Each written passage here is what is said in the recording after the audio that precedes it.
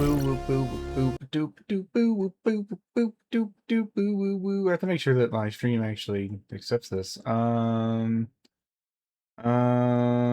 Mass Effect on this list? I don't see it. Blueprints. I still got a little bit of a cough. Where the fuck is Mass Effect on here? See Master Chief. Did I get rid of it?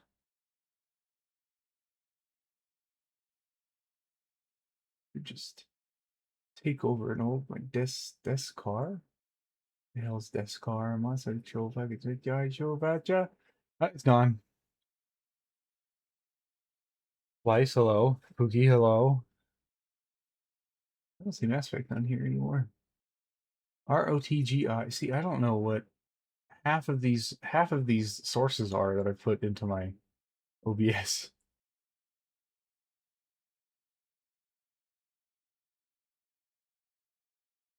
Aliens? No, that's an alien game. I will take it over though and rename it to Mass Effect. What? I can't move my. Okay. What the hell? I can't move my mouse anymore.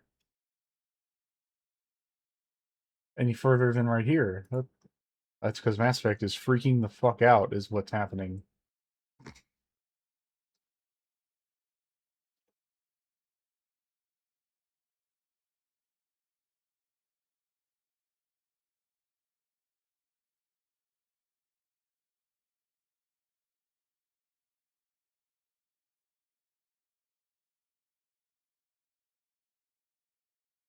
It is freaking out to all hell. Is this a game of HDR? Dynamic shadows, film grain? No. Ooh.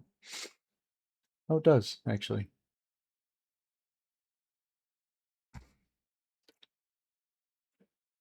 It's crazy.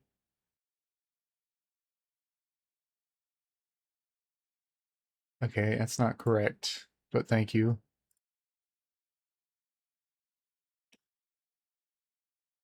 Hold on, I'm getting there. It's not capturing it properly either. Can you hear it at least? Oh, I have to actually turn it on. That's right.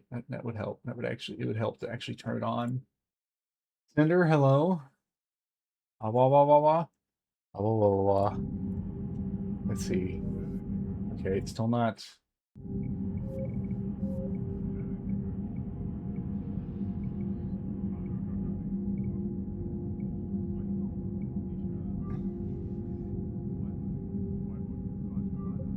It's still not doing it. Can I do it this way? I think that sets it to full screen. I may just have to suffer it in full screen, although I don't really want to. It seems unable to go to the right resolution. It is unable, for some reason, to go to the right resolution. Okay, that's fine. I will just play it windowed then. How about that? Yes. I wonder if it'll go to the right resolution now. Eduardo, hello. Commander. Shepard, Commander. It will not, so I just have like a weird... I have a weird window.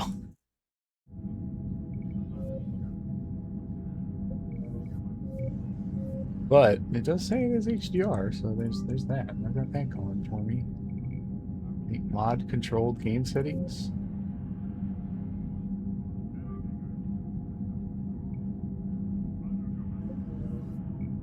I do have mods, I think. I don't know if I have to launch the game through a special thing. I think I have to.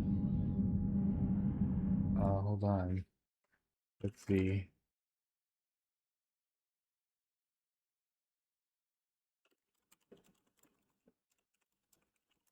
Or did I not do it?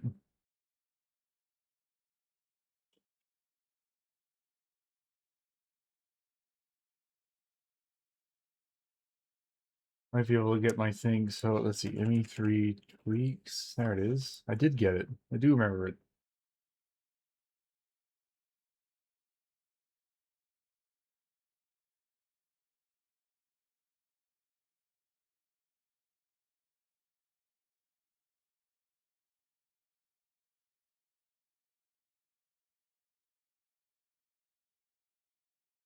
Is it?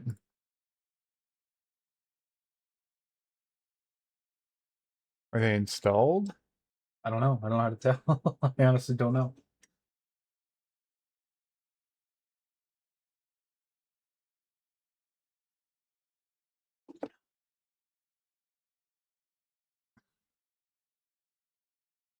I'll just click install on all these. Sorry.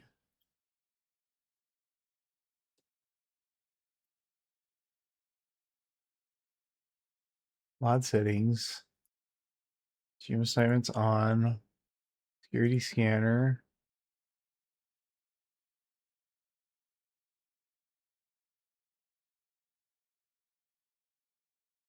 Pretty sure I did do all these already.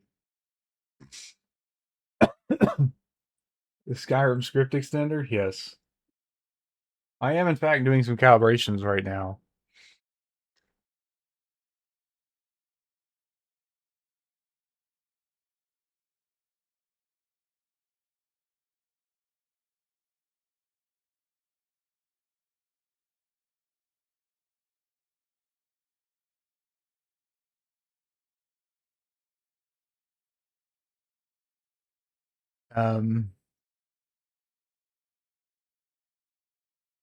I guess I'll just leave everything default. I guess.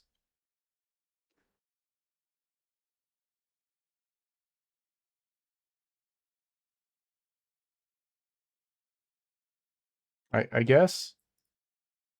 These are installed, probably. I think if they're here, they're installed, right? Start game. Hopefully this still gives me Steam achievements.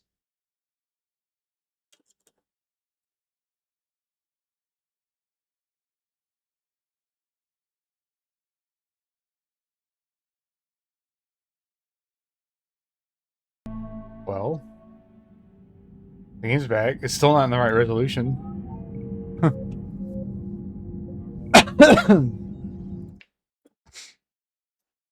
Let's say I'm in Legendary Edition.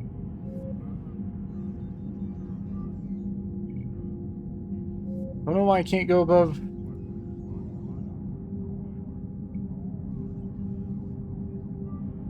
that. Oh, it did. There we go. Okay, that's much more reasonable for me. New game. Import ME2. Import me.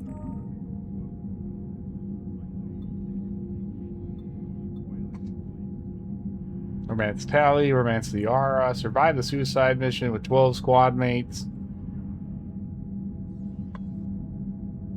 Just save Council. Save the Arachnite Queen. Save Malin's data. Kept Rex alive. Just to rewrite the heretics. Eratote? Oh, that's right. 53 hours, 40 minutes at 8:01. Import the character. Okay. Oh, can hear everything right? Looks like you can. Looks like it's good.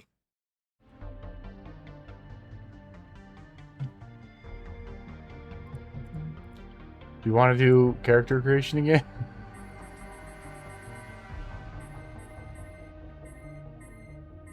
It doesn't look so weird.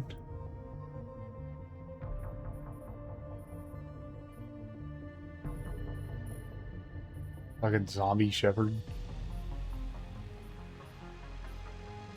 You have tired shepherd and more tired shepherd.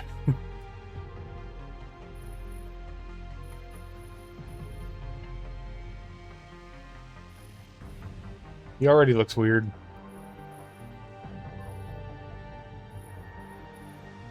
I've already made him weird as fuck. Because whatever's going on here. Okay. I can't ever apparently play a character creator without just making the character look fucking weird.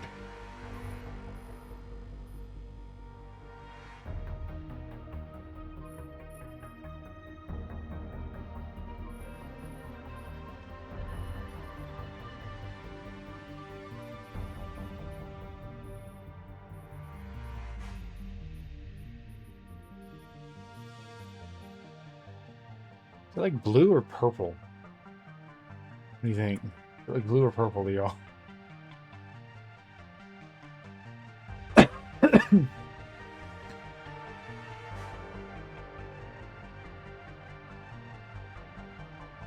don't know. It's hard to say.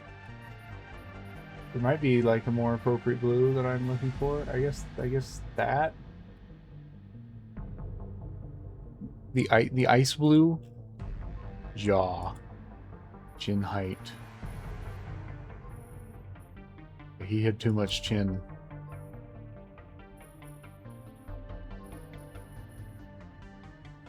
Was that all like kind of his? Not really.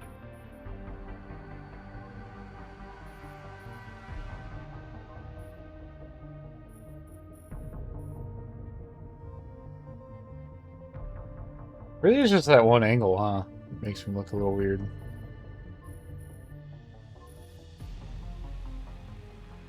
I'm doing that exact face. Just didn't really show up on the face rig, I guess. Jaw? Pops is Jawsome? Oh, thanks. Is that a wardrobe?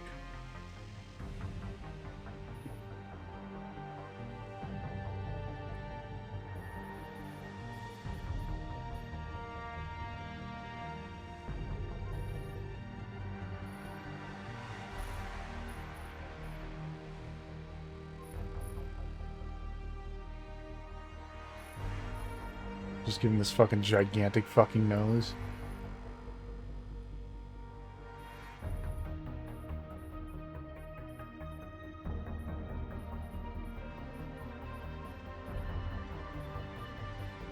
Lots of like fucking male pattern baldness representation in this game. Receding hairlines and shit. I guess this is like the closest to what I would have. Kind of messy. I think you can have blue hair in this game. At least I thought you could. Guess not, actually. Probably a mod for that. It's fine.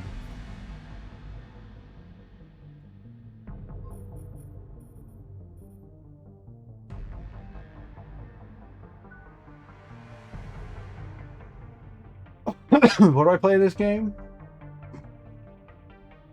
Thing on a street shark? I don't know what that is.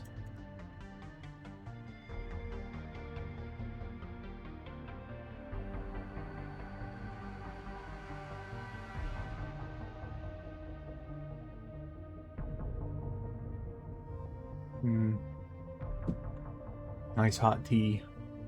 I have tea, I have game, I have stream, I have K-Hound.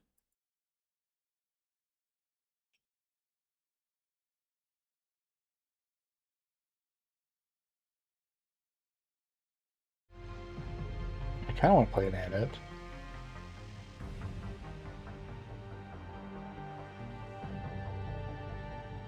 See, because Biotics got fun in this game. Like, fun.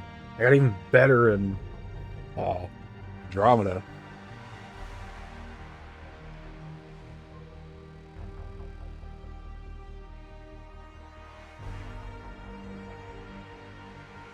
But you know what? I still just want to use a sniper rifle, so I'm just going to keep it. Look at this dork. He's a dork shepherd. He's me. He's a dork.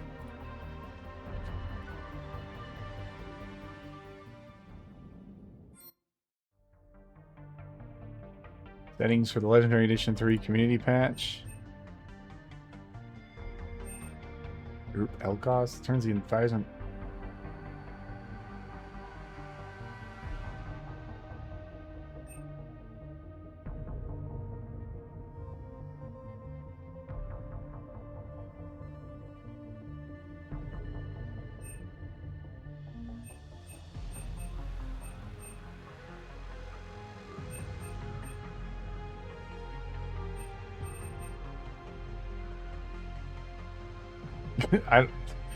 Let's see. At the service engineer course on Tara, the server mentions recovering the ciphers from a body. Okay. I don't really care about the fact that the other guy is a...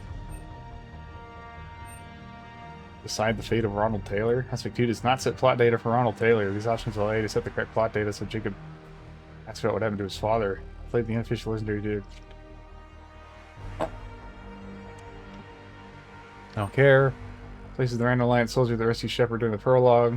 Don't care. Tables Conrad's commentary about his amnesia bug. Don't care.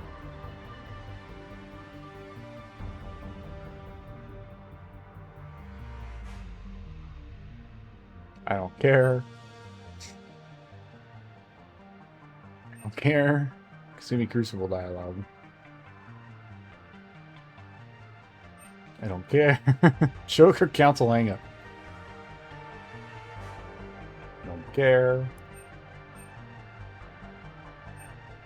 Gifted Census flashbag. Don't care about that either.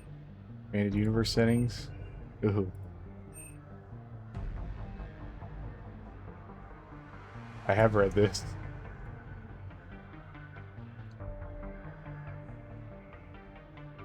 I read Revelation. I read Ascension. Lucid Man is one of the few to the truth. I don't think I read this one.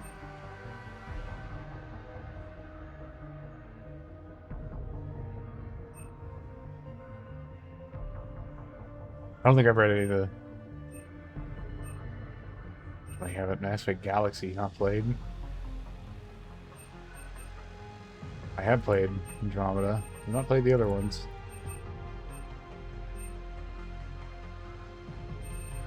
Oh, you did all. I did all that. Take Earth back. Settings. Accessibility mode deactivated. Marauder shield will not spawn.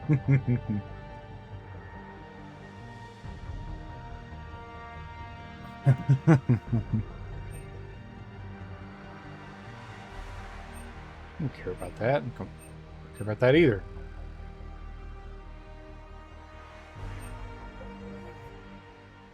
I know it did not ask me what my game, what it wanted me the difficulty to be.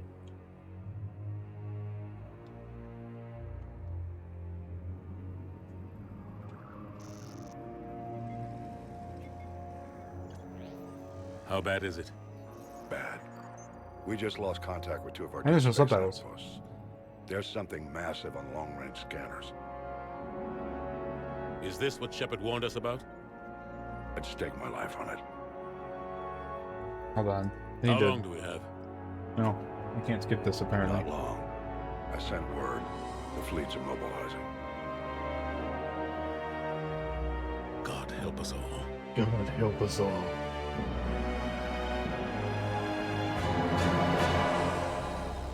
I have some chow mein. In 2157, humanity discovered an alone in the universe. 30 years later, they found a peaceful place among dozens of galactic species, but this idyllic future is overshadowed by a dark past. Reapers, a sentient race of machines responsible for cleansing the galaxy of all organic life every 50,000 years, are about to return. Leaders of the galaxy are paralyzed by indecision, unable to accept the legend of the Reapers as fact. But one soldier has seen the legend come to life. Now, the fate of the galaxy depends on him. God, every part of Mass Effect 3, except for like the endings, is just such a huge step up from 2.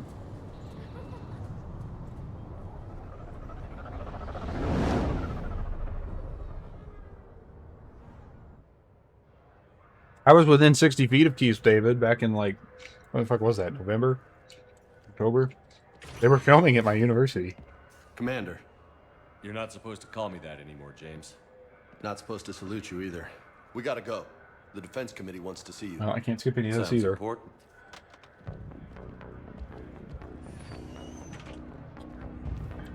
What's going on? Couldn't say. Just told me they needed you. I look like such a fucking dork. Anderson? Admiral, You look good, Shepard. Maybe a little soft around the edges. How you holding up since being relieved from duty? It's not so bad once you get used to the hot food and soft beds. We'll get it sorted out. What's going on? Why is everyone in such a hurry? Admiral Hackett's mobilizing the Like how that, I like how that got auto-modded. White Wolf. Biggs headed our way. The Reapers? We don't know. Not for certain. What else could it be? If I knew that. You know we're not ready if it is then. Not by a long shot. Tell that to the Defense Committee. Unless we're planning to talk the Reapers to death, the committee is a waste of time. They're just scared. None of them have seen what you've seen. You faced down a Reaper. Hell, you spoke to one, then blew the damn thing up. You've seen how they harvest us. what they plan to do to us. You know more about this enemy than anyone. That why they grounded me? Took away my ship? You know that's not true. When you blew up the Batarian relay, hundreds of thousands of Batarians died. It was that or let the Reapers walk through our back door. I know that, Shepard. And so does Fucking the voice actor for Wasn't for that Shepard you'd sounds so have been court-martialed subdued in and left this to rot one in the brig. compared to That your 2. good word? Yeah, I trust you, Shepard. And so does the committee. I'm just a soldier, Anderson. I'm no politician. I don't need you to be either. I just need you to do whatever the hell it takes to help us stop the Reapers. They're expecting you to, Admiral. What's that remote? Yeah, that was me alt-tabbing to let your Lots in message there, to the Shepard. automod. Something else I hope I can fix. Anderson? Shepard. Kate? Fuck you, Cade. How'd it go in there, Major? Okay, I think. Hard to know. I'm just waiting for orders now. Major? You hadn't heard? No, I'm a bit out of the loop these days. Sorry, sir. Didn't mean to keep you out of the loop. I'm sure you had your reasons. Yeah, I suppose I did. Still, it's good to see you. Admiral, Maybe I can make this borderless again. Come on.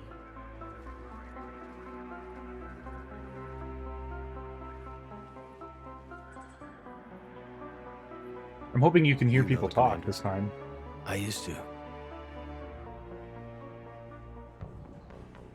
Look, it's Vancouver.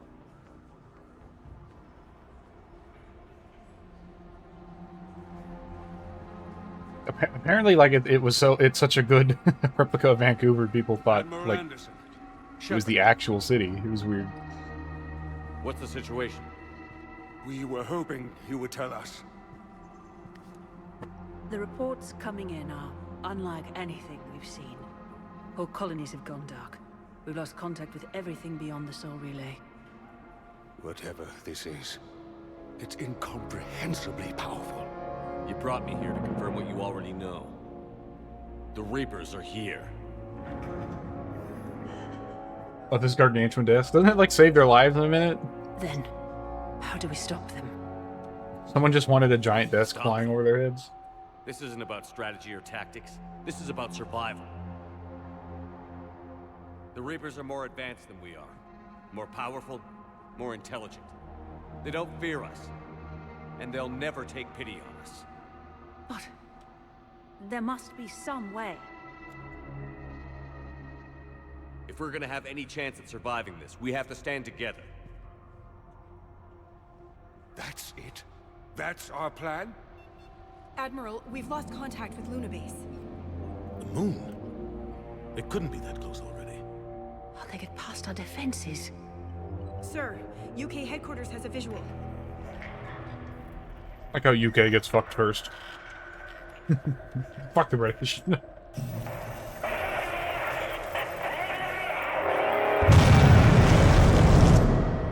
Wow, everything was really quiet up until that ear-shattering explosion.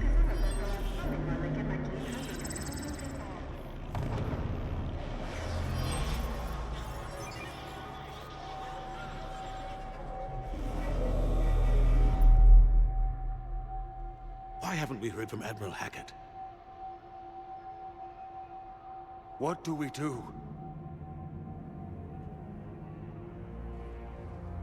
I don't even think British cooking is that bad. The only thing we can. We fight, or we die. Those aren't very good options, We Shep. should get to the Normandy.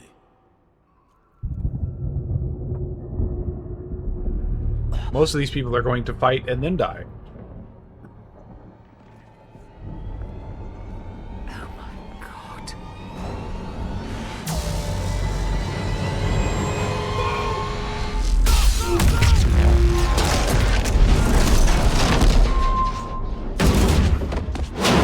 Yeah, the big fucking desk.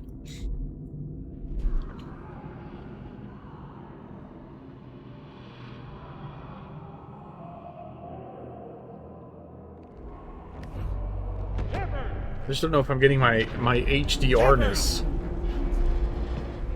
Shepard! Come on, get up.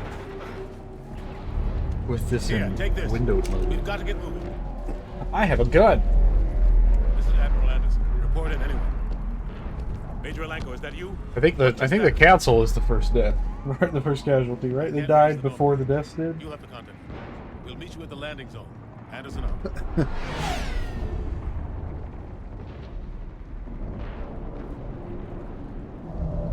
It just makes me think of the planet broke before the guard did. You play more fucking Battle Fleet. They're massive. Come on, Shepard. Massive, and my mouse sensitivity is shit.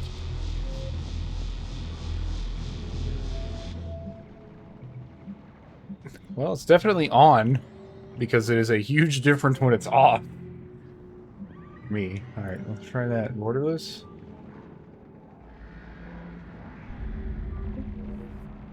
Holy shit, okay. It actually, like, works properly. Alright, sound. Everything's maxed out. But there is no option to... Okay, it's already set to insanity. That's good. Subtitles on. I'll save conversation mode. Shepard's helmet. Shepard's helmet in most conversations.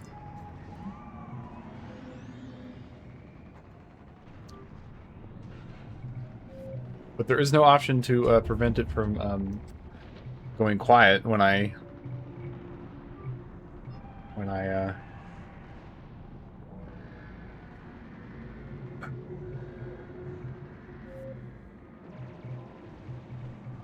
need to fucking sit that way, eat a beer.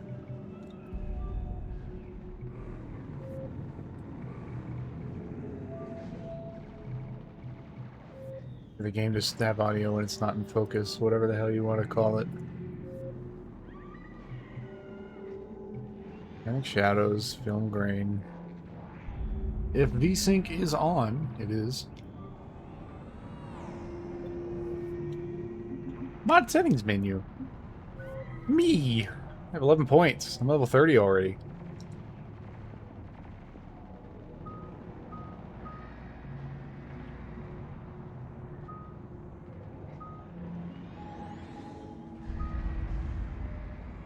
More health, more shields and barriers. More dexterity, more charisma. Increase weight capacity. Increase squad mate damage. I don't know. Do I need my squad mates to do damage?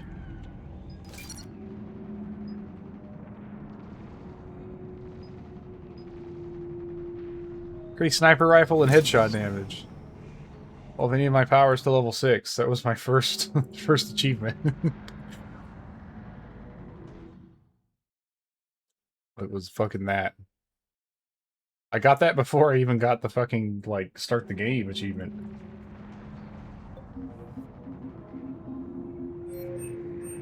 You can just change it every time. Let's move. Let's move. All right, bitch, I'm moving. Look out! How do you stop something so powerful? You Running jump. don't do it on foot. Come on, let's go. Because sometimes they're just lasers from space. Hello, David Anderson. Now, let me sort my things here. So I want that to be on number 8. Got disruptor ammo. Put that on 5. Put tactical cloak on 1. Surveyed on 2. Hack on 3. Come on. We'll have to go this way. Which way? Looks clear. Let's go.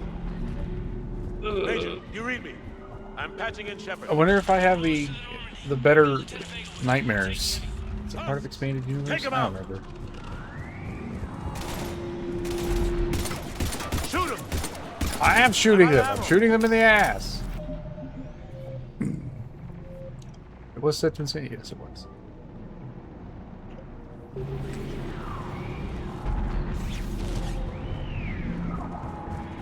I don't have an ammo counter. Have to take these things out the old-fashioned way.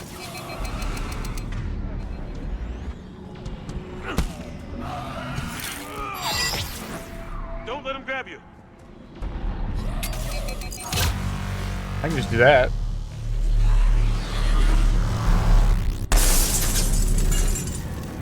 Well, and save the content. I guess that's a pretty Gotta good find a point. way out of here. That it's very strange that there's a child in that fucking vent when this Watch whole it. this whole room got obliterated. Through this way.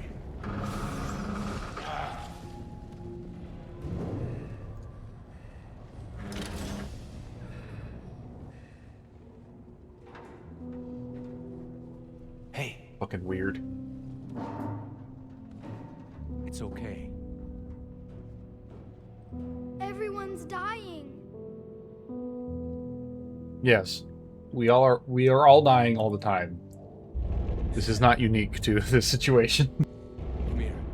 I need to get you someplace safe. Take my hand.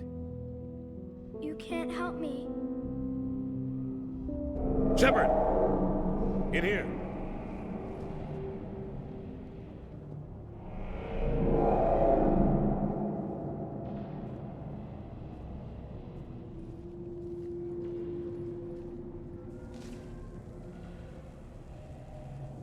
This is a goddamn mess.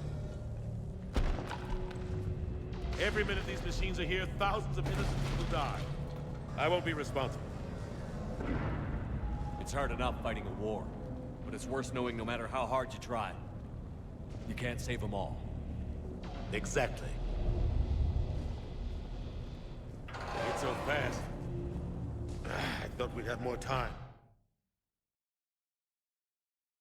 Still just cut through our defense. Alt tab to increase the volume of the game a little bit. We need to go to the Citadel. Talk to the Council. The Citadel? The fight's here. It'll be everywhere soon enough. You said it yourself. The Reapers will destroy everything if we don't stop them. The Council has to help us. You sure about that? No, but you're a Council Spectre. That has to count for something. Kasha! Thanks. I owe you one. More than one. Grab some ammo. Reload. That guy, he's just like, yeah, bitch, your whole career is up to me.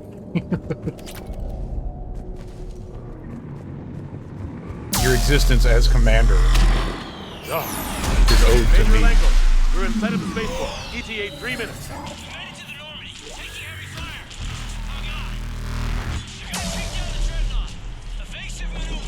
I like their little Major. flappies on the back. Caden! Damn it, they're in trouble. These little fighters flying around. I like this dreadnought doing its thing here. You can sit here forever. Right, it's scripted, right? So like the dreadnought doesn't die until you keep going. I'd say even with the problems with the ending of this game, the presentation level of Mass Effect 3 is like 15 to 20 times greater than Mass Effect 2's.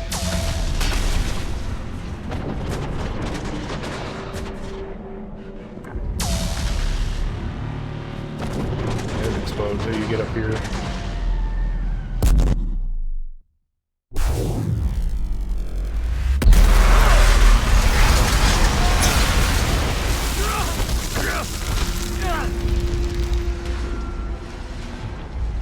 Cool explosion. Normandy, we're going to reroute. Do you copy? Normandy, come in. Friendly. You two all right? Get down, they'll see you. The cannonballs. Keep your head down. Nice shot.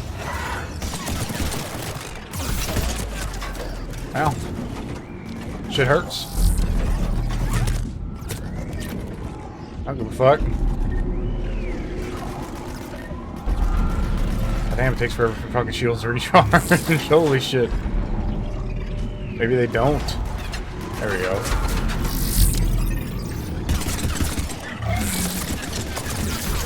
Finish them all. He's killing me. He's shooting me.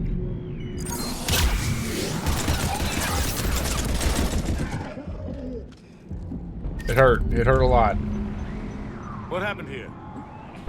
Our gunship was shot down. We barely made it. You have a radio? We're trying to contact our ship. No. There's one in the gunship, but it's gonna be crawling with those things. Stay here, son. We'll get you out of here. The fuck was that scream? Come on. Let's get to that gunship.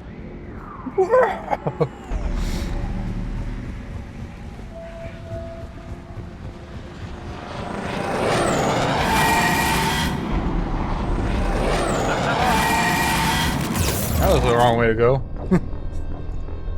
I didn't realize there were dudes there. I thought you got closer to the gunship.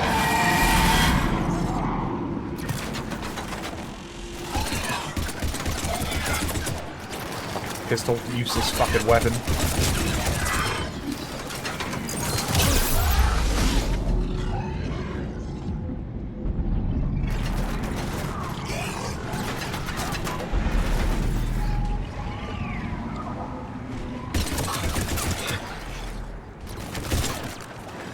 Semi-automatic though.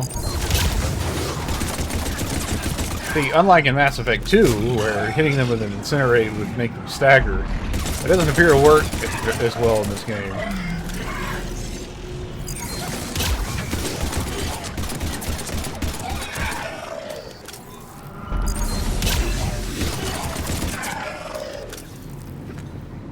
There, now we can go. I can't believe I died only fucking 6 seconds in. Find the radio. But hold on, I get an assault rifle here. The M8 Avenger 1.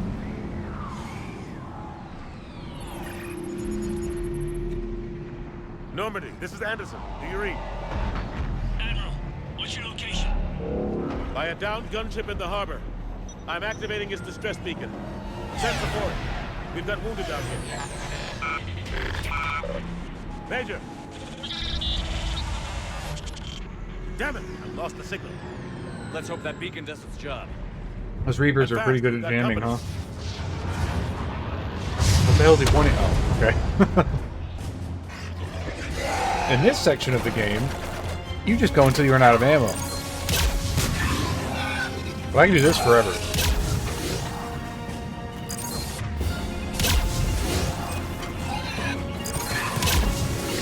The Pyromaniac.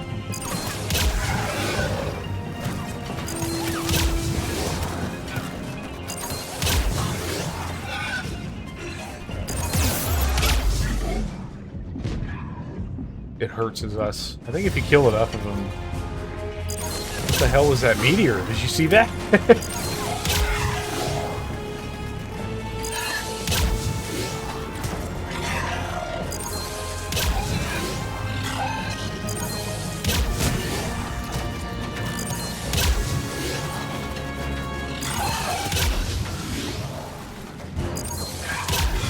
Hope they get there soon.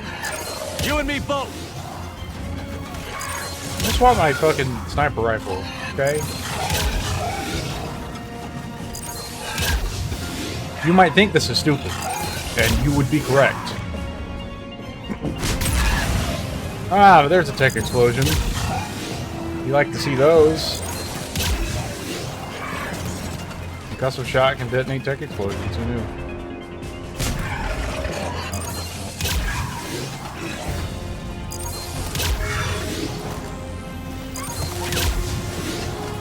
I don't know what the Pyromaniac achievement is for, but I'm sure gonna get it.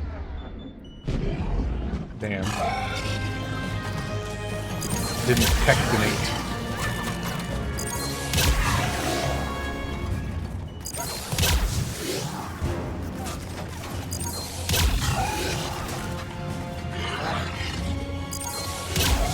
Almost done. Maybe? Might just keep spawning more. Forever. Infinitely. Because you're supposed to run out of ammo, right? To you can just keep going.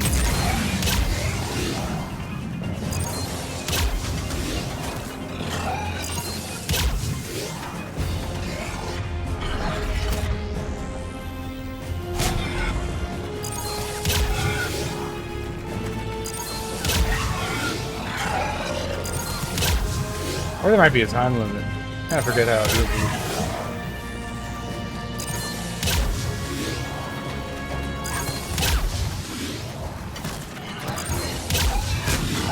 Oh, well, there's 30 out of 100 for the Pyromaniac.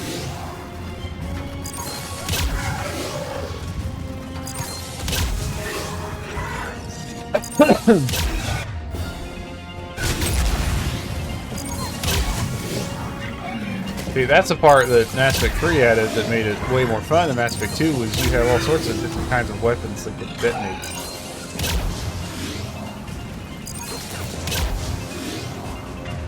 Yeah, just go ahead and do that.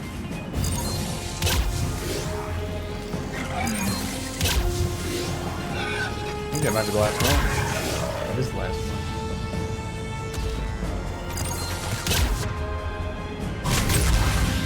You think I'm running out of ammo game, you're very wrong.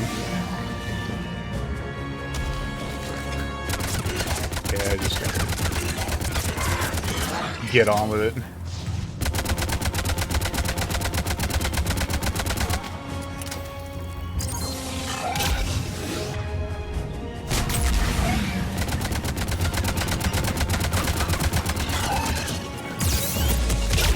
Ow, that hurt a lot. They locked in. Sometimes you'll be in cover and you'll just randomly take a hit anyway. For no apparent reason. I guess it's just not good cover.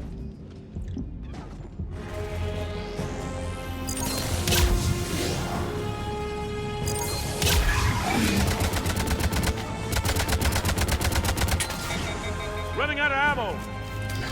Yes. Yes, you are.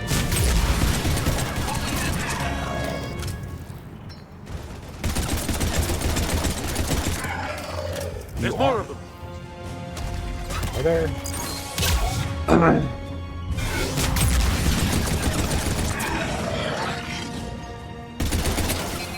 There. When you were well and fully out of ammo, then Joker shows up, hits nothing because there were no enemies left. It's just funny. About time. Let's go.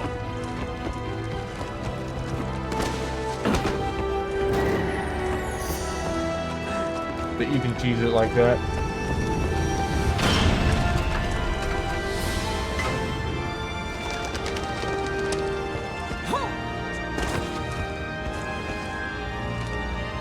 Welcome aboard, Shepard. Thanks. Shepard. Come on.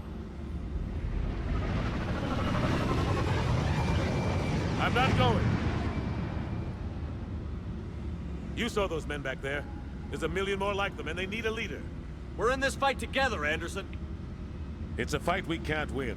Not without help. We need every species and all their ships to even have a chance at defeating the Reapers. Talk to the Council. Convince them to help us. What if they won't listen? Then make them listen. Now go! That's an order. I don't take orders from you anymore, remember? Commander Consider Shepard yourself reinstated. Commander. got suspended when you come back from You know mass what you have to murdering do. tons of Batarians. I'll be back for you, and I'll bring every fleet I can. Don't get me Good wrong, luck. it was necessary. It was You still too, murder, Shepard. though.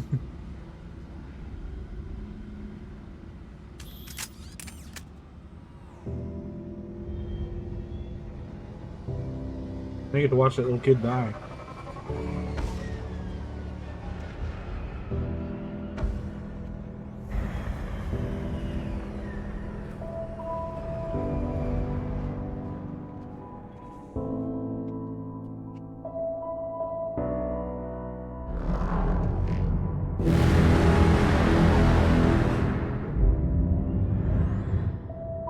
The Reaper Destroyer. It's gonna kill that little kid. He's fucking dead.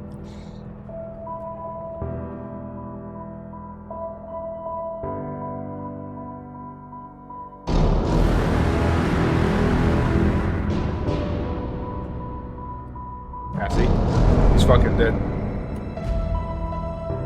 It's so weird that the Reapers can't, like, see the Normandy, right? Like, I get that it has stealth abilities or whatever, but that only works on, like, infrared and, like, sensors. Like if the Reapers just had a visual camera, they should be able to see the Normandy. It doesn't go invisible. You'd think the Reapers would have at least one. I know they probably think it's inferior technology, but you'd have at least one.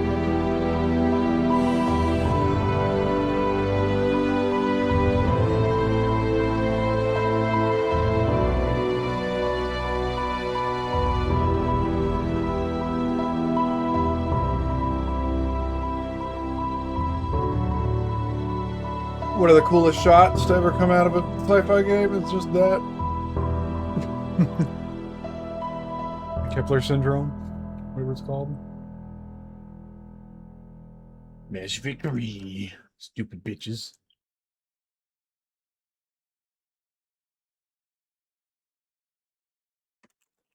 I'm all tabbed. There's not going to be any audio. Don't tell me the game's muted. There is no audio.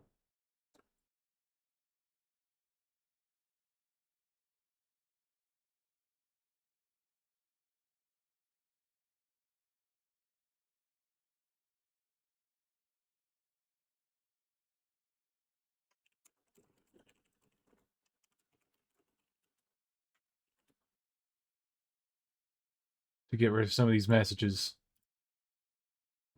Okay. We don't have a choice. Without help, You had this war's already subtitles. over. You'll be fine. Enough! Don't you think I'd rather stay and fight? We're going to the Citadel. You want out, you can catch a ride back from there. Commander! Fucking James. Joker, that you? I hate his bitch ass. Got an emergency transmission from Admiral Hackett for you. Patch it through. Shepard, sustained heavy losses. The force was overwhelming. There's no way we can defeat them conventionally. Anderson's already ordered me to the Citadel to talk to the Council. First, I need you to Alliance outpost on Mars. We lose control of the system. Yes, sir. We've been researching the Prothean archives with Dr. Tassoni. We found a way to stop the Reapers. The only way to stop them. Quite convenient we discovered the fucking the Crucible thing right as the Reapers attack, right? Joker, set a course for the Mars archives. Mars? Roger that. This is local. Why Mars? What does he think we'll find there? I don't know yet. But if it helps us win this war... Like, I just have this cut on my cheek. Grab your gear. Do I get to pick my weapon now? No. Yes, no, yes. My casual armor?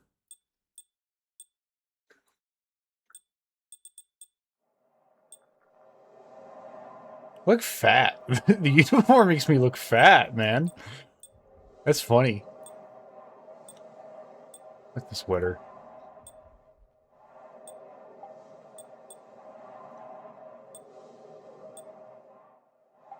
No helmet. I don't have any other kind of... We can go kind of shiny or really matte shiny.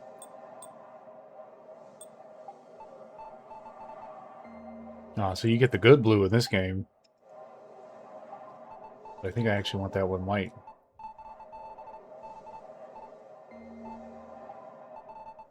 Yeah, so you get the good blue in this one.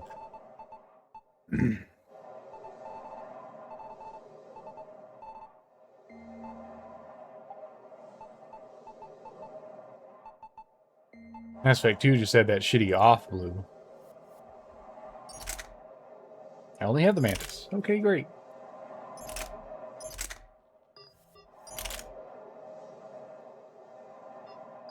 No weapon mod? I've like forgotten how to play this damn game.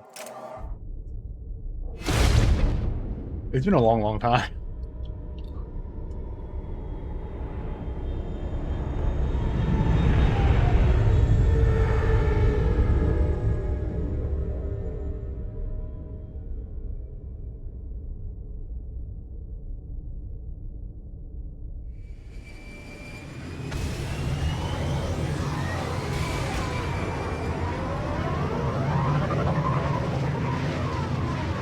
bunch of strange launch, like...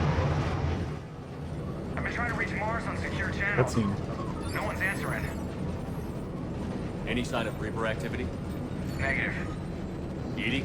The base appears to be online. It's possible the inhabitants were evacuated. We'll know soon enough. Be ready, Joker. Just in case. Roger that. Normandy out. We're almost there.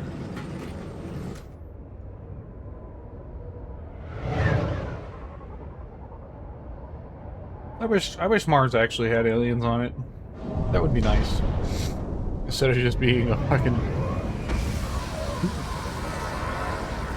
geographically dead rock. No. What's the not geography. Still no contact from the base, but we've got a massive storm headed our way. How long till it hits? Half hour tops. After that, we're gonna have difficulty keeping up comms Geology. with Normandy. Geologically dead rock. Understood. I don't know why it took so long for me to remember that word. Give me my fucking sniper. Oh, he's 10 shots? I'm pissed.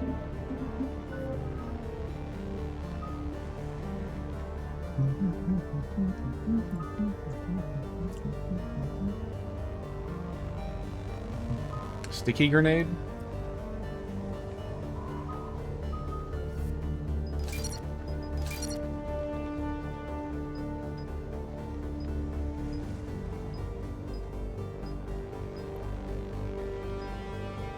Yeah, fucking melee, man. Increase melee, increases weapon damage bonus for 25% of enemies killed by melee. Not at this difficulty. That's for damn sure. I don't care about these idiots.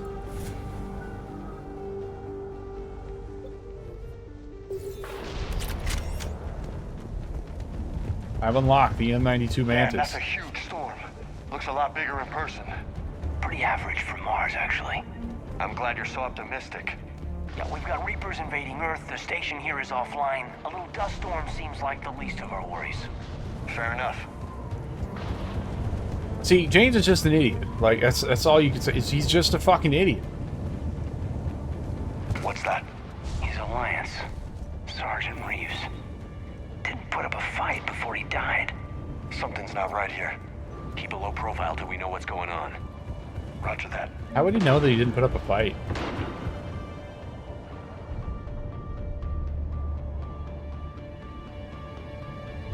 He's getting executed. Holy shit.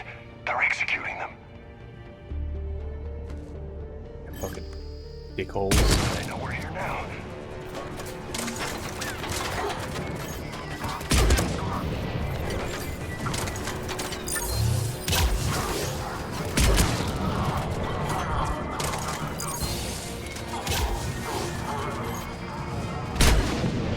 When do I get my ability that makes fucking time slow down? Through the fucking scopes. Damn.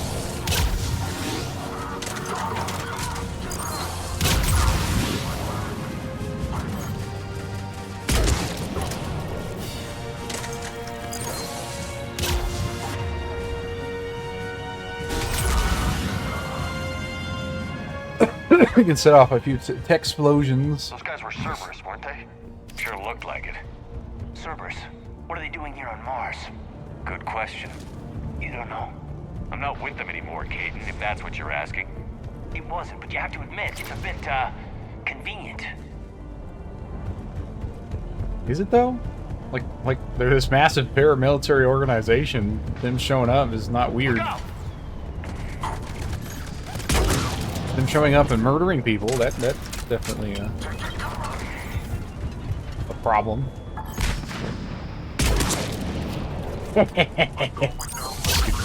Stupid fucking servers. Oh, I missed.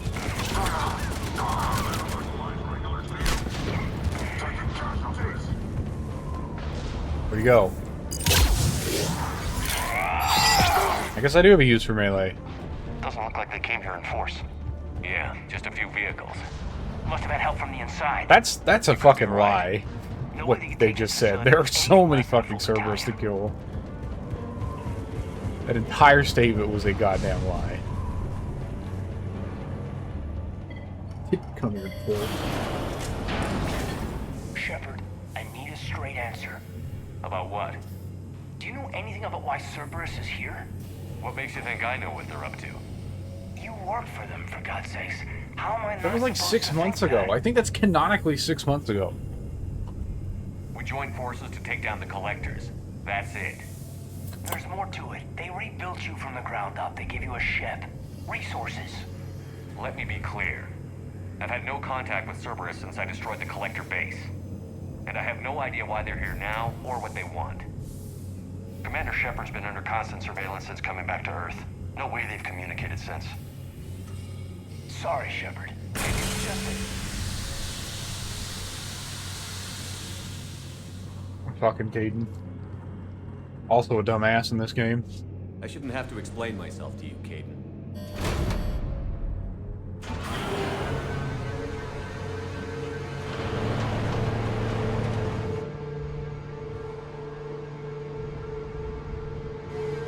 Please, trust me. I do, I'm sorry. I didn't mean...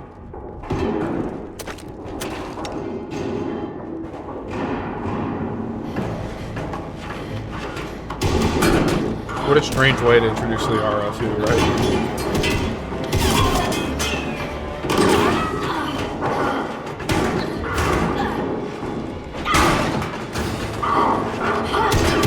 Falling through the vents. There's no way those guys should have missed either.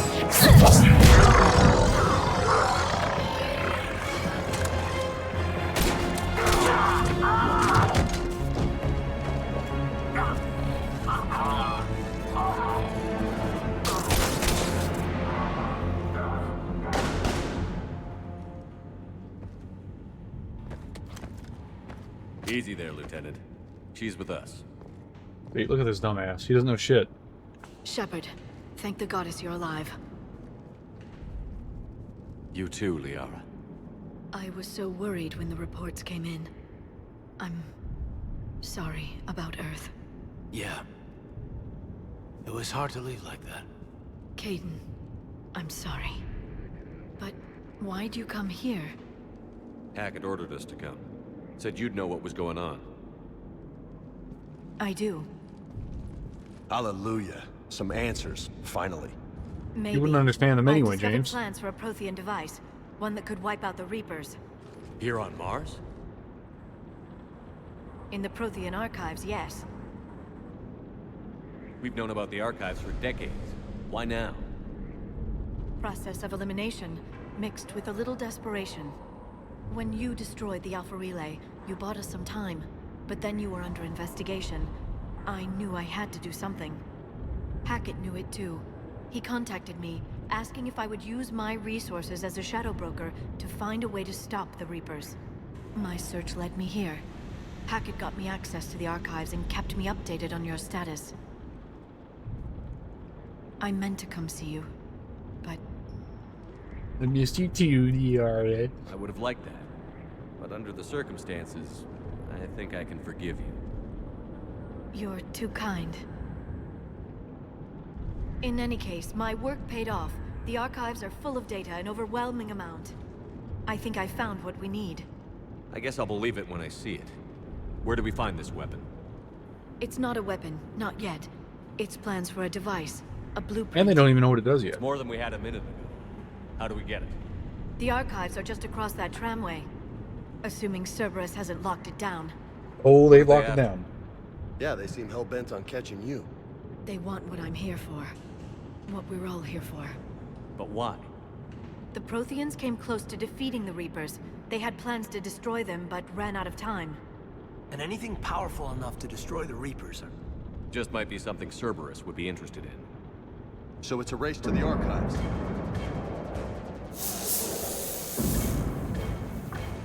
We've got company. Bring it on. I have my gun.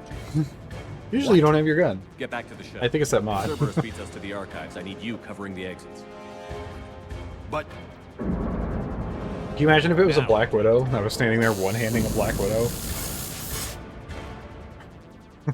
All the Krogan around would just be like, God damn, Shepard.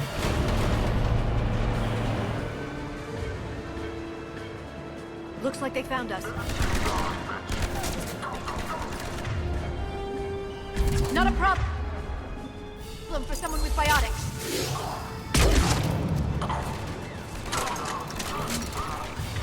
I guess I can't, let's see.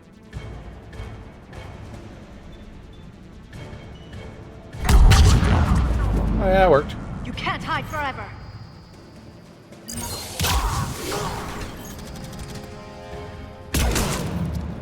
I just need, Good. Let's find a way up. I just need enough, like, combos to get that achievement unlocked, and then I guess we're okay, and then I can just pop heads the rest of the game.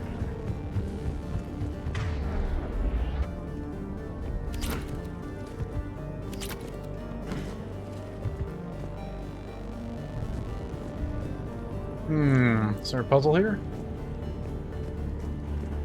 Perhaps? Vehicle lift controls? How'd Cerberus get into the facility?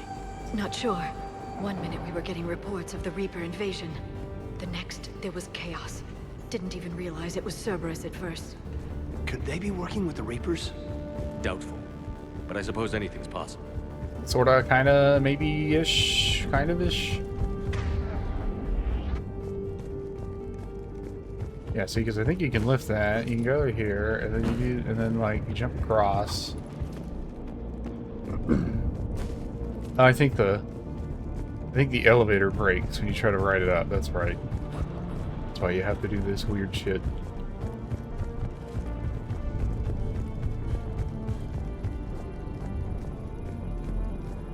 Oh, it's blocked. Well then, what the fuck is the elevator for? Don't mind me.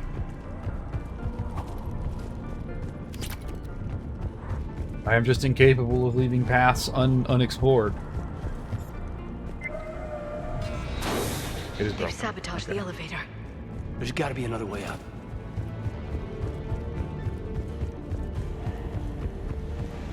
It is indeed broken.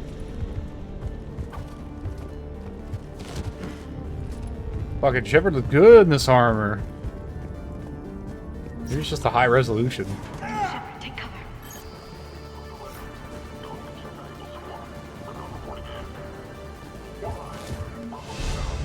We still want clean up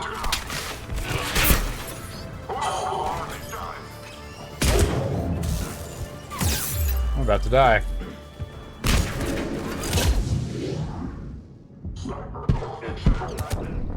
Where the fuck is my team at? I can't believe that dude threw a grenade half a foot. Like, legitimately a half a foot.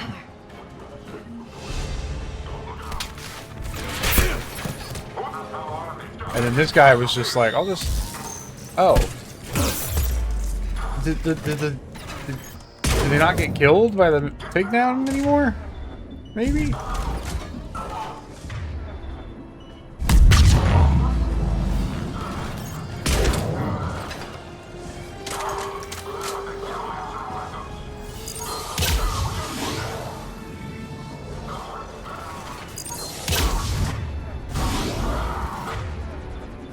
I think it's overload, which will...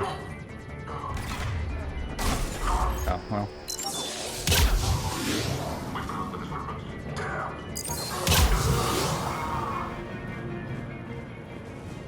Maybe the quick kill doesn't kill him instantly on this difficulty. Maybe that's the guy that was behind me. I don't know. We'll need It's like I access to dealt with the Pedway. grenade Controls fine. should be nearby. Chairman Harrison to Exogeny. Miss Mika, thank you for your kind offer of new and cutting-edge technology. As with every other offer you made, we're going to have to decline. Our proprietary rights experts have gone over your contracts again and found them lacking again, and we're not interested. Please don't contact anymore with your generous offers. Shepard, see if you can gain access to the Pedway.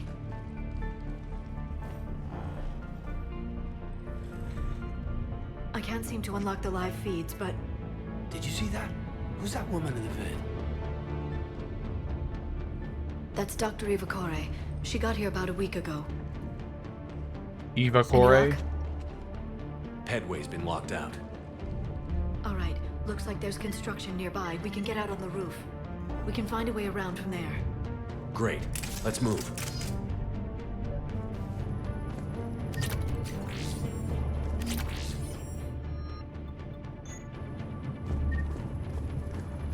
The M4 Shuriken. Is that an SMG or a pistol? I don't remember.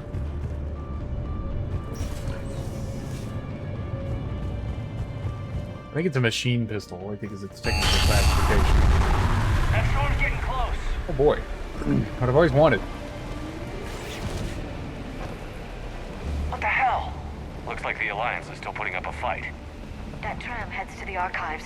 Once Cerberus is across, they're at the final security checkpoint. Barely. Storm's causing interference.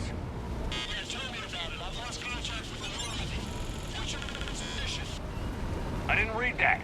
James, repeat. This airlock shouldn't be open. Doesn't look like it was forced open. No, you have to override security protocols. You know what that means? Someone vented the air from this room while they were still here. Looks like they died trying to claw their way out. This is brutal, even by Cerberus standards. To Dr. Chocam, who the hell's that woman messing in my files? Get her out of here. I won't have my system messed up by some wannabe expert who'll be gone next week. Damn strangers that think they know it all but don't care about what we're really trying to achieve here. Dr. Ava, seriously?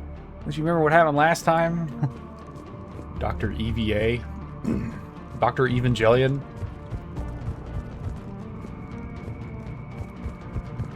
Flashlights. What's our order? There's an Alliance force in here somewhere. We need to keep them away from the core.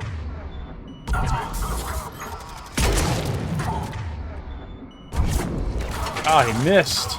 Stupid bastard.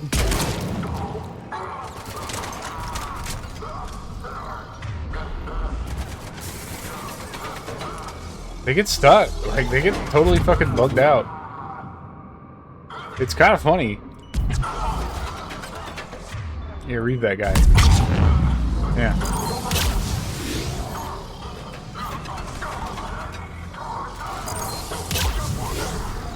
I forgot they could, like, dodge shit in this game.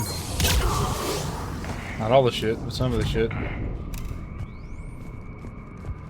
Were any of these people friends of yours? I recognize a few, but I can't say I like the idea that there's an As the SMG only scope just Asari hanging here, out I on a think perhaps I cafeteria was tray. viewed with a little Cafeteria. suspicion. I spent most of my time researching alone, translating. And what did you discover?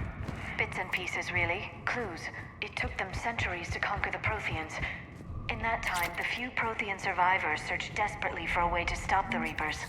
If my translations are correct, they found a way. But in the end, they didn't have the resources to follow through with their plan. We need to pressurize the room first.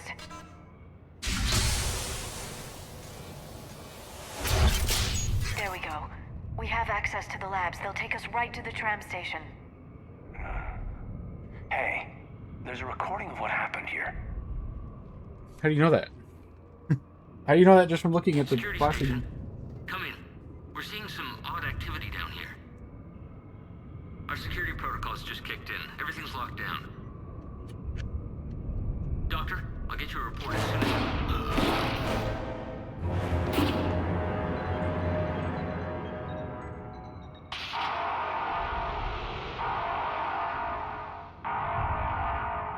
I guess we know how Cerberus got in.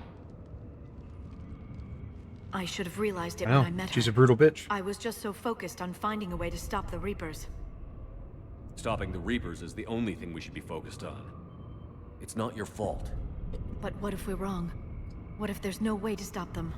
What if these are our last days and we spend them scurrying around trying to solve a problem we can't fix? No, I'd rather try and solve it than I know. give up. I shouldn't think guess. that way. I don't know how you do it.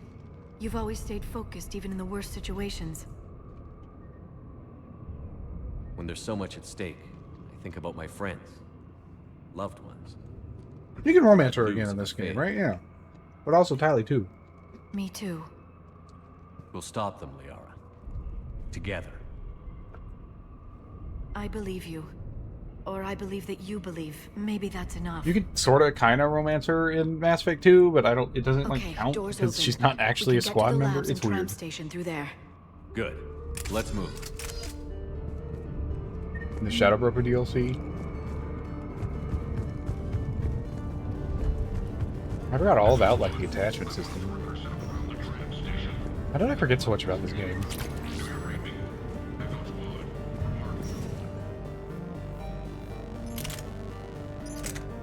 You can make that empty, and then pop on the submachine gun, the scope, and some ultralight materials, and get an achievement for modifying a weapon.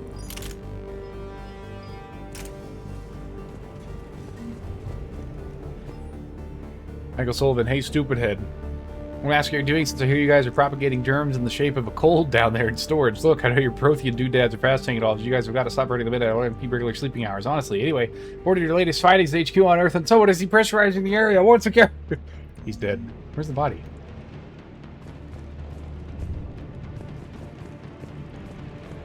Unless he like threw the data pad to the stairs. Not that that would really help anything.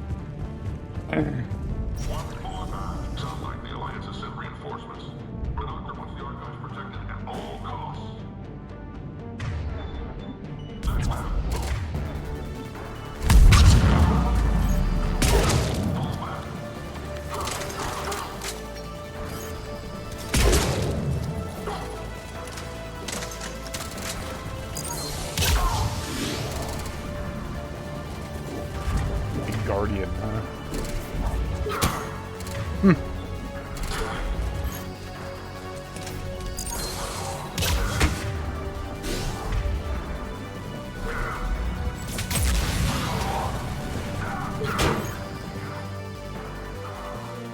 Out of the way, Dubby!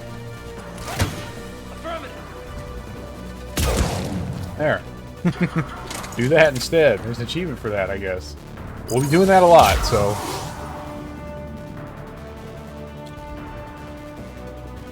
It's one of the greatest advantages of having a sniper. Until you get armor-piercing rounds, I guess. Which can go through the shields a little bit.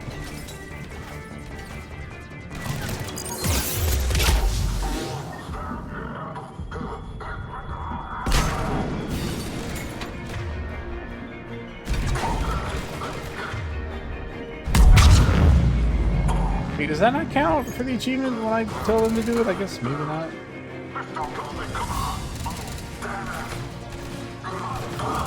God, Reed takes forever to recharge.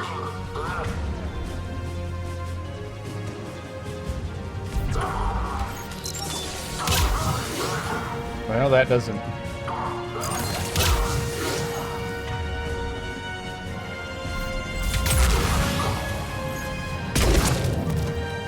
Maybe it's just too slow going. Centurions are here. Yeah, I haven't had my ammo on this whole time. Would have helped.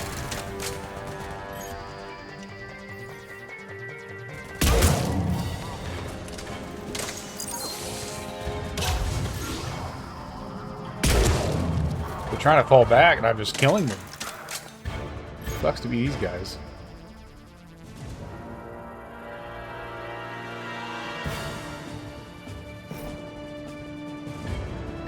You're moving around too much. Ammo? Ammo anywhere? Ammo?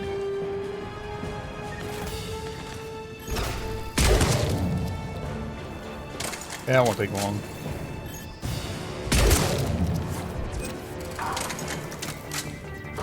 Ammo? Looking for ammo? Some on the floor? Pick it up. What does it mean ammo for? Oh, this grenade. I keep seeing ammo and then it literally despawns. As I fucking, like, try to get to it.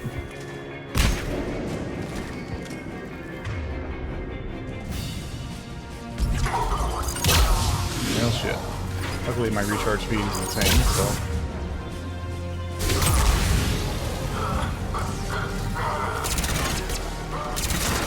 Ridiculous. It's not even actually in the scope, it just zoomed in my fucking camera a little bit.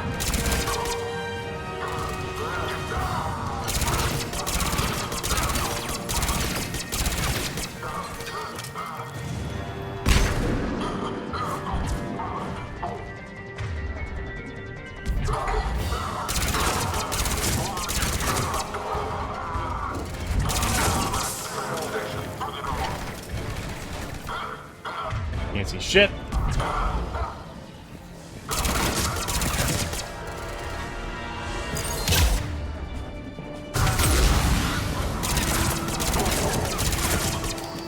Maybe I think he kills with the combined explosions? I don't know. God, what's that stench? They just activated the decontamination protocols. With the staff still inside.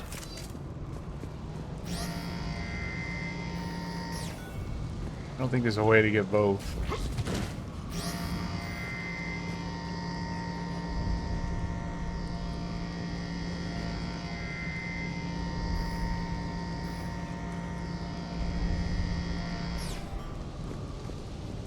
Maybe there is.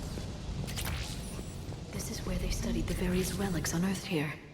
I haven't been able to decipher much, if any, of the language yet, but the visual documentation gives us some ideas of what they were studying, namely us. They seem particularly interested in humanity's evolutionary process, judging by the way they organized their files and highlighted specific occasions. It seems a bit fantastic to write this, but everything indicates they seem to be trying to chart the curve of humanity's intellectual progression. What did they find? Oh, hey, look at that. Describe in a short conversation. Can I die if I touch this? Scratched the surface. There are vaults filled with Prothean data troves that have never been studied. I guess you can get everything in this room at the right angle.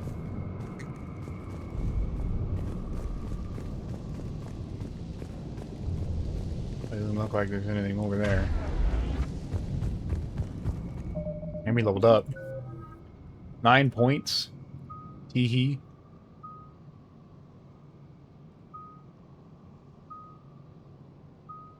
Maybe it's a tactical cloak? I don't think so.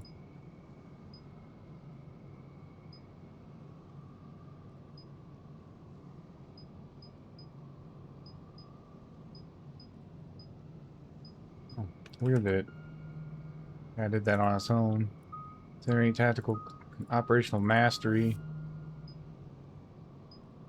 There's no slowdown though.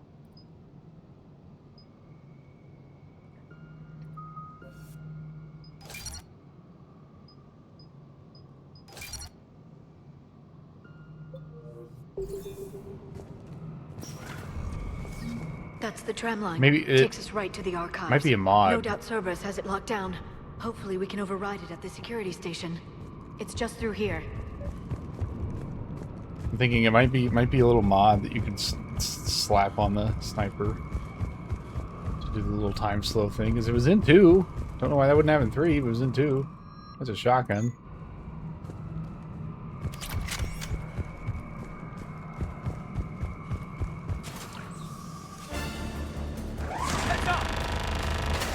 That's an understatement. I take it that's the only way in. It's the only way I know of. We'll skirt around. Stay out of its sights. I'll move up first.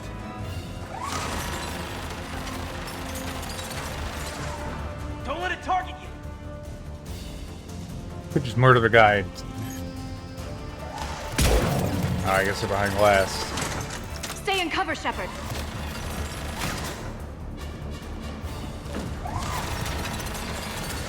It only cares about me. It's not aiming for Caden at all.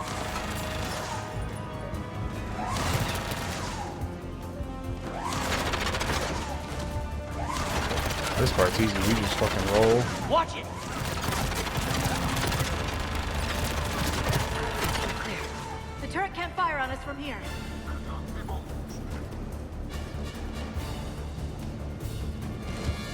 Everyone said heads up.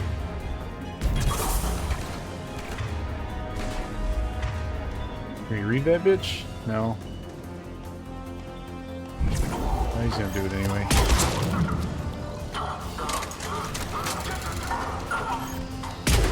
How'd that not kill his ass?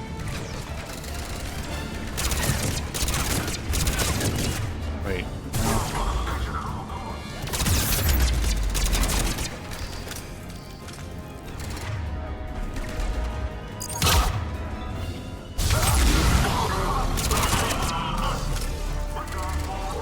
Well, now I can't see. Thank you, Liara.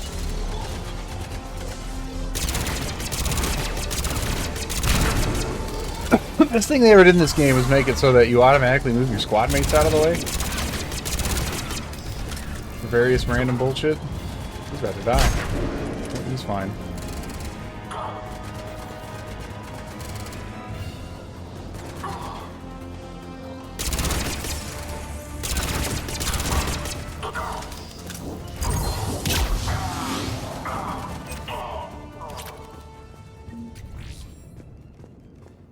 Auto turret controls, data pad. The last location seems to have run dry, but judging from the communication system layout and the backup power supply is equipped by the first Prothean research base we discovered. You think a secondary base may be located deeper underground. Gonna need permission from the powers that be to excavate further, but considering the recent renewal and enthusiasm for the work we're doing here, I don't think clearance will be an issue. That's it right there, the concentration module. I bet you that's it. I get so little ammo. Turn them off then. Set up a perimeter. No one else comes across. We still have teams on the other side. No one can shut down those cameras. Looks like they've made it to the archives. Charming. And I doubt they'll just send us a tram. Can you override it? The archives are on a separate network. We're completely locked out. Not if we can find a short-range communicator, helmet to helmet. And? And we convince them that we're on their side. Tell them the Alliance forces have been taken care of. Good idea. See what you can find. What? The Major has become very capable. Agreed. Commander, I found something. You better come take a look at this, instead of just using it. What have you got? He's got a transmitter in his helmet. If I can... One of the helmets I blew apart, probably? My God. Looks like a husk. Yeah, not quite. But they've definitely done something to him. And by they, you mean Cerberus? They did this to their own guy? Is this what they did to you? Look at me. Like, how can you compare me to him? Shepard, I don't know what you are, or who. Not since Cerberus rebuilt you. For all I know, you could be their puppet, controlled by the elusive man himself. That's not fair, kid. Don't try to explain it. I don't think I'd understand anyway. I just want to know, is the person that You'd understand it after we do the Citadel DLC. Somewhere. They didn't change me, Caden. But words won't convince you, will they? Probably not. I didn't think so. You were always stubborn. Me? Come on, let's see what Cerberus is up to. Maybe we'll both get some answers. Hello, this is Delta Team. Anybody there? Where the hell have you been? Never mind, what's your status? We're at the tram station, waiting for extraction. All hostiles terminated. Roger that. Echo Team will ride over and secure the station. Think they bought it? If they didn't, they'll figure it out soon enough. How lucky do you have to be as Commander Shepard for Cerberus to actually just use, like, Alpha through Delta, right? Like... Oh, I have to, like, fucking... Affirmative. Got it! do that before I can move.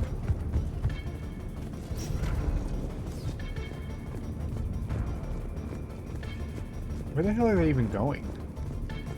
Got it! Oh, I see. Here they come. Got it!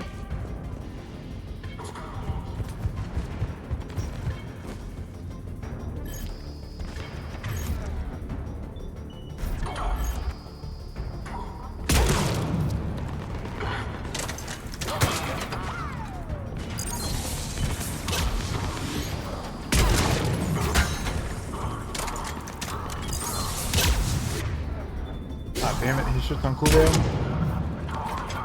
I just wanted another explosion. I can't quite get this in turn-ins. Oh, that worked though.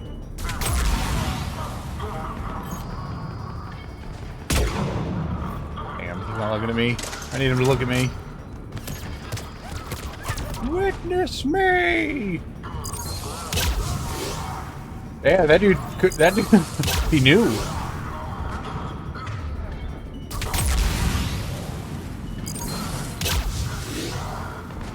He's like actively dodging shit he can't possibly see.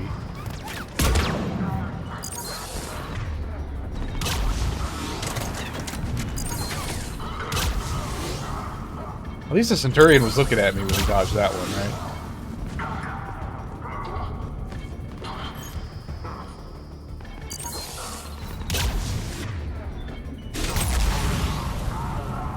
guess one of my abilities has to be involved in the combo. The combo to trigger the achievement. Like, what does Keaton even have? You should have a pistol and an assault rifle. Why is this respawn? Why is this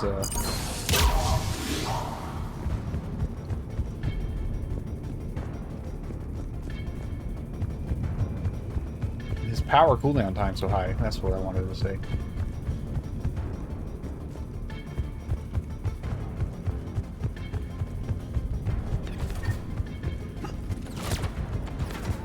Do I even have grenades? I do, actually. Right away. It's a shame. My incinerate can't detonate singularities.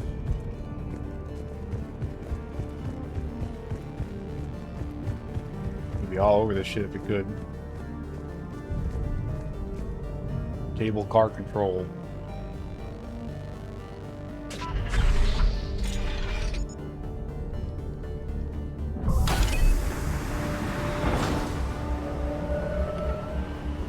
Storm's getting bad.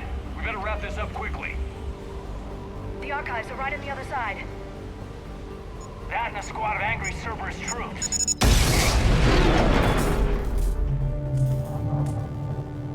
I like the idea that these cable cars aren't, like, enclosed.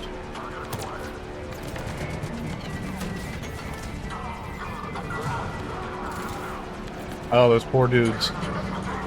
Just got dragged off the cliff side.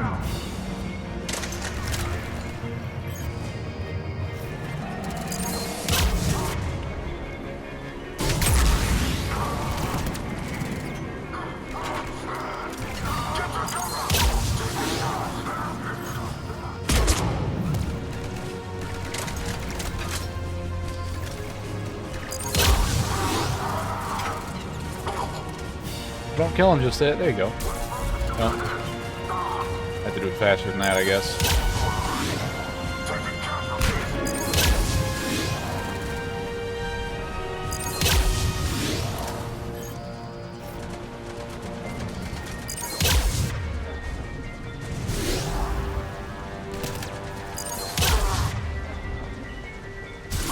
Oh, he died.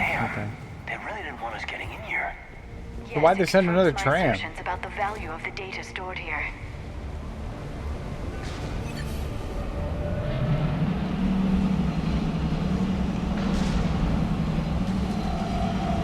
Do we have to stand here and hold the button for this one? Or it's just a fancy way to hide a load screen? Back before fucking shimmying along walls.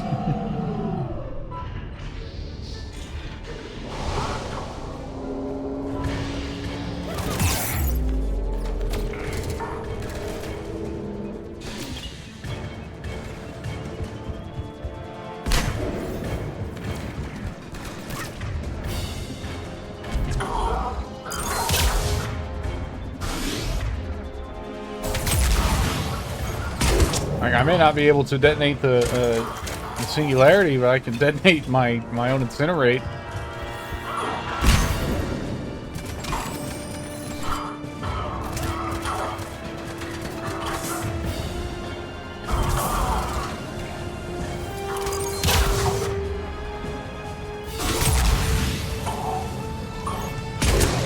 I'm not sure what pyromaniac means, but we'll get there. Excuse you.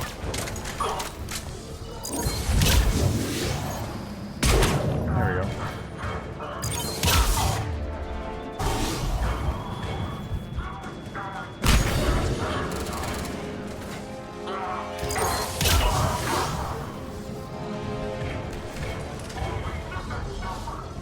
Holy shit!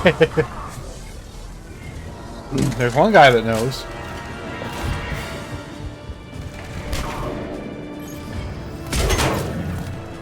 Don't interrupt me.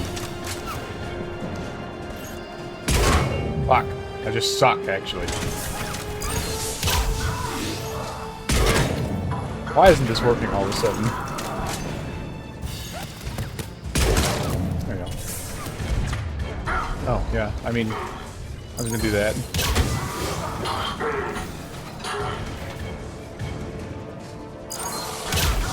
Is he for real?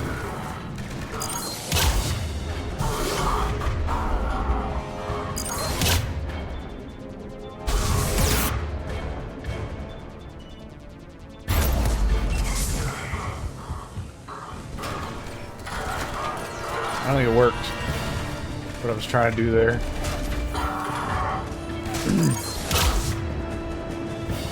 Come on, Caden. There you go.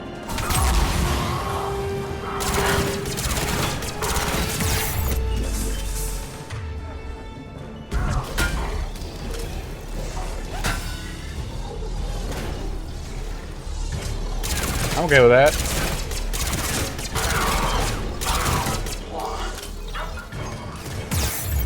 Any grenades? Why are there always so many fucking grenades? I haven't been using my cloak much. Probably should be.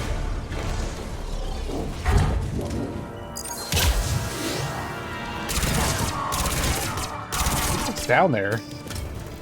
Okay, it's just down there taking shots. Ow.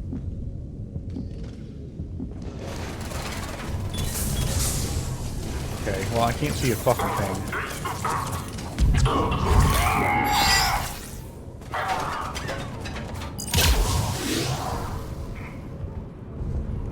Is that it? Is it over, finally?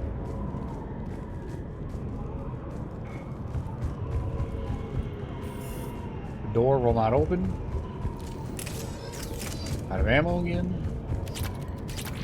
The shotgun shredder mod.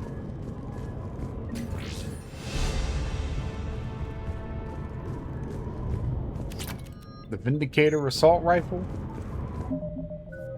A delicious level up.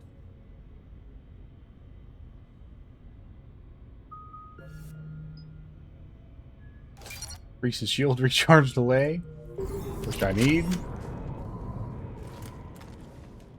I think it's all cutscenes from here.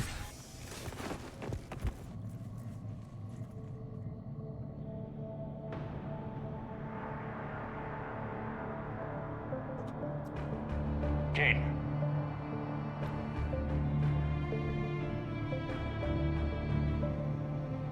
Looks a lot like the Prothean beacon.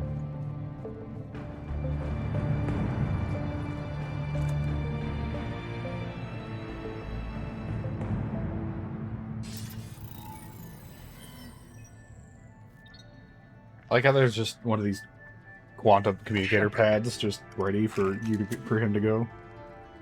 Elusive man. Fascinating race, the Protheans. They left all this for us to discover, but we squandered it. The Alliance has known about the archives for more than 30 years. And what have they done with it? What do you want? What I've always wanted. The data in these artifacts holds the key to solving the Reaper threat. I've seen your solution. Your people are turned into monsters. Hardly. They're being improved. Improved? That's what separates us, Shepard. Where you see a means to destroy, I see a way to control, to dominate and harness the Reaper's power. Imagine how strong humanity would be if we controlled them. Earth is under siege, and you're hatching a scheme to control the Reapers? You've always been short-sighted, hasty. Your destruction of the Collector base proved that. That base was an abomination. Hundreds of thousands of humans were murdered there. This I like how he had like a little hologram mock-up of destroying the base just to show you. It's like, yeah, look what you did. Look what you did, loser. Work with me. Give me control of your resources, and I'll stop them. You'd do better than most, but the odds aren't in your favor. More importantly, I don't want the Reapers destroyed. We can dominate them, use their power, harness their very essence to bring humanity to the apex of evolution. You've gone too far. The Reapers will kill us all if we don't stop fighting each other. I don't expect you to understand, Shepard, and I'm certainly not looking for your approval. You were a tool, an agent with a singular purpose, and despite our differences, you were relatively successful. But like the rest of the relics in this place, your time is over. Enough talk. Liara. Don't interfere with my plans, Shepard. I won't warn you again. Duly noted. Shepard, What? the data, it's not here. It's being erased. Goodbye, Shepard.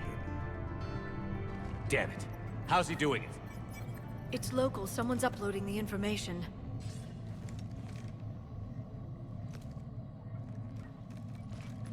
Hey, step away from the console. Now.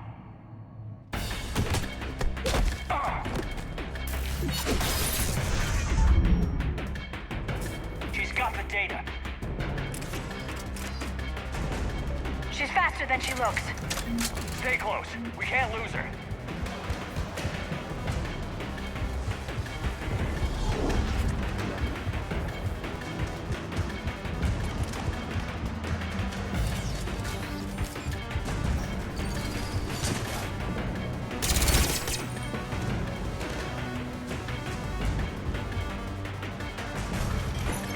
There she is.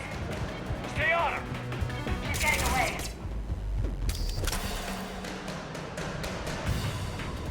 Watch out. Over there.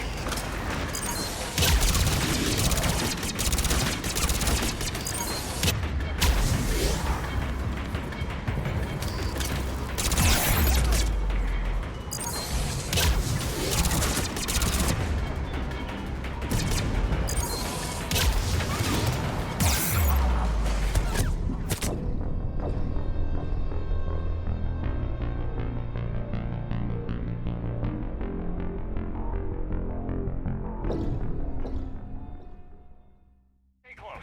We can't lose her.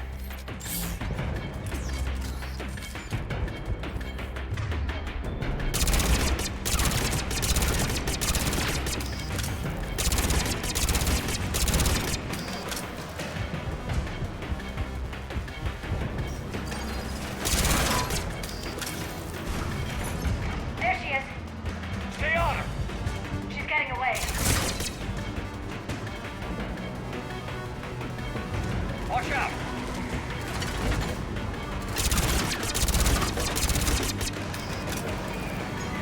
Over there.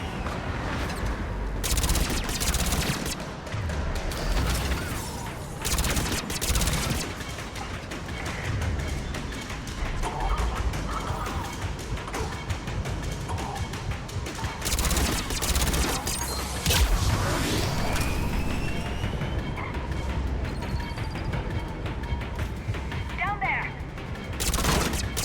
James, you read me? Cerberus has the data. Radio to Normandy. Get them down here now.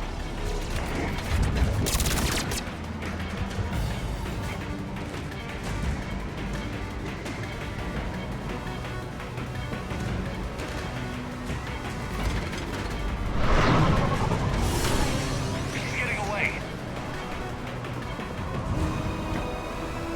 Damn it. James, Normandy, anybody.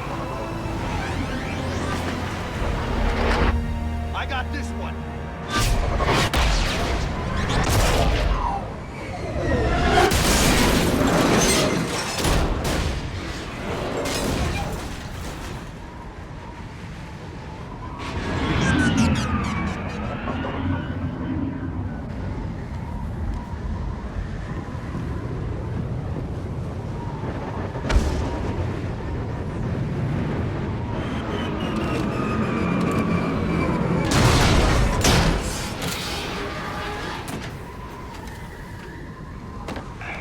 Normandy's en route. They'll be here soon.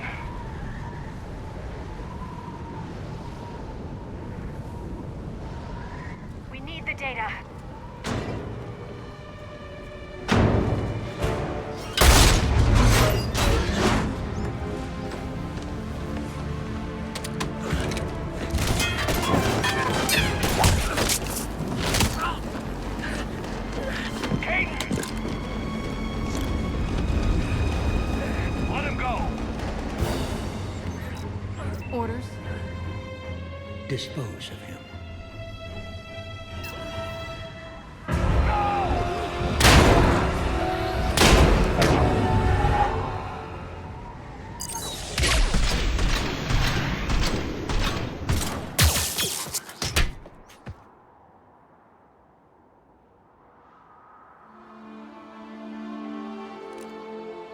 Grab that thing.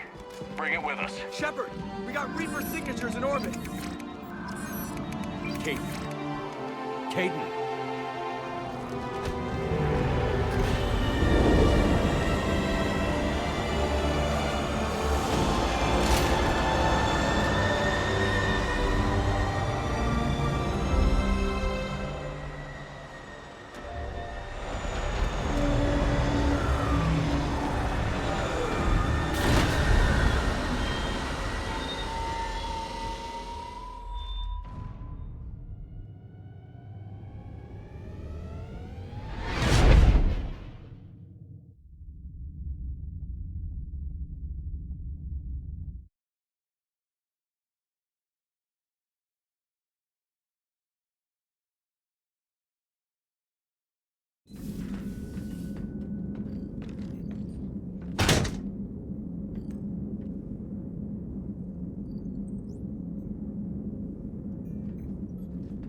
Caden needs medical attention.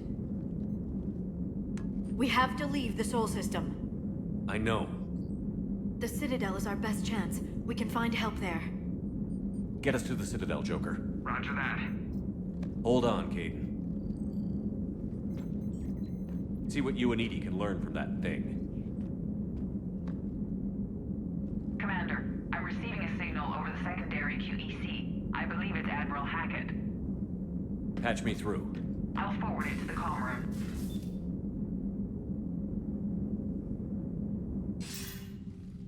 Shepard, are you reading me? Commander. Edie, can you clear this up? I'll do my best. Did you get to the archives? I was there. So was the elusive man. I was worried Cerberus might try something. Did you get the data? Most of it. He downloaded some before I could stop him. Edie and Liara are analyzing what we recovered. What have you learned? Was it worth the effort? Preliminary evidence suggests the data is a blueprint for a Prothean device. Device? A weapon, massive in size. I'm not sure if I'm talking with no voices coming through. You'd be correct, because for some reason I was muted. I don't know why I was muted. I was going to say thank you so much for the raid. I don't know what I was muted. If Liara's instincts are right, this might be the key to stopping the Reapers. I was saying hello, everybody. Welcome. So. Major Olenko I don't know when I muted. Injured. We're taking him to the Citadel. Sorry to hear that. Welcome to the lab. If that didn't come through. Talk to the council. We'll say hi to Guildmaster and hi to Forgetful Legend and hi Araya. And if they don't? Do whatever it takes to get them on board. Why did I mute? I don't know why I muted. Or when. I'll be in touch soon. Hack it out. Well, that sucked. Shepard. Edie is extracting data from the Cerberus machine.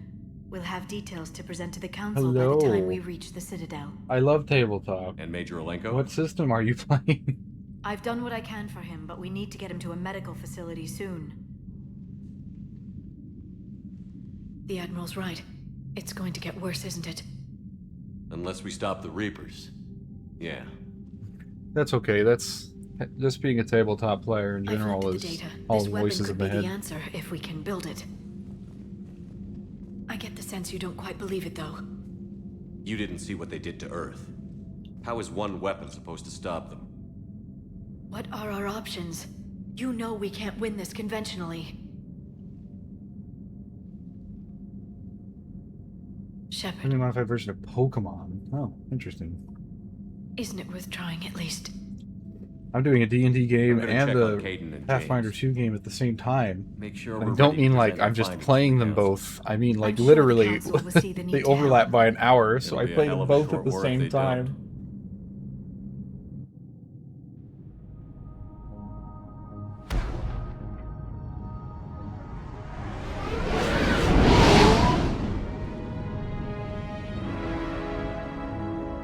It's real fun. being in 2 Discord calls at once. You have to be one on the phone and one on the computer.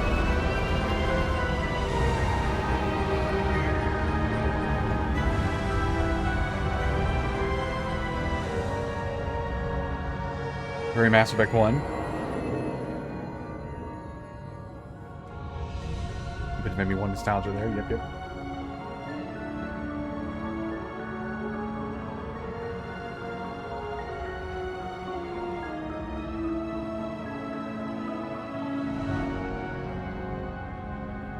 That little sequence there always looks weird to me. Like, the way the Normandy, like, slips under the... Like, it's too big. For the scale of what the Citadel's supposed to be. The Normandy's too big, and the way it slips under the... It's just weird. Where are you taking him? Huerta Memorial. Best care in the Citadel. We're not going with? We need to see the Council. Right. They aren't gonna do shit. It's Commander Looks like Bailey. they might be coming to see you. Commander Shepard. Oh, sorry, he's Got Captain word Bailey. you now. were arriving. Captain Bailey. Good to see you again. Yeah, you too. Oh, I see. Though it's Commander now. The subtitler is Congratulations. getting ahead of me there. Thanks. Now, I like subtle details like that, where it's like, oh, this is the guy you met before, here's his name. It's like, actually, it's been updated. It's like, oh shit, and then the subtitles update with it. So, you're here to bring us to the council? I'm here to tell you the Council is expecting you, but they are dealing with their own problems with the war and everything. They apologize for the inconvenience and blah, blah, blah, blah. Meet them here at Adina's office. They'll be ready soon enough. All right. You might have time to go by the medical center if you want to check on progress over there. Thanks. I might do that. You go on ahead. I'll head up to Adina's office. One of my men can show you the way. You? I'm just a tourist today. I'll try not to get in any trouble. Commander, we've got a situation in the embassy quarters. We could use your help. I'll be right there. Whoever would have thought this guy would be head of CSEC, hmm? I'll see you around, Shepard. No doubt. Press V to show the way to Udina. Oh, that's right. You have like a whole thing here. When we're deploying, or where, or why. But you're on the Normandy, right? A lot of Codex entries, a lot of XP. Avina. Okay. First deployment is somewhere nearby. Say not to depend on comms. I'll leave vid messages then, and you can do the same. We're supposed to avoid sending messages. They're talking about Paladin already being invaded. Hello, Commander Shepard. Welcome to the Citadel. This is Docking Bay D-24. Note that due to recent events, official identification and weapons permits may be requested by CSEC personnel for routine verification. Any other important areas I should know about? Docking Bay E-24 has been repurposed into temporary housing to accommodate the recent influx of civilians to the Citadel. And no one knows what happened to If you them. wish to contact your species' official Citadel representative, please go to Citadel embassies. For medical needs, the Presidium offers leading-edge care at the Huerta Memorial Hospital. The Presidium Commons have been a cultural mainstay since the Council was first established at the Citadel. What if, like, I'm poor and I can't afford Huerta Memorial Hospital? What's with the heightened security? Where do I go New then? screening fields have been added in order to speed up processing at the security stations in each docking area. Citadel security screening technology uses highly advanced biometric authentication systems developed by the CERTA Foundation. Please note that any attempt to circumvent Citadel security measures will result in immediate incarceration. What else is in the area? Right. You are standing in docking Okay, now area this is different. D-24. According to your biometrics file, you are cleared to access further information about this bay. This is the airlock currently assigned to the Systems Alliance ship Normandy. If you look out the bay window, you can see one of the many magnificent vistas for which the Citadel is renowned. What about that room over there? The waiting area is for those who wish to speak to our new arrivals. It is located next to security processing. Very matter of fact. That's all. Excellent. Please speak with me again. If only real life AI was just kind of like generally helpful like this and not just full of shit. Commander Shepard. Hi. What's going on here? Commander, just who I was looking for. Diana Allers, Alliance News Network. I think we can help each other. I suppose you wanted an interview. Even better. I'm a military reporter with the show called Battle Space. We're carried on just about all Council planets. My producers want me embedded on a human ship, and I want that ship to be the Normandy. Why would I want that?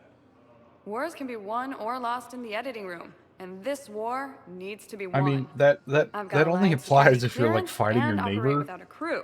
You get veto power over the segments I file.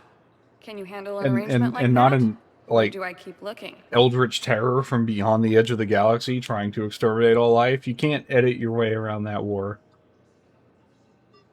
Tell your producers yes, for now. We'll see how it works out. Report to the ship as soon as possible. Any questions? How much gear can I bring? 1 foot locker. Aye, aye, Commander.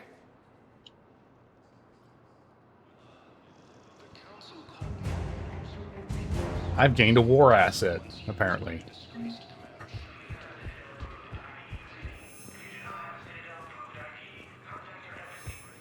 There's a fucking lot of security guys in this little tiny room.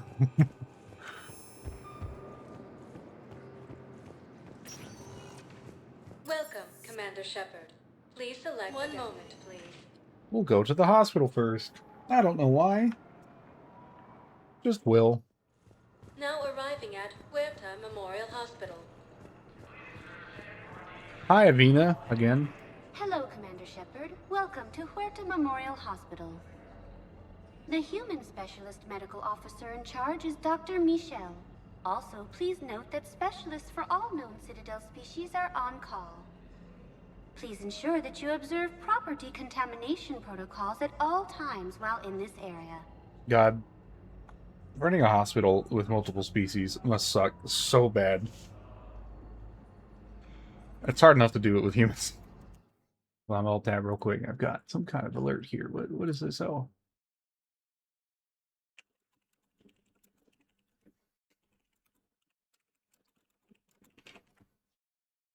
I see. I feel like the game is quiet. It's like way quieter than Mass Effect 2 was. Let me attempt some bullshit here. See if we can't. You can really cover treatment for any kind of species here? Huerta Memorial surpasses all requirements. I can't mess with it while I'm all tabbed. I have to tab out and then tab back in. This facility's attendant levels can also replicate the living conditions needed to accommodate other, more exotic species. Aquatic environments, for example, are available on short notice. What about the medical staff? All personnel are required to Yeah, this isn't really doing anything. That's okay. As well as refresher courses. Hospital administration understands fucking with my audio it can be thingy. for staff to deal with such a wide variety of patients. It is imperative they be offered the support needed to retain their current high standards. Any other important areas I should know about? The Normandy is currently docked in D-24, which is tagged to your biometrics.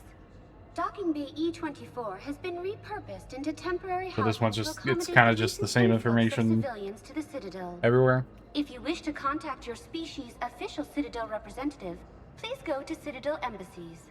The Presidium Commons have been a cultural mainstay since the Council was first established at the Citadel. What else is in the area? The Huerta Memorial Hospital has experts from every major race in residency, with many specializing in xenomedicine. The facility works with prestigious medical universities from around the galaxy. It's so tiny though. Like it's only like a handful of With rooms. access to cutting-edge technology and support from major pharmaceutical companies, the hospital ensures the best care to its patients. Where'd the hospital get its name? It is named after President Christopher Huerta of Earth's United North American States. The donor who requested the tribute expressed the desire to remain anonymous. Thank you. Was the elusive man? Please speak with me again if you require further assistance. Huerta Memorial Hospital. Let's see. I work in a hospital, okay? It's got about 400 rooms.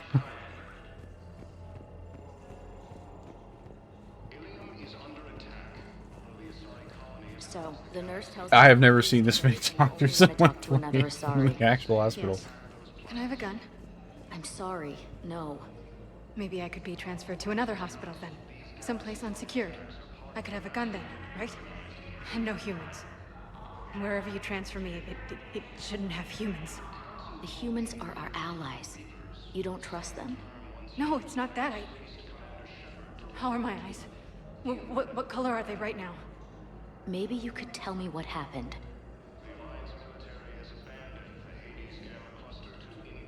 We have to come back to hear what happened. Isn't that? No. Kind of looks like Chocolates. Oh. Chocolates is right here, and Michelle is right there. Hello, Chocolates and Michelle. Here's Shepard now. Dr. Chakwas, you're here? I'm working Michelle's at from an Mass Alliance Effect 1. R&D lab down in Shelter Wards, coordinating closely with Admiral Hackett. I heard you escaped Earth in the Normandy, and that someone was critically injured. I came as fast as I could. It's Caden. We had a run-in with a Cerberus synthetic on Mars. Caden took the worst of it. How's he doing? Very well, all things considered. I'm impressed with Major Alenko's resilience, as well as Dr. Michelle's expertise. I wish I could have been there to help on Mars. It's been 6 months, Doctor. How have you been? Good. I've been fortunate. When they impounded Normandy, the Alliance didn't really know what to do with me. I was never officially part of Cerberus, and I'd gotten a proper leave of absence from my previous post. So you hadn't technically done anything wrong by joining me to defeat the Collectors? Yes, though I suppose if you were judged to be a war criminal, I would have been tried as an accessory. You belong in the Normandy. You should work in the labs. I don't think this... I think you get like a couple war score if you keep her in the labs, but it's Dr. Chakwas, right? She's got to be on the Normandy. Your place is in Normandy's medbay, not some lab. I couldn't agree more. You say the word and I'm with you. The Normandy wouldn't be the same without you, Doctor. Get your things. Docking bay D-24. Yes, Commander. And thank you. It's not like war score fucking matters Don't thank me anymore. so soon. It did when Remember, the game came out. Joker is still aboard. Within BioWare I'd be was surprised if he's been successfully remembering his convinced that it was horse shit.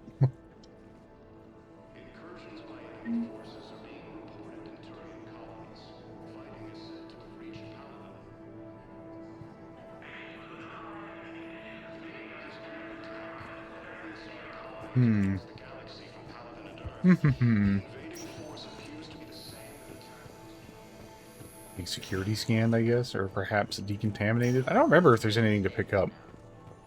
Touch and go. Good work, Dr. Freilich. Narrow splint's still the best course of action. Meet you back here.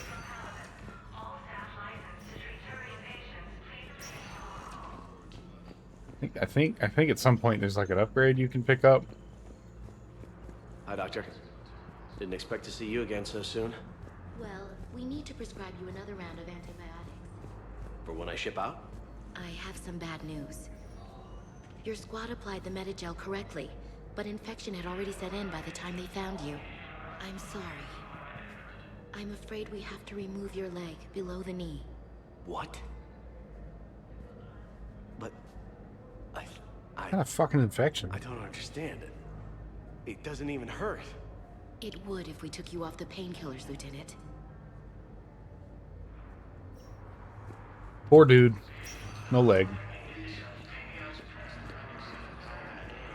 That's a nasty fucking infection if they have to take off the whole damn leg. Especially in, like, space-age medicine terms. Hey, Caden. Don't know if you can hear me. But since you can't tell me to get the hell out either, I'm gonna take my chances.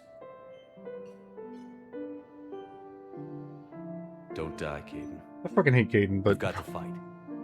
We need I want to be good guy ship. A good dog. Seeing you in action again, it reminded me you're a hell of a soldier. The Alliance could sure use you. I could use you. There's this doctor awkwardly need standing behind me. Let me know. Come on, Caden. Fight.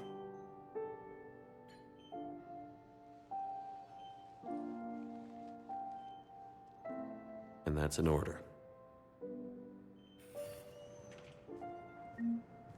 According to the Council, these galaxy-wide attacks are part of a massive and organized... Something stuck in my teeth I'm trying to get at. That was all you come in here for. I guess to pull Michelle out of the thing. Oh right, the source supplies. Visit a store. Peruvian whiskey. Perfect gift. Smooth and smoky and hint cheap. Each ship of TN and TN instead of soft beverage. No for health. Price for TM88 includes deposit. Please recycle. CERTA is a non-profit organization dedicated to the medical needs of all sapient life.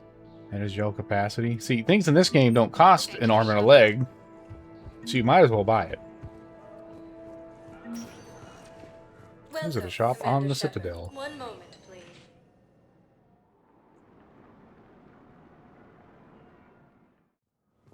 Time for the embassies. Hello, Commander Shepard. Welcome to Citadel Embassies. The current human ambassador is Dominic Osoba. Commander Bailey is the CSEC officer on duty. You will find him in the Citadel Security District Office. Any other important areas I should know about? The Normandy is currently docked in D-24, which is tagged to Oh, the that's right. docking bay. The Presidium Commons have been a cultural main... Where's the Spectre Requisitions office? The Spectre Requisitions District Office is down the hallway to your left. You get some good shit in there. Forms are available only to agents whose biometrics are verified and on file. What else is in the area? This area is reserved for human embassy personnel and attending CSEC security. The human embassy prides itself on offering swift assistance to any who fall under its auspices. That's it. Thanks. Please speak with me again if you require further assistance. Can I get to do like a Sumi's mission here? That's something. Please tell the Primacy that the Vol Protectorate wishes to assist with the Alliance project. That hasn't happened yet, I don't think. We had a Prothean obelisk that might have helped. Sadly, it was lost in the Shrike Abyssal. Nevertheless, we are committed to helping. This shouldn't have triggered yet, because that hasn't happened yet.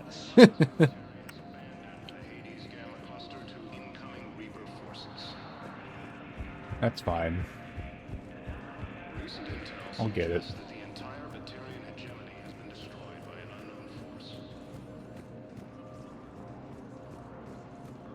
Hello, dear. Perhaps you can help me. Is this the human embassy? But we spoke about this already. I told you about his mission and... Nonsense. I just filled out the paperwork. He's very punctual when he's on the field. He checks in every week. Only, he hasn't checked in for a while now. A month. Anyway, I'd like to file an expedited contact request. Yes, of course, ma'am. But the notes on his file state he's not under a contact ban. Oh, you already looked. How kind of you. I'm just so worried. It's not like him to go quiet for so long. As soon as I get news, ma'am, I'll let you know as soon as I get news. This poor senile old woman. You know, you remind me of my daughter-in-law.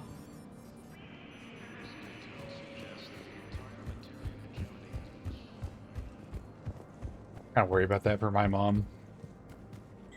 She forgets there things is a no lot. anti-humanity conspiracy here, Ms. Al-Jalani. The Council's simply not granting interviews at this time. Oh, this bitch. My viewers are going to know that CSEC and the Council are denying them access. How are you Listen, still lady, relevant? You think I like playing gatekeeper between the paparazzi and the politicians? I don't have time to babysit them, and I'm not here to hold your hand. Well, I'm camping out until I'm granted an audience. Fine. I hope you brought a sleeping bag.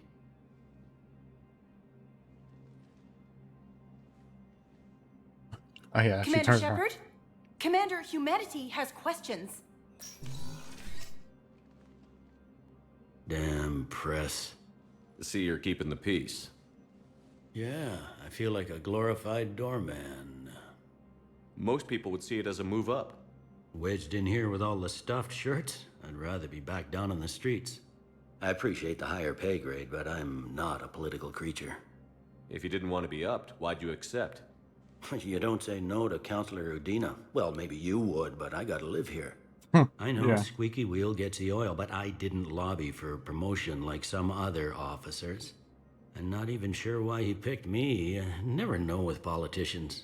I hate political BS. Because you're a human. I Don't think lose that's your literally edge. all there is to it. You might You're, need it. you're human. I wouldn't mind an excuse to get my As a fingers dirty. CSEC commander. It's killing me about Earth. You and me both. I haven't been back in years.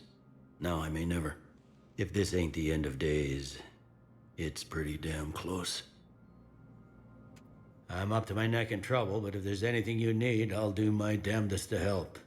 Is the Citadel gearing up for war? There's a false sense of security here. Even people from worlds that have gone down act like they're safe. Well, I guess it's not just human nature.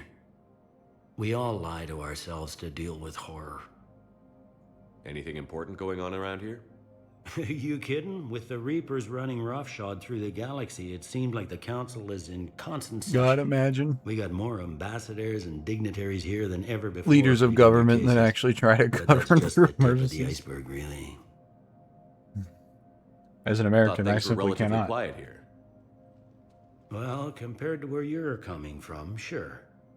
But the war is being felt everywhere. Millions across the galaxy have been displaced, and most of them come here. Must have you doing somersaults. Yeah, already allocated the bulk of my men to customs, but we're still overtaxed, cataloging and processing them all. Thought things were relatively Oh, quiet. I just asked that one. Okay. have you- All right. Yeah, already Okay. All right. allocated the bulk of Family. my men to customs, but we're You got loved ones out there? somewhere. Ex-wife I lost track of, and a son and daughter. They're still on Earth. Well, as long as they're not in London, they'll be I'm okay. sorry, Bailey. Yeah, I'm just like everyone else. I'm losing myself and things I can control. And at the moment, that means creating the illusion of security here. It was Udina who made you a commander, huh? Yeah, he's become an even bigger shot around here. Got a lot of ambition. He suspected Executor Palin was conspiring against the Council and had me investigate. Find anything incriminating? Yeah, enough to arrest him. And when Palin resisted, I was forced to kill him. Udina rewarded Just me with casually a promotion. admitting to killing your old Near as I boss can and then taking tell, his place. Being a commander just means I'm putting out different fires. That's funny. It'll probably get worse before it gets better, Bailey. Yeah, if it ever gets better.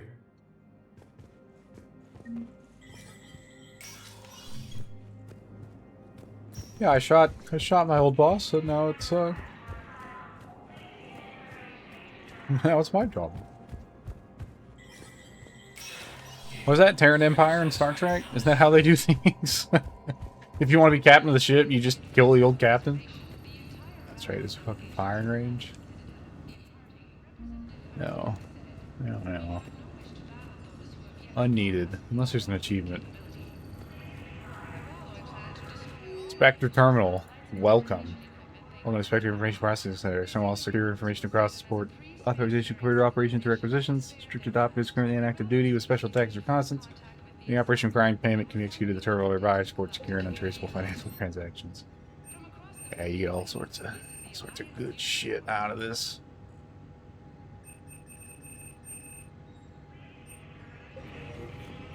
Expensive though.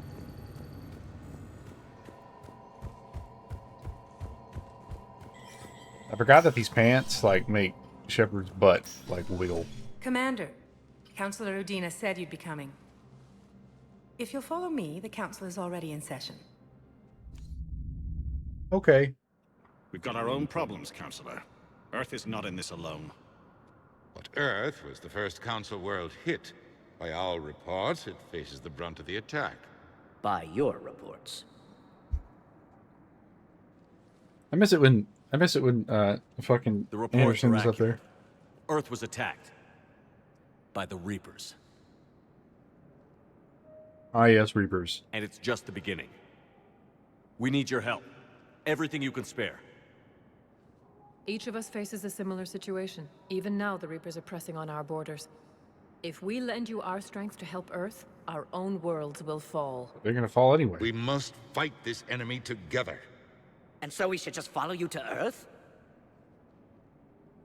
Even if we were to unite our fleets, do you really believe we could defeat the Reapers? I don't expect you to follow me without a plan. Counselors, we have that plan. A blueprint, created by the Protheans during their war with the Reapers. A blueprint for what? Who We're fucking still piecing knows? it together. But it appears to be a weapon of some sort. Capable of destroying the Reapers? So it would seem. The scales. It would be a colossal undertaking. No. I forwarded the plans to Admiral Hagen. The remnants of the human fleet are already gathering resources to begin construction. Our initial calculations suggest it is very feasible to build. If we work together. Have you considered that the Reapers destroyed the Protheans? What good did this weapon do? It was incomplete. There was a missing component, here. Something referred to only as the catalyst. But they ran out of time before they could finish building it. Do you really believe this can stop the Reapers? I mean, y'all are asking me a lot of questions for people that didn't want to believe the Reapers existed. Work, and so do I. And while I haven't always Until agreed literally with like a the day Dean, ago. He's right about this. We need to stand together. Now more than ever. The Reapers won't stop at Earth. They'll destroy every organic being in the galaxy if we don't find a way to stop them.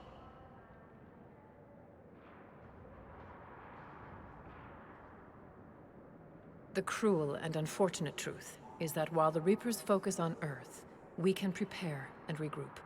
We are convening a summit amongst our species. If we can manage to secure our own borders, we may once again consider aiding you. That's the original I'm council? sorry, I Commander. think it is. Right? That I is the saved best we them. can do. Shepard, meet me in my office. I hope that's an offer of support. I'll be digging up what I can on this Prothean device, I just Shepard. realized there's like no music for these scenes, which is very strange. Usually there's something going on in the background. They're a bunch of self-concerned jackasses, Shepard.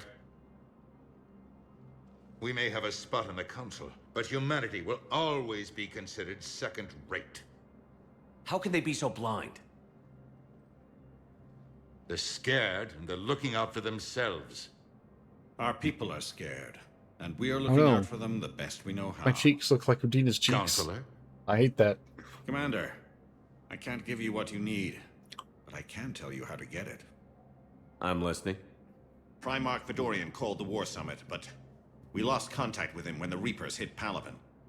Those meetings won't proceed without him. The Normandy is one of the few ships that can extract Primarch Fedorian undetected. So far, you've only explained how I can help you. It might seem that way. But the leaders of this summit will be the ones deciding our future. The fate of our fleets, where they fight, and with whom. A grateful Primarch would be a tremendous ally in your bid to unite us. We're at war. And you want me to play politician? If it gets you what you need, what does it matter? Because this whole fucking game is like doing favors Our for latest people. intelligence says that the Primarch was moved to a base on Palaven's largest moon. I've done all I can to help. The rest is up to you. You literally just walked in here and said like 10 sentences. That is not all you can do to help. There is one other thing. The Council wanted me to tell you. We've chosen to uphold your Spectre status. And various resources will be made available to you. Good day. See, that's more helpful. Well, that's actually that helpful. went well. It's a start. I'll talk to the others in the meantime. See if we can support this summit. Move things along. Thanks. Now we're free to walk about the cabin. Udina's cabin. I think it's supposed to be a reference from the original Office in Mass Effect 1. You went with Spectre Path, not Ghost? I don't know what that's a reference to. The Council. You saved their lives. And for what? Apologies that boil down to maybe later. If we don't figure out something, maybe later will be an epitaph on a mass grave of 11 billion. I know what I'm gonna do. What are you gonna do? Humanity has created some goodwill in the galaxy. Now Warcraft we 2? Oh, cash in okay. our chips. will I get what played those funding I can, campaigns. what I just materials I don't can, and I just don't like spread the that style message. of art Help of the humans, strategy. help yourselves. I'll institute a I draft realize in our that colonies and order all civilian ships armed. they're not made to be strategy games. They're called that, but that's not what they're about. They're about basically button pressing. Who can push buttons the fastest? Any news from Earth? There is constant news. All of it bad. The Reapers are destroying satellites and the old nuclear missile silos, along with everything else that could help. We have a handful of quantum entanglers spread out over the continents. All other communication is cut. What's your read on the counselors? Any angles I could pursue? What's going on with the animations here? Tavos is a diplomat and compromiser, but she's wrapped up in defending Asari space like a mother panther. Valorn is out of his depth. The Solarians like their wars won before they start. They're frightened now. Use that. In Sparatus, I'd take what he offers. It's strange days I much prefer when the Stellaris, Turians are where the least hostile to humans. manipulating my There's a enemies, need there. which I'm pretty good at apparently. If you listen to some people. You're a Citadel counselor. Don't you have options when the others block you like this? With Parliament destroyed and But also a Shell bigger Street number gone, better. I have more power than any Better number human in bigger. history. But today, you saw how little that is. Rest assured, I will not be counted out long. I know I can move mountains. Do not lose sight of that, because the task before us is moving planets. Anderson would be proud, so long as you deliver. You think you can do that? You need a carrot or a stick to drive a mule, and humanity has neither right now. Our armada is tied down fighting or fleeing, and with Earth's comm buoys gone, our economy is reduced to an IOU. But leave that part to me. I will lean on our colonies for all they're worth, and I can broker enough trade to repair and resupply Hackett's fleet. Did you know a lot of people on Earth? Many. It's monstrous to think of them being snuffed out, of course, but the part that gets me is Arcturus. I must have known most of the Alliance Parliament on a first-name basis. I required a second VI just to track all their birthdays and anniversaries. Rose Garden stuff, but to have it all gone. I should go. I'll be here. Basically, he's saying he had to have two Outlook calendars just because he knew so many people. Well, maybe I have stuff in here now. That I am officially a quote-unquote Spectre. Just Corian Fleet. Corian Pilgrim Gen Verlan Narnima. The Citadel received electric credit transfer from the fleet. Gen Volan purchased tech, including high-end weapon mounts and kinetic barrier emitters from several ship service centers. Anilium, another Corian Pilgrim, unidentified, was searching for a ship traveling close to the Perseus Veil. Pilgrim was later heard saying that his pilgrimage was recalled. Data suggests the Corian fleet is strong its pilgrim, not creating ships for combat somewhere near the Perseus Veil. This could be a reaction to the Reaper invasion, but no formal offer or request for assistance come. Intel suggests the Corians may instead be preparing for conflict with the Geth. What's more info? Nothing popped up.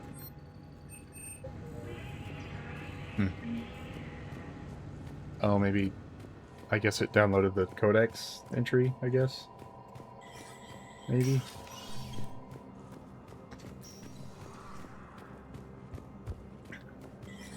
I don't think Bailey ever gets different dialogue options here. Commander Shepard, I'm still just trying to keep things in order.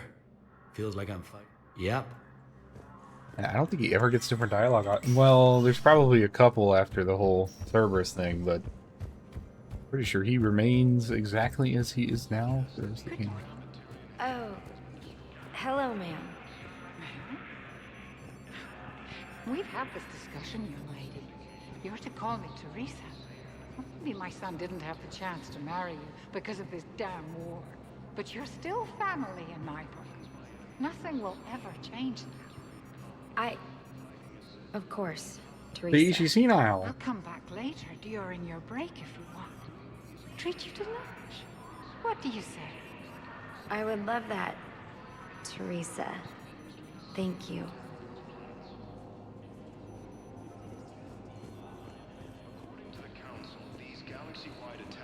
Unless she really was trying to marry her. Commander Shepard, Commander, the people This of the bit Alliance have questions. already? Let's take a look. Their reputation isn't very high. I do have this maxed out. I don't know if I should do this. Oh, you know what? I can always just... Boop. Commander Shepard, Khaleesa bint seen in Al-Jalani. Isn't it true that you were on Earth when the Reapers attacked? Oh my god, what's How wrong do with you my hand? justify running away while millions of people on Earth die? Is that the best we can expect from the Alliance? I came to get help for Earth. For everyone. What about all the people suffering while you play politics with the Council? What about them? How can you stand here while our families die? What are you going to do? Khaleesa, we're doing everything we can.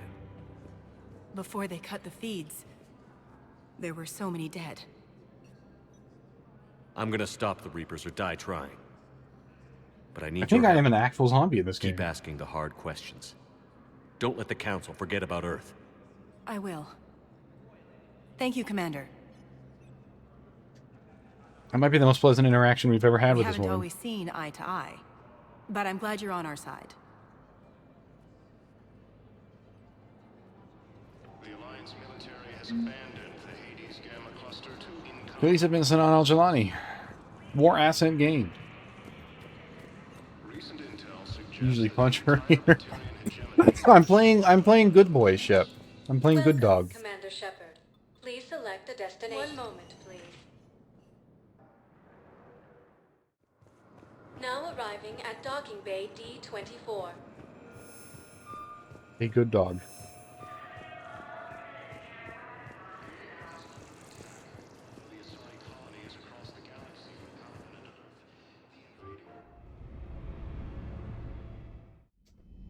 Ah, yes. The dream.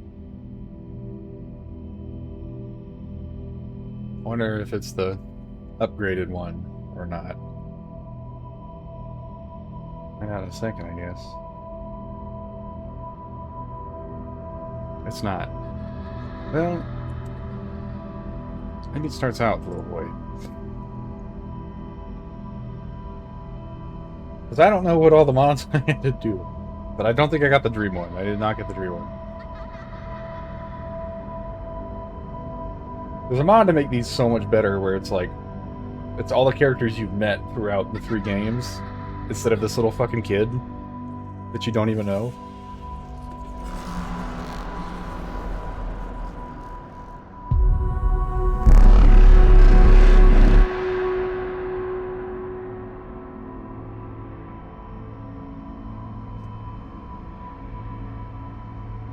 And then he's gone.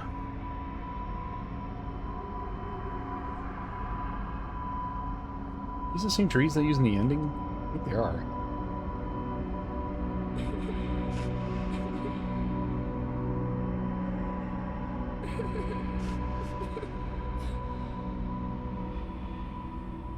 I don't like to do super crazy mods, so...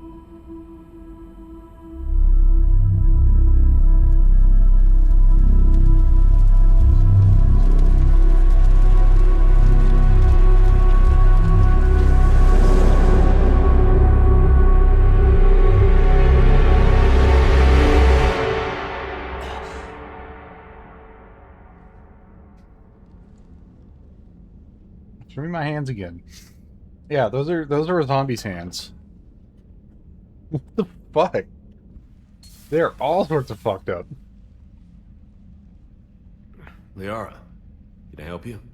I've been forwarding the Turian Counselor information on the Prothean device. It can't be built without Council support, but he's not budging until their Primarch is safe. I know.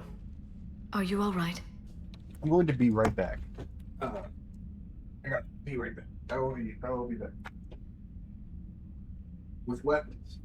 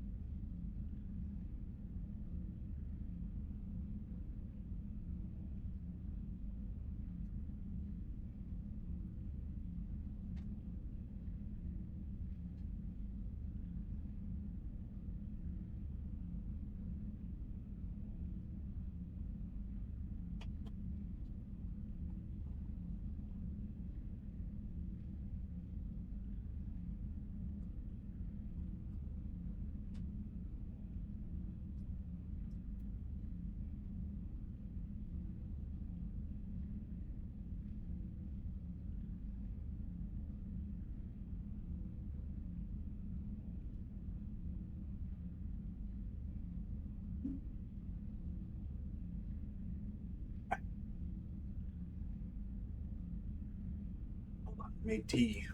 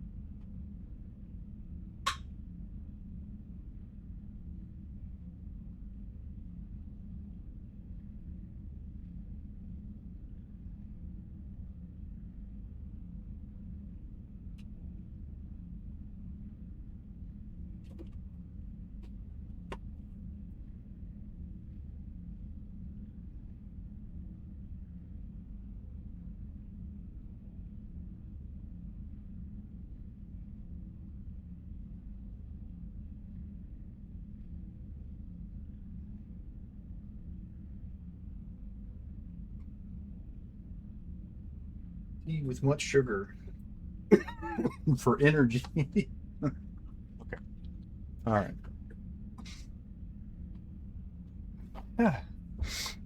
I didn't get what you'd call a good night's rest. There's more to it than that, isn't there? What's really bothering you? Hold on, I got a message.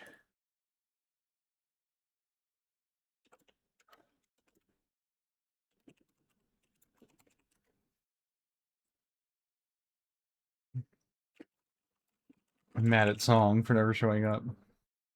Oh, I forgot that I was in the stream.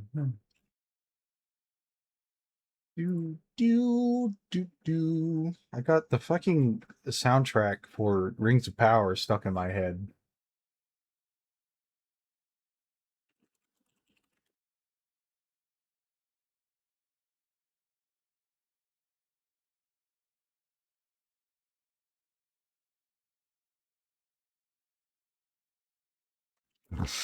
When the Reapers hit, I could hear people screaming in the streets below me. We left a lot of them behind. There's no way for you to save them all. But I know you're doing everything you can, and you'll get back there in time to help. I hope you're right. Don't blame yourself, Commander. Commander Shepard, I'm Specialist... Oh. Why is everyone showing up in my I beg bedroom? your pardon. I thought you were alone. I was just leaving.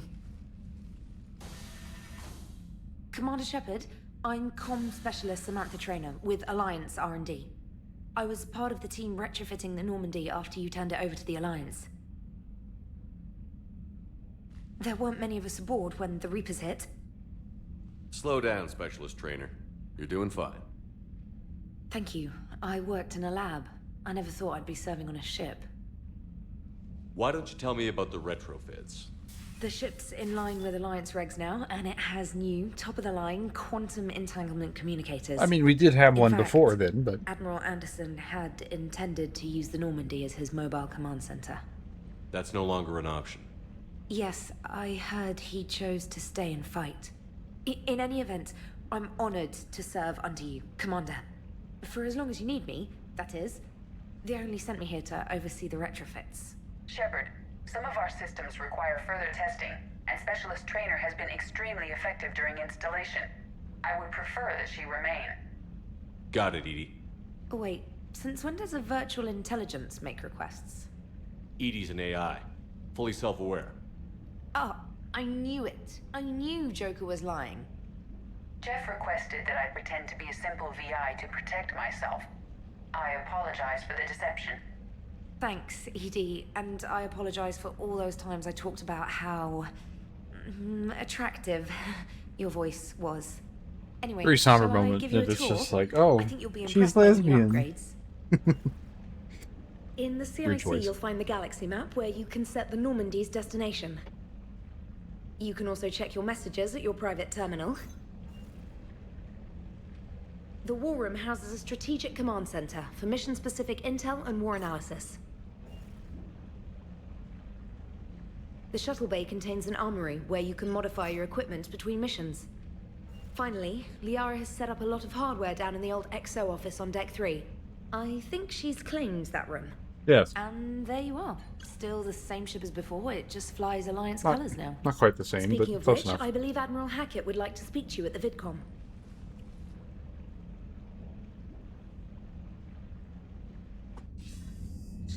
Oh, Commander. hello, Hackett. Udina updated me on your meeting Suddenly with the torso. council.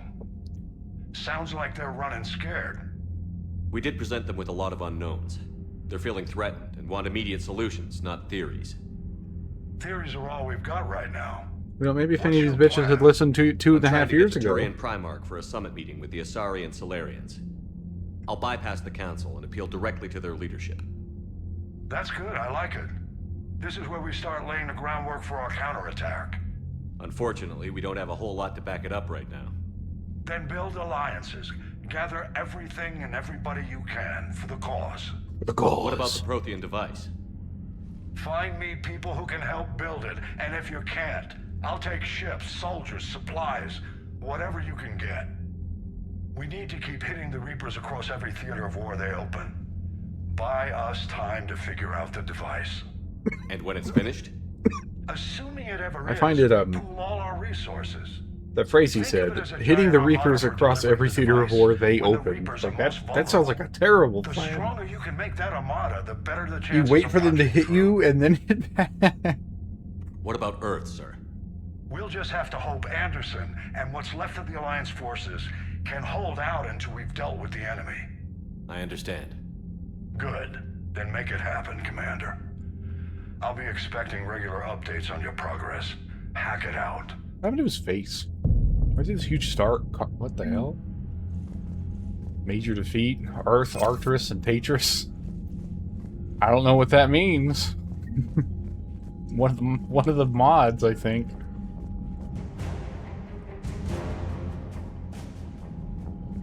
Terra Nova economic support. Minor colonial support. Citadel support. War terminal. People, weapons, armies, and fleets. You've accumulated your war assets. Some are needs to guide how effectively these assets perform in the final battle. Industrial and economic support. According to General Napoleon Bonaparte, an army marches on its stomach. Based on this principle, fighting against Reapers requires a constant resupply of food, armaments, and other resources that are occupied by the Reapers coalition fleets rely heavily on human colonies and other races for support. Let's see. Citadel support. Despite the refusal to help Earth militarily, the Council has offered to support the Alliance fleet in the form of fuel, repairs, and supplies. While damaged ship undergoes repairs at the Citadel, their crews indulge in some overdue shore leave prior to the next deployment. Terra Nova, the first Alliance colony establishment. Oh, you know what? It's because we did Bringing Down the Sky. That's why this one's here. In addition to supplying the fleet with food and manpower, it also contains rich deposits of platinum. Elysium. What's that one? Though Havoc comprised of non-humans, Elysium, the Alliance's populous colony, is a major hub for tourism and commerce. Recent invasion, they began drafting colonists, supplying military alliance fleets. As many resources. Where is Elysium?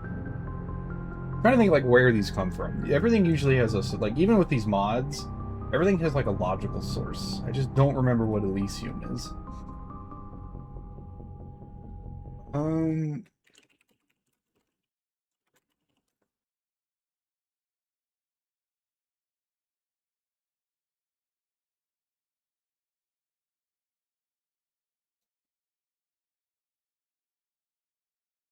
Oh, it's from my background. That's where the Skillian Blitz happened.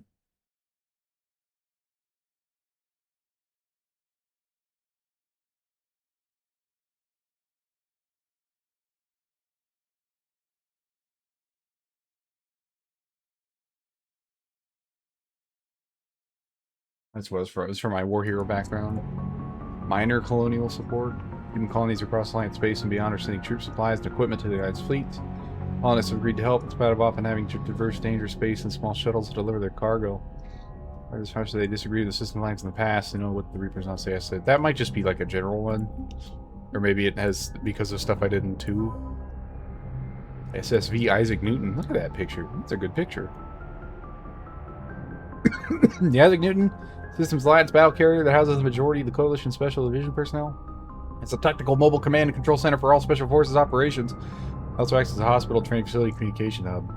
It's protected by numerous elements of the Alliance fleet and accompanied by various frigates and troop transports, quick deployments, insertions. I think that's definitely from our mod. The Newton Wolves. Next special operating category represents the pinnacle of Alliance Marine training, tentatively competitive entry standards coupled with hard training both at the interplanetary combatives academy and off-planet ensures only the very best to reach these levels. Each Marine specializes according to their skill set, infiltration, biotics, or the use of tech mines. Most experienced operatives form squads to secure objectives, evacuate civilians, and battle Cerberus of the Reaper's Deed. So this is multiplayer. I don't know why I'm coughing.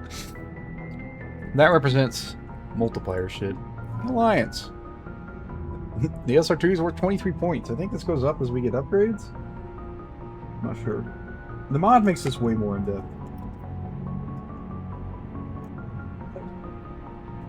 Stuff you do actually matters.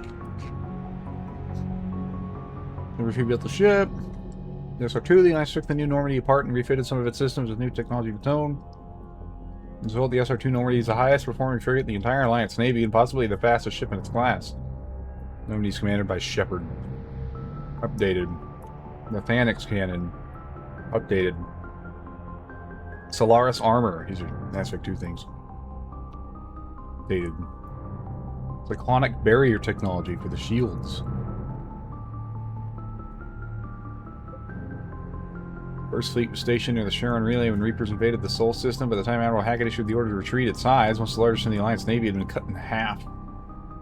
Commanding Admiral Ines Lindholm made the painful decision to use a tenth of the fleet's remaining vessels as cover so the remainder could escape.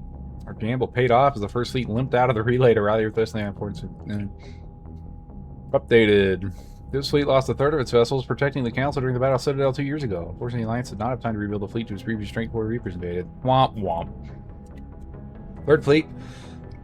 Station Arcturus. The Third Fleet is headed by Admiral Nitish Singh. Reapers came to the station, Singh already pulled his command ship, the SSV Logan, back to an ideal firing position for its mass accelerator cannons. Dreadnought's guns managed to slow down a destroyer before it could demolish the Third Fleet. It was forced to retreat in the face of overwhelming opposition. This fleet lost a third of its in, blah blah blah.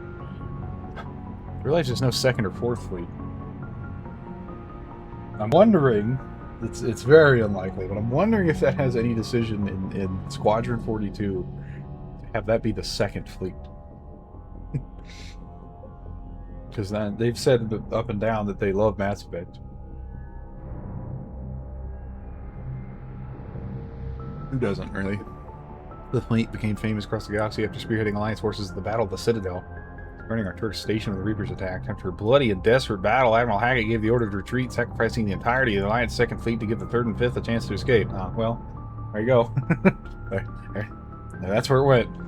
The Fifth Fleet's engineers are busy repairing its damaged vessels, grimly anticipating a return to Earth and revenge. Yep, it lost the Third and Alliance's Sixth Fleet traveling through Council space when Earth was invaded. Men and women on board helplessly watched the broadcast of the devastation. They are now stationed at Terra Nova, securing one of humanity's biggest colonies. Seventh Fleet.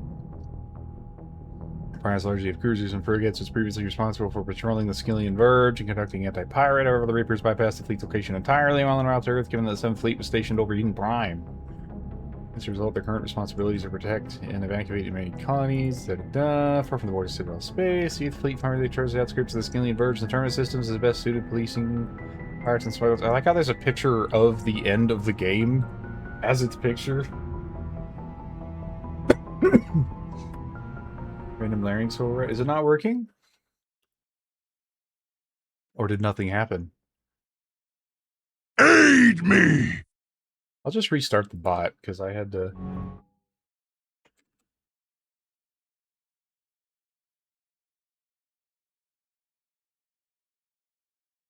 Let's see. Okay, try it. Hold on. Hold on. Okay, try it again.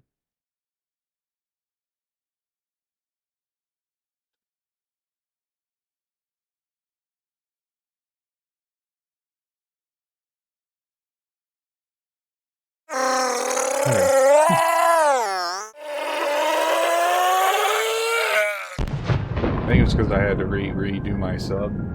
It got like automatically canceled for some reason.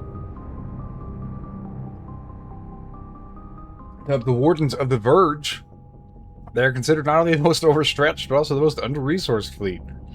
They do the frequent altercations that occur in the region, so they're the most versatile too, right? 63rd Scout Flotilla, commanded by indomitable Rear Admiral Boris Mikhailovich. 63rd Scout Flotilla is comprised of fast-moving frigates, sniper language scouting. Ship's second armor is made up for both speed and agility. Every ship is armored with disruptor torpedoes and other ECM-based missiles, which are designed to both overheat and distract guardian port defense systems. The strain placed on the enemy armaments allow blood screws and dreadnoughts to inflict defensive damage for quick succession.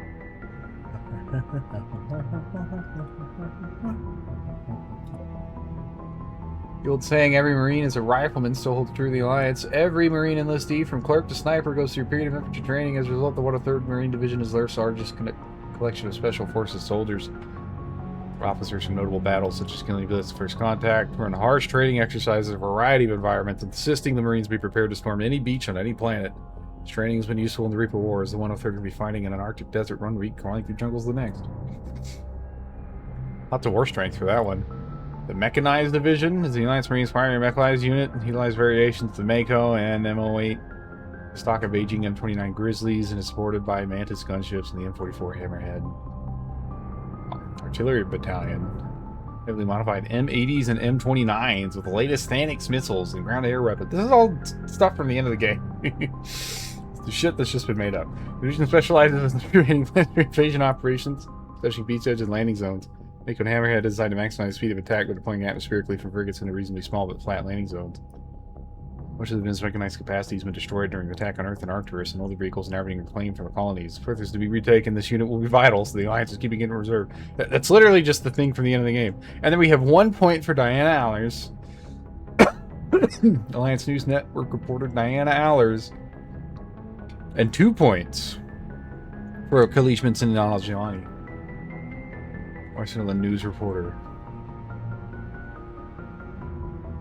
Reached out recently to reviewers with a wartime plea for unity and cooperation. Her sincerity touched extranet viewers, and donations for war relief efforts are pouring in, both to the Alliance and its alien allies. Hooray! Right, that was the online shit about the device. Crucible blueprints. Hands recovered from Prothean archives. Describe a dark energy superweapon. See, like the descriptions they had for this thing are great. But then they ruined it with that weird ending. They could have just kept it as like some weird dark matter engine that destroys mass relays, which kills Reapers. Like it could have just been that way, but no, they had to add the whole fucking Star Child thing. Is just weird. Dark energy super weapon can help the Rempe weapon to effectively combat the Reapers, although not originally Prothean design. The text does describe much of this unknown technology yet to be deciphered. More samples of the Prothean language need to improve scientists' understanding of the device. The Alliance Engineering Corps cut roads through mountains and builds bases on asteroids. The bulk of the AEC is active wartime duties. The brightest are helping build a device of Prothean origin recovered on Mars. Due to the staggering amount of raw materials required, the AEC has been given unprecedented emergency funding for any Alliance resources. Not if you interfere with the deployment of troops. Shuttlebrook support team. Shuttlebrook's strength lies in her connections. Dr. Valera Sony is a team of operatives able to reach almost any supplies at any time. It's using an extensive network of prize background favors. Logistical support is coming in. Mineral resources. Right. Crucial front requires enormous amounts of mineral resources. Thanks to you strip mining the galaxy in Mass Effect 2, you have extra points here.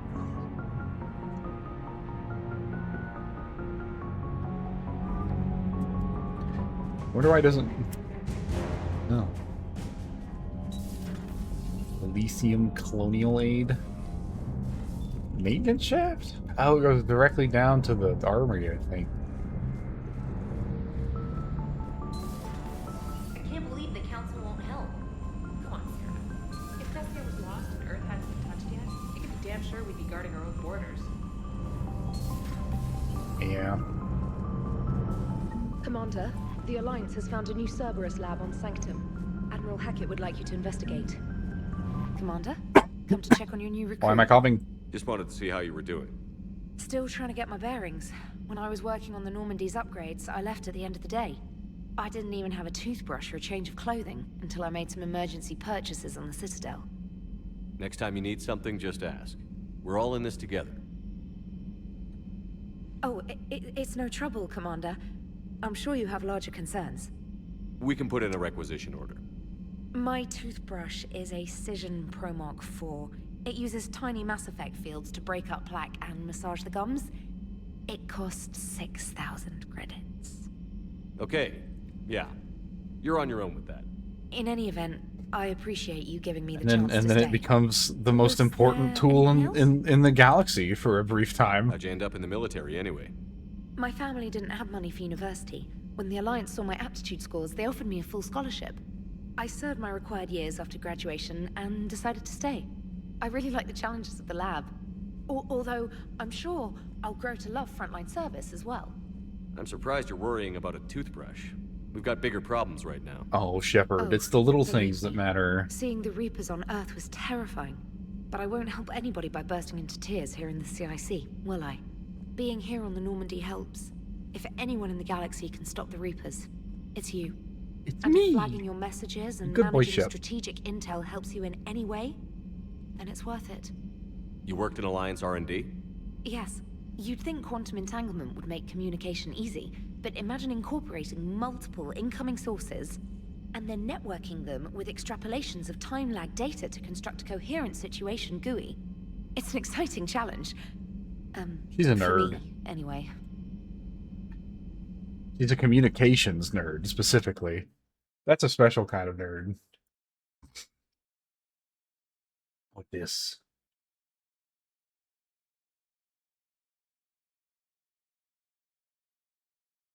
How much is... Oh. It's like, huh? This is marked in yen.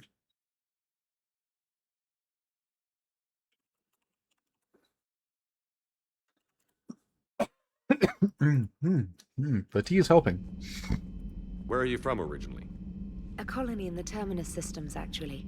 Though I studied on Earth, at Oxford. My parents were from London. They loved Earth, but they wanted the freedom a colony life could offer.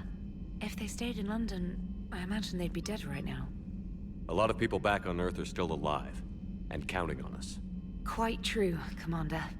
And Carry we're on, gonna run Specialist. off and buy a toothbrush. I can look at my war terminal right here. And my private terminal. That Batman? He sounds like Batman. Who the fuck are you talking about?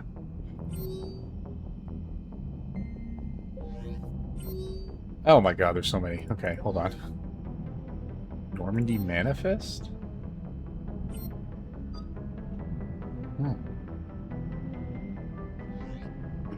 Crew Manifest?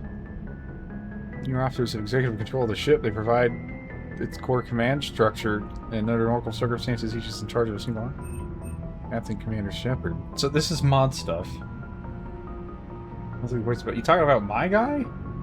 Commander Shepard? Oh, that's funny. No, he's. I don't think he's ever done Batman.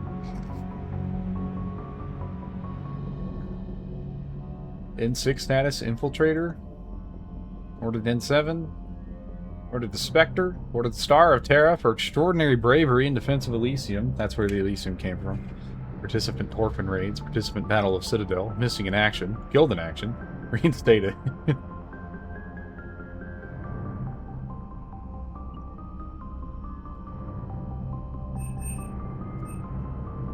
Executive, I can assign my XO?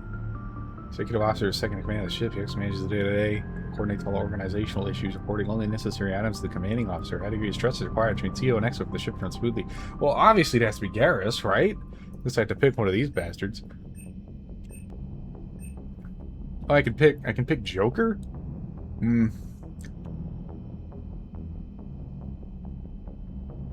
Q7R5?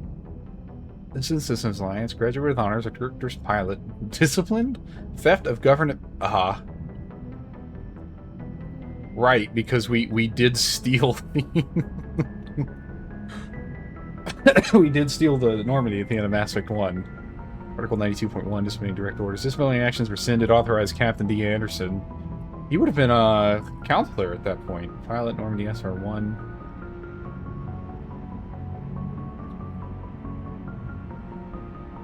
This went Battle of the Citadel. Oh, I guess that's before the Battle of the Citadel? I'm not really sure what that...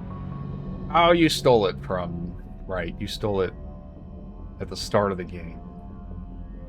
Maybe, sort of? I'm not sure what that refers to then. Discipline, reckless endangerment, disobeying direct orders.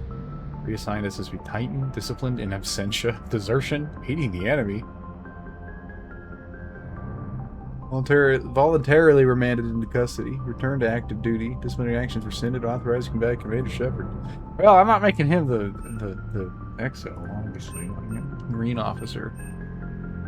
In charge of the ship's marine detachment, including internal security. For ground operations, they act as a second to the ground commander and will assume command if their senior isn't incapacitated. The ground force effort into different teams will usually act as leader of the second squad. More than marine officers subordinate to the XO will. Well, there's no options for that right now. Chief Engineer Lieutenant Adams. He's also a zombie. Engineer, Argencourt, Tokyo, SR1. Mars Engineering Group, SR2. Retrofit. You can't choose that one. Chief Medical Officer, Major Chakwas. Participant, Battle Citadel, it probably has to be a... Well, you know, it's not an Alliance ship. It's a Spectre ship, right? Officer, Lieutenant Cortez. Flight Officer, Lieutenant Moreau. Already read that. Specialist Trainer, 06Y3F4. Graduate with Honors, Oxford University, Alliance R&D, Vancouver, Communications and Strategic Analysis. Gunnery Officer, that's going to be Garrus. Responsible for arming and maintaining the ship's arsenal, batteries, and offensive weaponry. Sophistication, complexity, amount of required. Precise calibrations. You don't say. Vocational codes, Sassari equivalent. History, Doctorate of Archaeology, Science Officer, SSV Normandy. Battle 6 until unrecoverable. Consultant for Prothean Technology, ILOS. Archaeological Conservator. Consultant for Prothean Technology, Mars. Propulsion Engineer? That must be Tally. Power Engineer? I'm not sure about that one. Lieutenant Cortez for the Armory. And Lieutenant Vega. Incident Systems Alliance. Camp Pendleton. Participant Black Blood Pack Raid Fell Prime. Collector Attack Fell Prime. 2 years apart. Temporary leave of absence. Reinstated to active duty. Military Guard Vancouver Naval Base. Shuttle Pilot Cortez. Marine Detachment Minimal. Current strength is only enough to secure the war room. Select lieutenant to recruit additional Marines. Embedded journalist Diane Allers. Diane Allers is award-winning journalist and war correspondent, best known for her work in the Alliance News Network. She was born in Beaconsteen. Fuck that place. You non-crew specialists. Using the resisting combat teams, normally you can call upon other specialists for specific missions. Old friends with trusted associates can be asked to stand by and be ready to join the ground teams if needed. There's nobody here. I think that's for like the equipment manifest, customized vehicles.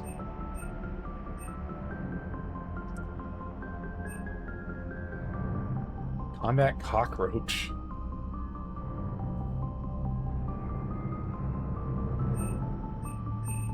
This requisition one from the Alliance store. What Alliance store? Cargo deck, guard dog, K9. You can detect intruders, narcotics, and has been upgraded from the HK Fenris series. The K9 is fitted with the iPuppy 3000 VI. Ship's mascot is what it said. Ship status, alert condition, stand down. In my hands, the ship's at battle stations may enter combat at any time following exit from FTL travel. Armored shutters are positioned over vulnerable weak points. The stealth drive will be engaged and weapon system charged. I don't think any of that. That's all mod shit. It doesn't matter at all.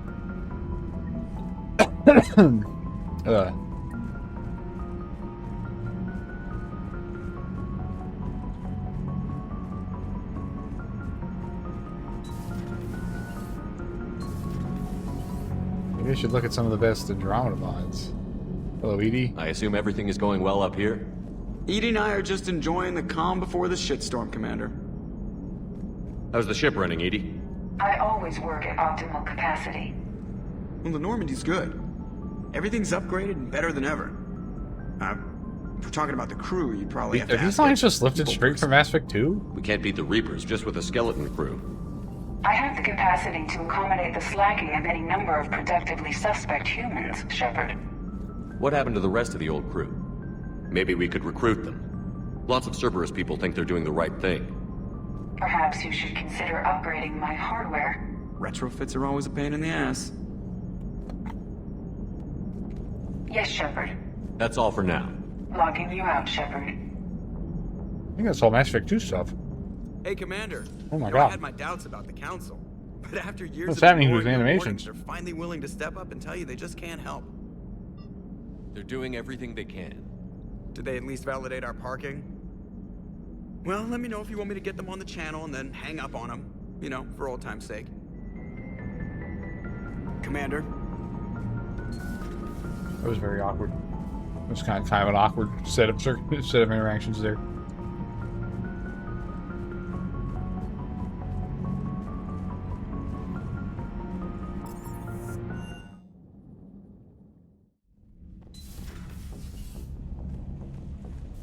I have no fish.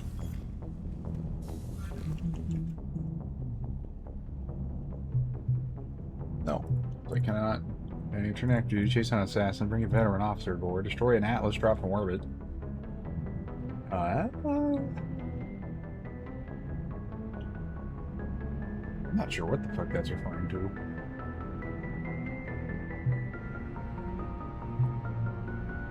Surprise the swarm, sabotage a dreadnought. That's guest shit. Also guest shit. Geth shit. Not sure what that one is either. Extract ancient technology. Beat an old adversary. Warning across the galaxies. Covering enemy's monstrous origin. Stop the search kidnapping. Evacuate the city. Make the final assault. Mission accomplished. Visit a store. Deliver most of the galaxy or assets to the final conflict.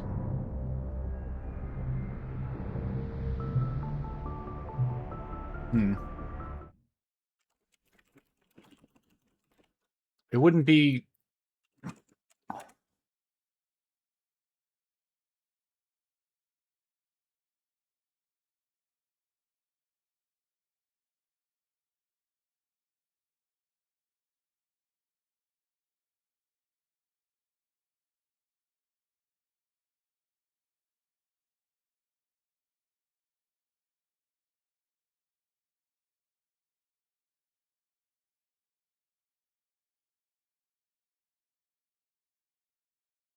Okay. It doesn't... Okay, yeah. There is no multiplayer module. Because in the original Mass Effect 3, your war score actually had a modifier on it based on your performance in multiplayer. And by default, it's set at 50%. You'd only get 50% of what you actually earned unless you went and did a couple multiplayer matches and bumped that up to 100%. Match 10 probes to retrieve people or resources. Let's see. You modify a weapon, form any combination of 50 biotic combos or tech bursts. Yeah, okay. Escape a Reaper. Overload the shield of 100 enemies. Alright, well. I know what I need. I need a tech specialist.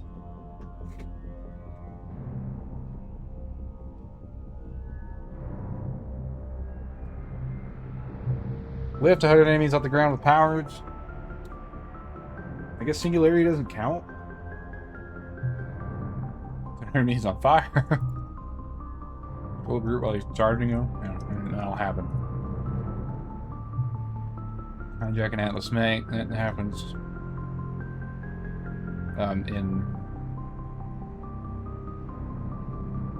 Actually, not sure.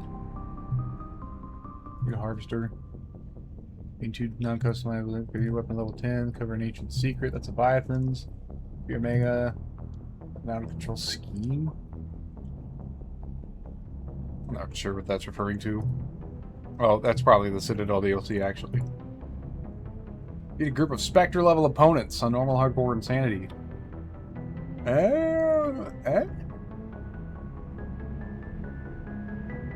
Might also be the Citadel DLC.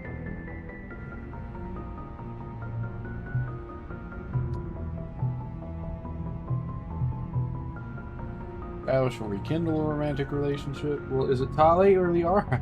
Or we can't. You can't gay Garrus. You can gay up the pilot, the shuttle pilot guy.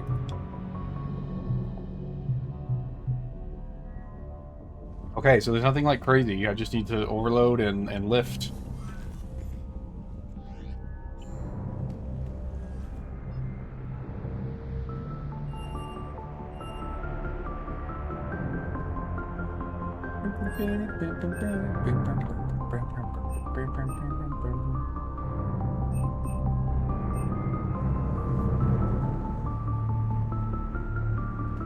What's that do? Oh.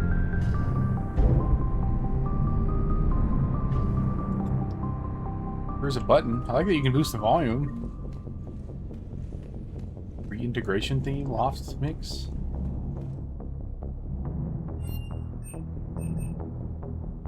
Shout Out Out Out's classic alternative electro album was a favorite dock worker in Vancouver working for the refurbishment, lifting the cabin player. I've heard a lot of them actually, because they are part of the Mass Effect 3 Citadel OST.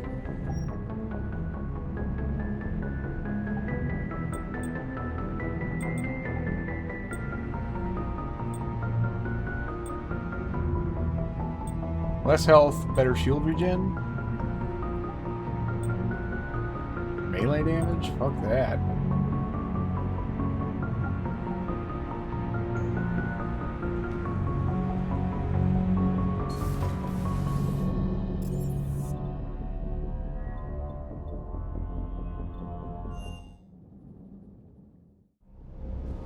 Uh-oh. No. That was odd. Oh, the music plays throughout the whole Normandy, I guess.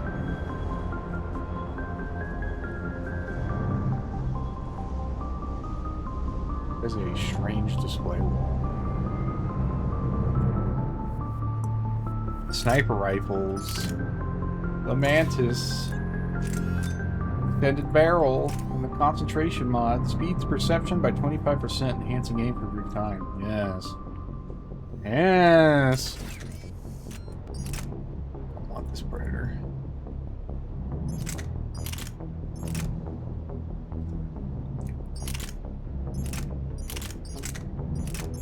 Just heavy. Shotguns are fucking heavy, man.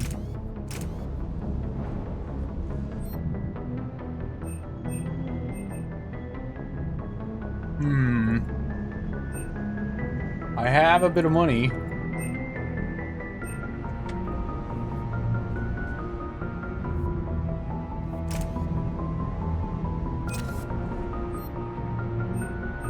Procurement interface, armor locker, we just looked at that.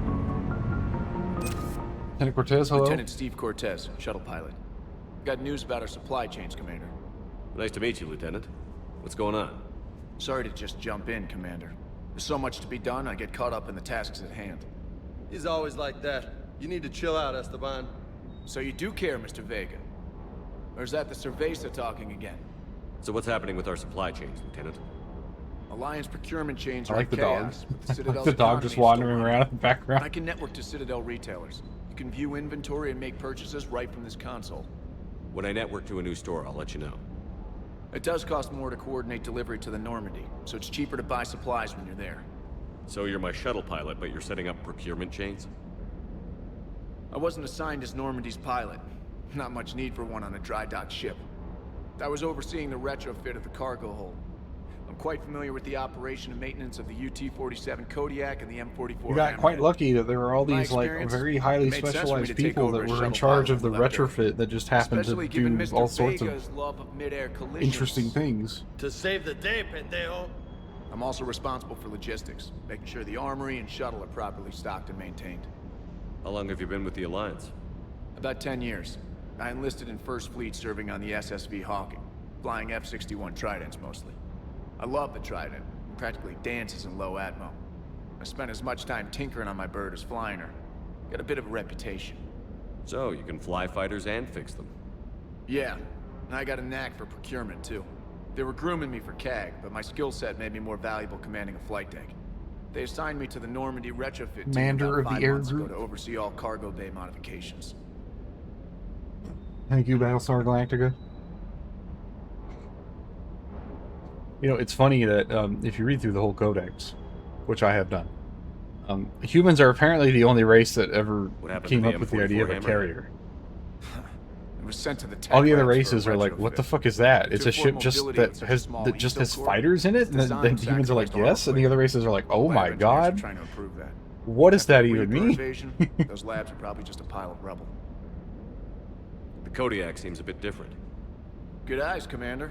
This is the UT-47A Kodiak. It's got an upgraded EZO core and prototype stealth technology based on the Normandy design. For quick drops, I can get you in and out virtually undetected.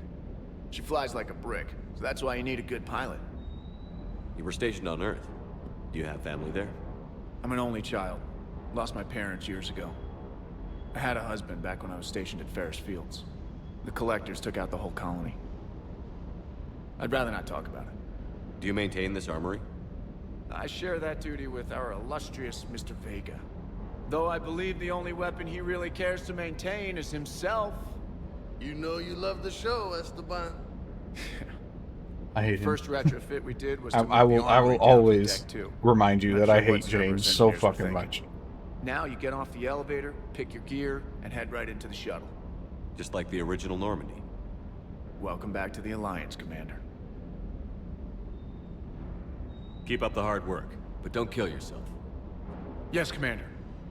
That is an odd thing to say. Because foreshadowing, like, a lot, like yada yada yada yada. At the end of the game, he might kill himself if you haven't talked to him enough.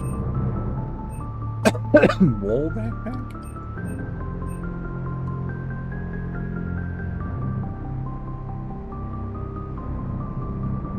Why would I don't know. Maybe it increases my...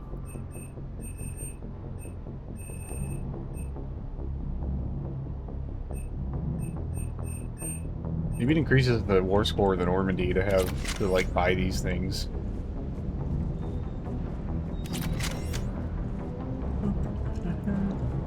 Can you pet the dog? Bad dog. Why is it a bad dog?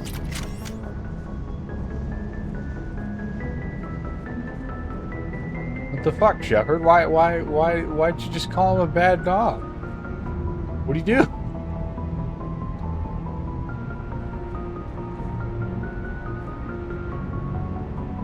Oh, Model Normandy SR1. James. Hey, Shepard. How'd it go with the council? Same as usual. Non-committal. Unhelpful. Bet they still wanted you to help them out, no? Yeah. We're gonna rescue a Turian Primarch from Palaven. Why does Shep like constantly lift and lower his head to keep up with James? Just look at like the bar or something. You down here for a reason? Just came down to talk. Great. Not sure what there is to talk about. You already know my service record. I know you're a punk-ass bitch, is what I know. I don't, actually. I didn't have access to personnel records when we met. Right. Forgot about that. Well...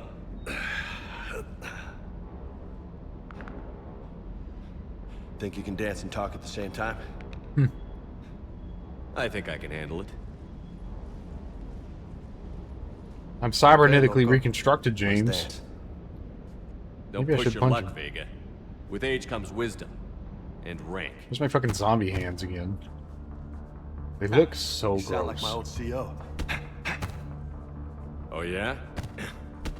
And who was that? Captain Tony. He was a hard-ass son of a bitch, but a good leader. Was? Died. With most of my squad.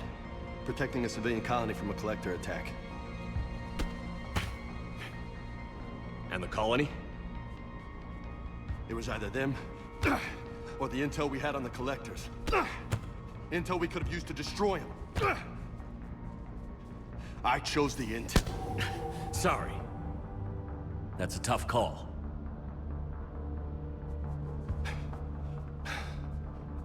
The best part was, we didn't really need the intel in the end. I should have punched him. Because you were out saving the galaxy by taking down the entire collector homeworld. You didn't know. You can't blame yourself, Vega. Who says I'm blaming myself? Just a guess. Does these rough punches? You a shrink too? Nope. But that stunt back on Mars was reckless. You're lucky to be alive. The fucking dog. So? Maybe you don't care if you live or die. Or maybe... Just very serious just willing to do conversation, whatever and the this fuck it fucking takes to dog end this just like makes goddamn one of us war. fall over.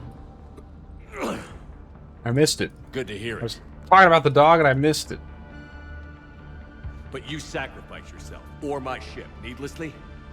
That's unacceptable. Thanks for the pep talk. When's my last? Thanks for the dance, Loco. No nicknames, Lieutenant. Your ship, your rules. When was my last? 10 minutes ago? Look. I mean, most of it's conversation, right? That's probably when we got down here. No, it was when I changed my armor. Okay.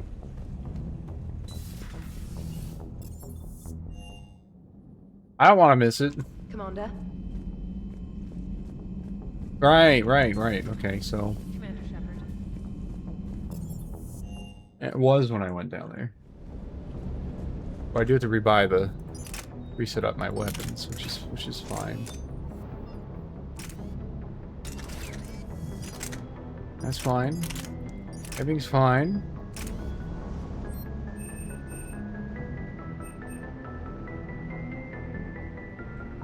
I forget if you can get these like out in the field. Or not. Lieutenant, So even now we can just skip through most of this since we just listened to it all. I'm also responsible. God, there's a lot of it. They assigned me to the North after the Reaper and me. She flies like a brick. The Collectors took out the... Yes, Commander. And now we're good.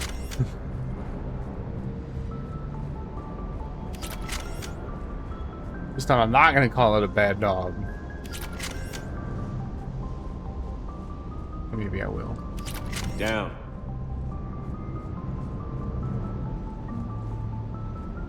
The fucking good boy VI shit. Alright. Same as...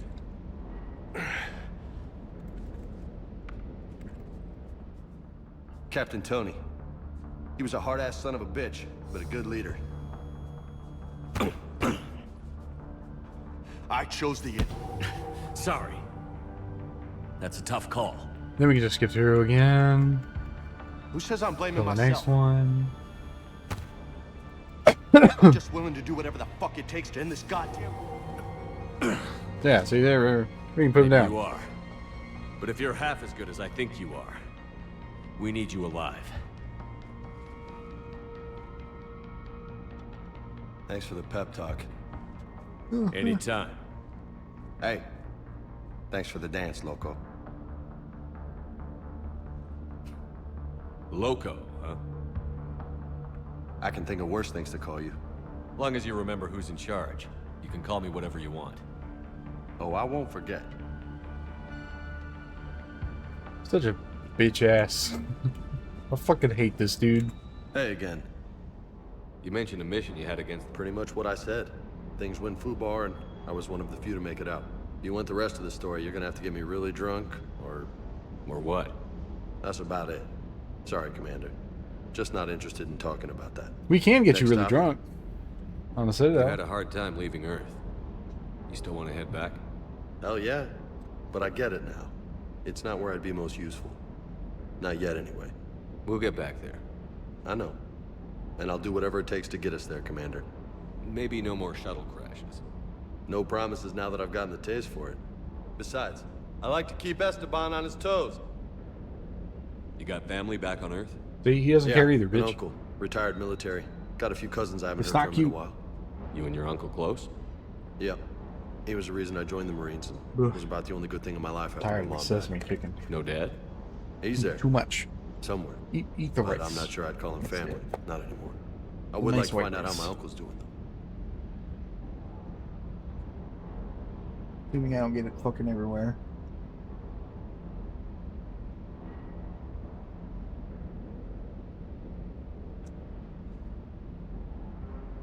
What's with you and the nicknames? It's just my way of remembering people. Some people just don't match their names, you know? So, I just give them a new one. So, I'm a loco, huh? Yeah. I mean, I'm pretty crazy, but the shit you've done makes me look sane. I take it you and Lieutenant Cortez know each other. Yeah, Esteban did a stint on Fel Prime where me and my squad were stationed. I caught up with him on Earth a few months back. He's a good guy. Just don't tell him I said so. It'd go to his head. See, that would be the thing to yell at him. You know, give him a bit of a self-esteem boost. He does objectively need it. Pending events later in this game. That it? I'll talk to you later. You bet. Fuck this dude. What's that? No. That's a Korean ship model. And there's a freighter model back here. All these models hidden down here. I think the Space Hamster is one level up. Just double checking our inventories. Yeah, you do that.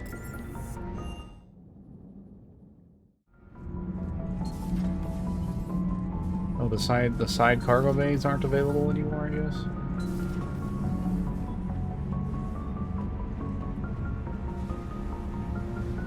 Pretty sure. Turian cruiser.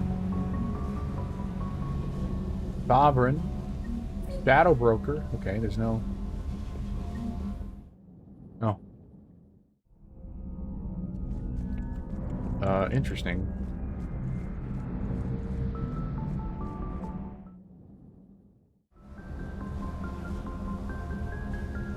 I thought the hamster was down here. I guess not.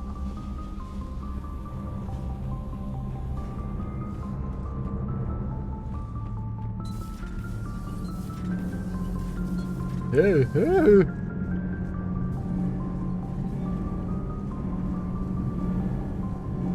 Are those other two idiots supposed to be here too? Commander, welcome back to the Normandy. Or maybe you should be saying that to me. Engineer Adams, what are you doing here? I was put in charge of the drive core retrofits. My experience on the Normandy SR-1 made me an obvious choice. So, what do you think of our SR-2? She's incredible. If there's one nice thing I can say about Cerberus, it's that they know how to build a ship. And about that, Cerberus, I mean, I owe you an apology. How so? Back when you got this ship, Dr. Chakwas contacted me, asking me to help with your mission against the Collector. He looks different. I don't know I why. refused. Nah, Didn't have fucking your rice. back, and I'm sorry for that. I don't know why, but he looks very different. Why didn't you join us? I saw what happened to you when the Normandy went down. I didn't trust that it was really you, and I certainly didn't trust Cerberus. Also, as an officer of the Alliance, I don't just leave my post, you know? Your Alliance first. That's the way it should be. Thank you, Commander. Glad to be aboard. There's Kelly and... Is your family okay? My parents are serving on Viridian Zenith, an Alliance agricultural vessel. Oh, you know what? My sister is a navigator on the You have to Benjamin free Davis. them. That's right. With Happy the to Spectre. report that both vessels are safely under Hackett's command. Does the new Normandy stack up to the old SR-1? Stack up. It blows the old ship away. The Tantalus drive core has been completely overhauled. The SR-2 might be nearly twice the size, but the new drive core is 3 times bigger. This ship can fly. Why did they call it the That said, Panther? Cerberus isn't too high on safety. If pushed past her limits, this core would vent into engineering. Guess it gives my team incentive to keep her well balanced during a firefight. Do your job or get vaporized. Pretty much. I noticed you upgraded the kinetic barriers with cyclonic technology. Should help reduce the draw when under missile fire. Hopefully that means fewer vaporized engineers. The IES stealth system is significantly improved. It can handle a higher blue shift of our emissions. And that means? We should be able to drop out of FTL without triggering every sensor in range. Very handy for stealth reconnaissance. All in all, the Normandy is a marvel of engineering. What do you think of Edie? We had a good talk during the retrofit. A little strange at first, talking shop with an AI. AI? I thought Edie posed as a VI to keep the likes of you from unplugging her. Yeah, but I saw through her. Have you seen her hardware? Processing power is off the charts. And then there were the problems that kept fixing themselves. If I hadn't had her pegged, I would have sworn I was losing it. You never expressed any skepticism, Lieutenant Adams. I figured I'd better play it safe with the Cerberus AI, Edie. No offense. None taken. As long as you keep your fingers out of my cognizance processors. In the beginning, I tried disconnecting her from key processes without giving myself away. Easier said than done. But Joker Like seemed the to trust acknowledgement her, that Edie has and in cameras time, that I is saw just her constantly advantage. listening to everything Even everyone grew says on the like ship at all times. Carry on, Adams. Aye, aye, sir. Which brings up a point. Do you think Edie likes to watch Commander Shepard in the room? In the captain's cabin? Doing whatever he's doing? Okay. Phanex magnetic hydrodynamic weapon. This is from Aspect 2. Aspect 2. Neo's thruster module. What the fuck is this? Fuel capacity? Fuel efficiency? Using metastable metallic hydrogen. Yep. The helium is supposed to fuel that burns at far greater efficiency than liquid H2O2. Navigators can execute numerous small course corrections inherent to along without fear of exhaustion fuel supplies. The ship powered by anti-protons can coast temporarily using the Helios to reach an inferior but highly sustainable speed. Argus planetary scanner. Man, the scan range is improved. An orbital multi-static grid of 100 radar-emitting microsatellites, the android Argus quickly delivers a global digital elevation model at 15 meters per pixel. Resolution. Vastly outclassing Normandy's previous scanner peak performance of 27 meters per pixel. Object Probe Bay. That's from 2. we bought this in 2 as well. Medical Bay upgrade? Uh-huh. That's to heal my scars. Enter the store to view and purchase further shooting range. Improved firearms training. Main scanning period practice rounds allow shooting range to be added onto the cargo deck, avoiding both the cost and space that is normally required. Sure. Now we've got just shooting range, apparently.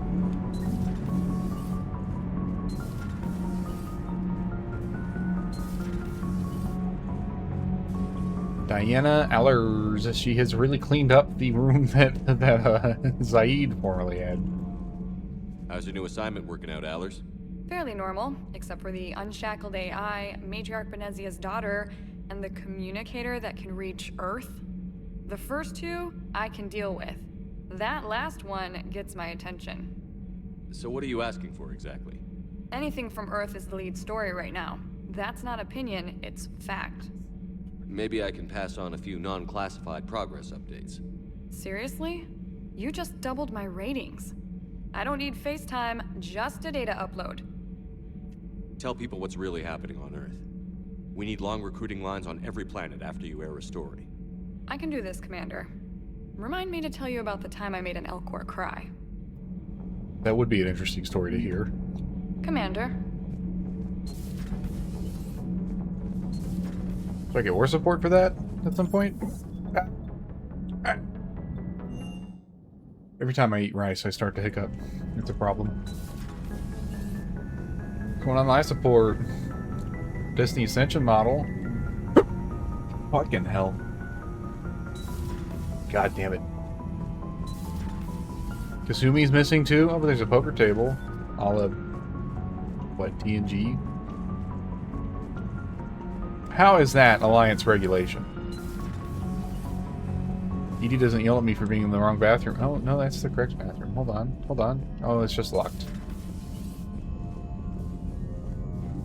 This room is basically the same. Ensign Copeland's extranet history. Many things you will be playing Moorland's famous pawn and broker shop. Yes. For Master Book 1.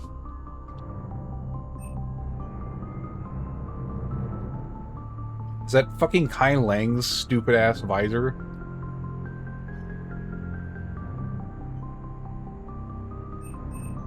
Hijack meat for Mass Effect 2.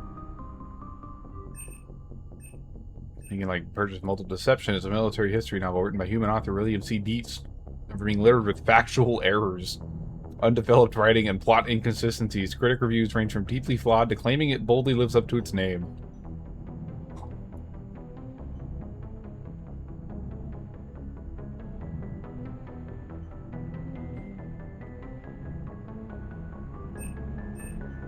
Blim's corporate targets.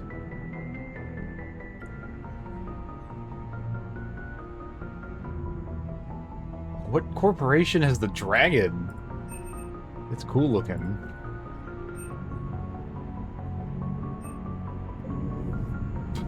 It's fucking okay. I bought it because I want to collect everything in the game, but man, fuck Kai Lang so much. The Revelations novel, the Ascension novel.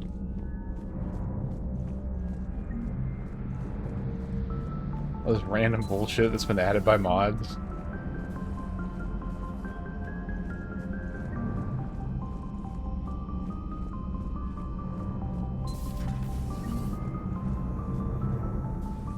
Hello, Dr. Chocolates. Everything okay down here, Doctor? The Alliance team cleaned up and restocked, but it's still my old med bay. Feels like home. Welcome back. Thank you. Let's waste no time. If I may, I'd like to examine you.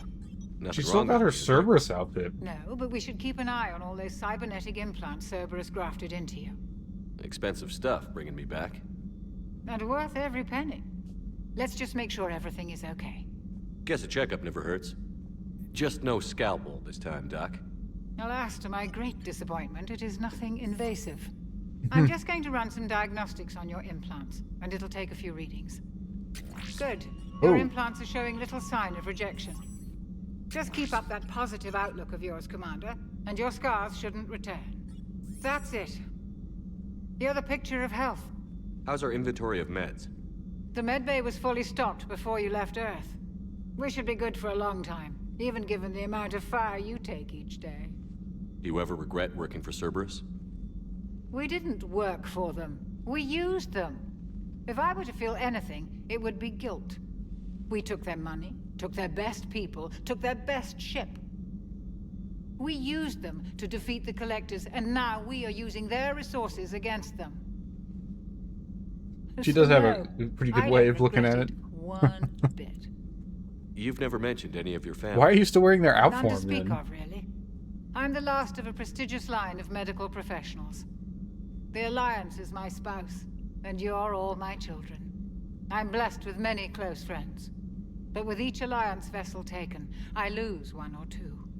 We need to end this war. I'll see you around, Doctor. Take care, Shepard. Thank you. They just don't make them like this anymore, Shepard. Selected ambient work 75 to 82.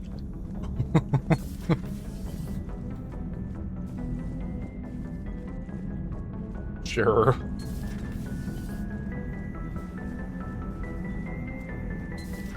This quote-unquote playlist only seems to have the one song from the Aris recruitment mission. Or is this the original Normandy theme? This might be the original Normandy theme.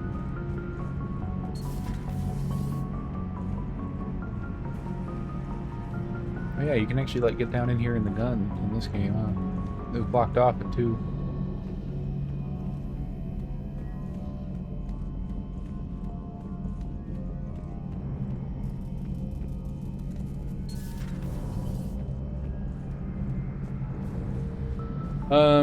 Right, I need to talk to Liara. I, like, skipped that for some reason. Oh, because I checked on the cargo, or the observation rooms. That's right.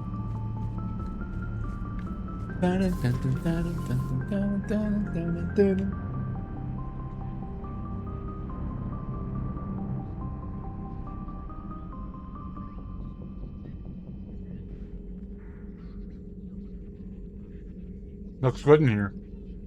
Commander Shepard, it's a pleasure to see you again. You're the drone from the Shadow Broker's ship. Dr. Tassoni now refers to me as Glyph instead of Info Drone, 95% of the time. If you have a moment, I'd like to draw your attention to a terminal in her office. It analyzes information packages. If you find any useful data, I can research upgrades for you. And what should I be looking for?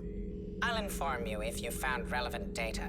When you do, return to this terminal for your choices. Clip is so In the helpful. meantime, Dr. Tassoni would like to speak with you. Have a pleasant day. It also doesn't refer to everyone as Shadowbroker. It was less than ideal. At least the council can't deny the Reapers Oh, exist. it's a picture but of I'm not Ilos. sure how much That's comfort nice. that is while they bicker over which portion of the galaxy to save. Wow. Becoming the big info brokers turned you into a real cynic, Liara. I like it. I'm flattered. I think. Let's see what we got here. Armor mod kit. Baron is persuading his contacts to ship an armor mod kit to the Normandy. Technically illegal in Citadel space, the kit's only shield compared to many can make a one-time modification to Shepard's armor, bringing shield to break, or adding thermal clip compartments. Ooh. Ooh. Ooh.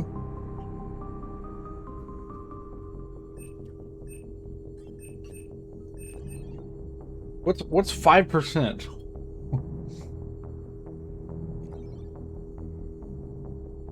For a sniper, it's like one more shot. I'll probably take the shield strength.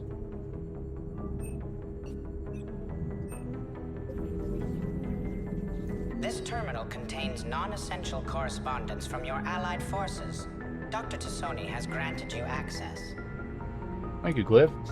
Glyph trying to clean up these old notes, perhaps reading them will lead to something useful for Prothean device. University of Ceres agreed to sponsor me at the Prothean Dig on 3-Trop. Professor Hennel is heading the expedition herself. Maybe I can even ask her for her opinion on my thesis outline. Thesis on Prothean first contact protocols. I believe Dr. Jashan was right to suggest that the Prothean artifacts being Earth are for the third age, not the fourth.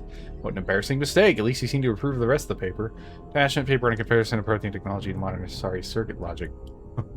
Foreshadowing. Even this far back, there was foreshadowing in the game. 2023, I'm going on the Therum expedition. Never thought I'd gain permission to visit the Prothean ruins there, but the University of Ceres must secure the funding, not a pact. Goddess, this human shepherd, is the key to comprehending the Protheans on an instinctual subconscious level. If only I could have been there when the commander touched the beacon on Eden Prime. Try to learn more about this cipher on board the Normandy. The involvement of the Reapers is troubling, to say the least. Paper on the end of the Prothean Empire with correction notes. 2085. I viewed the old Shadowbroker's footage of the Collectors. It's chilling to know if they were Prothean tusks. At least nothing sentient could possibly remain after what the Reapers did to them. Made contact with Tazik yesterday. The look on his face was priceless. He's not happy. Who put me in charge of scouting the terminus systems? He's doing a good job of keeping us alive. I've seen so many pirates and mercs on edge. The black market's unreliable. It's getting harder to make contact with suppliers. He likes what people to rely on. It is the source of the device's materials for long if it gets things worse. Some of the other operatives think we should cut our losses now, but I just keep asking them, when did the odds ever stop the broker? But yeah, so we finally got our little friend Droney to stop saying shadow and broker out loud in the same sentence to anyone in sight. Droney. Hi, Liara. Looks like you brought more than just that drone from your ship. A few things were necessary. I'd be a very silent shadow broker without data feeds. So you have access to your resources? What I can get. We'll need it to research this Prothean device. Until we understand precisely what it does, it's far too dangerous to use. Yeah, that does not stop you at the end of the game. Did the Protheans actually complete this weapon? You mean, will it work? They wouldn't have poured their last resources into this device if they thought otherwise. But we really need to find out just what kind of weapon they left us. It'd be nice to know we're not kids playing around with a loaded gun. Absolutely. The damage it could cause if it backfired is unthinkable. This will be difficult even for us. If something happens on a mission, if either one of us are hurt. Shepard, there's something I need to ask before we go any further. I know you and Tali grew close. Is that in the past? Should I forget there was anything between us? Fuck it, I don't know. I guess Liara. I don't know. Damn, Liara, why you gotta be so upfront? I don't want to think about this yet.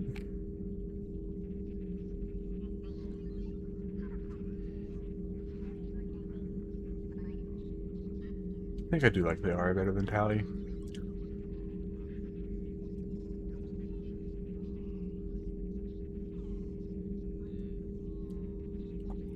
I didn't forget you, Liara. I want to make us work. Let's make Liara work. Good. I was getting worried. There were a lot of reasons I was happy to see you on Mars. I'd like that list, but later. There's so much left to do. I'm working with Edie. Hopefully we can discover what the Protheans left for us. But I'm looking forward to talking about something other than business. Maybe later. The bedroom tone. Hello again, Shepard. How much do you know about this Prothean artifact? Very little.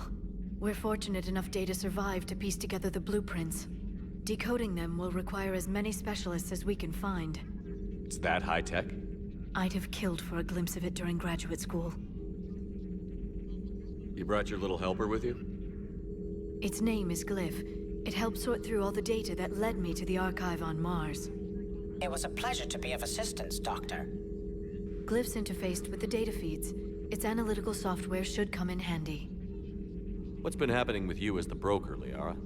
It's been exciting. The old broker's ship? Impressive, but it was never meant to be space-worthy. Which meant the elusive man eventually tracked me down on Hagalaz. What happened? I knew he was coming. Farron and I loaded as much of the ship's specialized hardware onto a shuttle as we could. Then they blew it up. We got away from Cerberus' ships after arranging an appropriate distraction. What kind of distraction? Sending the broker's ship exploding into a Cerberus cruiser. I don't think the elusive man expected me to give up my resources in such a spectacular fashion. Can you still operate as the broker without the ship?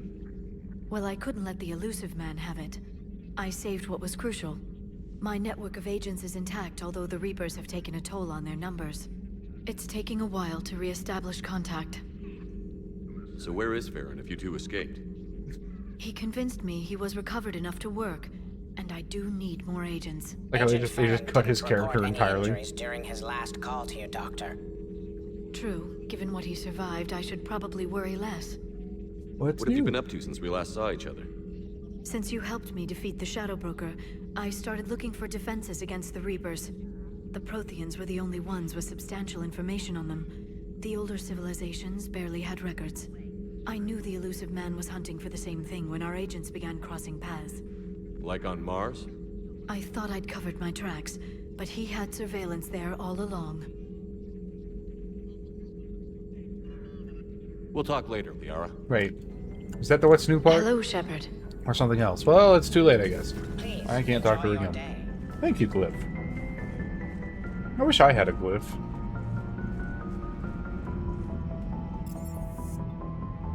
I guess it's time to go. Unless I go back to the war room. Commander Shepard.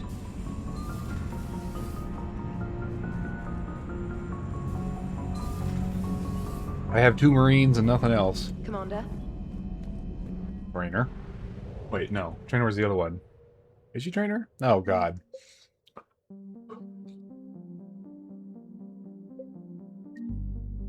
There's so many systems. Oh, God. There's so many.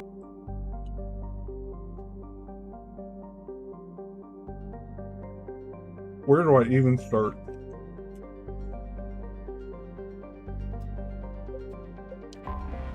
You know what? We start at the Citadel. I should have access to the Presidium now. More is equipped with new and improved scanning pulse that can detect objects in entrance. Use system cover war assets, artifacts, intel, and fuel. Beware, however, each time a pulse is used.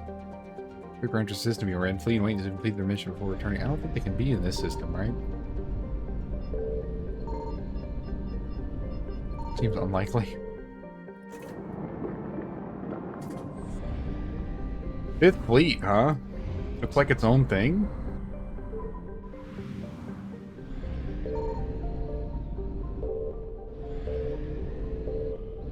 Battle group? Led by an Evers-class dreadnought, one of the strongest battle groups of the 5th Fleet provides security and policing to the Widow Relay. All ships and crew in this battle group have been drilled to a 5-minute warning. Frigates with QEC transmitters patrol near the relay itself, acting as an early warning network for the rest of the ships in case of a Reaper attack. Battle group also conducts customs security checks on Crucible-bound vessels. A few members of the security attachment actually know what the project entails. Huh. Do I want to requisition equipment from the Alliance? Sure.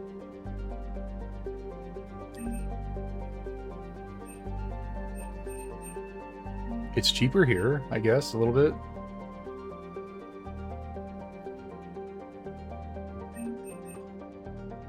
Mole backpack. Shields 10%, ammo capacity, encumbered speed penalty, max grenades.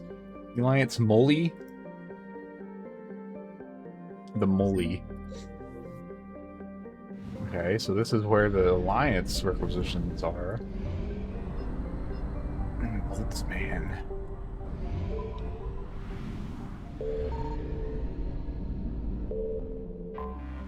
Feynman. Major methane gas giant. Feynman is Larus and colonist of Beckenstein. Then it's smooth. So 2400 head development through worms. I think this is the exact same description as it is in 2.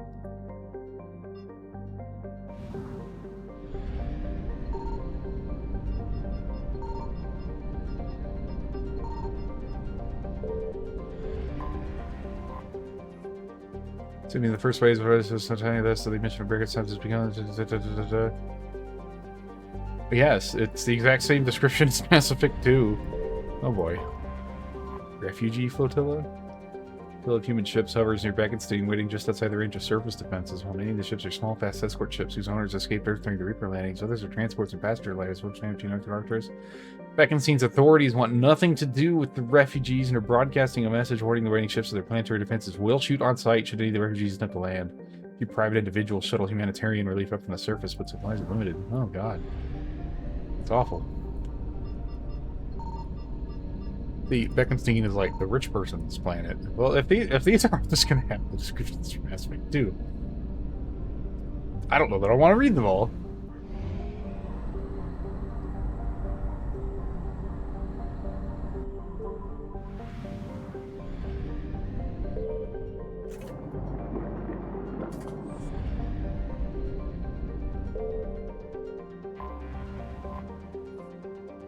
Supposedly constructed by legacy Parthians, that's not true. Also, Deep Space says, We are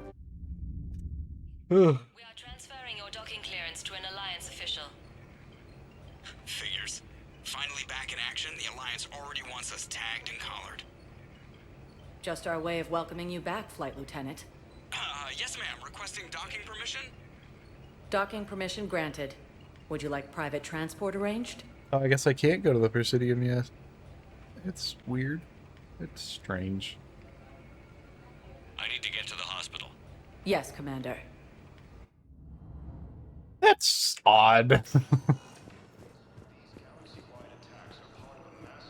We were deployed to Tiptree. It's a small human colony. We were supposed to help with evac. The enemy was landing. Just scouts, the Turian things, a few of the big ones. We were spread over half the continent, getting colonists to shuttles, wiping out husks. It sounds like you were doing good work. Could I have a gun? I'd feel a lot better. Just tell me what happened at Tiptree.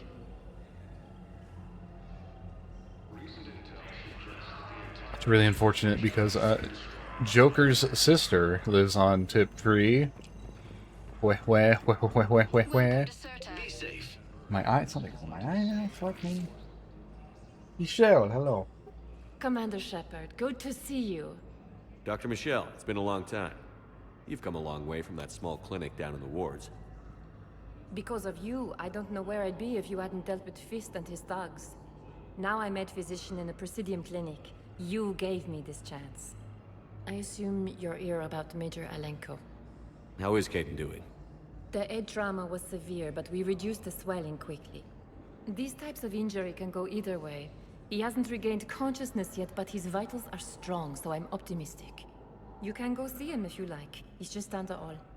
This war may leave a lot of injured people homeless. Can the Citadel clinics care for them all? We're fine now, but I'm worried. Can they care for Every me? hospital on the Citadel is preparing for the I'm a worst. skeleton. I hear the docks are tightly controlled, but we just can't leave people floating out there forever. How are your medical supplies holding up? Like, We're well in the character stocked creator now, didn't but look I that can't bad, say I'm but not worried about out the in the actual future. game, man, I I'm am just, afraid I I'll am have a to speak ghoul. with C-Sec about securing our supplies. I look like I Desperate was brought people back can from the do dead. desperate things. With a center of this size, you must have a lot of direct reports. We've got 12 full-time doctors and over 50 support staff. It can be overwhelming, quite different from my days in the wards. Oh, so it's actually not that Keep big. up the good work, Doctor. You too, Commander.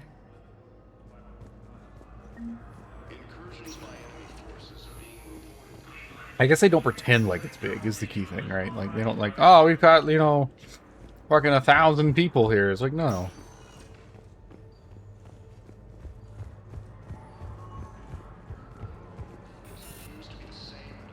What? Who the fuck are they?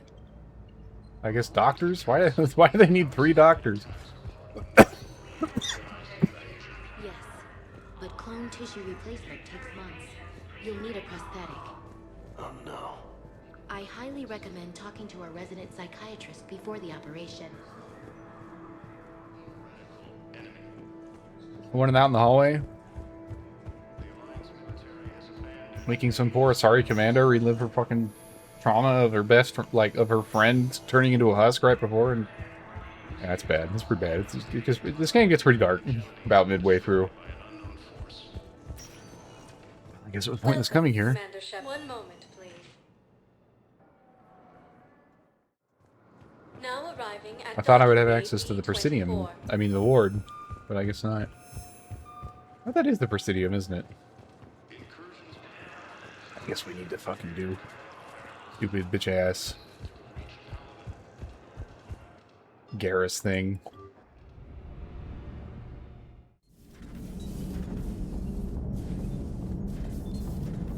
What is that supposed to be?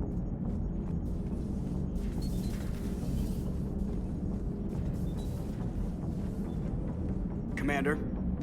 Yes, Shepard. That's all for now. Logging you out. Truly. I have a whole galaxy to explore. Commander, you've got a new message at your private terminal. Oh, fucking course I do. Thanks. Commander? No, I don't. Oh, that's right. I never read them all. Hope you'd like it to the room. Come back. Is there anything else you'd like to do with it? Forgot to ask what happened to the protein data that's collecting it back on the SR1. They could be useful working on the protein device. I don't fucking know. God. So long ago. Lieutenant Cortez, delivery marked personal. Lieutenant Cortez, man, while we're docked to the Citadel, we received a large case marked for your personal attention. I scanned it. It looks like it contains a lot of high-end weaponry. ED reassures me you stored by members of your former crew, but I still need your authorization, even if you want to allow it on board and move over the armory. Okay. Stuff upgrade. Dear Commander Shepard, some of the data you found allows me to research an upgrade for you. Simply access the terminal. La la la. That's what we did. ED, welcome back.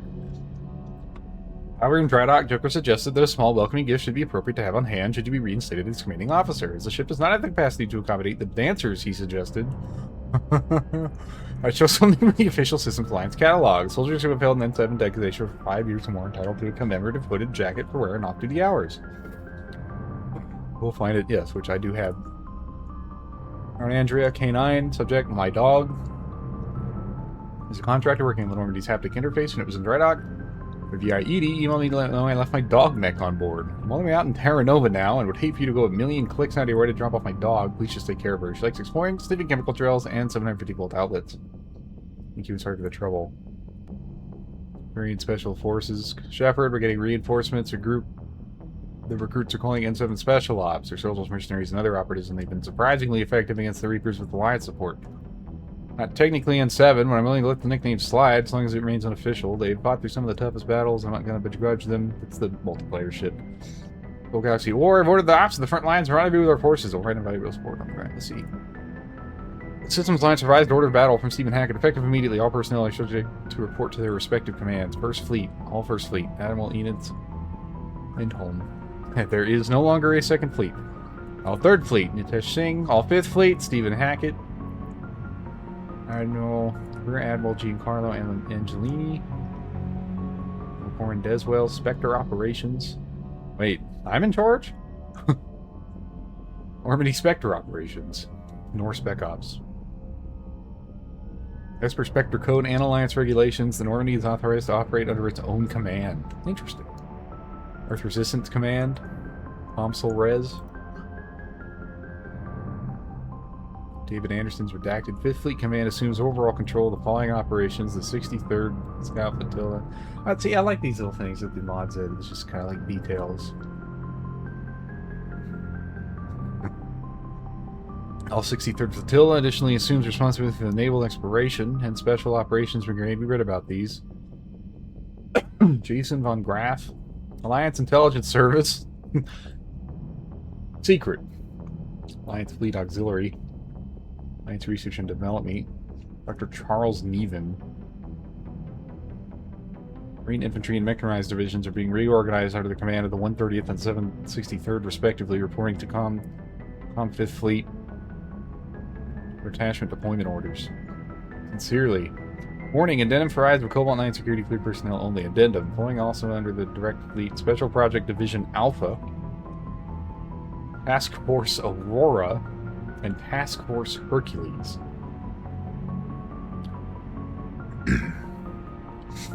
Alliance Command Special Operations. Commander Shepard, Alliance Stretch Thin. We need your specific talents for a series of ops. These missions will open doors for Alliance at places we can't touch through conventional means. After your missions are completed, we can send in Alliance Marines to hold the objectives.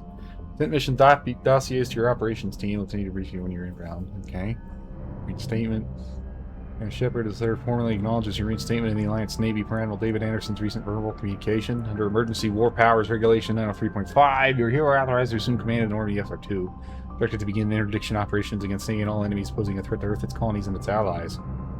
Furthermore, you're granted diplomatic authority to establish treaties with non-human races as required to support your mission. Priority mission, Eden Prime.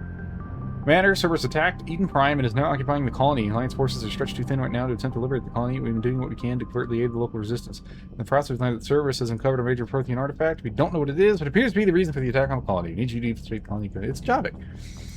IS Intelligence Database. Oh, dear God, there's so many. Commander, per your reinstatement and hacking instructions, you've been granted access to the Alliance Intelligence Services Database. Database frequently updated with reports on major battles, conflicts, and other useful intelligence items. You've been cleared up to security level Cobalt 9. I like that it's blue. Cobalt is blue. Documents are for your eyes only, and access is encrypted into your personal ID. You will find the information in your personal codex. Okay. ANN News Alert. ANN Alert. New article on Quarian Fleet. Citadel. Where is the Quarian Fleet? Yes, intelligence shows the Reapers are taking system after system at feverish pace. Members of all races are fleeing their stations, colonies, and in some cases their homeworlds. This kind of forced exodus might seem especially familiar to nomadic Quarians who are pushed up their home of their world by the synthetic death, but it's a galaxy that they want to keep it. No point. View the Empire. Nice fleet operators. Flash, flash, flash. It's a galaxy-wide alert for all human territories. Fleet Admiral Hackett has declared threat condition Saber 1. Enemy presence confirmed in Sol System, Earth under Reaper attack. Alliance military personnel are directed to evacuate Sol System at first available opportunity. Do not attempt Earth approach. Heavy enemy resistance reported. Repeat, do not attempt Earth approach. Further instructions to follow encoded channel Crimson Tacit. Fucking operation names are so stupid sometimes. Crimson Tacit. Earth-based Alliance personnel unable to evacuate are directed to commence any and all necessary countermeasures. All remaining Alliance personnel outside the Sol Theater directed to muster at pre-appointed staging areas and commence offensive combat operations first available opportunity. Further instruction, independent action is authorized. Shit is so bad, you can just do whatever the fuck you want. Commander? So, apparently my own personal codex is in the journal? Is it in the secondary? There it is. Intel Boltonson. The Emergency War Powers Act. Fleet Admiral Stephen Hackett is assumed command as Supreme Commander of Alliance military forces. After destruction of the Systems Alliance Parliament at Arcturus Station. Order of battle has been updated. For required to proceed to the nearest designated rally point. What the fuck is Tatris? Evacuations for these. Oh, that's probably. Successful recovery of civilians was negligible. Our ships provided supply drops and munitions and long-range communications in order to coordinate and expedite ground-side resistance. Further reports by SIGINT and Human. Signals intelligence. Human intelligence. Let's indicate Reaper presence throughout the Terminus systems and it can traverse systems, Alliance, Cal space. Army targets, military infrastructure. Alpha roster fortified fuel depots follows. Oh. So this probably actually is helpful to read for the game because the Reapers can destroy the fuel depots now, I guess, with the mods. And these are probably ones that will always be available. A infantry space in order to qualify for an A ranking must have completed. Oh, okay, I see. B, infantry general. C, infantry bionic. D, ordnance disposal, damage control, finance, human industry. H, medical officer only. Fleet command, medical, support, xenology. That's where I would work. Maybe not. Xenobiology, probably. Support, naval, cooks, not actually, yeah, naval engineering, and special forces. Naval operations tech, PQ, naval rated pilot, naval air wing, surveillance operative, sniper. That's what I want. Defunct? No longer used by Alliance Force since the establishment of the S operative program. Well, what's S? I kind of skipped over it. Surveillance. That's stupid. You can be a sniper without being surveillance. The Reaper War, the fall of Urch, the fall of Karshan. There was something in there about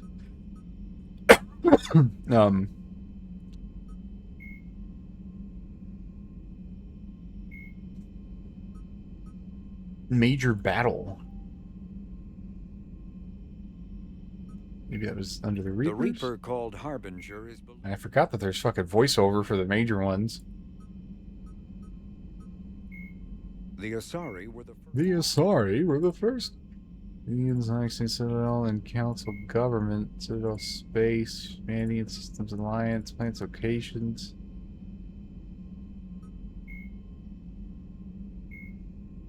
I wanted to read that entry. Reapers took Earth in a matter of hours. I just have no fucking idea what what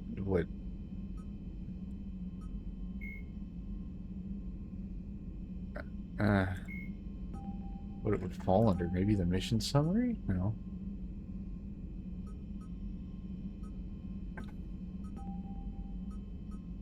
Who's the Human Systems Alliance, Citadel. When humanity won. I don't think so. I don't know where the fuck it was. I kind of wanted to read it. That's something about major defeat.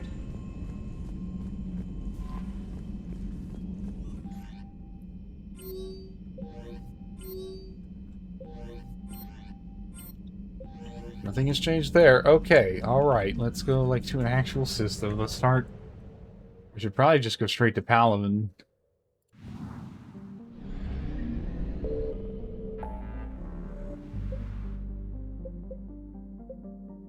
I think that's a sorry.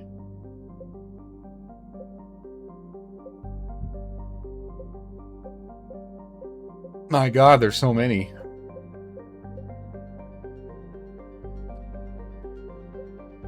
We'll start with Artemis Tau.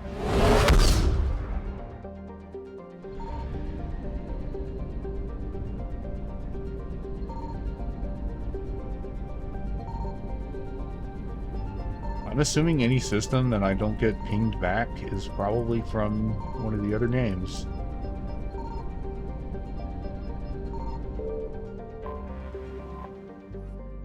Like the Hannah Homeworld.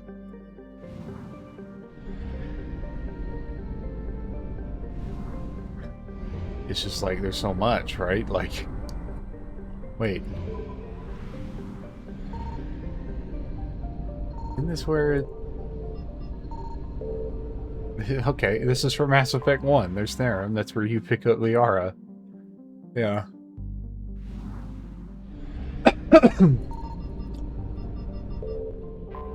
I guess I will at least visit the orbit of everything that I can find.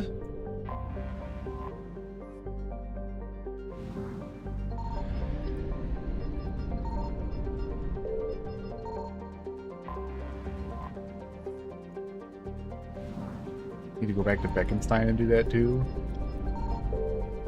Just to make sure there isn't something that like pops up. But like we've read these, you know? Like it's just pulled out of Mass Effect 1.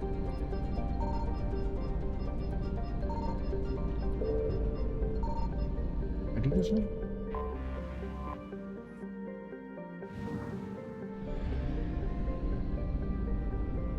I could pull up a list on my other monitor of like Mass Effect 3 systems.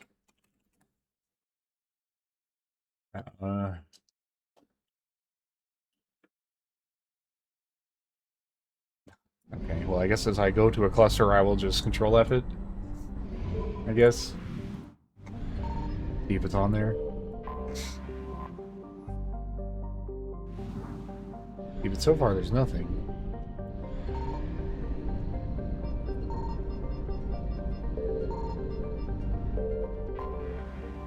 So it's a question of why even have them if there's no point to them.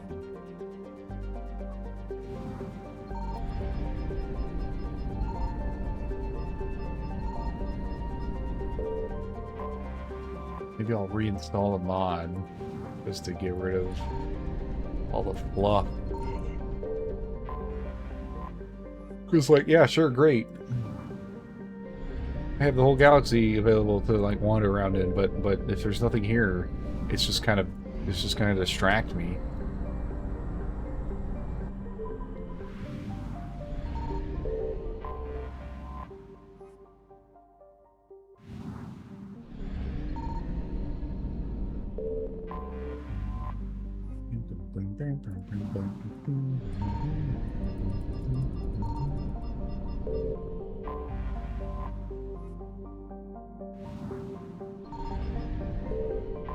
Yeah, so far nothing.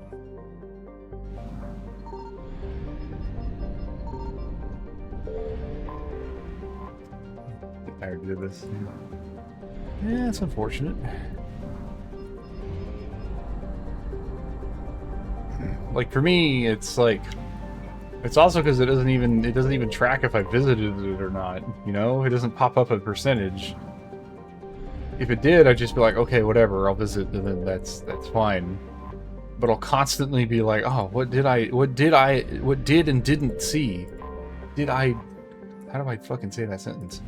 What did I do and not, or what did I see and not see? I'm having a brain aneurysm right now.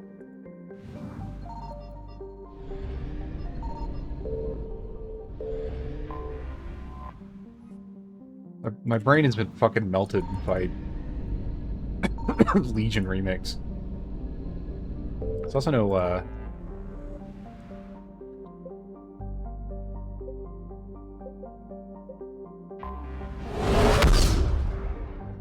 no fuel depot. Commander, battles were fought here. I found we might be something. able to learn something.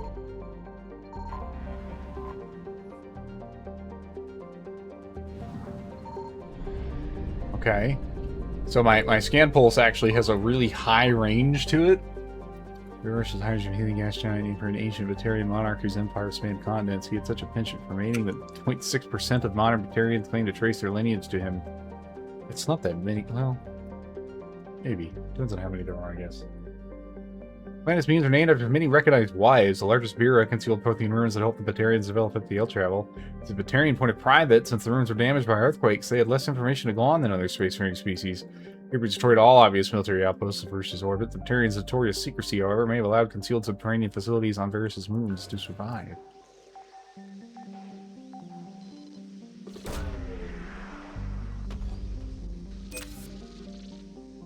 What I get?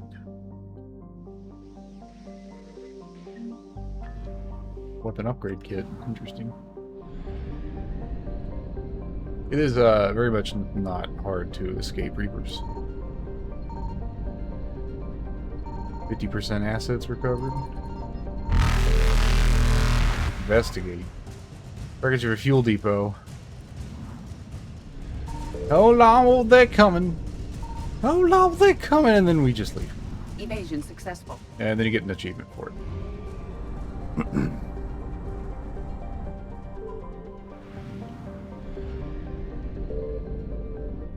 Oh, there's something right there.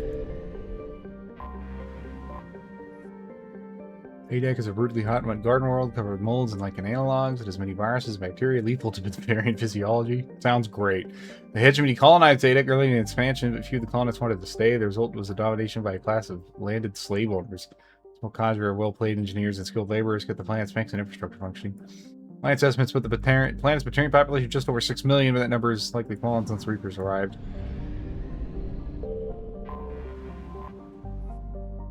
Close as a rock planet, almost no atmosphere to speak of. Consequently, the planet retains fairly little heat, considering how close it orbits to an energetic star. Relatively mild temperature made close attractive for robo mining with an emphasis on platinum. The planet also has an abundance of sodium oxide used in the manufacture of lye, but profit margins on that compound are thin by comparison. Reapers have destroyed the orbital station surrounding Close and cut the strands of space elevators that earlier generations of Batarians used to transport goods to orbit. See, this is like actual Mass Effect 3 stuff, so it'll have Mass Effect 3 rewards. I'll still scan every system, but according to Batarian propaganda, the Batarian population exceeds the Council races. The Batarian military is the most powerful, and the Batarians' unlivable hothouse planets are the hottest and most livable.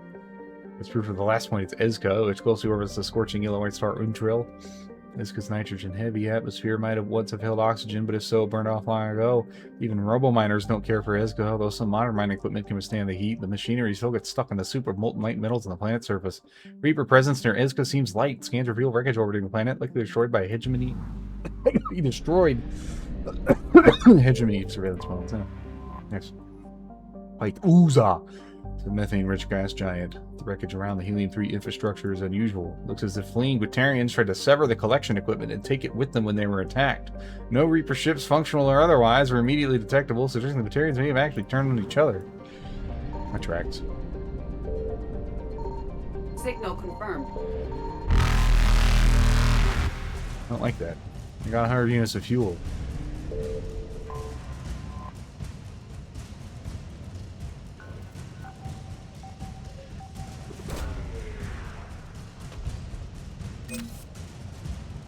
Just straight up money. Reapers eluded. I just got straight up money. 4 things was 66%, so there's only 6 things.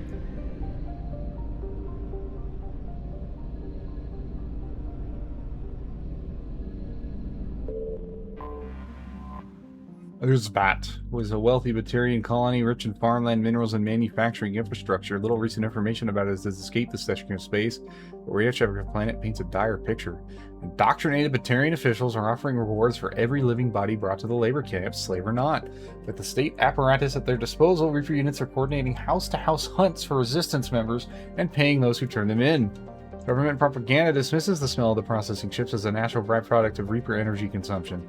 Columns of dust from annihilated cities tell the story of those who disobeyed. Why are the Reapers even like bought? Why not just kill them all anyway? Asimir is a hydrogen-helium gas giant whose gravitational pull perturbs the orbit of 2 nearby asteroid fields, adding momentum so that the asteroids shatter during collisions rather than accrete into planets. The reef from a great battle can be seen here. Batarian naval ships, merchant ships, and a few Reaper destroyers have been pounded into wreckage. Here's the Batarian Navy tried to defend the Helium-3 refueling stations, giving civilian ships time to escape. So the Batarians actually killed a few destroyers. That's actually kind of fucking impressive. Like, our rock planet Vanna is covered in prodigious amounts of dry ice, leaving only thin traces of gas. Radiant deposit drew Batarian miners to Vanna long ago, and then that was exhausted. They moved on to Earth magnesium. The Reapers have exterminated the colony here, punching holes in the dome cities and leaving its occupants to asphyxiate. Well, I wouldn't call that a guaranteed. We're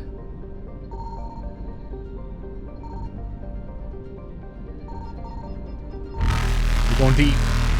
I found something. Well, there may not be anything here, but there is in fact some wreckage for 150 fuel. Which was all that was here. Faster than light jump successful. You'd think the Reapers would be like, they're touring the system. Just head to the next one. Ramlant is a small rock planet with a thin atmosphere of hydrogen and ethane. During the rest to exploit Kamala for Ezo and other minerals.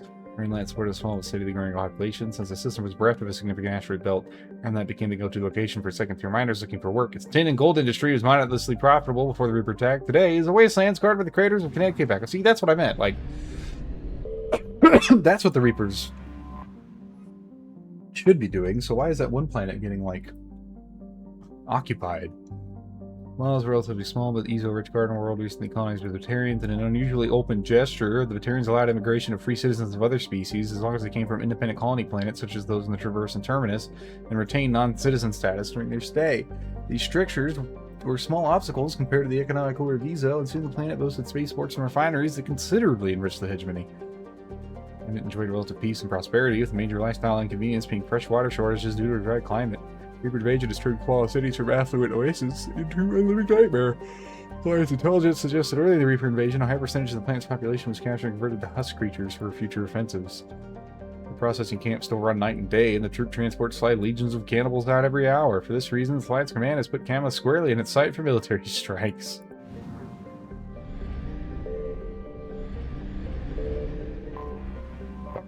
Colus. A large rock planet wreathed in a haze of carbon dioxide and xenon. It was discovered by Batarian astronomers during last century, first visited in the 2050s by hegemony survey teams. Alright, colonists live in narrow set habitats with expressive cloud layers and carbon dioxide. No attacks can be detected now. It's like the Reaper eliminated them when the colonists emerged into the scorching atmosphere in an attempt to hide where they probably died. Heba. Hydrogen gas giant Heba is an unstable orbit which over time has led to clearing the space around it of vast trades of planetary material. Both its rings are thick and quite visible. What the fuck is this? Caver Station. Alliance intelligence reports that there was once a sizable military space station trailing Heba that was tasked with arming and refueling ships to repel pirates, slave revolts, and foreign invasion. The Reapers wasted little time in destroying it. Yes, probably has. Signal confirmed. I guess not. Just this one.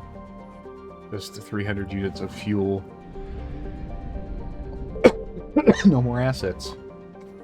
Maclan is the outermost planet of the Indra system, a ball of rock and ice with methane argon atmosphere. Like Heba, it has an unstable orbit, but where Heba is believed to have formed closer to the star and gradually move outward, Maclan is believed to have formed further from Indra and moved inward. Or in the future, Maclan may become a satellite of its gas giant neighbor.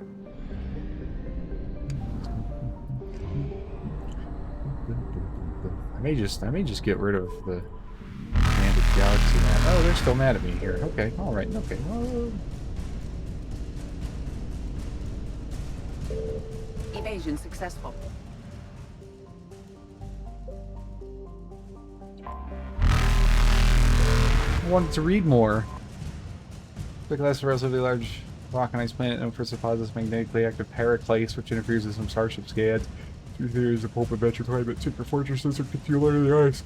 Reaper adventure reports reason replace the planet Blarge is like the only insight that organics will ever have into the Reaper's literary take. What the fuck? Reapers eluded. We do that, and then do this, and it resets, and we can come to this world. Roosh is a hydrogen healing gas giant incarnation material. Monarchs Empire span. Oh, we already read this one. What about this one? Esda was explored in the beginnings of the Batarian space age and mined for its unusual occurrences of uranium, which was rare in Karshan. Whether this planet has been completely mined out is unclear. Accurate data on the planet was lost to a power struggle within the Batarian government. Cybertech is further worsened the information flow. No uranium, really. Interesting.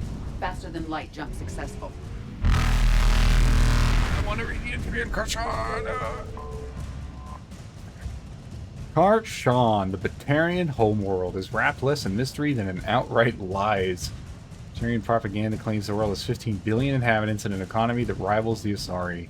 Although the legal slave trade does boost the Batarians' profit somewhat, Citadel stations have left a paper tiger of an empire, one that fights rivals through deniable terrorist actions rather than the wars of its heyday centuries ago. Reapers will likely be the death blow to that empire. Almost no information has escaped Karshan since Reapers destroyed the Konbuis, but Batarian refugees say that resistance has created a bond among the commoners. If the new government can rise from the ashes, that bond may sustain a new Batarian society. I don't think so, man. Evasion successful. Batarians aren't big on the whole cooperative thing. Tiny rock and ice planet that is now missing much of its ice. Island was part of a grand project by a hegemony dictator known as Grebosht the Mad. His aim was to drop enormous chunks of Elam's ice on the surfaces of otherwise uninhabitable desert planets in the hopes of creating sustainable lakes and seas.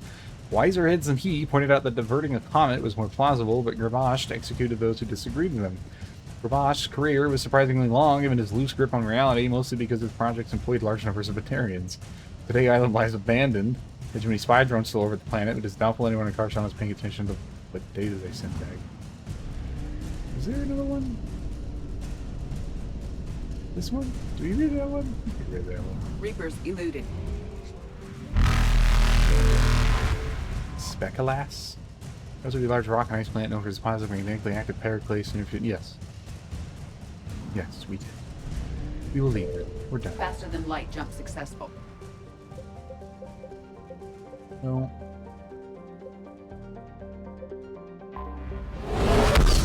If a bunch of these are just going to be shit from Mass Effect 1 and 2, I don't... Like, I thought there would be stuff in them, you know? I'm gonna get rid of that mod. I think it's...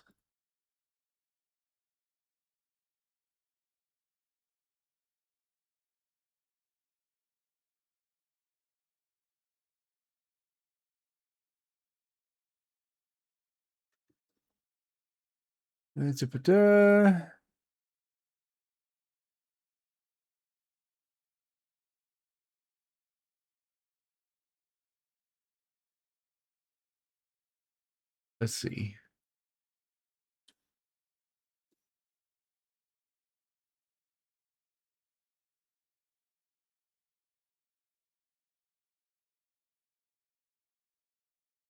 Can I...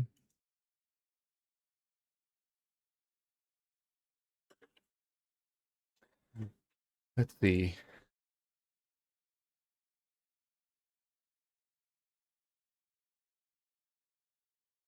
The full entire Mass Effect Galaxy map.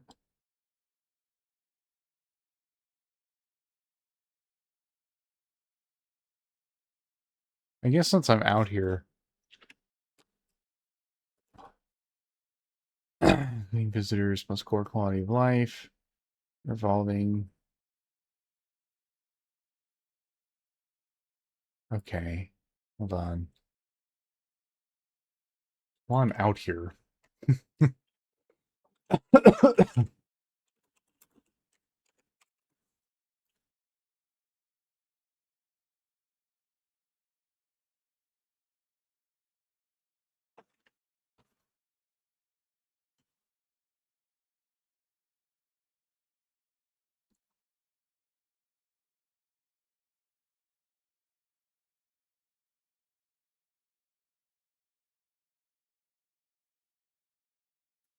Since I closed the game, I'm just gonna get my my dream fix mod anyway. Oh my god, I hit the fucking wrong freaking goddamn. You've already signed in. Thank you. Then why are you saying I'm not? What the fuck?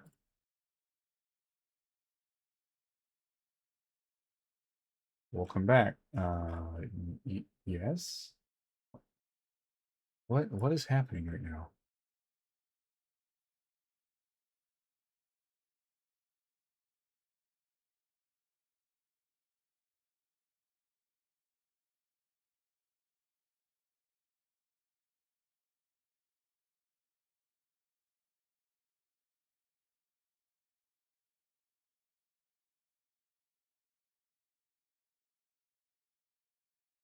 Why is this broken? If I go here and then click, there we go. There, okay, all right. That was interesting.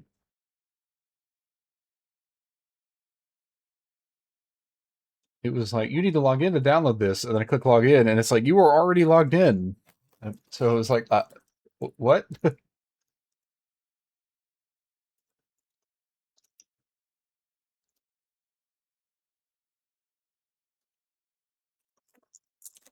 Don't worry, I'm downloading another mod.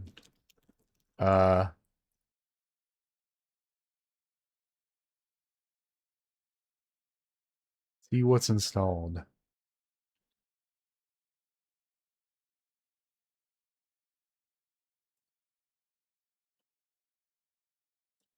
That's fine.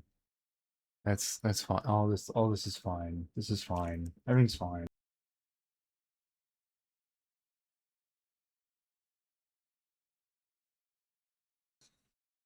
I guess stuff happens later on with the big ass map.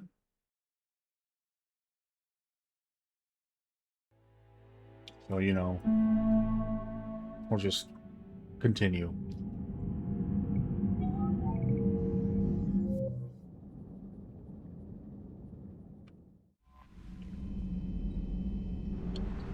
We'll just do that. The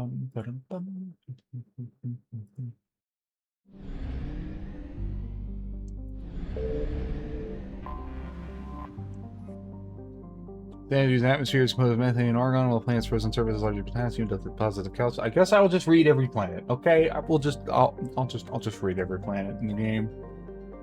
All 3 games, right? It's The penultimate collection of Mass Effect knowledge. Location of the deep cold of the outer system and the lack of any resources is little to recommend it. I'm gonna Google a question real quick, actually. Does ME3 Codex have every entry?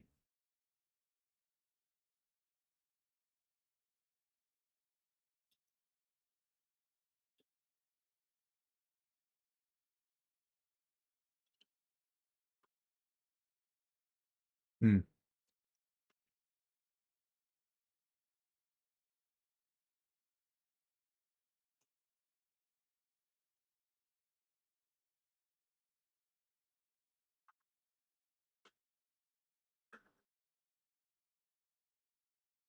Okay, but okay, so trivia maybe? Woo.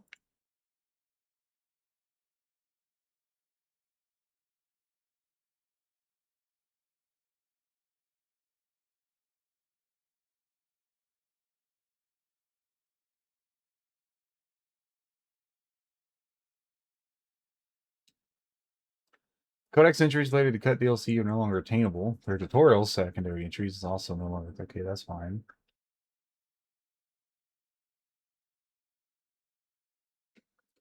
Yeah, see, these are just for Mass Effect 1.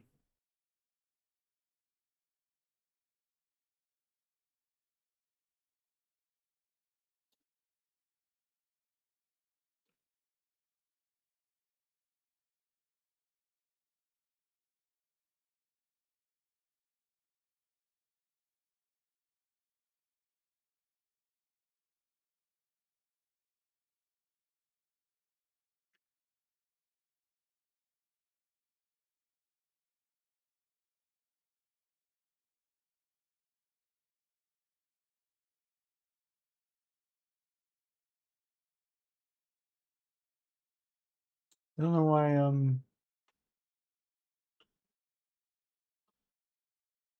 complete codex as well as against is, interesting.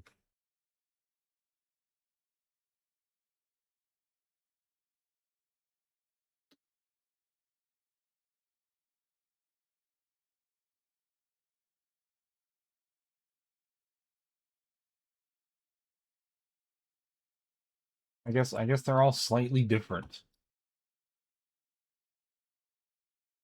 Just slightly. I don't know. Fuck it. I was like, oh well, you know, maybe I can just read every. I guess I'll have to open every game and read every entry. Fuck me. That's for me. That's not stream. That's something that I would do. Nirvana is a trace atmosphere of xenon and krypton. The surface is a mix of water, ice, and iron oxides with cryvolcanic plumes of potassium concentrated around the equatorial ridge. Nirvana has little of commercial or scientific interest, though a few geological research stations were constructed in the early 2160s, all have been shut down for years. The Alliance maintained an automated ice cracking station which stockpiled a large amount of deuterium fuel for use by the fleet. This is accommodated in preparations for the war. Now Nirvana is completely silent. I don't think there's any...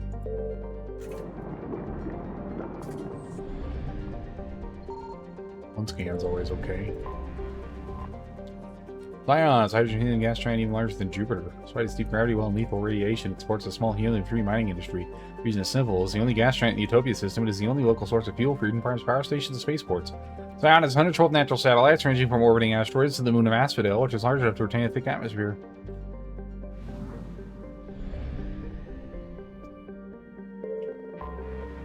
Arcadia. Like from Bioshock?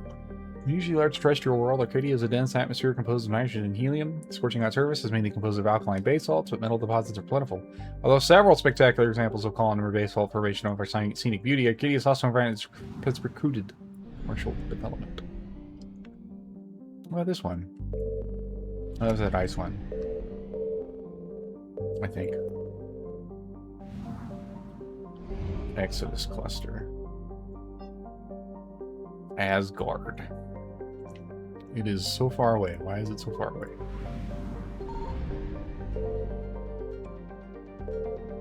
Oh, it's Terra Nova. I found something. Loki is a small terrestrial world with little recommended. One hemisphere is largely covered by an ice cap, and the other by craggy basaltic highlands. The rough, varied terrain suggests an ancient cataclysm caused significant damage to the planet.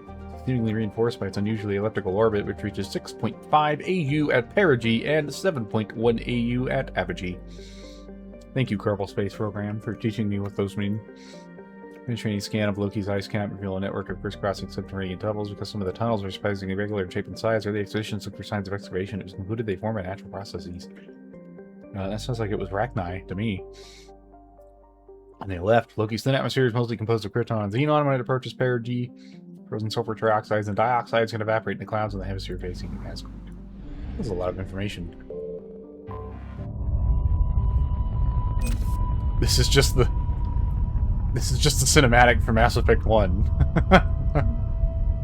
Why is it here?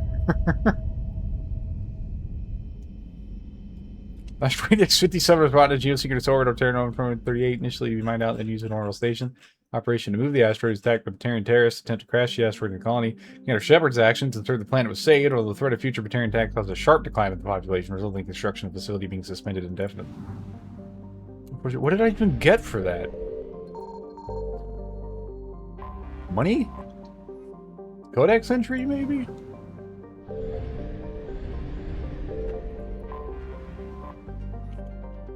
Terra Nova was one of the Class 1 colonization prospects over the first wave of light surveys from 50.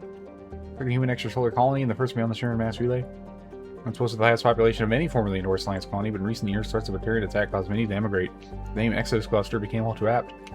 Commanded by a harsh equatorial desert, areas closer to the poles are temperate. The pace of development was modest until extensive deposits of platinum were discovered in the 2170s. This rare metal, required in the clean-burning hydrogen fuel cells of power private vehicles, is now harvested in the protection of the Alliance 6th Fleet.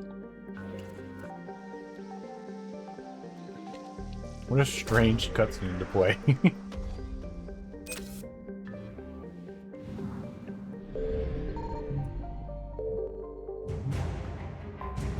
Lithium data library. Bohr is a huge hydrogen helium gas giant with over 90 moons. Its striking coloration is caused by the light of ionized hydrogen filtering through an upper cloud deck of sodium. The source of the ionization has not yet been confirmed, but Bohr's mass, equal to 6 Jupiters and high temperatures, suggests it may be a small brown dwarf. Large gas giant that gained nearly enough mass to ignite into a small star. Though Bohr's deep gravity well makes mining operations difficult, it is the only gas giant in the system. Hydrogen needed for the local fuel cell industry, combined with the ever-present need for helium-3 fusion torch fuel, make it economical to mine. Here, like from World of Warcraft. No.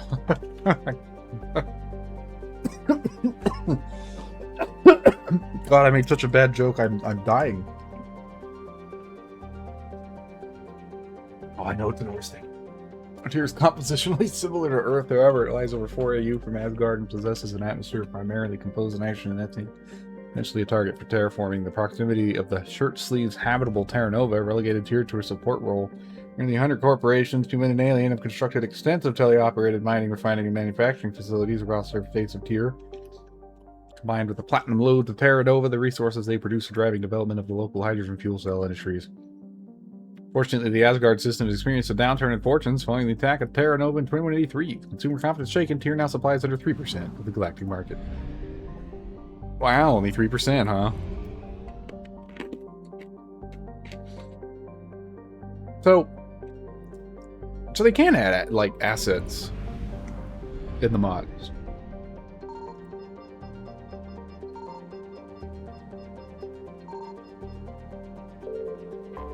Maybe that one system just didn't have anything. This idyllic Eden Prime, this idyllic agrarian world is one of the first human colonies established on the Sharon mass relay. Eden Prime's fertile biosphere drew heavy immigration of the system's latest other human organizations. 2183. Eden Prime was attacked by a Geth force led by the Road Spectre Serenitarians. Commander Shepard responded to the attack, countered a Prothean beacon that warned of imminent Reaper invasion. Thanks to this beacon and the commander's quick action that the galaxy has any chance of survival today. Though the Reapers rushed past much of the Exodus cluster and they plan to take Earth, it is clear the war has come to Eden Prime. Distress signals have jammed all available frequencies. The fires burn in vast swaths across the arable land, and its once extensive monorail system is twisted metal. Cerberus has much to lose if word of their ruthless attack on the human colony gets out. Where they stand to gain must be equally valuable.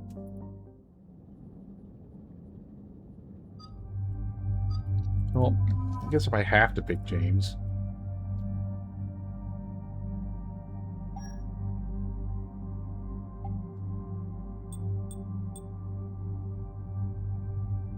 Weapon damage, headshot damage. Fucking stupid ass goddamn Kyle Lang visor.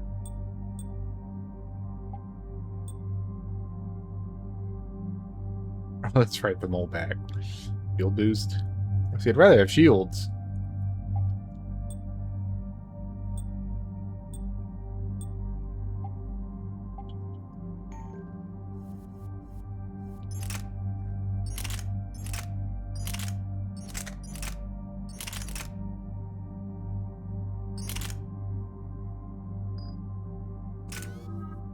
I don't actually give a fuck what these guys have, really. Warp. You're bionic. She doesn't have lift? Eden Prime. This is where it all began. Where the Prothean beacon gave you the vision that warned us about the Reapers. And where you went up against Saren and the Geth for the first time, no? Yes. And now, with Cerberus here, Eden Prime's colonists are under attack again. Seems like more than just 3 years ago. How bad? A lot of dead civilians. Lost one of my men, Jenkins, to a Geth drone. Reports said Saren had bombs set up to wipe out the whole colony. Not on my watch. Damn straight, loco. Cerberus hit Eden Prime hard. Whatever they found here was worth a major offensive. There are survivors elsewhere on the colony, but they killed everyone near the dig site. They deserve better. I know. The Alliance did what it could to evacuate colonists, but Cerberus came in so quickly. If we I make find it sound like survivors, Cerberus, we'll do what we like can. fucking like, What about like this artifact? scorched earth Is it this part of the bitch when Prothean they're device just we kind of found on dicking Mars? around in a couple The buildings. Alliance didn't get any specifics about what Cerberus has uncovered. But whatever it is, it's better off with us than with Cerberus. I'm bringing you in as close to the dig site as I can. No way we'll avoid detection, but you should have a few minutes. Appreciate it. All I part love of my the service. stupid little backpack. All right, everyone. Get ready to move. With luck, we can get to the dig site before Cerberus knows we're here. I like that it's lighter blue.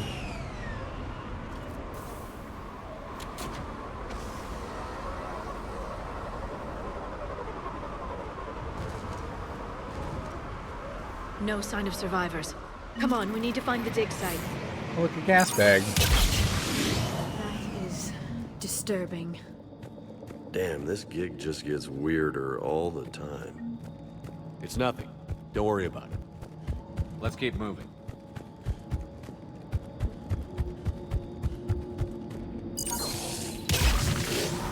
It counts as an enemy. Look at that. Bits of Prothean tech sticking out of the ground like an old bone. Hey, Liara, you ever find dinosaurs while you're digging around? No, dinosaurs and other fossils would be paleontology. I'm an archaeologist. I study artifacts left by sapient species. The two fields are completely different, and... you were joking. Hey, I just like dinosaurs. Don't we all, James? I still hate you, though. Was that supposed to... Okay, it was like, was that supposed to give me something, or did I just, like, just randomly do some bullshit with a computer?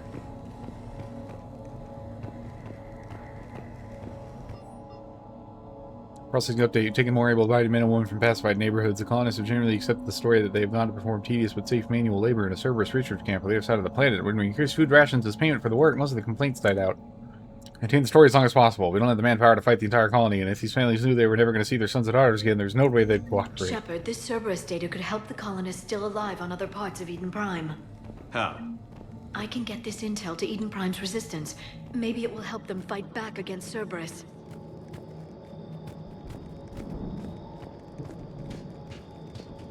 There. That's the elevator that leads down into the dig site. Yeah, that shit's steep.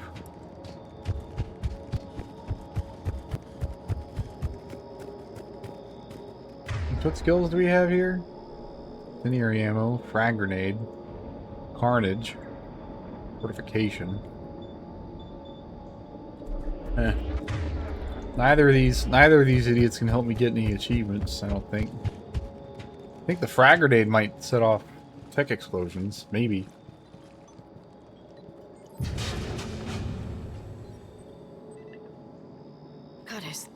doesn't seem possible.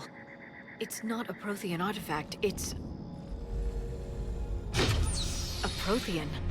You mean a collector? Day 1 DLC, by the way. I think it was the first, one of the first of its kind of Day 1 original DLCs. unmodified Prothean who's still alive. You're right. That doesn't sound possible. You saw Prothean stasis chambers in the archives on Ilos.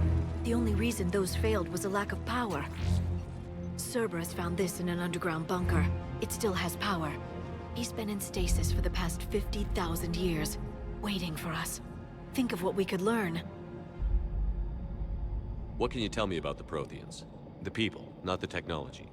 Given your experience with the Prothean cipher, you probably know as much about them as I do. You have to bring the Nara with Prothean you on this Empire mission, though, spanned the because known look how galaxy. excited she They is. uplifted countless other species to help them join the galactic community. Uplifted, huh? Like when the Solarians helped the Krogan to evolve a little faster. Yes.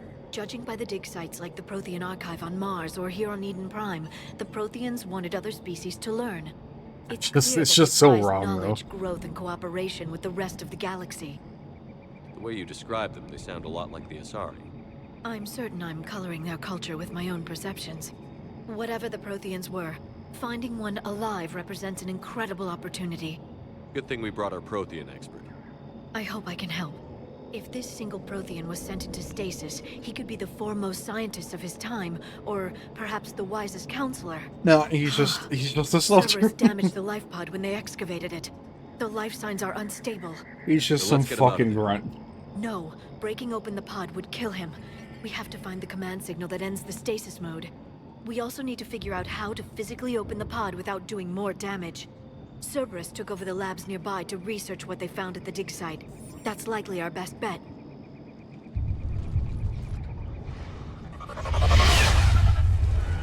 Heads up! They could have just taken out the whole squad if they had just flown a little lower. I guess he should. Chance to make an enemy panic, huh?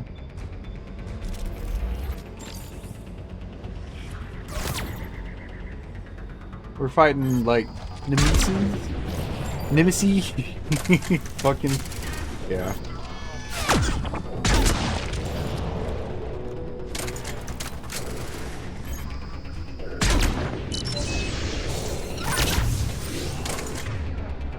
Let's see if we can't get a... Well, that certainly seemed like a tech explosion to me. Let's get moving before more of them come back. Let's see what just a frag grenade looks like. Yeah, no. That wasn't much of anything. But I think the frag grenades do detonate explosions. I won't have to care after enough time, you know. What?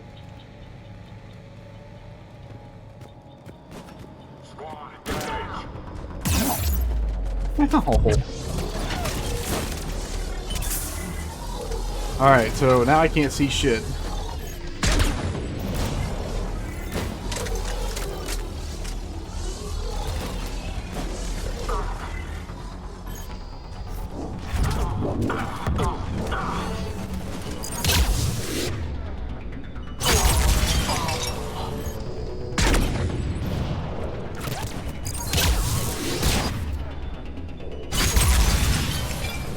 Actually works really well with the grenades.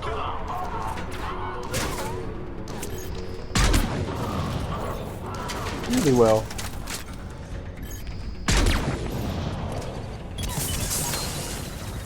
There goes my fucking shot. Huh. Good shot, loser. Maybe warp? Ooh, warp does work. Set off a tech explosion. Oh, you son of a bit! How the fuck? Why would you do that? He's like, I'm gonna get up behind this guy, and I'm just gonna put up my turret literally right behind his ass because I can. Fucking stupid.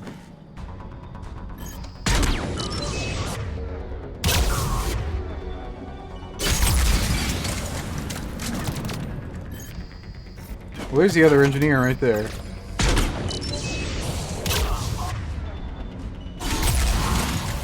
love that James's frag grenades are like literally instant.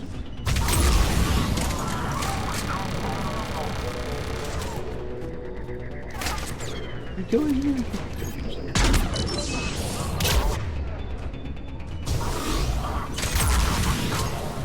Yeah, it's achievement, won't take long.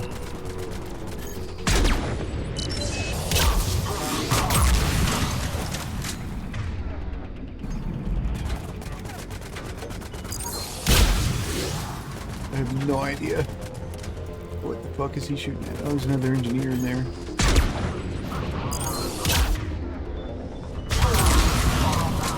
Well, now there isn't. He got exploded. I was gonna say, wow, I feel so much slower for some reason, and it's like, wait, no, that the backpack literally said it had a 10% decrease in movement speed for having it on. That lab found footage of the Protheans. Cerberus is studying it to find the stasis deactivation signal.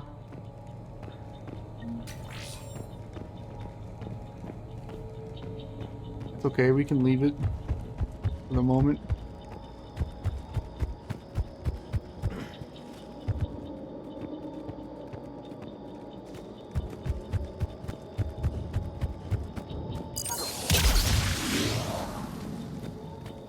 What's the point of these fucking gas bags? I guess just because they existed in the first game, so they have to exist in this one? I think all the sound of gunfire would draw They were more. gunned down while having drinks and watching the game. Son of a bitch, this was somebody's home. Ah yes, the blood dragon armor.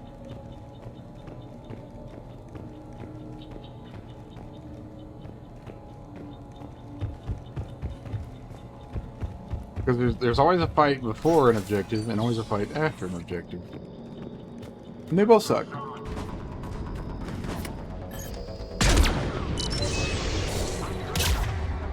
Find any more grenades?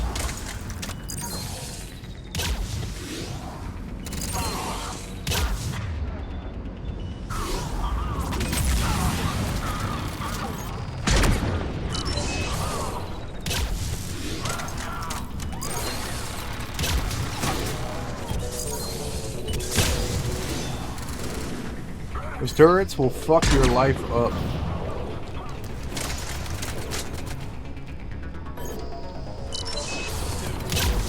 Hey! Don't be doing that.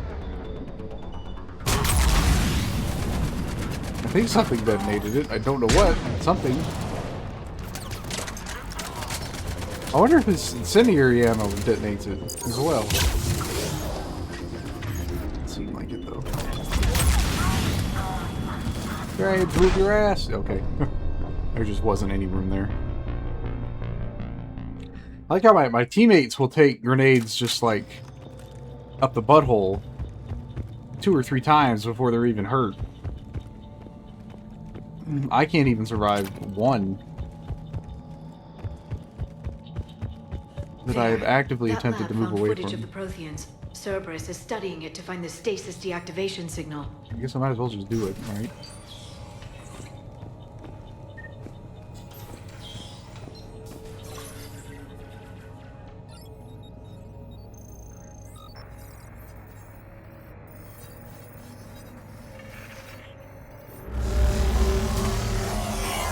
Hey, it looks just like Earth.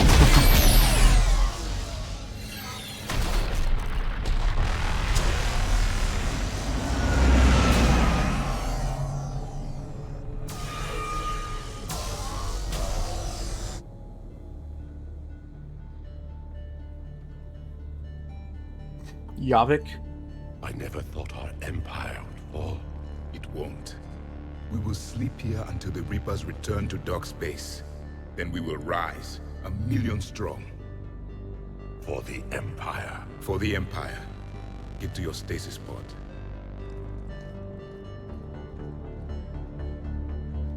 Victory. Broadcast the stasis readiness signal to all life pods. And the refugees who have yet to reach the bunker. Their sacrifice will be honored in the coming Empire. Your sacrifice will be remembered in the coming Empire. It's collectors.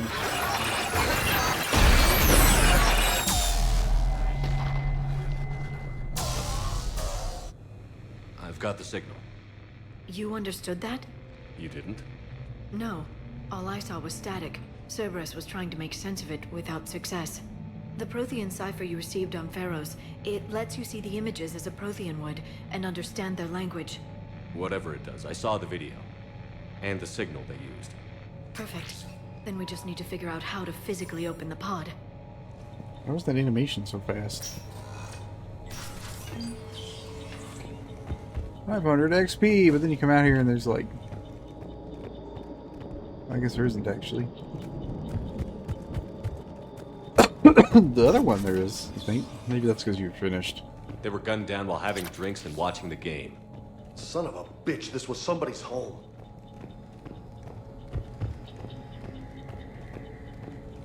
What game?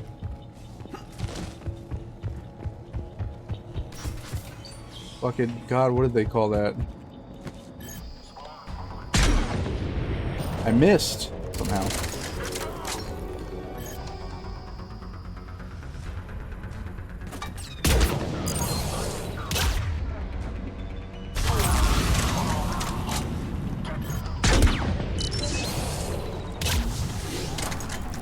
Well, I got the combined arms just now. Understood. I'm on it.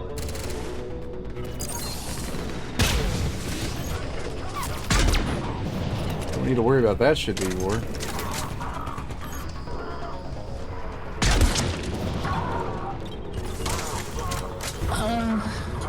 What's that? Oh, Stank. Hi, Stank.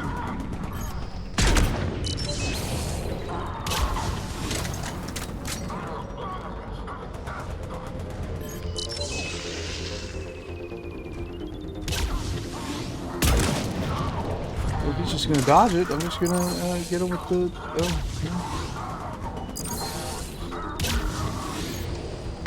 And I got Pyromaniac just now, too. It's kind of funny.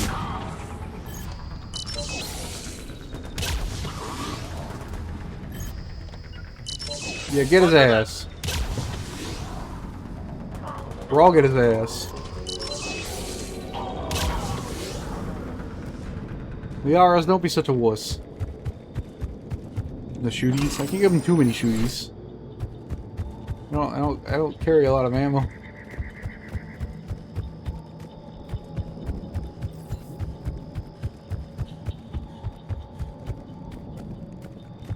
Okay, I see. Alright, okay.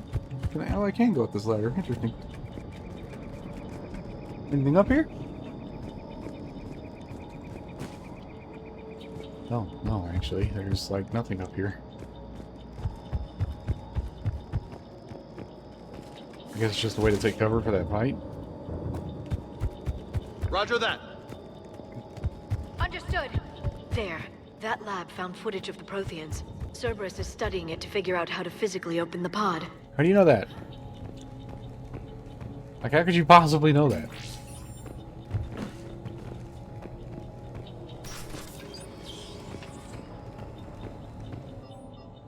Got word from our source that Eden Prime's resistance, we can expect attack on our security center between 2200 and 2300 tomorrow night. Pulling in forces from across the colony, it gives us a perfect chance to destroy our leadership. Once the attack is contained, allow Dr. William Cambiata to escape, firing near-miss shots to keep it realistic. He's given us good information with any luck. Locals will see him as a daring hero and the only man to escape the Cerberus trap. We even put him in charge. More intel to help the colonists. The more we find, the better chance they'll have. Yes. What? Huh. What's a gas bag?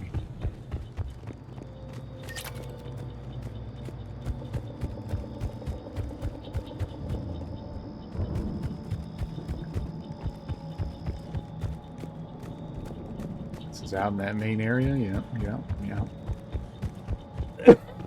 Finish looting.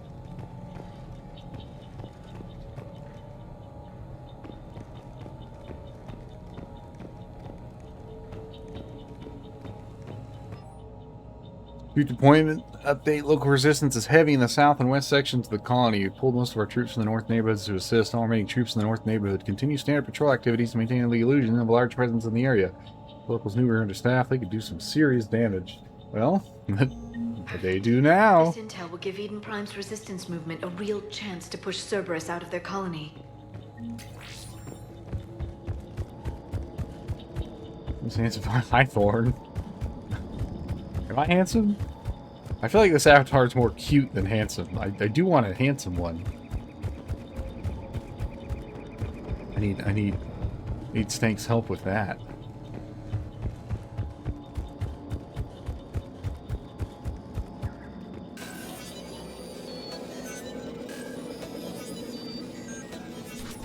Cute and handsome? Okay, if you say so.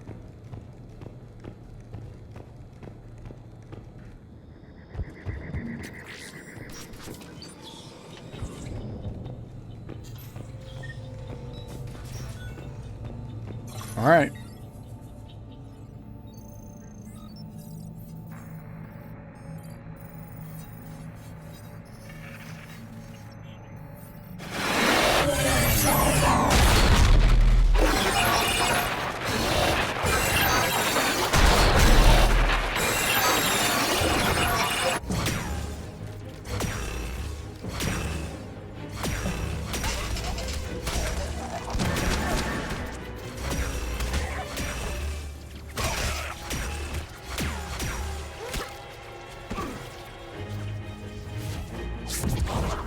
Got them green biotics.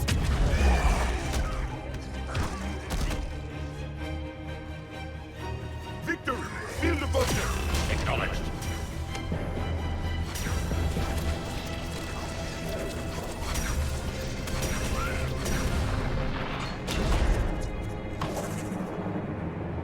I always found this part weird, right? Because, like, the Collectors would go tell the Reapers that there's a bunker down here. So how the fuck did they even half survive?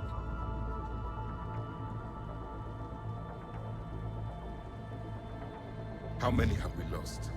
Reaper forces have destroyed approximately 300,000 life pods.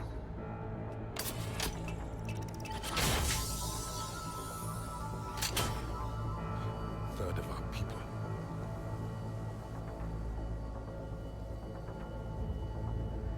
Alert! North side bulkhead cannot be sealed. Hostiles detected.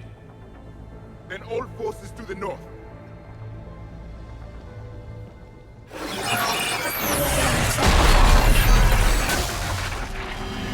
I like the... You understood that one too? Yes. Excellent. Then we have everything we need to open the pod. I like the Prothean beacon message better. Backup forces are here.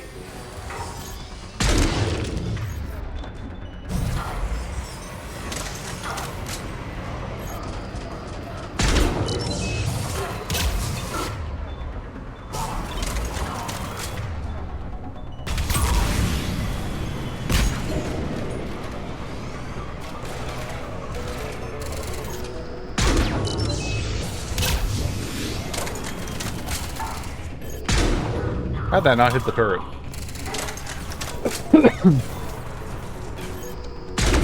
It's staring at me.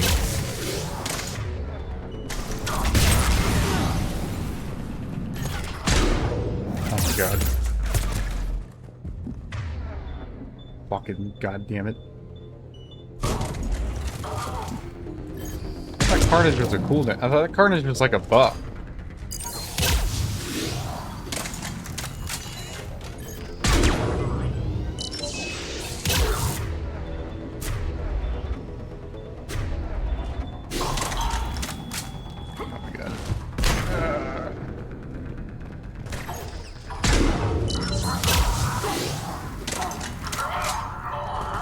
Even when he's being shot in the back, it still only cares about me, I guess.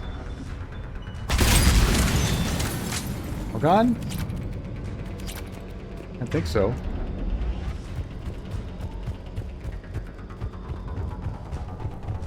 Should be.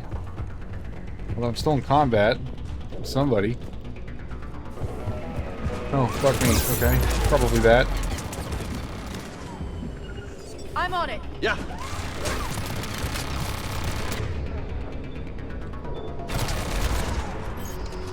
Okay.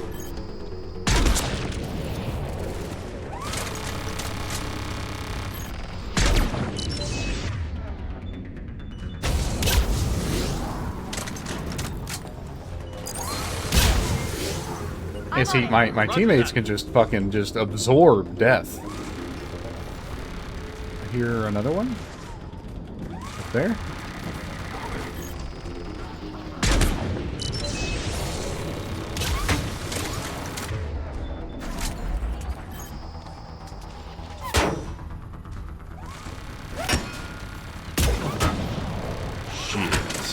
Smart blue boy! Very smoochable. Ah, damn. The fucking warp field is actually fucking me up in bed.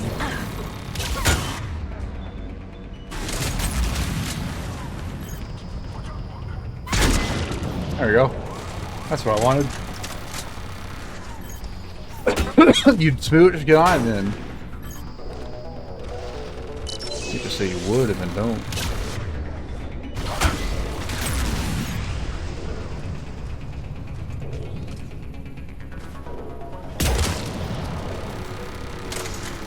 If you have a widow, the widow's caliber is so large it just goes through the shield.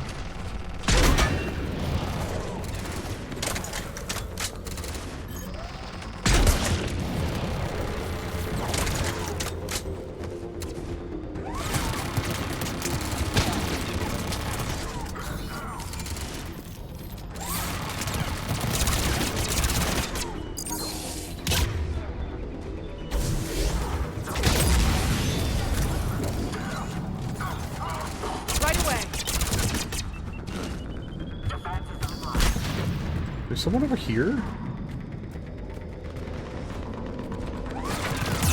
Of course, the fucking combat engineer walked all the way down here somehow.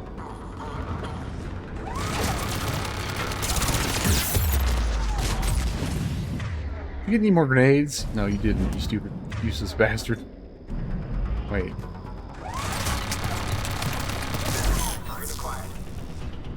We'll shoot him.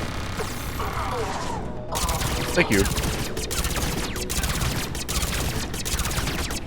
I forgot that I could be doing that the whole time. Just the whole fucking time. Where the fuck did that dude even come from? I guess he ran all the way around.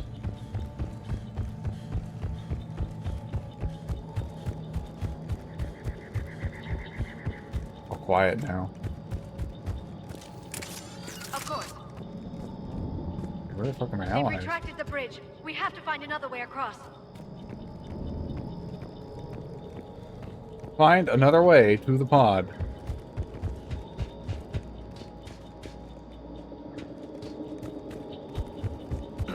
Now I'm about to get fucked on, aren't I?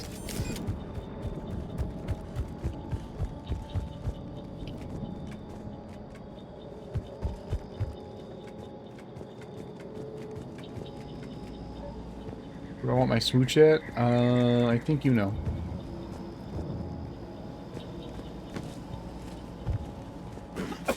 And the status of said smooch.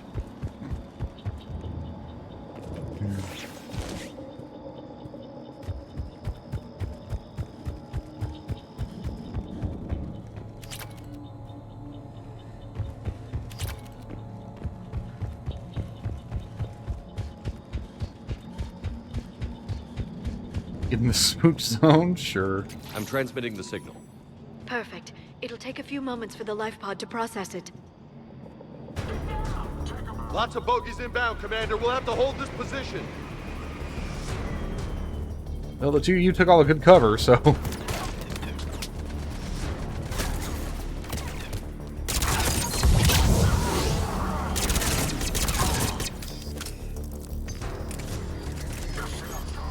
You know what? I want him to put down his goddamn turret.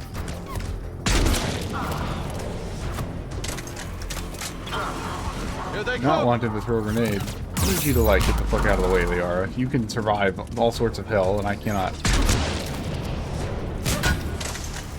I guess he's just not gonna put down his turret.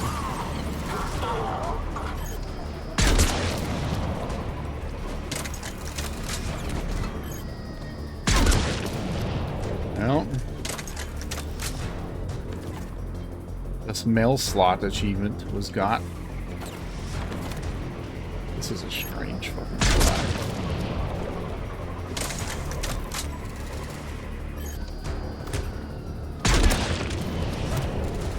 Who's shooting me?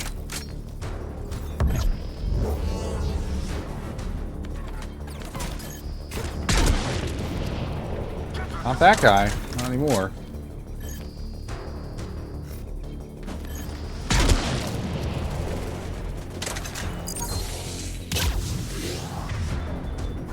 Shoot him!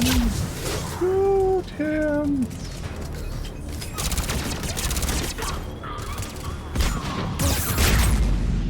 You see, this is what happens if I get out of cover for even half a second. I just get obliterated.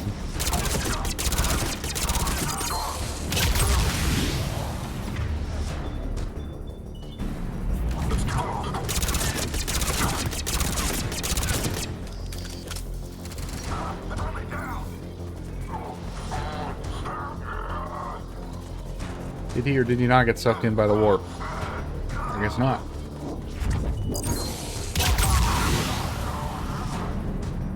Saving content. Looks Please like we've got a second to catch our breath. do not turn off your Wish my computer. corner man was here. I could use an ice pack. I hate James. Has the life pod ended stasis mode? We're almost there. If Need more anybody's ammo. low, there's a Cerberus supply cache in the building next door. I can lay down a singularity to block enemy access.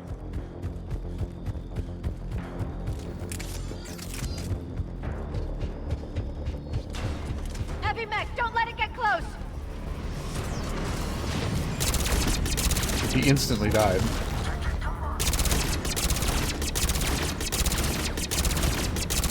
Oh, this thing is going to be horrendous to kill.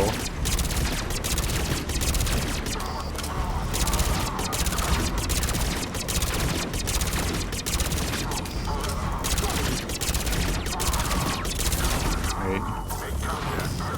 It's like, wait. It did in fact work.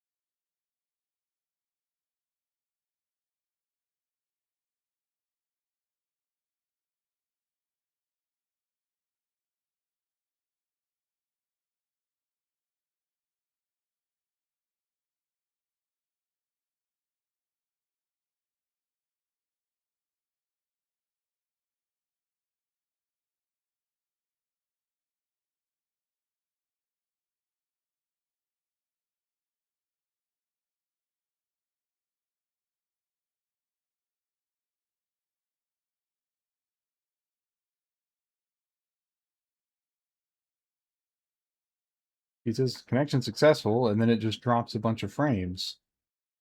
Am I having this issue again, or trying to upload anything to my internet just fucking kills it for no reason? That's fun. That's always fun.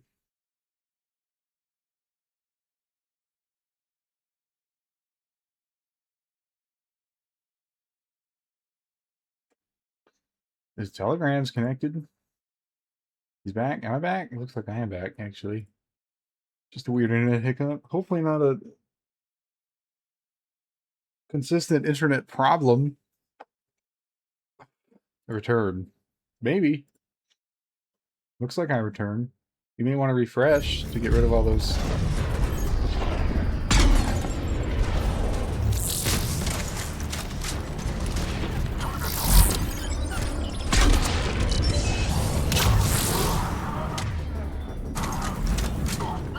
Roger that. What the actual fuck?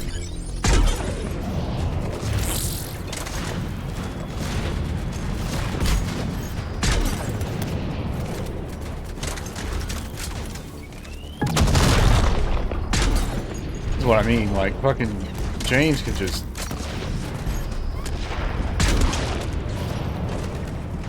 Wait, now's my chance!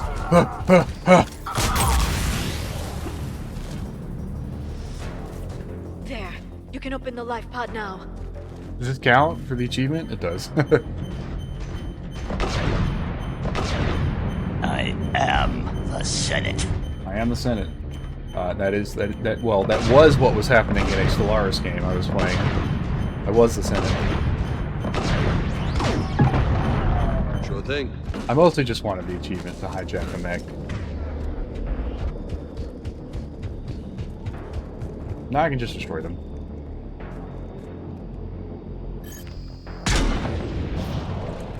That one, I guess, can't be destroyed now. No.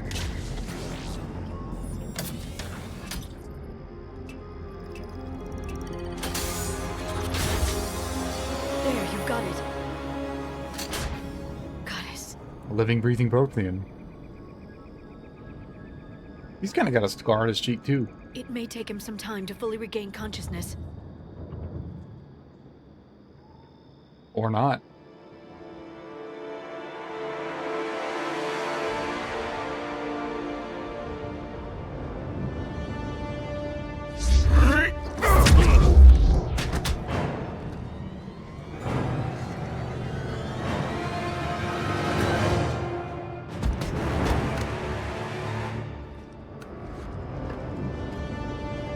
Interesting music here.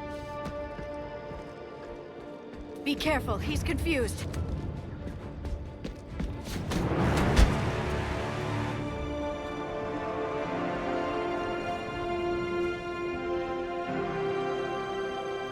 He's looking at this world full of greens. Remember, it's been And beauty. 50,000 years for us, but for him, it's only been... A few minutes! No, the bunker is falling. There is no other option. There are pods online! Those soldiers are still alive! Their sacrifice will be honored in the coming Empire. Preparing neutron bombardment. Get to your life pod now.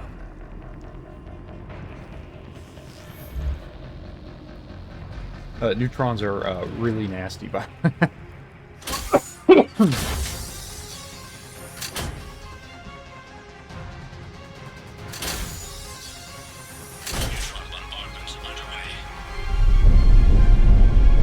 that does answer my question of why the bunker was never discovered. The bunker is secure, Commander Traffic. Well, Zombie, there's an answer for that. Commander Shepard can understand their language. Few hundred people. It's just translated to English for How am us. I to rebuild an empire from that? Further adjustments may be necessary. The neutron purge compromised the facility. Clarify. Sensors are damaged. Automated reactivation is not an option. You will remain in stasis until a new culture discovers this bunker. This may lead to a power shortage. Do not shut off more pods. I need the few that are left. Power needs will be triaged appropriately. And he was the only one. I will be more than that. Where's Shepard in this cutscene? He's viewing it as a memory.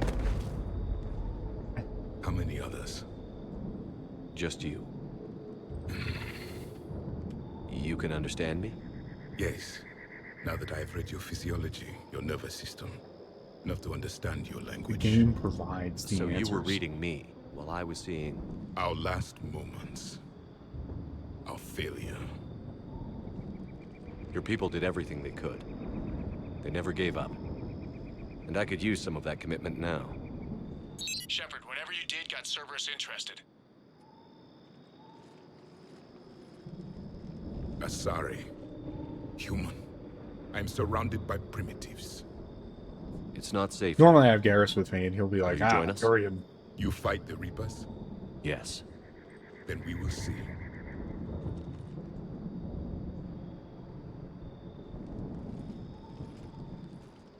I don't know what Shepard's like expected from that. Like it's an alien. It doesn't know how to do a handshake. That's correct, Admiral. But he's not quite what we expected. Commander, our scientists barely understand what they need to do here.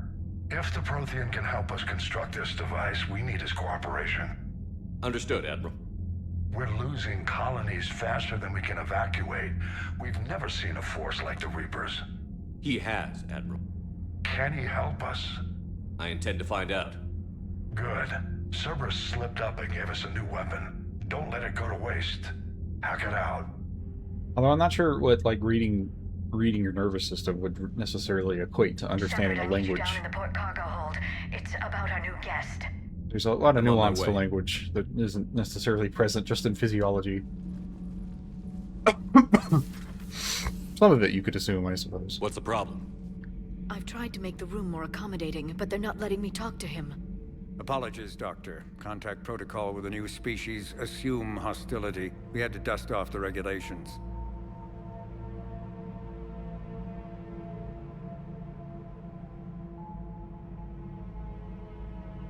But he's He not does new. look hostile. I've spent my life studying Protheans. At ease. I don't think our guest will be a problem.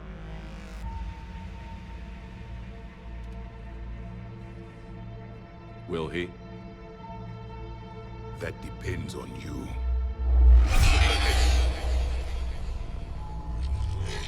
I can sense fear in you, anxiety and distress. The Reapers are winning. What do you mean, you sense? All life provides clues for those who can read them. It is in your cells, your DNA. Experience is a biological marker.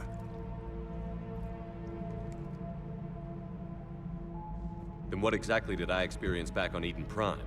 That was a hell of a flashback. The battle left its own mark on me. I communicated this to you. It can work both ways.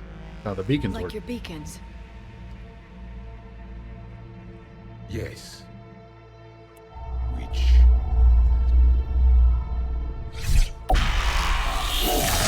Yeah, it is. I like this way better than the other flashback.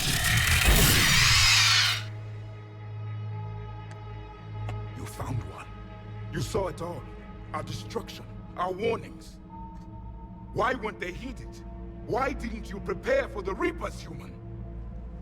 It's Commander. And nobody could understand your warnings. The beacon nearly killed me. Then communication is still primitive in this cycle. We pieced together what we could, and used it to stop a Reaper invasion 3 years ago.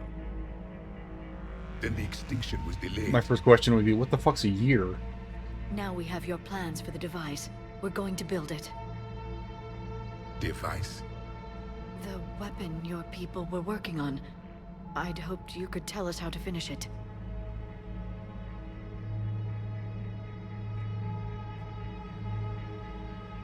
We never finished it.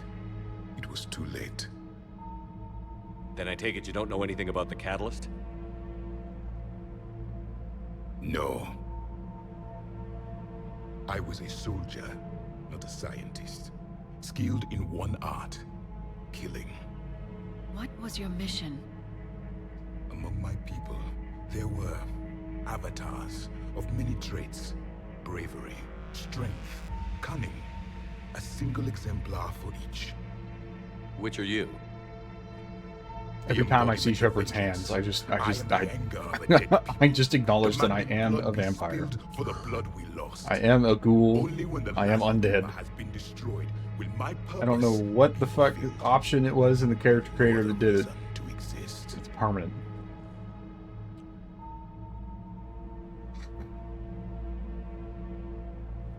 I thought I didn't have enough Those who share my Marines. purpose become allies. Those who do not become casualties. Nothing in our fight against the Reapers has been that cut and dried. Because you still have hope that this war will end with your honor intact. I do. God, see, now you've noticed it Stand too. in the ashes of 1 trillion dead souls and ask the ghosts if honor matters. It's a good line. People rightfully acknowledge that that's a good line. Silence is your answer.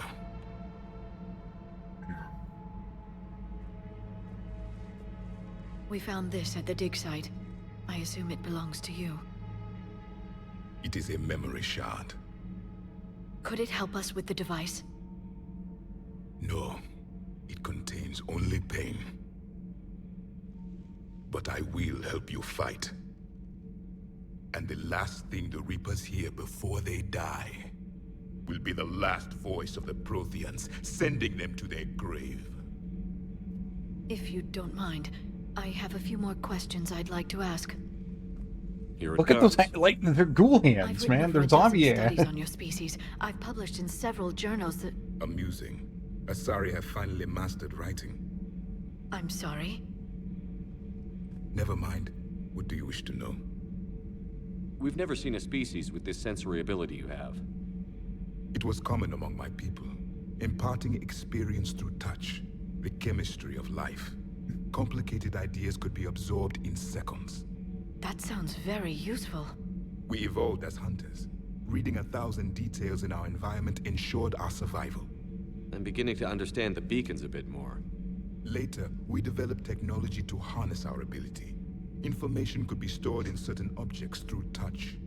Memory has its own biomarker, its own chemistry, as do knowledge and skills. The beacons could remember these things. Things like Reaper invasions. Yes, I can still sense the turmoil in you, witnessing the extinction of our empire. The fabric of your being was forever marked that day. So could you read something about this room?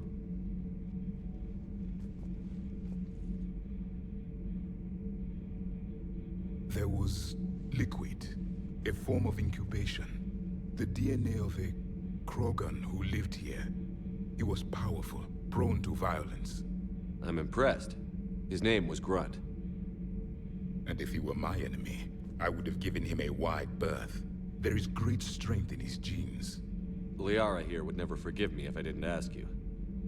What was Prothean civilization like? Yes, I've always wondered. What sort of government did you have, and can you tell me about your religious beliefs, or perhaps the... We are dead now. What does it matter? I'm sorry. Studying your history has been a lifelong passion of mine. When I was born, our empire was already at war with the Reapers. The first thing I remember was seeing my planet on fire. What was your civilization like before the Reaper attack? We were the dominant race of our cycle. We ruled the galaxy. My studies indicated you were the only race engaged in space travel at the time. I always found that curious. We were one empire composed of many subjects. All eventually called themselves Prothean. What if they didn't want to? They weren't given a choice. Are you saying you enslaved the other species? Any could oppose us if they wished. And if they had won, they would have ruled. Many tried.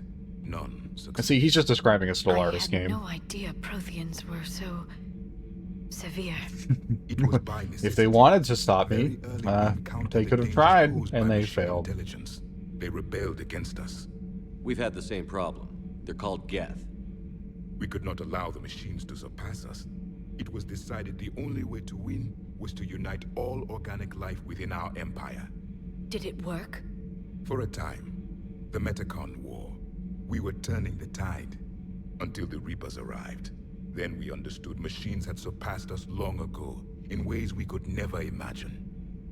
Back on Eden Prime, it looked like there were other stasis pods. What happened? The Empire had fallen, and we knew our cycle was lost. Maybe it's the new resolution or the new colors on my HDR monitor, but I have never noticed like the weird like rings on the back of his head. Under my leadership, a new Prothean empire would have arisen. We would have commanded the races of your time to prepare for the next Reaper invasion. But traitors within our ranks, indoctrinated agents, betrayed us, and the Reapers discovered our plan. Just out of curiosity, how would you have commanded us? By leaving you no other option. You would have joined our army, or faced the Reapers alone. We've uncovered quite a few Prothean ruins. Were you observing our ancestors? Before the war, we cultivated species who showed potential. Eventually, you would have been offered a choice to join the Empire. But when the Reapers attacked, we ceased all study. We hoped they would see you as too primitive to harvest. Well, thank you. I think. It's true. It's what happened.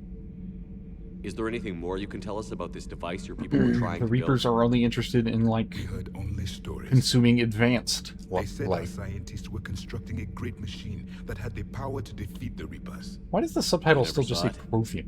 By that point, the Empire was smashed into We know his name. Actually, we don't. Actually, he hasn't said his name yet. Well, if we don't finish it soon, the same will be true of us. Okay, yeah. Actually, he has not told us his name.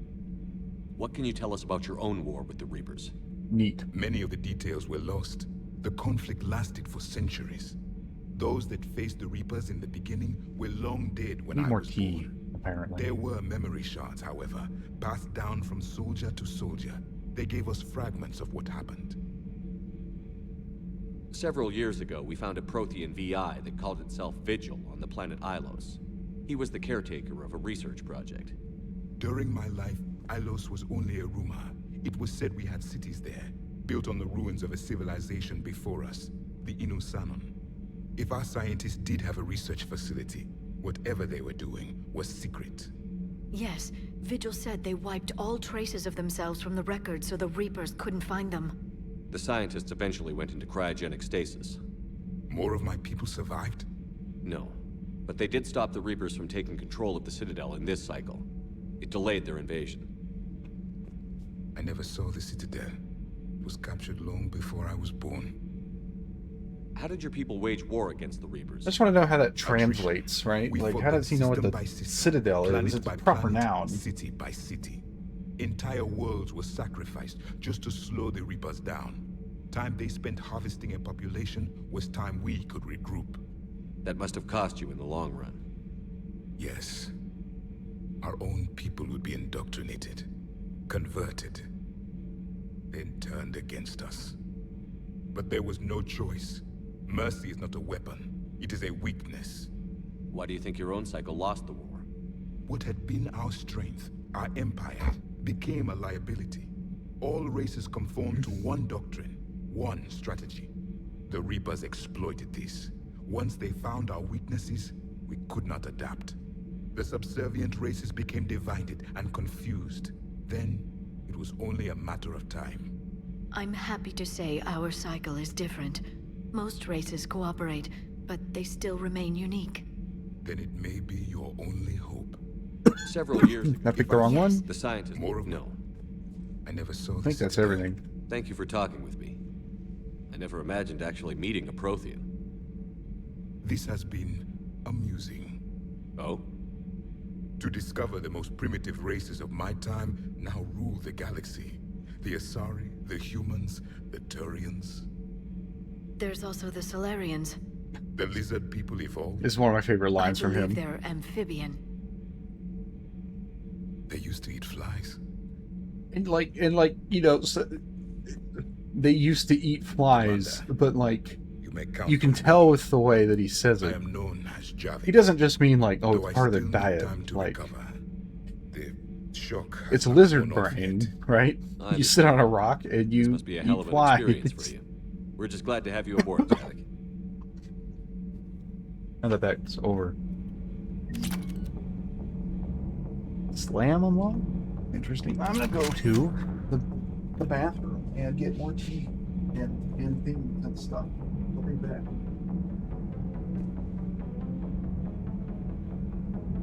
I shan't get more tea because my water dispenser needs a new bottle of water. Hold on.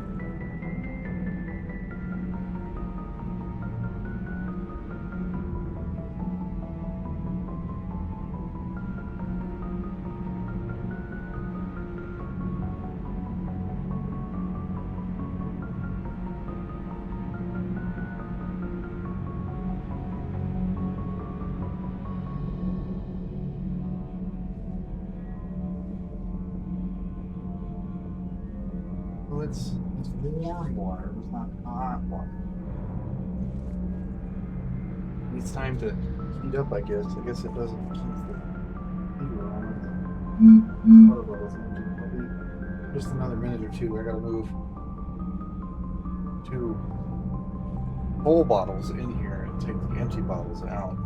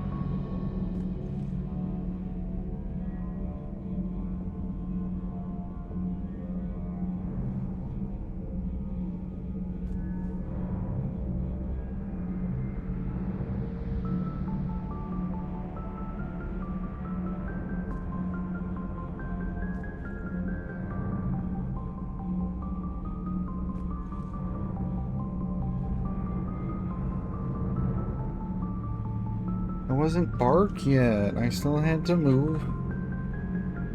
What the hell is happening here with my headset there? 2 bottles. Because my last delivery, they did warn me, but I forgot. It was scheduled for Christmas Eve. So they're like, hey, we're delivering everything 1 day early. And I just completely forgot to put out my old bottles. So now I have extra bottles. Take some fucking... I don't think this doesn't say cough on the front, but I'm hoping it helps with the cough a little bit. I don't know why I'm coughing.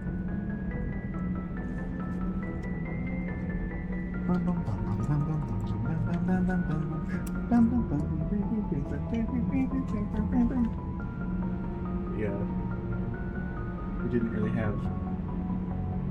My dispenser didn't really have hot water. It just kind of had like a warm water. That's okay. Good enough.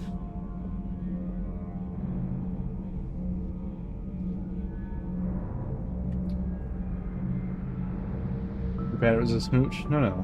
The smooch was good, right? It was a gooey smooch?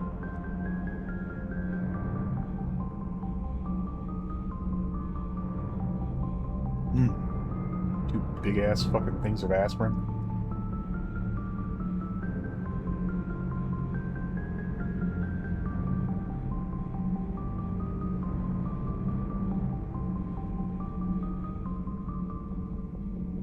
I can't swallow this one. I'm struggling.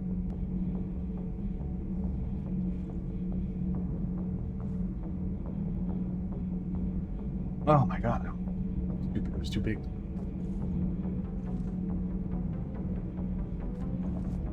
Okay. I got it. Hold on. I'm all tab real quick.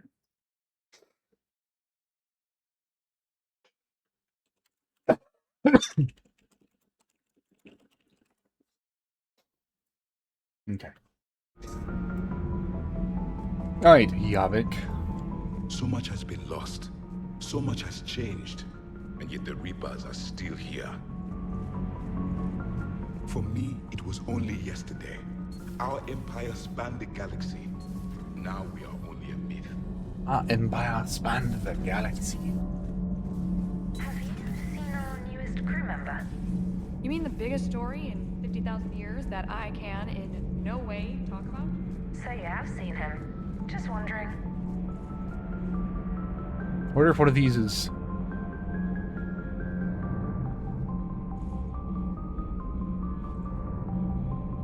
Some of them are stock photos.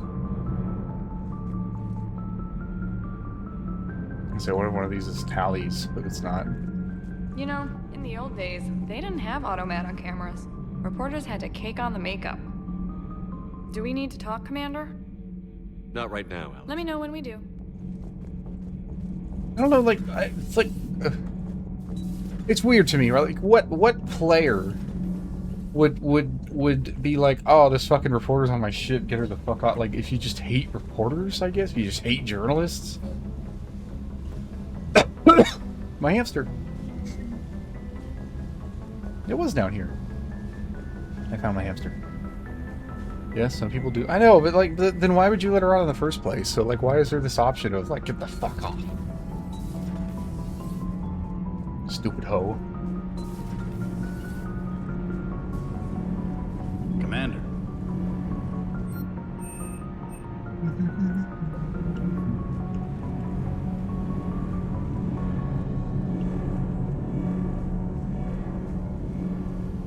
Commander. Commander. Commander. Commander. Oh. Tea. I love tea. Dog? Hey there. Dog. Sir. Sir. Sir. Okay, alright. Sure.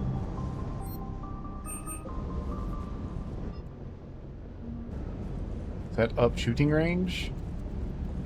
Let me see, I guess, what it looks like. Oh shit, okay. Oh, okay, so we kinda got like everybody out here. What's this? Oh. They're hiding stuff back here.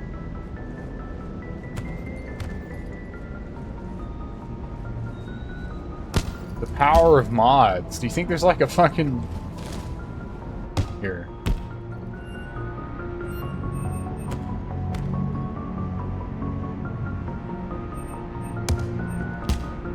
Wall and Hewlett's seminal ambient playlist inspired by a fictitious journey around the galaxy. Yeah.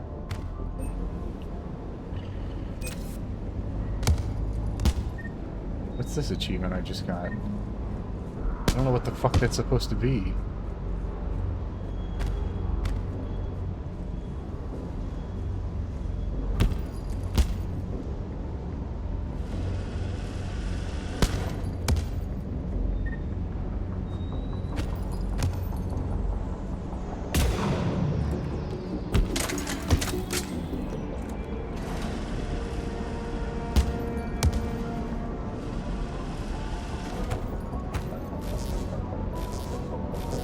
How do I equip the different targets?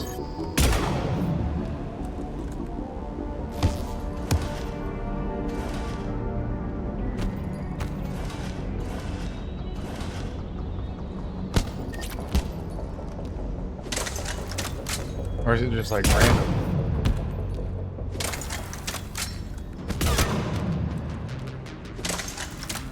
I can't get headshot damage on it, right? Because it's...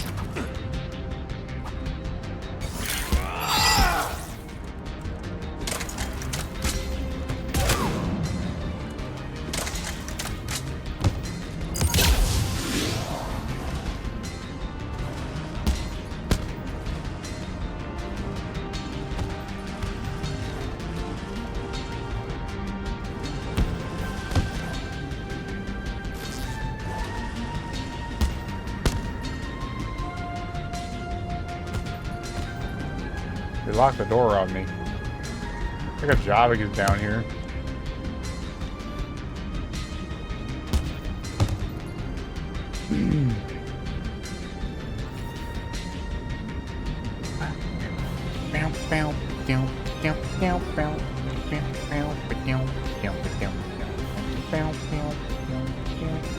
Sir.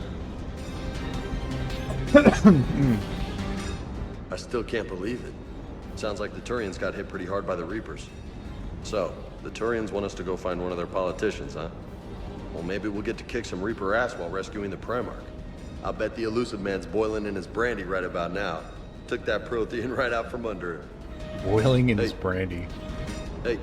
Hey. Hey. Hey. Hey. Hey. Hey. Hey. Hey. Where's your Javik has anything to say now that we've like reset the...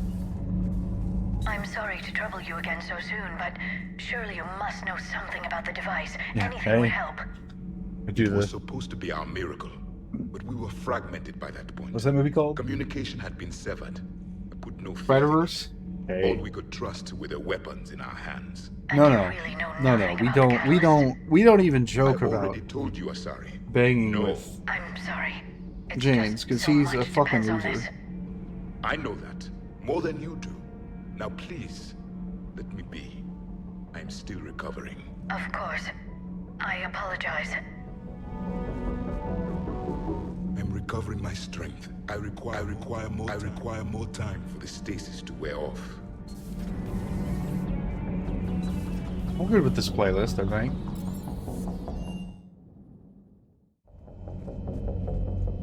Holy shit! Ain't no way that's a fucking big!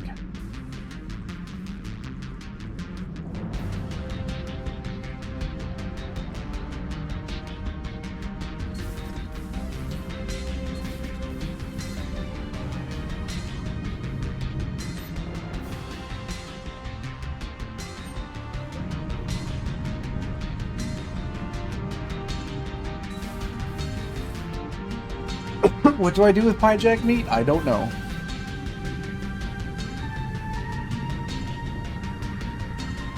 Take one slice of 15-minute bread. Is that a nap?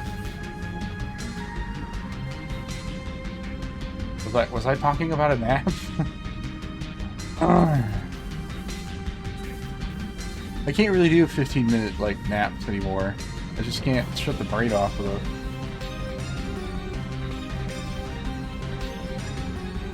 Maybe if I'm like dying tired, I guess. Dr. Tassoni found useful.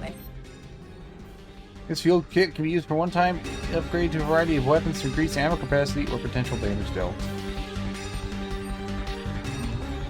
But if we have more damage, we don't need as much ammo. Information in the data you recovered, Commander. Also, ammo capacity only helps me. It doesn't help my squad mates at all, so...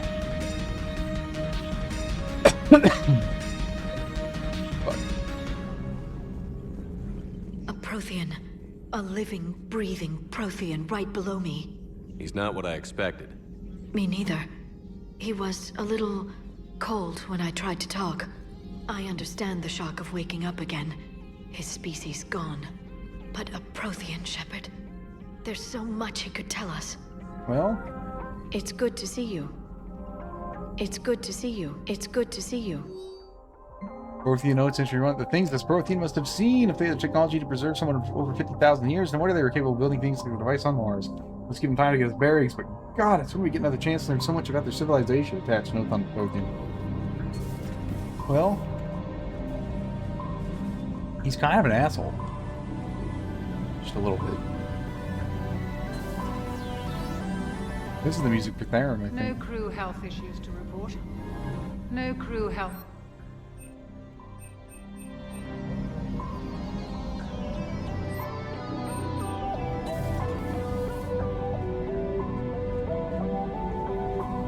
Body thing. I don't think that happens until we try to go back? Question mark?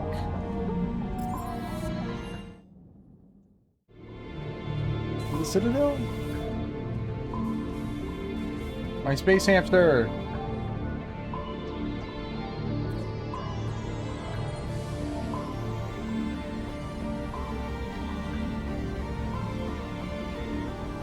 Oh, that's the shower.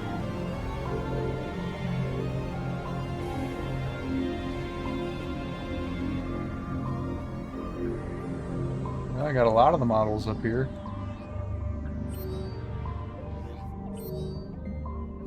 ENN News Alert. Alliance News Network information partners. Alliance officials confirm a local resistance movement has successfully pushed Cerberus forces off Eden Prime. Cerberus attacked Eden Prime for reasons that remain unclear and set up facilities occupied by the colony. But after constant attacks from United Populace, Cerberus troops retreated. Alliance officials are sending in evacuation transports now to get colonists off world before Reaper forces reach the colony. We owe this victory to the Alliance, Resistance leader Edward Crabbe. Something about that name is just stupid. The prepared statement. The people of Eden Prime have always been ready to fight, but Alliance Intel gave us the tools we needed to push those Cerberus bastards off our planet. Many Resistance fighters said they plan to enlist to support the Alliance. Good. Very good. Edward Crabbe, I know. Just something about the name's just fucking funny.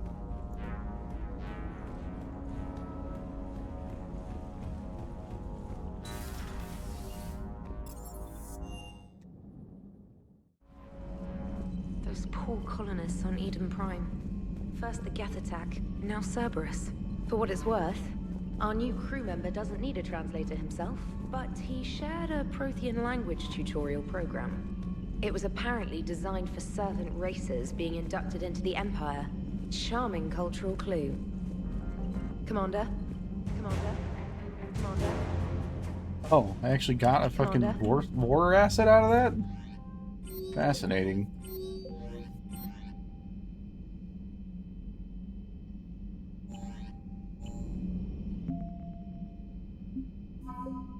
You have Eden Prime support. Eden Prime is an agrarian world producing millions of tons of food that is sold to less arable planets. The Alliance has set up supply lines from this colony to funnel excess provisions to its troops. The researchers study Prothean technology and Eden Prime avoided capture by Cerberus, reported copies of the work to the Alliance when they were killed. Although its military defenses are seriously damaged to the Servant Station, Eden Prime's remaining government has loaned the Alliance several Athabasca-class supply freighters. Eden Prime's colonists drove Cerberus away from their system entirely. With the shipping lanes secure, the colony is sending out as many supplies and equipment as it can spare. Very good, very nice, thank you. Crucible blueprints updated. Commander Javik has given the Alliance a non-technical language translation program designed for the subservient races of the Prothean Empire. Although limited, it's enabled faster progression in deciphering certain aspects of the Crucible plans. Prothean Data Library. Terra Nova's prestigious Scott University is renowned for its Prothean library, having one of the largest collections of artifacts in the galaxy. Most recent editions of the Prothean data disks from Eden Prime, discovered in 2183, shortly before the Prothean beacon. For years, the data on the disk was incomprehensible until the Crucible's blueprints provided the mathematical and linguistic keys in understanding the equations. Locked inside of the disk were theories on dark matter meant to be used with the Crucible's main power source. Neat. There's like a more information button that I didn't notice for like all of these.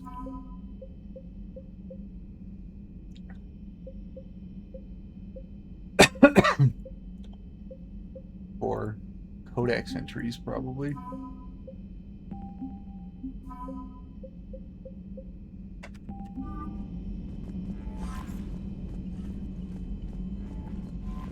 Commander? The game has a lot less conversations, doesn't it, with like your people. I suppose it's nice to know that they like don't have anything new to say. Yes, Shepard. That's all for now. Logging you out, Shepard. So a Prothean?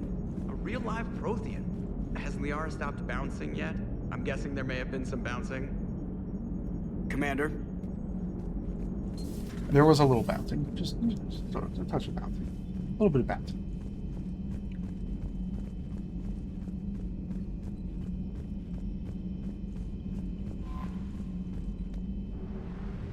All right, folks.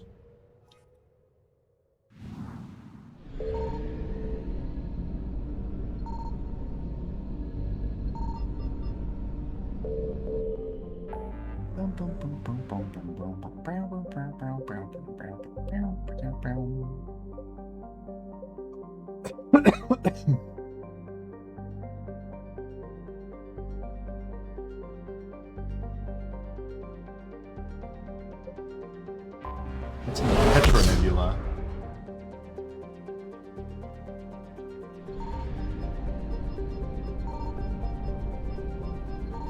It's another one of those things that doesn't have anything to grab. It's okay.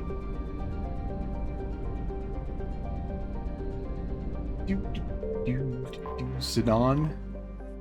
Our terrestrial planet with wide, cold deserts. Sidon has trace atmosphere that is principally carbon monoxide. Alliance planners found its gravity agreeable, however, and built a small domed research facility on the planet in the 2160s. Project classified until recently, and Blue Sun's mercenaries who allegedly attacked the facility were apprehended and brought to a trial. Any facility's existence in open court. Here to counter the negative publicity, Elysium investment firms now advertise that Sidon is free military facilities just minutes away from the garden world, between improvements in fast relay travel. Whether or not the marketing attracts development remains to be seen. Is this where Pinnacle Station was? Yopa. Nazi-sized hydrogen helium Yobian planet. Yopa is close enough and reflective not to be seen in Elysium's night sky. Orbits in retrograde, possibly indicating that it was an extrasolar capture. Human and alien consortiums compete fiercely for the rights to gather helium free for the planet, since Elysium's favorable position along trade routes means high profits. Oh, that's where Grissom Academy is. Okay. Fire is wrapped in a crushing atmosphere of nitrogen and carbon monoxide that make for blistering up on the planet. Clouds of ash and volcanic eruptions trigger frequent lightning storms to the surface. The majority of its mineral deposits are metal poor and not worth the expensive mining.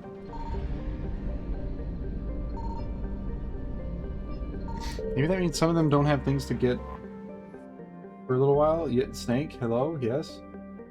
Largest object in the Klein Belt, Gilead is a stony dwarf planet of rock and ice meant for its nickel. It is notable for recent collision with another asteroid. The residents had several weeks of advanced warning and set up recording devices before they evacuated the planet. Saw footage of the asteroid strike that news corporations. Residents found they are now so much famous. Well, as a little wealthier than before. Of the 221 residents, all but 25 proceeded to leave the nickel business. Bois. I do like bois. Some bois. Data mission of the John Grissom Academy, commissioned in 2176, is to serve a student population demonstrating excellence and passion for math, science, and the liberal arts. Entirely human student body ranges in age from the early teens to the mid-20s. Though the fact is not heavily advertised, the institution also offers classes for students with biotic capability. The school's Ascension project seeks to train these students and integrate them in normal society. Yes, well, we'll deal with that sometime later. I'm searching for a colony to retire to. Our hero John Grissom said he wanted the one where the sun has the decency to set at a reasonable time. Elysium fulfilled this criteria and many more, featuring low gravity, tolerable atmospheric pressure, and a suitable climate. Humans and aliens alike flock to the Alpine paradise. Ooh, now I want to go. Early in its colonial years, and the planet remains a vibrant hub for both visitors and permanent residents.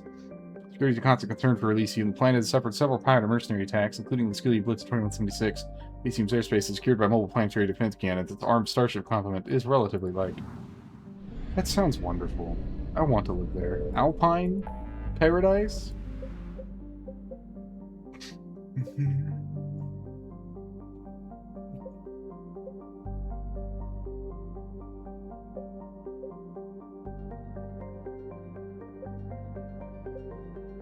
It's Geth and Corian. There's like alliance.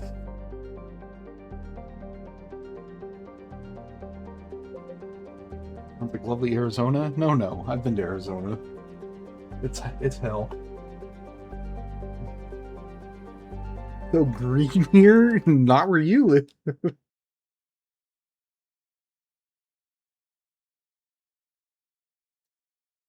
Thanks over here, just spreading total misinformation.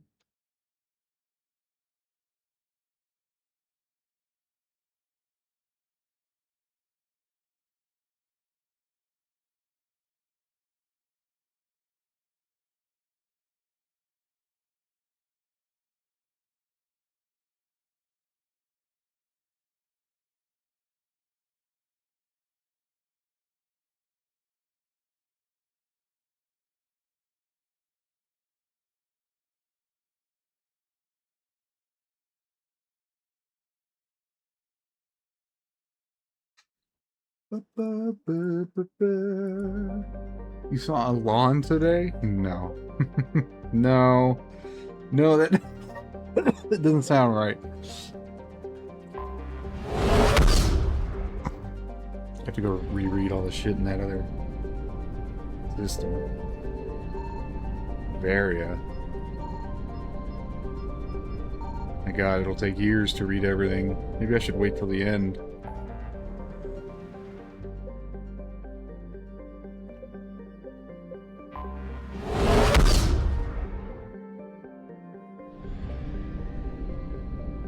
I went to Weird, Arizona? Where is Weird, Arizona exactly? Signal confirmed.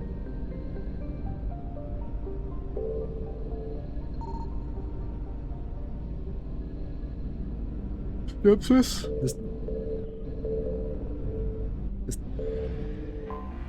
Especially because I don't actually have to like land on most of these.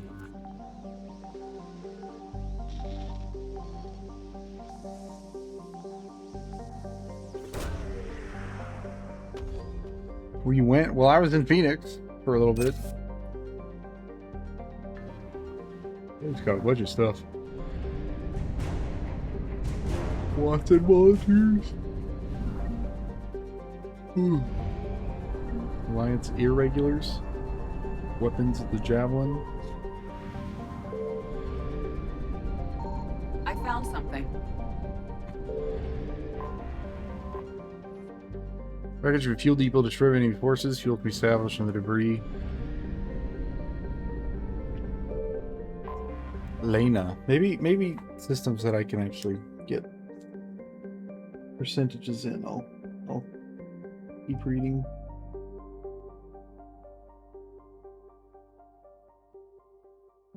Lena, cloaked, smithing, clouded hothouse planet. Lack of metal-rich core and significant magnetosphere allows for DC scanners reveals why equipment on the surface. Reduced this minor occurred in the last 5 years. Any longer, the machines would have been worn down to nothing by the excessive heat and dust storms of iron oxide.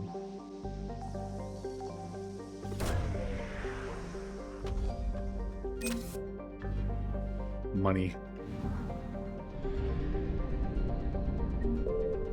Thanked them. I think it was worth the old spacer adage. Just because of the garden world doesn't mean it's a picnic. Freezing ice storms cover the poles and temperate zones, leaving a narrow strip of habitable land at the equator. Dry but windy, this area is home to Sanctum's minimal terrestrial plant life. The planet has yet to develop land-based animals, though invertebrates grow quite large in its pelagic seas. Mining, referred to as ice cracking and anywhere but the equator, is a common employment on Sanctum. The planet has rich in platinum and palladium deposits, as well as boron, which is locally used in semiconductor doping. Carbon dioxide levels on Sanctum can reach 5,000 parts per million during thermal inversions. Travelers should carry a breath mask at all times and consult the Sanctum World Weather Service for warnings. Piracy is at a 14-year global high in Sanctum. Visitors should take appropriate security precautions. We have Javik now. In the aura.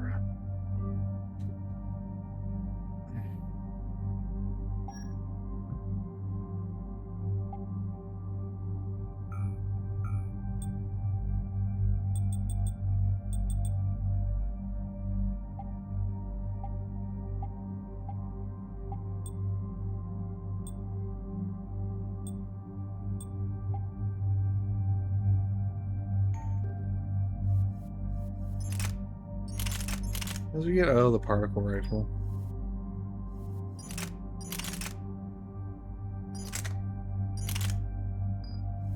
Allies. Oh, okay. I think allies don't even fucking like bleed. Shepard? I don't want this. I wanted Javik to have it. He yawned big because he's skeegee. Skeegee and the Eevee.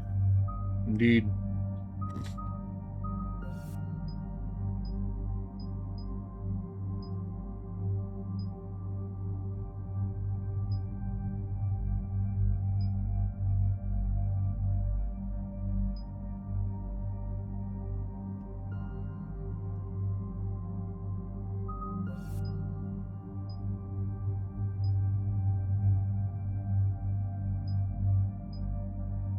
Oh. Okay.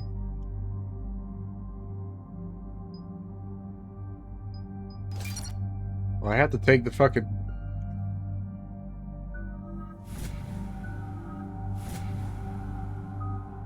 Use pole.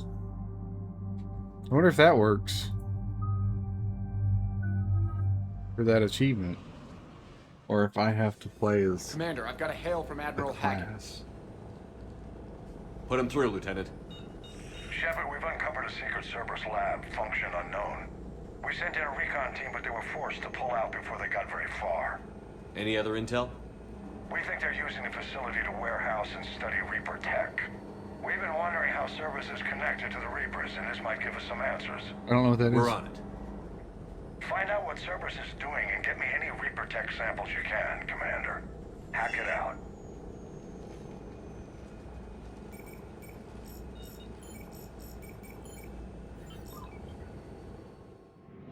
He's pushing a lot of buttons.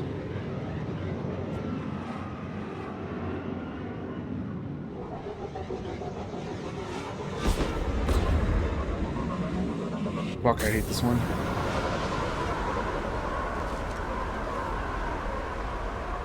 Commander, I'm tracking some tech with a Reaper signature. That's your first sample to grab. Updating your nav point. On my way. I've got my little backpack.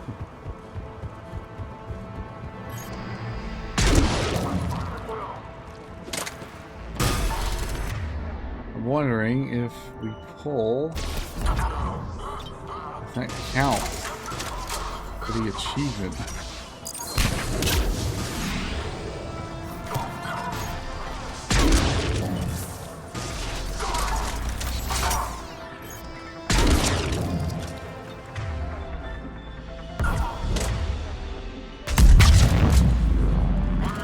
Find out.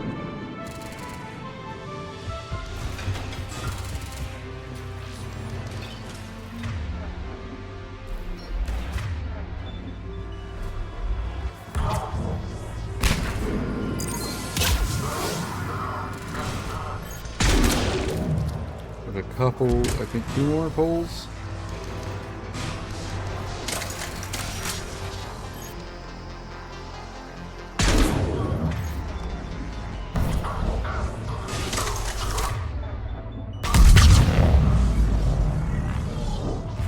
Set off all these biotic explosions. Finally here, wow, the troops here are really intense, no spiles ever. And suicide on capture orders? Seriously? They call training integration. They're being integrated tomorrow, I can't wait. Talavi.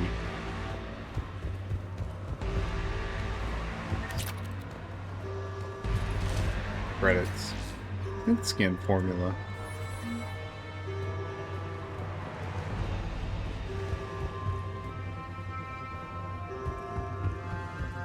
You don't want that yet, because I need to explore the facility. There's Cerberus armor.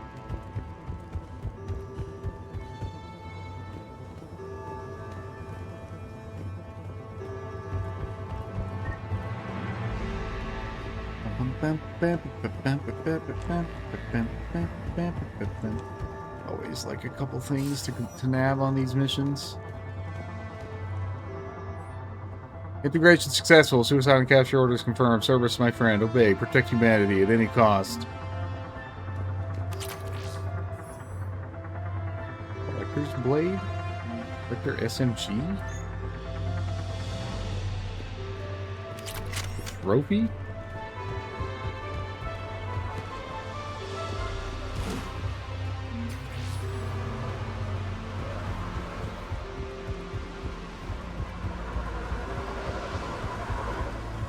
Yeah, just give me a second. You need to go back to sleep?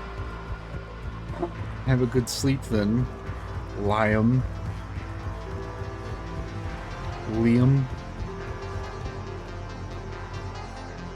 Personnel fighter Gardner Rupert.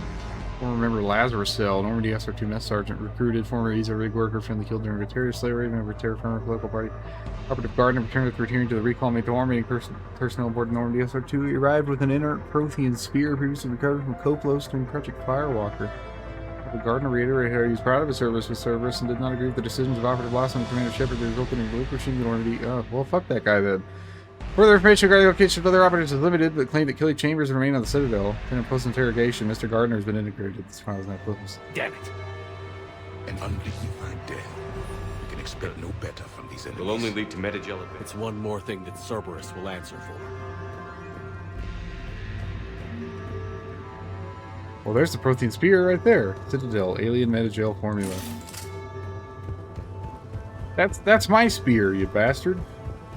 Alright, let's get on with it.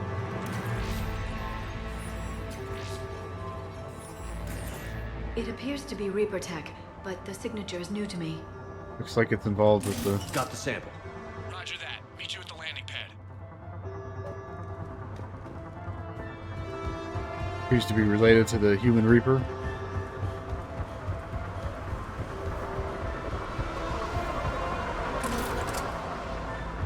Second sample located, Commander. Nav point updated. Good work.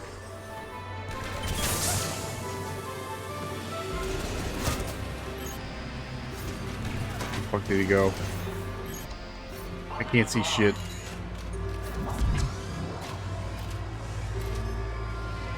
I don't see a goddamn thing.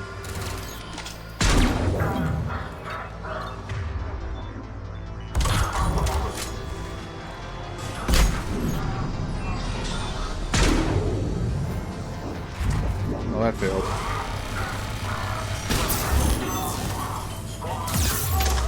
Well, that wasn't supposed to be for you.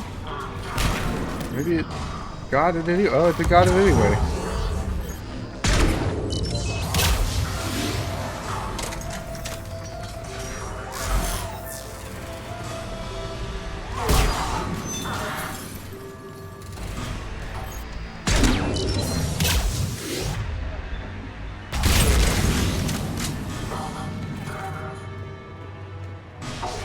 I hear someone getting, like, shot up, but where the fuck is he?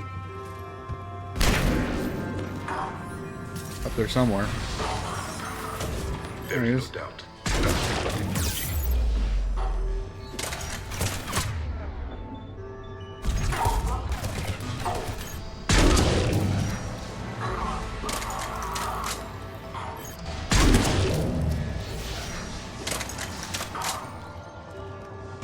I don't know what this is supposed to be. That doesn't really look like a Reaper. Cortez, second 7 secure. Heading back to you now. Negative, Commander. Pad got hot. Had to slow down. Got 3 birds on my 6. Taking fire. Scratch that. Making 4. Rendezvous when I can. Out. We just need to hold out until Cortez can pick us up. Give a chance to kill more Cerberus. Stay tight. This could get rough. I'll just keep throwing incinerates around the corner. Don't mind me. I guess maybe it has to specifically be lift.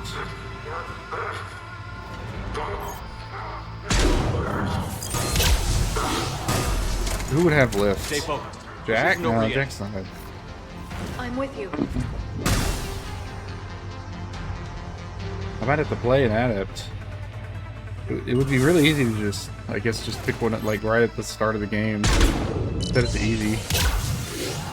Because you get an infinite number of those cannibals to fight. Means you don't run out of ammo.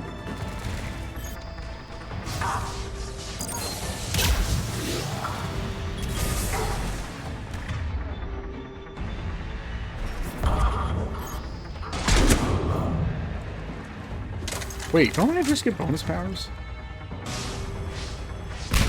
Maybe one of those counts.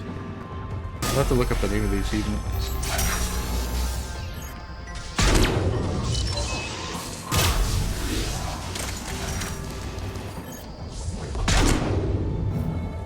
Cortez, do you copy? What's your status? Engaging multiple targets. Time for something a bit risky. Lieutenant!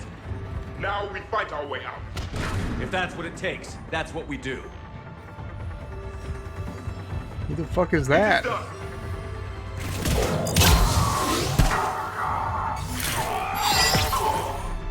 I actually got a melee kill. Spectacular. What the fuck was the Yara doing over here?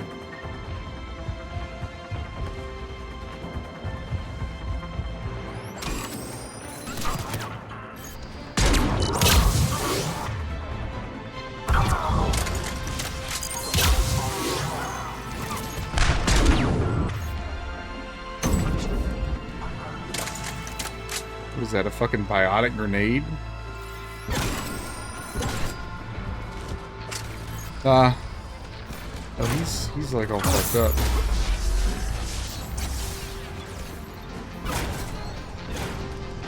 What the hell is going on with this dude? Here.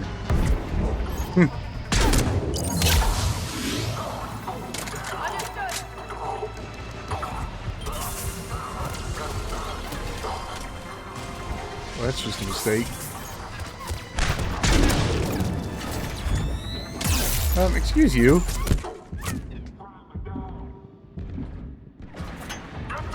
Fucking excuse you. Getting right up on me like that.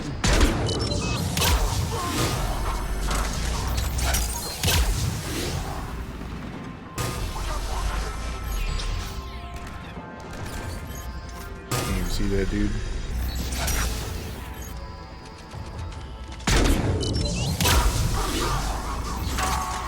Cortez, do you copy? He is likely dead. You'll make it. Keep this landing pad clear. He is likely dead. Well, then we're dead too, aren't we, Javik? Because that's kind of like our way out of here. Go ahead. You can see that in the corner.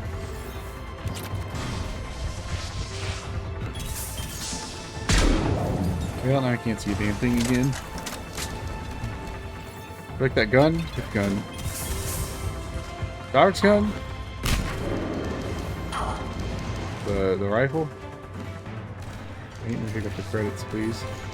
Anything else, I guess, then?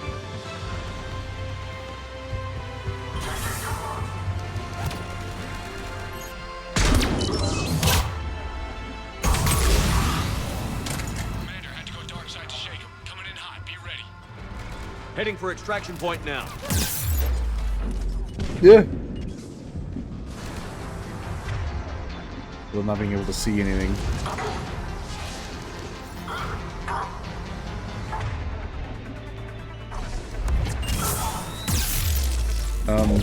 Yeah, it's another one of those dudes that just I fucking hate when AI is made like that, where their prime directive is to just plant their face into your chest, and because they are much stronger than you in every way conceivable, you will just die when they have zero self-preservation instinct whatsoever.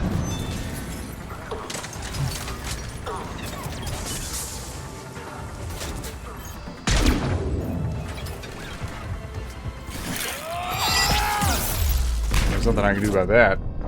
3 of them come out of the damn corner right after he throws a grenade at me.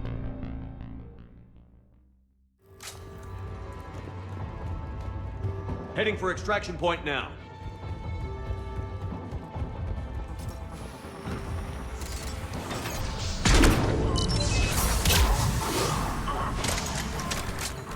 Also, they can see me through the smoke grenades, and I can't see them.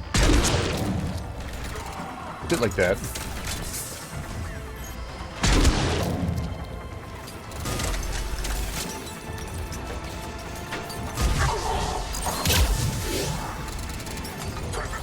This time, no one came up directly behind me. We're at the extraction point. Ready for pickup.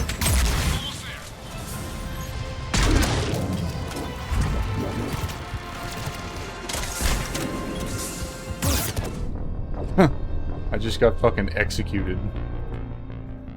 Even though I should have been invincible for a second or two after my shield went down. I was not. Heading for extraction point now. Keep forgetting I have tactical cloak. I was gonna try and take over that turret.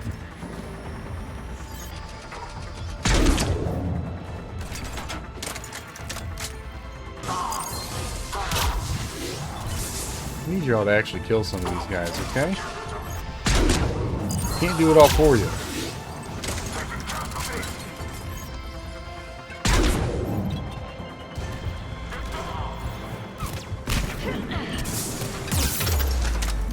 Okay, like who the fuck even shot me? We're at the extraction point. Ready for pickup.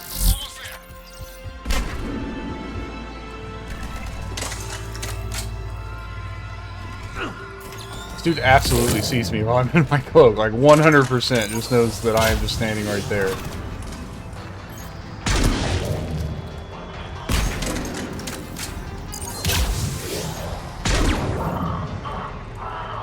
They're both dead.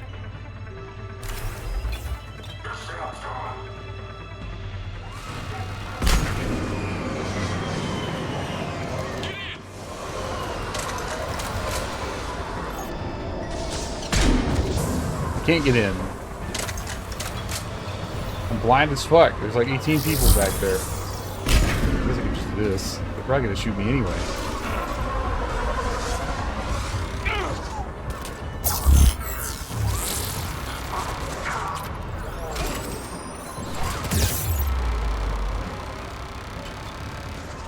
God, I love grenades so much.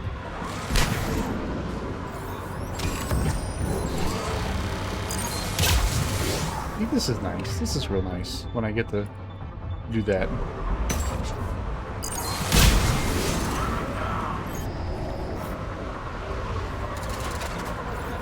So I have everything here. So.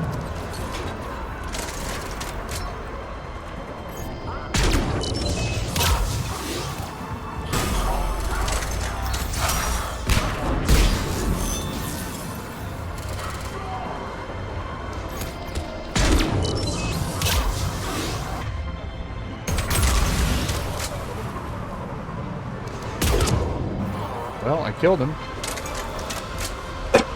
I didn't actually mean to, but I did kill him. Is it the end of the mission? Because there's still one... So there's still one sample.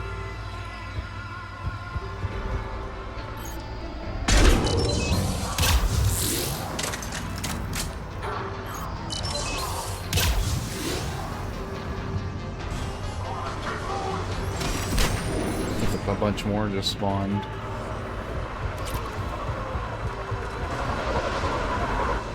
Guess we just leave. Okay. There was still one more collect relic, whatever Reaper tech thing. Commander, we've got our best engineers looking at the Reaper tech you secured from that lab. What was Cerberus doing with it?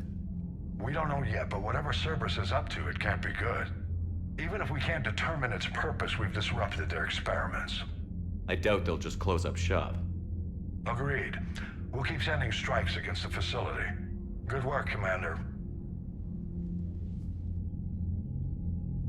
It's usually one you get, like, later.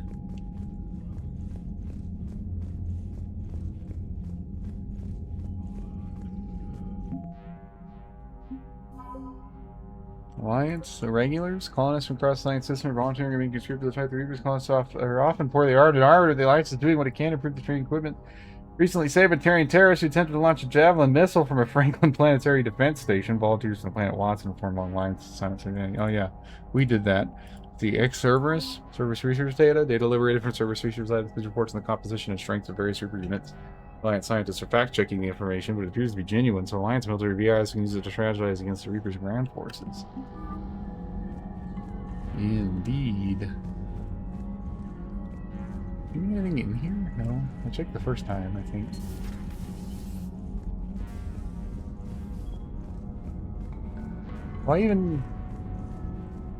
Why even pretend to have the war room secured when there's just a ladder you can climb up in here? We were there on leave. You'd never know there was a war on. They'll know soon enough.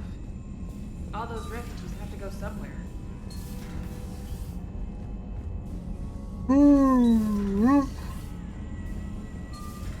I don't think these guys will have anything to say. Commander, you may want to check in on shuttle pilot Cortez down in the armory. Commander? Commander? Okay. Check in on the shuttle pilot Cortez. Alliance Command Phoenix Command. The data you covered from Cerberus Lab on Sanctum combined with intel from a Turian raid on their facility allowed us to locate another significant Cerberus project codenamed Phoenix. We believe that the Cerberus president at the outpost on Trident had been eliminated, but we were clearly mistaken. Admiral Hackett has ordered then 7 brigades to advance and capture the facility. I'd like you to escort Miss Allers to the facility in the Hades Nexus immediately after the attack. Modifications such as you witnessed on Mars, I think an exclusive and widespread publicity campaign should hinder Cerberus recruitment and might begin to spread dissension in their ranks. Okay. Alright.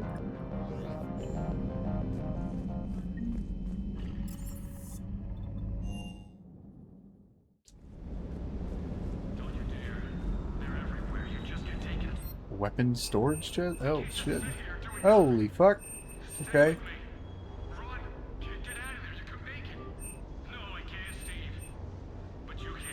I guess this is all stuff from Mass Effect 2.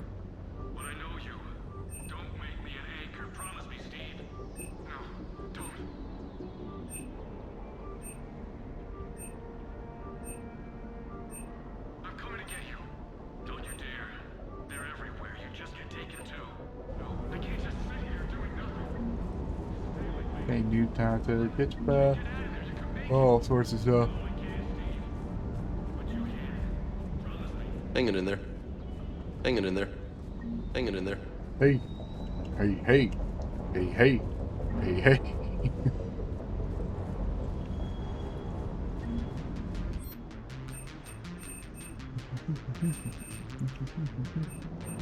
Level 6 upgrades already?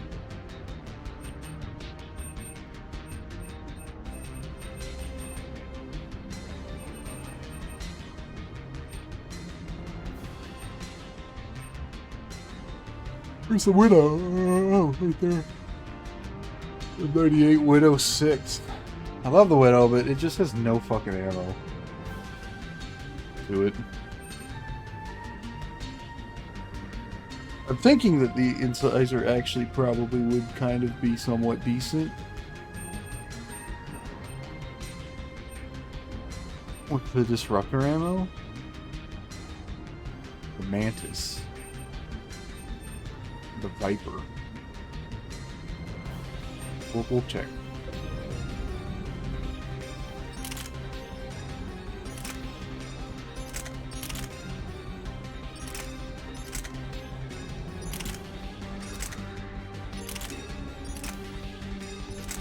Looks like significantly reduced damage though.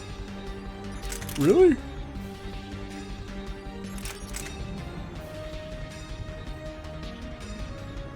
Maybe it's not that different.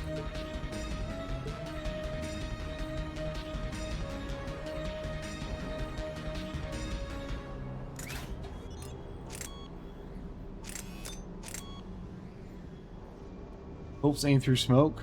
Highlights targets through smoke.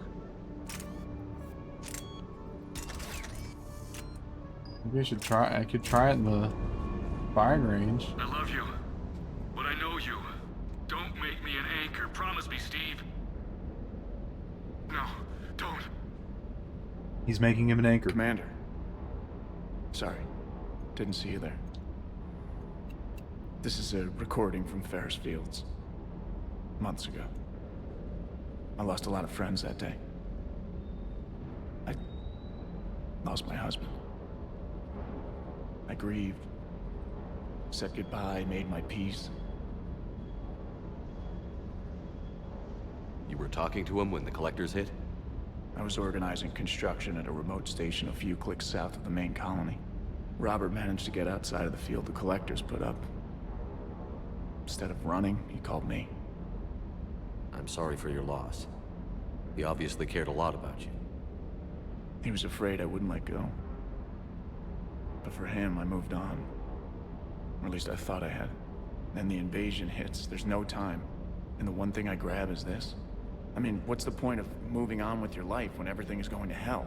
Start thinking that way and we've already lost. Yeah, God, you're Shepard right, looks but, intense there. well, to be honest, I've never felt as alone as I do right now. I'm here for you, gay man. You're not alone, Steve. I'm here, anytime you need me. I appreciate that, Shepard, I really do. But don't worry, Commander. When I'm in that pilot seat, I'm there 100%. I won't fail you. He's like, you won't have to Just do the a loyalty downtime mission between with me. missions, it's hard, you know? I know. I hope I didn't leave you hanging too long on that last Cerberus raid. I'm just glad we made it out in one piece. Been a while since I've seen a dogfight like that. Really missed my trident. ACM isn't really the Kodiak's strong suit. Ready when you need me. Ready when you need me. Air combat maneuvers. How many shots does the Widow have?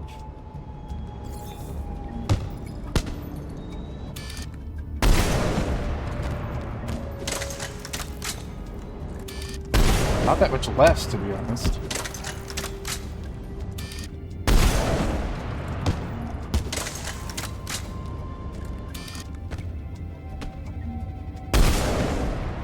Can't fucking brain James. Unfortunate.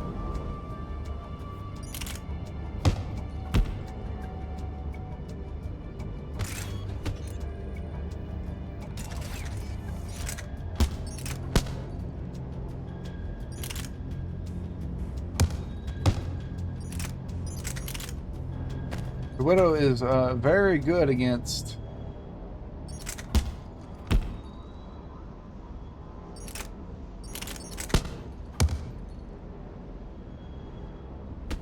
armor.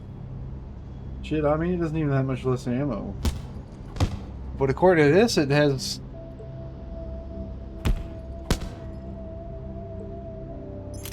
Oh, this is the best song.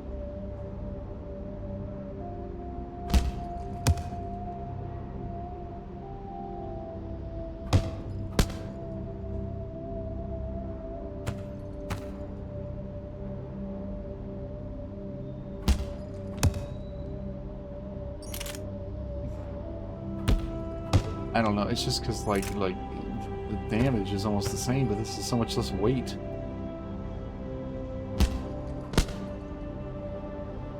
But it's only the same because of the barrel. Oh, now. Yeah.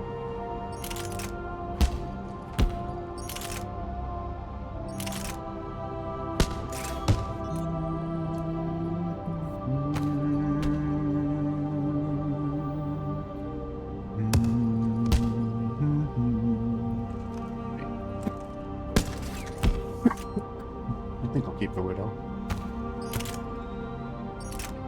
What I can do is get like a really... Oh, well, I guess the Shuriken is the lightest. Oh, that's because it has this lightweight materials on it, huh?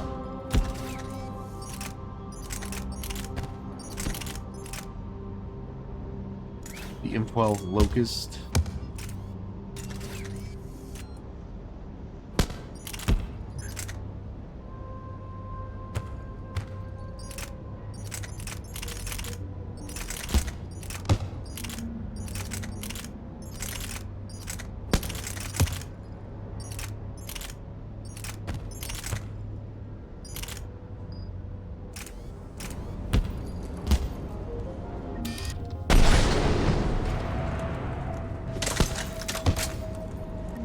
I'd say it's probably fine.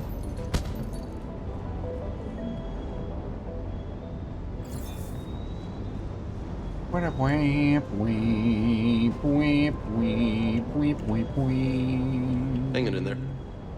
Weep, weep, weep, weep, weep, weep, weep, weep, weep.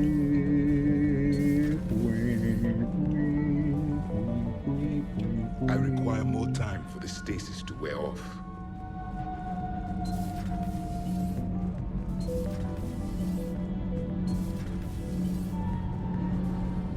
Commander. Well, nobody has said shit, so... Cerberus stealthily strikes Star System shield. No, glad I read that one out loud. Cerberus stealthily strikes Star System shield. That sounds great. Do we need to talk, Commander? Alliteration always. I don't think anyone has anything new to say. No. Commander.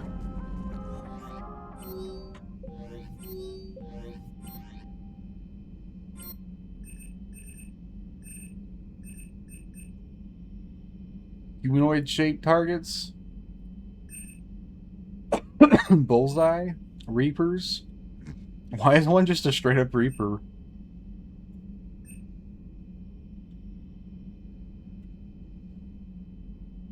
Like randomly, like the court random.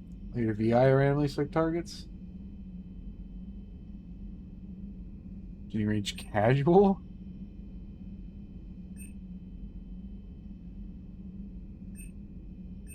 Right.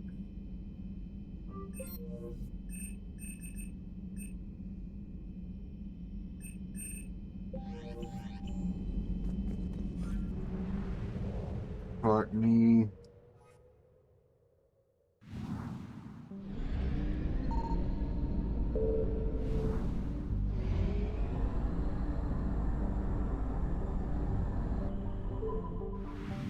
Skepsis.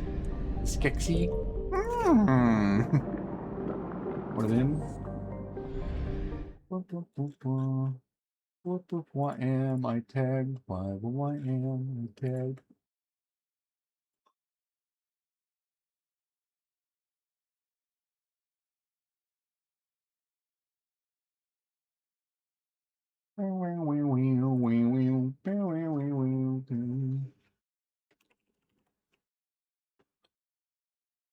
Ugh. I don't know, man.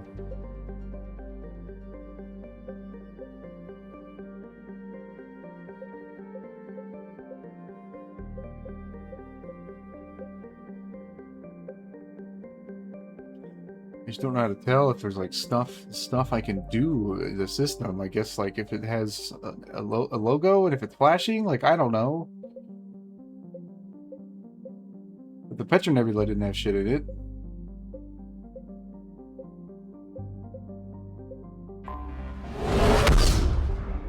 I'm gonna stick to my guns, I guess, and just read all the descriptions for all the planets.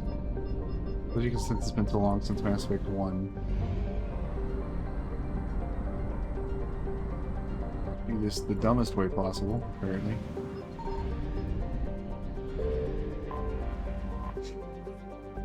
Small distant Alsage is a small terrestrial with race of atmosphere, methane, and argon. The surface is composed of water, ice, and calcium with occasional deposits of light metals. During the Alliance's pirate suppression campaign in the 2160s, the Batarium LOM Ranpera was caught with his frigate Tunaran grounded on Alsages for drive discharge. Challenged by the cruiser Hyderabad, the Para refused to surrender. The Tunaran was destroyed attempting to take off. The debris is strewed across the southern hemisphere.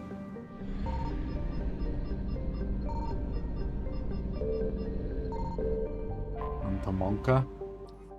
Antamonka is a large hydrogen helium gas giant. Traces of chlorine and sulfur in the atmosphere. Its massive gravity well tugs many asteroids in the outer belt inwards, past the orbit of Altair and Daedalus, and eventually settle into the inner belt. Antamonka's orbit is congested with hundreds of captured moons, mostly only a few thousand years before being ejected, dragged down into the atmosphere, or ripped apart by tidal forces and added to the gas giant's immense rings. To navigate this chaotic environment, it's hazardous at best. Ships without military-grade kinetic barriers are likely to suffer catastrophic impacts. Let's see, Adolis is a terrestrial planet with an atmosphere of carbon dioxide and nitrogen. Adolis' surface is covered by wide deserts of silicate sand, with only a few years of igneous rock highlands to break the abrasive dust choked wind. Adolis' orbit is congested with debris thrown inwards by the gravity of the gas giant Antamonka. At a high rate of meteor impacts, exploration is highly dangerous.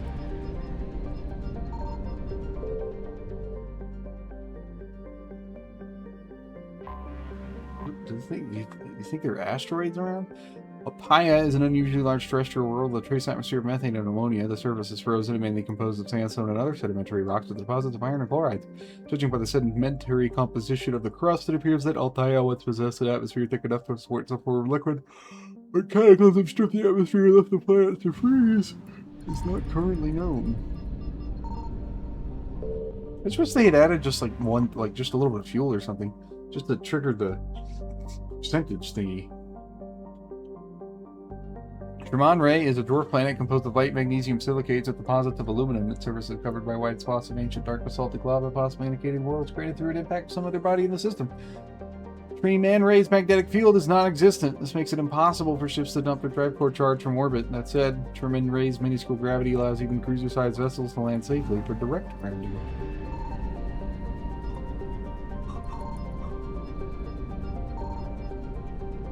At least in like Mass Effect 1 systems, right? You'd get little, you get the iron asteroids, carbonaceous asteroids, all those weird things. Small hydrogen helium gas giant Arcanes has been developed as a full-featured Defmata stopover for ships hauling refined materials from Therum. In addition to a powerful magnetic field to dump drive charge, Arcanes has a largely automated infrastructure of helium-3 refining and deuterium mining on its many water ice moons.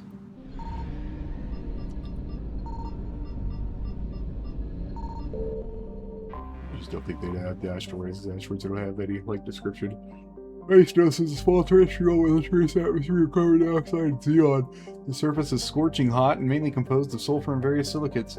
Little interest on this desolate world. Armini. Armini is a terrestrial world with an unusually thin atmosphere of krypton and xenon. Its surface is composed of silica with deposits of carbonaceous materials. The initial flyby probe of Armini detected multiple areas at the equator without the irregular surface protrusions. Closer investigation revealed these as millions of elaborate crypts a few meters below the surface left by a long-extinct spacefaring species called the Zeolf. The human university switched to perform archaeological excavations. Council law holds grade sites as sacrosanct, however, and the matter has been tied up in court for a decade.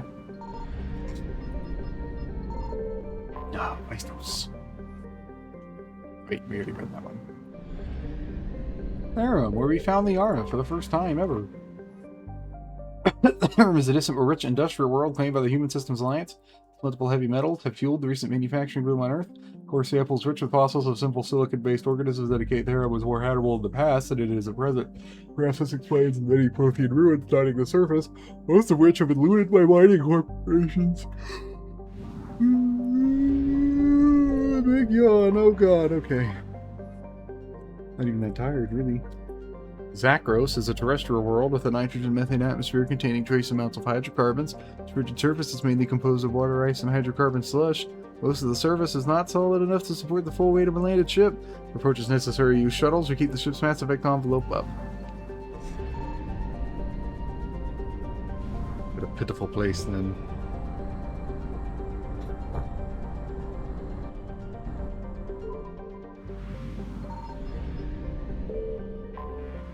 Let's see. Patavig is the second of the Mastodon system's giant terrestrial planets and by far the more interesting. Most of the surface is covered by a vast sea of liquid ammonia, which a unique aquatic ammonia-based biosphere has developed. While the frozen continents are largely bereft of life, a rich bounty of complex organisms, many larger than a human, flourish in the chilly, toxic seas. While dreadfully inhospitable to humans, Patavig is suitable for colonization by the Volus. Negotiation between the system's alliance and the Volus patrons of the Turian hierarchy has made good progress.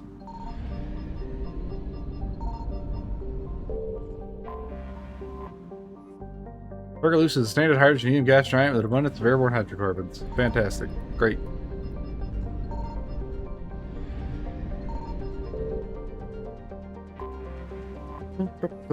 Sargilla has a very dense atmosphere of ammonia and oxygen. Its temperature surface is mainly composed of aluminum deposits of sulfur. Convoys in the system have recently logged a number of unregistered vessels operating nearby. Sargilla has an extensive silicon-based oxygen-breathing ecology. Heavily populated areas are covered with fine silicon dioxide dust, the respiratory byproduct of the world's higher animal forms. High-speed surface winds, often laden with abrasive silica dust, present a hazard. In areas where the wind deposits a great deal of silica, footing can be treacherous. EVAs are discouraged. Well, it was a landable planet in Mass Effect 1 because of the heat hazard. I think there was only like one planet in that entire game that had a hazard warning that you couldn't land on. Corollan is an enormous terrestrial planet, half again the size of Earth. Despite its thick atmosphere, the weak output of the red dwarf Macedon leaves its surface biting cold. The rest is mainly composed of silica, but its significant deposits of iron and other industrial metals are present. These lodes may prove rich enough to be profitably mined despite the heavy gravity.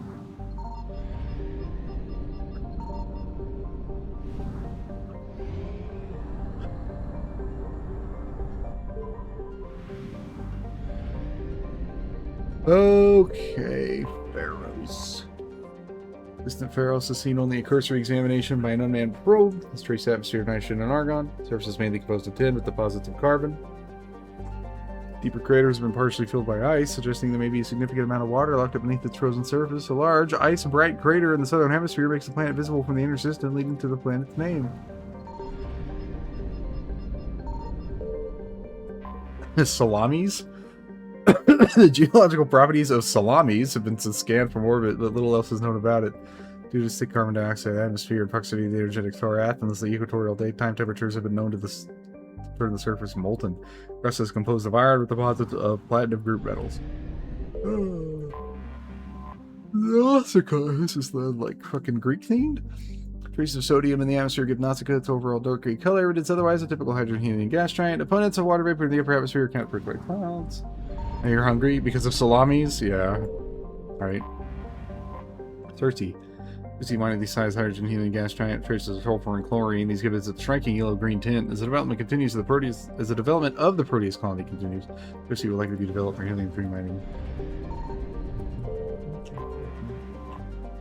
Proteus, like that in our own world, Proteus has more than 90% oceanic cover. Incredible heat thrown from Athens raises global humidity to 100%. Creates constant cloud cover and powers colossal typhoons that rage across the surface year-round. Hot, humid, and storm-racked produce rare combination of oxygen, atmosphere, and carbon-based biosphere, nevertheless recommend it for colonization. Pilot program studying the possibility of colonies below the ocean surface, safe from the worst effects of the weather. The whole planet of fucking,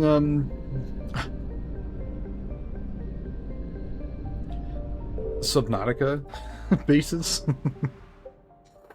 So that says 100%. Need to fuel up real quick. There should be a fuel, yeah.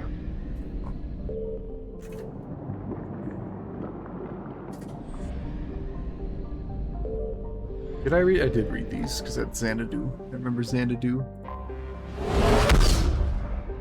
What system was this? Oh, this was the Grissom Academy. Gilead, our subject inclined belt. Gilead is a snowy dwarf planet, mined for its nickel. It's notable for recent collision. We've read this. We've read this system. Okay, so that makes We were to try. I think Horsehead was right. Panicked again. Was like, no, I can't read everything all the time, but I'm going to.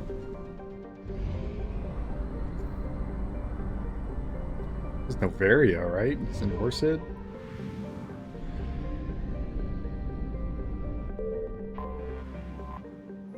In Tatara is a standard hydrogen gas giant trace of ammonia, hydrocarbons in the atmosphere, let it a distinct brown tint.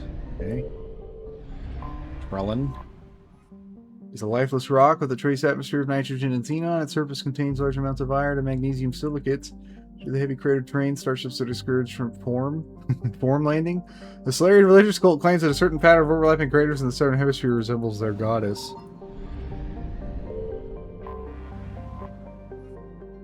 Standard hydrogen gas giant. Thistlegon's atmosphere is tinted blue by trace quantities of methane. The Mass Effect 1 descriptions are nice because a lot of them are just like, this is just a standard planet.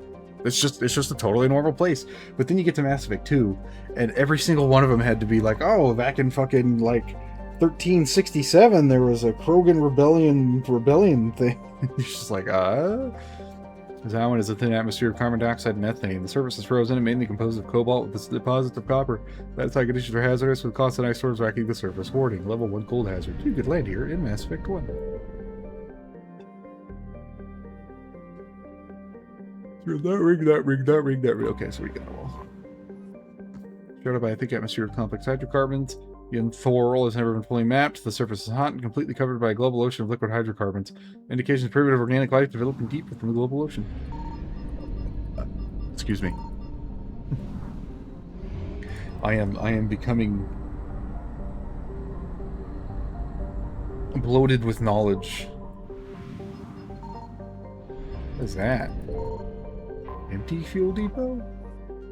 Fuel depot is empty. Widespread destruction of helium manufacturing facilities and panic buying mean many fuel depots have been depleted. When empty, the depots typically run dark as their crews desperately try to avoid detection by marauding reapers.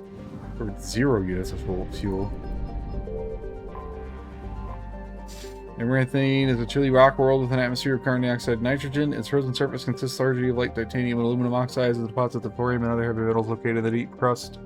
Amaranthine was named by the human poet Sophia Cabral during her tour of duty aboard the Alliance surveyor ship Coupe. Under the dim light of the red dwarf Fortuna, the surface of this world is lit in rich twilight blues and purples even at midday. I like that. See, that sounds nice. Aganlis is a rock terrestrial with an atmosphere of sulfur dioxide and trace amounts of helium. Scan reveal ancient lava plains in the surface, implying a geologically active past. The crust consists of sulfur and basalts, but the planet's mass suggests a core of iron and heavier metals. Cursory drill coring suggests the possibility of simple subterranean life. Therumlon. Therumlon is a frigid world with a thick nitrogen-argon atmosphere. The crust contains silicates and unremarkable ores, but is surprisingly rich in phosphates. Since the atmosphere lacks free oxygen, the phosphates are relatively pure. It could be a value in the manufacture of fertilizer and incendiary ammunition. I was going to say, that makes like, phosphates are a big deal on Earth because, like, that's the only way you can make fertilizer. Our data on Montania is very limited.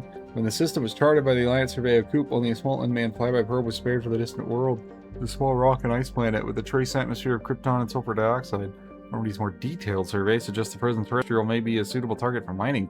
While it is largely water ice, mapping of mass concentration suggests it is a core of pure aluminium. You could say aluminum and piss off both countries. Aluminum?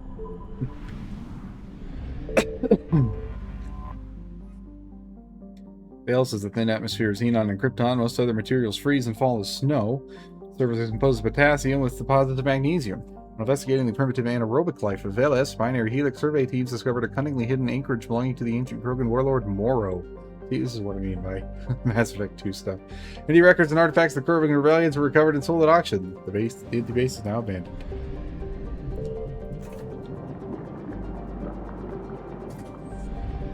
I have made a lot of money in the last little bit. Varrog is Pax's only gas giant, but its temperature, powerful winds, and high orbital velocity make it a poor candidate for helium-3 mining. While Novaria enjoys plentiful deuterium for its fusion plants, it imports all of its helium-3 from out system. Like most Pegasids, Svarog is thought to have formed outside the frost line of its parent star and migrated inward due to an unstable orbit. Its small size compared to the usual hydrogen-helium gas giants is likely due to hydrodynamic escape. Since an orb is closer than 0.15 AU, the planet's atmosphere is likely soon to be consumed. Scientific debate continues on how the other planets in the system survived Sarog's migration, as its gravity may have played havoc with them in their early formation. The Novaria. Novaria is a small, frozen, terrestrial world, barely habitable by conventional definitions. It is privately chartered by the Novaria Development Corporation, who leases out labs for research too dangerous or controversial to be performed elsewhere. The war has brought significant attention to this otherwise obscure planet. Novaria is home to some of the most advanced research in the galaxy, a sure magnet for Cerberus interest. Further, Novaria's mass relay is a stop between the humans' Exodus cluster and the beginning of Solarian space. They felt that the Solarians will defend their borders to the utmost. Alright, you have a mission there later, I think, and then we'll come back and probably be able to find things. Murana is an icy planetoid smaller than Earth's moon. Many planetary geologists suspect it was once an Oort cloud ice dwarf that migrated inwards after an encounter with some other body. While the crust is frozen water, deeper layers are mostly silicates with pockets of magnesium and aluminum. Murana started locked a pack, the same side always faces the sun. Golden Protectorate? I don't think I've ever heard of this. Oh, it's Kaje.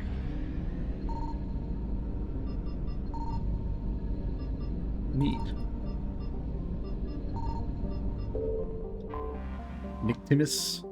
As moons go, Nictimus is somewhat unremarkable to the casual observer. Geothermal activity appears to have ended. There is no tectonic activity, and the last active volcano died over 100 million years ago.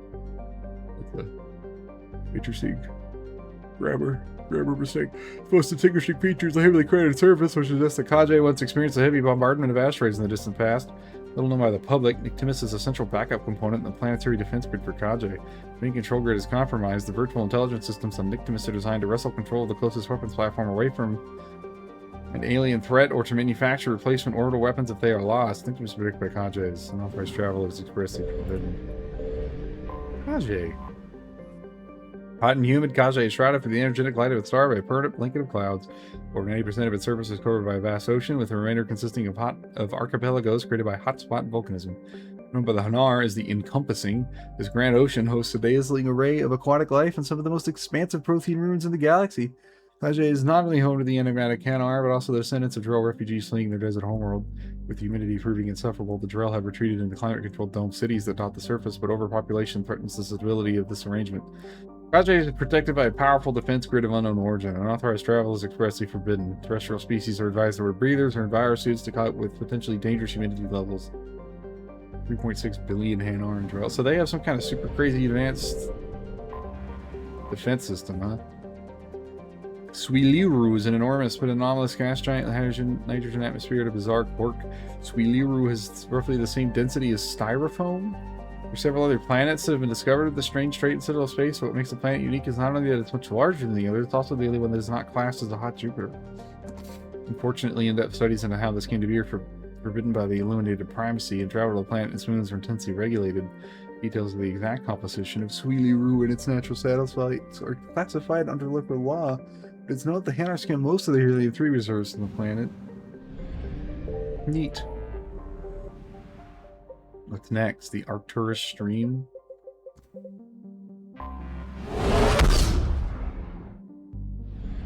Commander, battles were fought here. We might be able to learn something. Lying at the L5 Lagrangian point of Themis are the fused metal fragments of Arcturus Station, destroyed by Reaper capital ships. Station once housed the Systems Alliance Parliament and the nerve center of their military armada. Now it is a cold grave for 45,000 people. Without scanning it.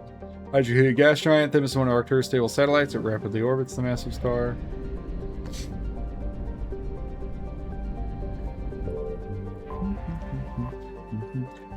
One of Arcturus' hydrogen helium gas giants, Irene, had infrastructure in place for fueling civilian and military starships with helium-3 and antiprotons. None of this infrastructure has survived the Reapers. Antiprotons.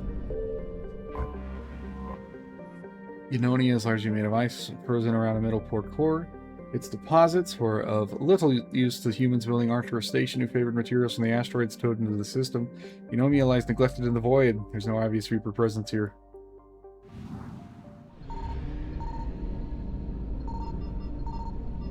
Oh boy, they coming. Hold on, they coming. Signal confirmed. confirmed. Evasion successful. The two systems, I guess.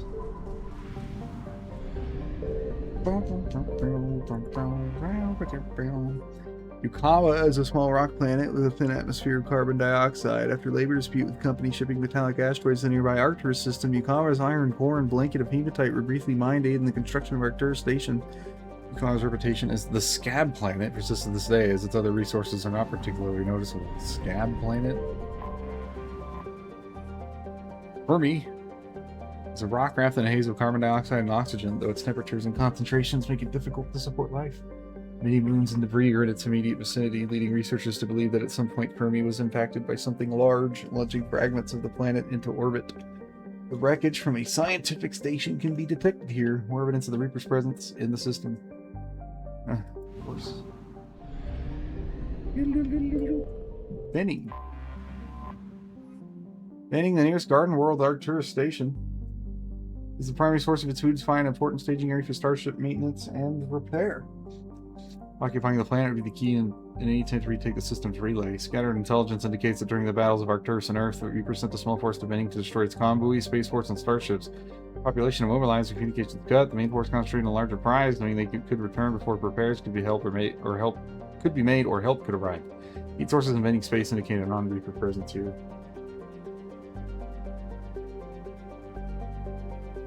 So they aren't even around.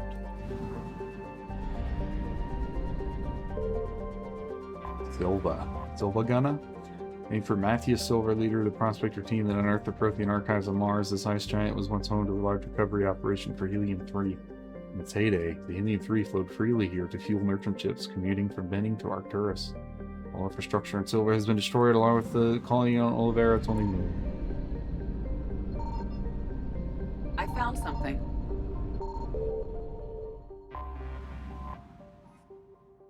100 units of fuel. That was it, I guess. Not much here. These guys aren't happy to see me.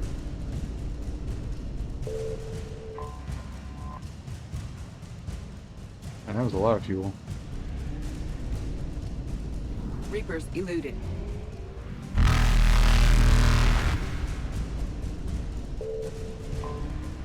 Into orbit. We got something. Faster than light jump successful. Intel from Battle of Arcturus.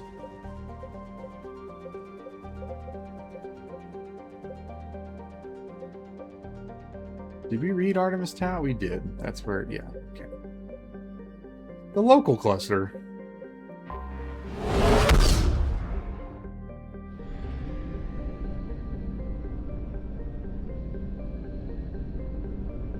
We'll go afield first, I guess. Just Gagarin Station. Signal confirmed. Jump Zero. Gagarin Station, colloquially known as Jump Zero, is the furthest human-made structure from Earth prior to the discovery of the Sharon Relay. Structured nearly 80 AU from Sol, double the distance of Pluto, it housed a population of approximately 9,000 people. It's used for deep space telemetry, exploration, and conducting experiments. Too dangerous to do near more expensive assets. 30 years of biotic research, the station served as a biotic acclimation and temperate training facility. BAT. Safe place to evaluate emergent human biotics. Without any significant defenses and with no warning, the Reapers quickly destroyed the station before it could be evacuated.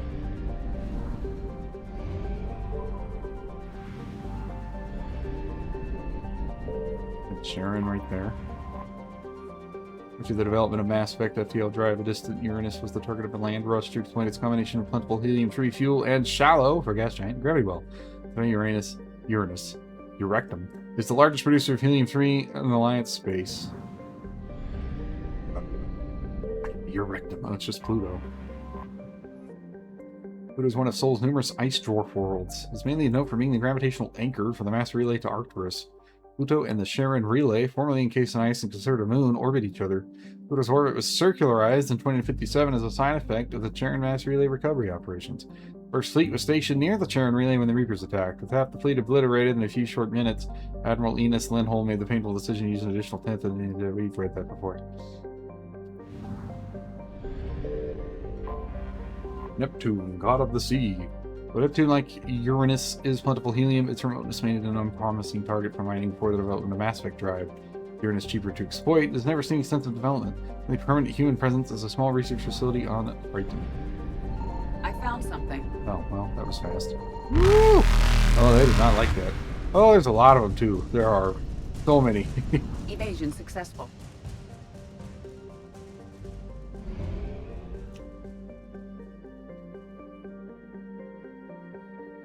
I think I may just come back. It's like there's so many of them. Oh, and they are fast boys. They are very fast boys. Reapers eluded. Faster than light jump successful. Well, we have that, whatever that is.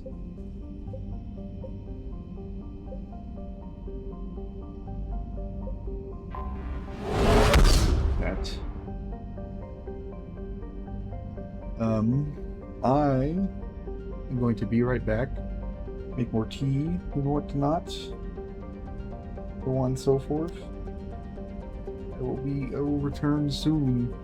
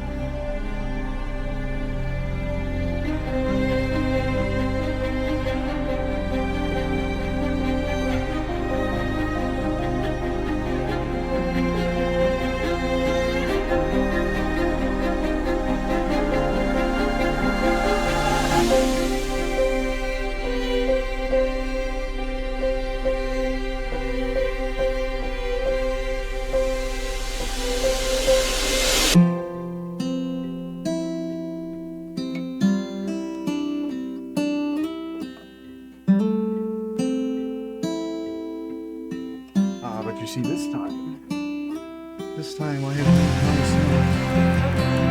been the Earl Grey.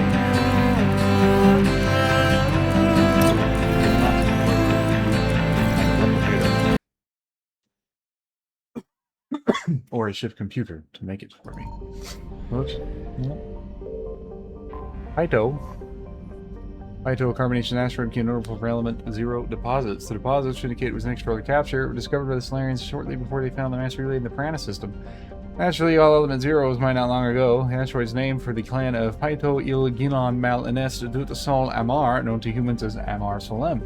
The shy, retiring eccentric was an undergraduate when more important astrogeologists passed off the first ESO deposits to him. He ran the fateful test that discovered its mass-affecting properties.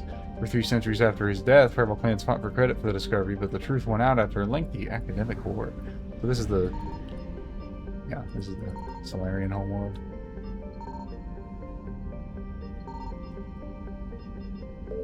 So what happens if you're like a... if you're a race and you don't have any ESO in your system? Spacer investors are fond of saying you can't exhaust a gas giant, but the Solarians have certainly tried. Haliguse is home to a thriving community of robo-biters and those who work in Helium-3 collection and refinement. More than 16 of Haliguse's more metallic moons have been settled. The giant bears the name of the Haliguse Corporation, which combined the best efforts of several Solarian clans to manufacture the advanced shielding necessary to colonize the planet's moons. The planet's magnetosphere retains massive amounts of radioactive ions from Piranus, a system star. Because of this, the cities on the moons are subsurface, protected from lethal radiation levels by shielding and thick layers of rock. Haliguse was bought out centuries ago, but the name endures as a symbol of Solarian innovation and cooperation. The show was Dragel. Any rock planet, Dragel, is notable for its status as a strategic reserve of heavy metals. It's been warmed slightly by a thin atmosphere of nitrogen and carbon monoxide, but otherwise remains hostile to life. In the clandestine fashion typical of Solarians, a military outpost orbits the planet but does not appear on Alliance star maps. Like Saradril, Dragel is named for the matrilineal clan that sent the first manned mission to the planet's surface. However, a thriving minority from the Sylar clan, who sent the first manned mission to orbit the planet, insists to this day that their landing attempt was sabotaged by the Dragels and the planet should bear their name. Relations between the two clans remain tense. God, how long ago must that have been? Saradril. Rakesh's sister planet is in a weak hothouse state, retaining enough carbon dioxide and monoxide to form an atmosphere thicker than a garden world's, but thinner than a true hothouse like Venus. In the days of Solarian space exploration, the species saw mining the planet as an engineering challenge. When the Solarians made contact with the Asari, the robo mining industry developed for planets like Saradril quickly became the galactic standard. The planet is named for the Saradril clan, specifically the Solarian Delatracial Gerolilis or Asamel Natia Portorinora, who sponsored the first manned mission to the planet. In antiquity, the planet was named for various gods, as well as the astronomer who first classified it as a planet rather than a star. Numerous political machinations went out, and the planet now bears her clan's name on all standard Solarian star maps. Yes. Turkesh. The Solarian homeworld has been likened to the jungles of Earth, pretty to look at, teeming with life, and comfortable to live in, and dangerous to the unwary. The technophilic Solarians had significant pollution and waste problems early in the development of their society. They also embraced social solutions just as quickly, and through complex breeding rules, Turkesh now maintains a crowded but sustainable population. The planet tends to be wetter than Earth, and Solarian cities spare no expense to collect and provide fresh water, as one might expect from an amphibious species. Turkesh's location in the galaxy, far from dark space, is yet to be invaded by the Reapers. But its rulers are all too aware they are in the path of attack, because they could not strike the first blow, as their military doctrine suggests. Many already consider their forces at a severe disadvantage. Nothing to do here yet.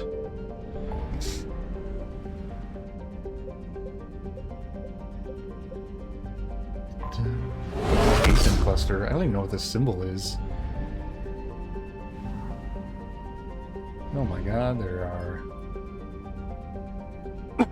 several systems here.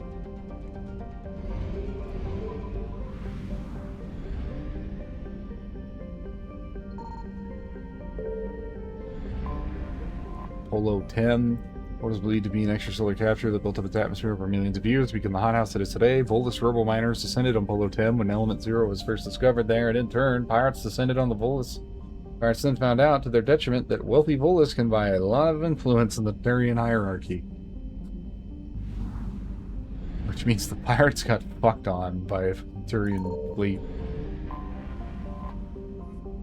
And Allison, a lonely world of rock and ice, and Allison clings to the outer rim of the Satu Ard system.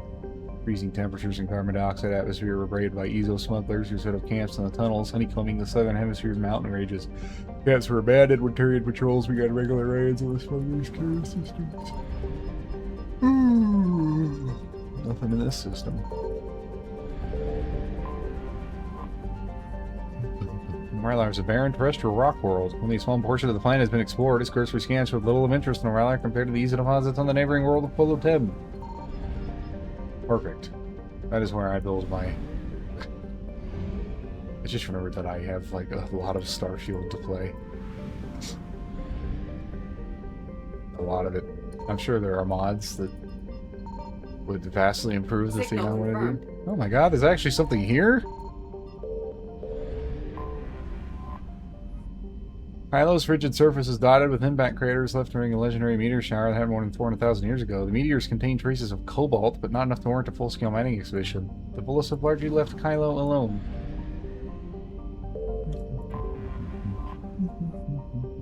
For terrestrial planet, Mola hurtles around the system star at breakneck speed. Its rapid orbit and molten core cause oceans of magma to be pumped out onto the surface, cooling into continent-sized formations and erased by fresh flows of molten rock. Oh.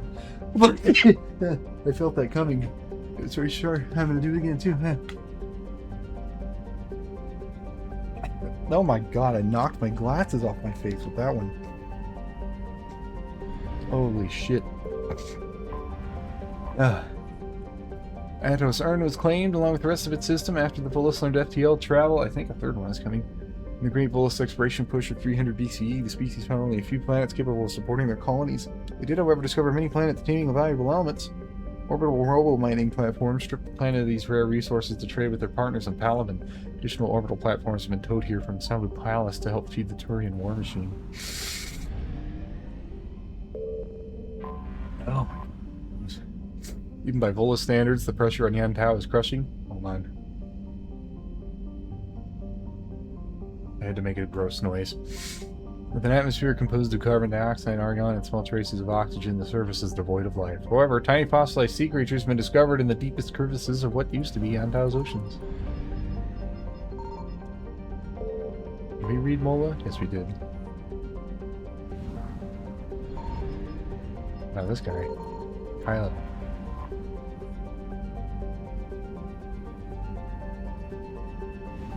Right, cobalt.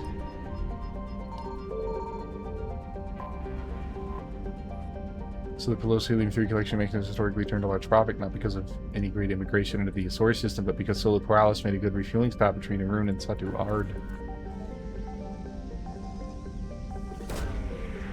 Rest stop.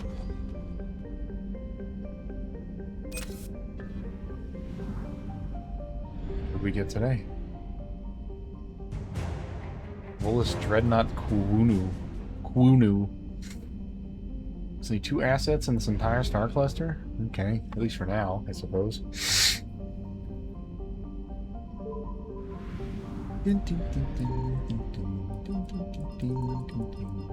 See, it's nice when the percentage pops up, because then on the galaxy map I can just kind of like look at what systems I need to revisit. Wilm Urun is a hydrogen helium gas giant. The phrase Wilm Urun in the Volus native tongue translates to the golden one, a reference to its deep yellow-orange rings. Much to prospectors' dismay, there was no gold to be found in its moons, while Urun's only economic contribution system is ubiquitous helium-3. Ubiquitous. Who? Lahi? Lahi! This world is believed to be an extrasolar capture that built up its atmosphere over millions of years to become the hothouse it is today. Volus robo miners descended on Polo 10 when Element Zero was first discovered there. In turn, fire descended on the Volus. Wait. That's the description for somewhere else. That's the description for a different planet. Okay. Omicare is a temperate garden world currently in its megapod stage. The planet's nitrogen, oxygen, atmosphere, and dextro amino acid-based life wasn't particularly attractive to the Volus, so they sold the colonization rights to their Turian partners. Omicare's spaceports are inundated with refugees fleeing from colonies in the Apian Crest. Local Primarch has enacted a draft of military service and begun fortifying cities in anticipation of an invasion. A Reaper invasion. Gorgon. Like Wilm Urun, Gorgon is a hydrogen helium gas giant whose helium infrastructure is established by multiple conglomerates operating out of Omicare.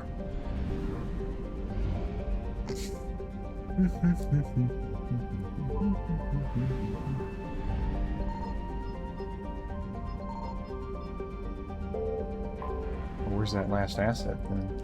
First of the Aru system's 3 gas giants, Lucille is also the largest, boasting over 96 moons. This planet's orbit vessels hundreds of Helium-3 extraction centers. Most of the work population live on Lucille's orbital stations, which are so numerous they become an unofficial city, chained together by taxi services and extendable umbilical cords. Well, its moons have long been mined out, but they still host dozens of corporate-owned laboratories relocated there to avoid the environmental restrictions placed on research and development firms by Irune. Everything from weapon testing to cutting-edge biological research is outsourced to facilities orbiting whatever the fuck that was called. I found something. Ah. Turk Saab, named after a northern Iranian luck deity, it is overshadowed by the economy on Lucille and scientific research on Duldet. Solar System's a middle child, the Turk Saab has been seeing little development from Irune, with only a handful of small corporations investing in extracting its Helium-3 reserves. But here's my other thing to get. Volus fabrication units. But wouldn't you know it? It also got me an achievement. Jack Sur features heavily in ancient Volus mythology and folklore, since its bright white surface made it easy to chart the night sky without the aid of a telescope. Once the Volus developed advanced astronomical equipment, the scientists discovered that Jack Sur's luminosity was caused by a thick carbon monoxide cloud cover that had hidden the real face of the planet for millennia. Some kind of tiny thing orbiting that star somewhere. I can't see. I guess there isn't one, actually. Maybe it comes later. The Volus homeworld is a high-pressure, high-gravity planet that supports an ammonia-based ecology. Their environment means that the Volus have been slow to colonize, as there are few planets that meet their habitation requirements. Most prefer to stay on Irune, working remotely via the extranet. The more adventurous don the clumsy but vital pressure suits and venture out to worlds in Citadel space to make their fortunes. Irune is remarkable for having done away with warfare as an institution of the state. Volus culture lacks the romantic view of war found in galaxies' more aggressive species. Physical skirmishes between groups rarely last long and are almost always ended by social castigation, bargaining agreements, or harsh economic sanctions. Irune cities tend to be built on fast trade routes rather than military defensible positions. Strategic weakness has forced the Turian hierarchy to divert fleets from Falvin to protect vulnerable sites. Irune's ammonia-based atmosphere is toxic to non-Volus life forms. Visitors to Irune must wear pressure suits at all times when traveling outside of environmentally controlled areas. There's 9 billion people on that planet.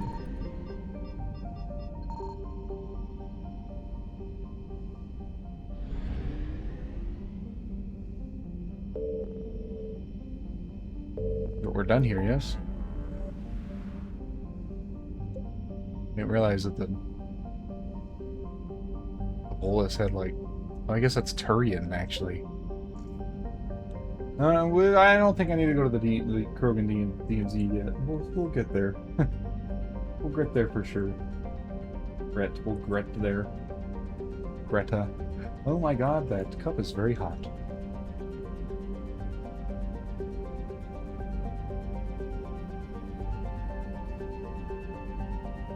The tea isn't particularly hot. Interesting. What the hell?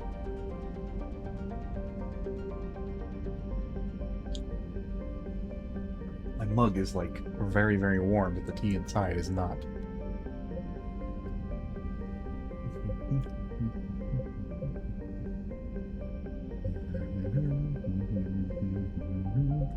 We have so much more to get through.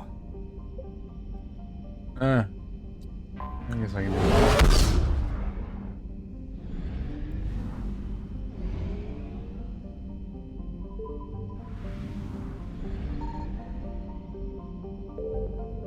Rothla. Once Rothla was a large ice dwarf, the statistics listed below. In the waning years of the Krogan rebellions, it was shattered into a field of debris while it was soon to have been the test of an exotic weapon system.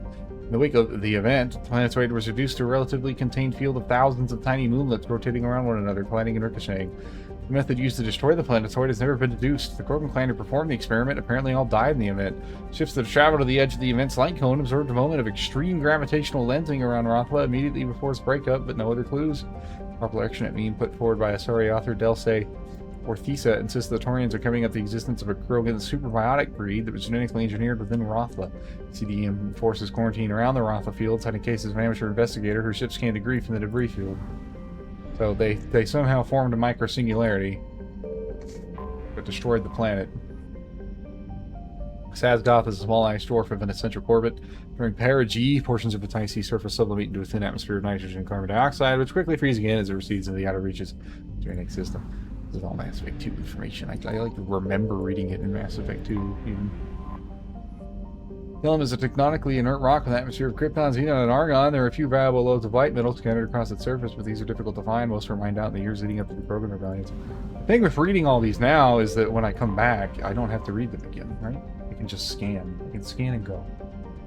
Dor is a conventional methane ammonia gas giant. It is the main fueling port in the Duranic Cluster Gateway System. Pildia Station, the headquarters for patrol ships of the Council Demilitarization Enforcement Mission, lies at the trailing range point of Dor. The CDE unlocks all ships passing through the Krogan Demilitarized Zone and has the right to board and search them for contraband at any time for any reason. There are no exceptions. At points over the last 2 centuries, diplomatic incidents have been caused when the patrol frigates board an Asari hospital ship, a Terran diplomatic courier, and privately owned human tramp freighters. These measures are provided for under the terms of the Krogan Armistice. While the Krogan were allowed to retain their government and personal weapons, any attempt to provide starship-mounted weapons to the clans of Tutanka is punishable by law. Nearly a millennia after the war ended, the official penalty for smuggling prescribed weapons is still death by spacing. Get thrown out the fucking airlock.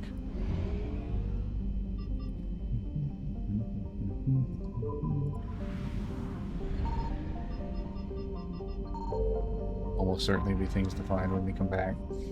Tula's methane ammonia atmosphere traps the blistering heat of Nith, driving dayside temperatures up over 1,000 degrees. While some loads of useful metals are present, the planet's incredible heat makes mining impractical. Can you still just fly through the star? Yes. And break the game's rendering? Bard is a methane ammonia ice giant. Until the Krogan rebellions had a sizable helium-3 fuel refining infrastructure. Once the solar arrays orbiting Nith were destroyed, the constant flow of anti-proton tankers visiting the system disappeared. The point to maintaining the facility, so they're shut down and abandoned. Today, the ancient stations are squatted by transients, criminals, and outcasts. Although few are safe for habitation, neither the Krogan nor the Council, even CDEM patrols, care if they take their chances.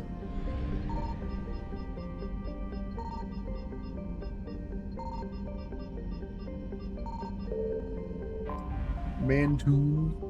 Class B Blue Giant Nith was once the most strategically valuable system within Krogan territory, though it's far too hot for habitable planets. Nith and its thousands of times the energy of a main secret star like Earth's soul.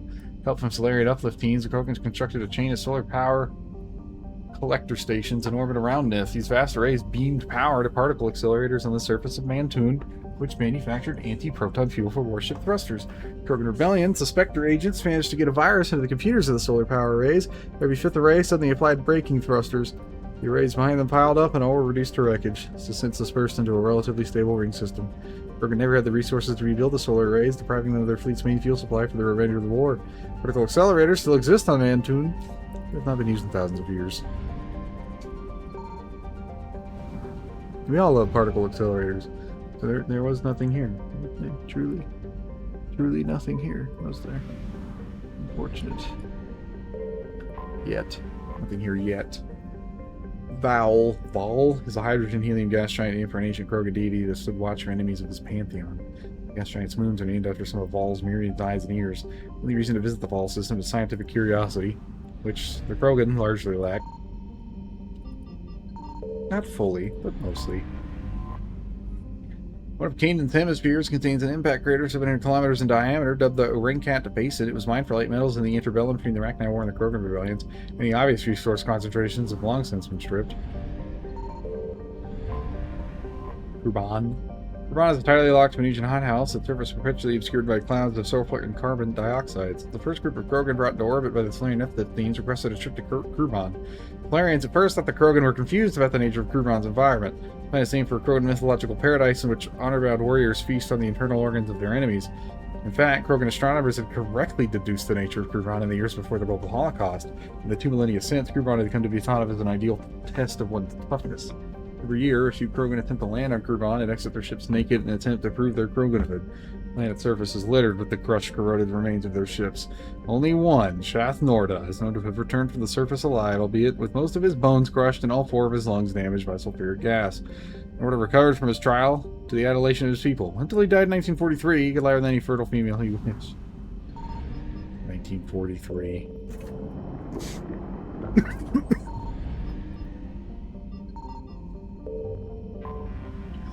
We will visit Tuchanka later. The smaller Parallax hydrogen healing gas giants obtain small helium-3 recovery infrastructure, although the depth of Realm's gravity well makes it inefficient to export. Visitors to the Aerolax system often top off their fuel tanks at Muram stations. CDEM maintains a token garrison and monitoring potential sale of fuel to known subversives and terrorists. Terrorists. Enemies of the state.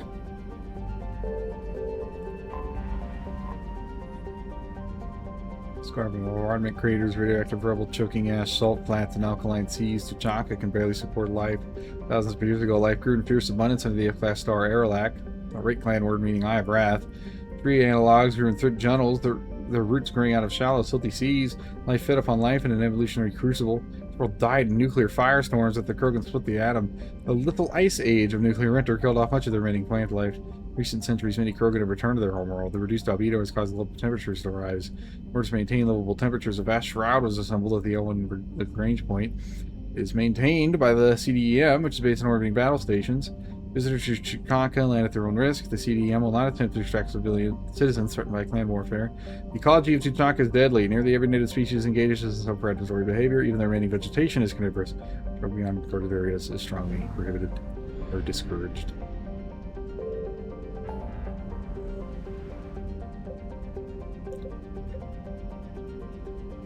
These are Asari worlds, I think.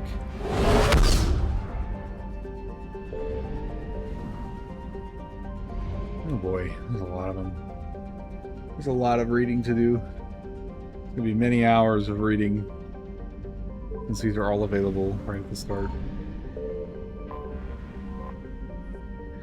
Farthest out from Toilia, Etebelos is a low-density planet peppered without dating mining facilities and few independent mechanical contractors. The unmanned mining scouts that first surveyed the planet conveyed positive reports based on the light gravity, gentle atmospheric pressure, and easily penetrable crust of silica and salt. Neither methane pockets nor low temperatures were barriers to the Asari. After centuries of minings, the veins of genuinely valuable minerals are gone, and all but a few inhabitants have departed. I saw a couple years ago when they were first talking about Mass Effect 5. Not first talking about it, but they released a trailer, right? And the trailer had what seemed to be an Asari picking up a piece of N7 armor on an icy world, but all she had was, but she didn't have like a suit on. And so I saw this YouTube video of this like supposedly like really well-loved Mass Effect creator just engaging in just rampant and completely like unrealistic speculation that planet was where the Normandy ended up when it was destroyed at the start of Mass Effect 2, but the reason why like it was okay was because of this description right here, saying that like, oh, the Asari aren't bothered by methane or low temperatures because that planet had a methane atmosphere. And it's like, that's not what that means. It's not what this description means at all. But she was like, oh yeah, so the Asari can definitely like breathe methane, so it has to be that world the Normandy 1 got blown up over because this means the Asari don't need spacesuits. And I'm like, what?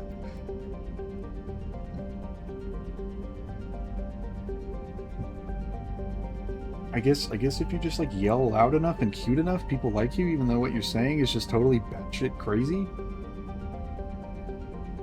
Don't mind me. I'm neither cute. I'm neither cute nor crazy. Oh my god. Okay. Alright. Typical hydrogen healing gas giant Kriarzia serves as naval resource with fuel gathering and magnetic field discharge. Planet surrounded by a band of 7 large moons that form the Necklace, a reference to a legendary jewel owned by the ancient Asari queen for which Kriarzia was named.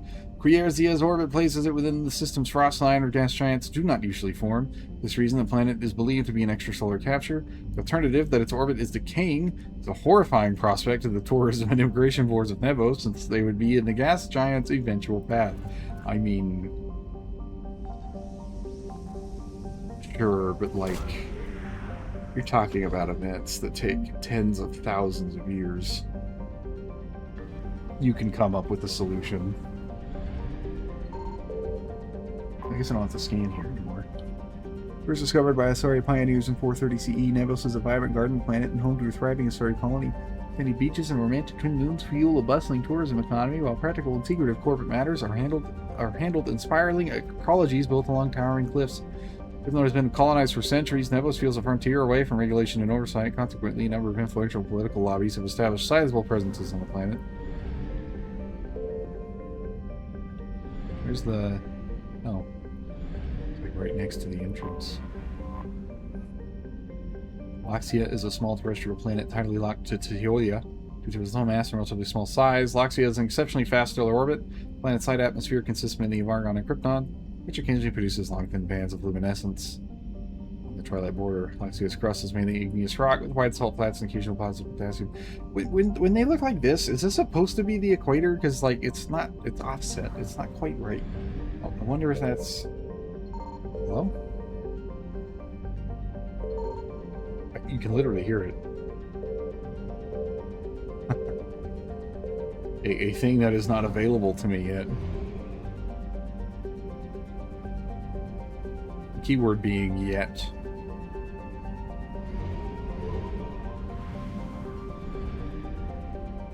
Fuel depot here? Dakuna. The Elcor homeworld, I think. Elune is named after the first Elcor settlement, yes. In recorded history, the planet's name roughly translates to the deep and restful meadowland, which is somewhat of a misnomer given that Elune's thick, crushing atmosphere keeps its surface boiling hot, and the air is a noxious mixture of carbon dioxide and helium. Dakuna. Elcor homeworld Dakuna overflows with natural resources protected by law, from large deposits of precious metals to vast forests. The Elcor themselves live in rich grasslands near the equator. The majority of Dakuna's settlements are tucked within this belt, as the conservative Elcor feel little desire to build outside their comfort zone. Their twin capitals are for migrations from the wet season to the dry season, a tradition made obsolete by modern technology, but still observed. With the wet season coming to a close, many of the Elcor are observing the seasonal migration from the twin capitals to their smaller distant settlements on the rich grasslands. And also dying. Don't forget dying. First mission to Ultan, Dakuna's moon, was a century in the making. Elcor leaders felt resources for space travel could be better used on their homeworld, and it took decades of persuasion to secure project funding. Archaic harvesting stations that recovered helium-3 from the moon's regolith are still functioning, and the Elcor stationed here intend to maintain them for the foreseeable future. That's the biggest reason why, well, maybe not the biggest, but one of the big reasons why we should establish a moon colony, like in real life. I'm talking about real life right now. Is because the regolith is helium-3, and you can ship it back down to Earth, or just keep it on the moon, honestly. For fusion plants, it would be great if we could, like, you know, actually overcome the political, economic factors that prevent us from actually, like, creating new technologies anymore.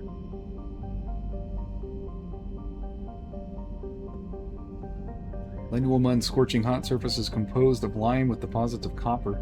With faint traces of a nitrogen atmosphere, the Elcor have left it untouched, aside from orbital probes that monitor the planet in case anything noteworthy should one day occur. Okay. You get like a mission to come collect like an Elcor artillery squad or something later on. The Elcor have steadily harvested the sizable hydrogen and helium gas giant for hundreds of years. Though these helium-3 recovery platforms are largely automated, the Dakuna government has shut them down and is beginning to evacuate the workers back to Dakuna.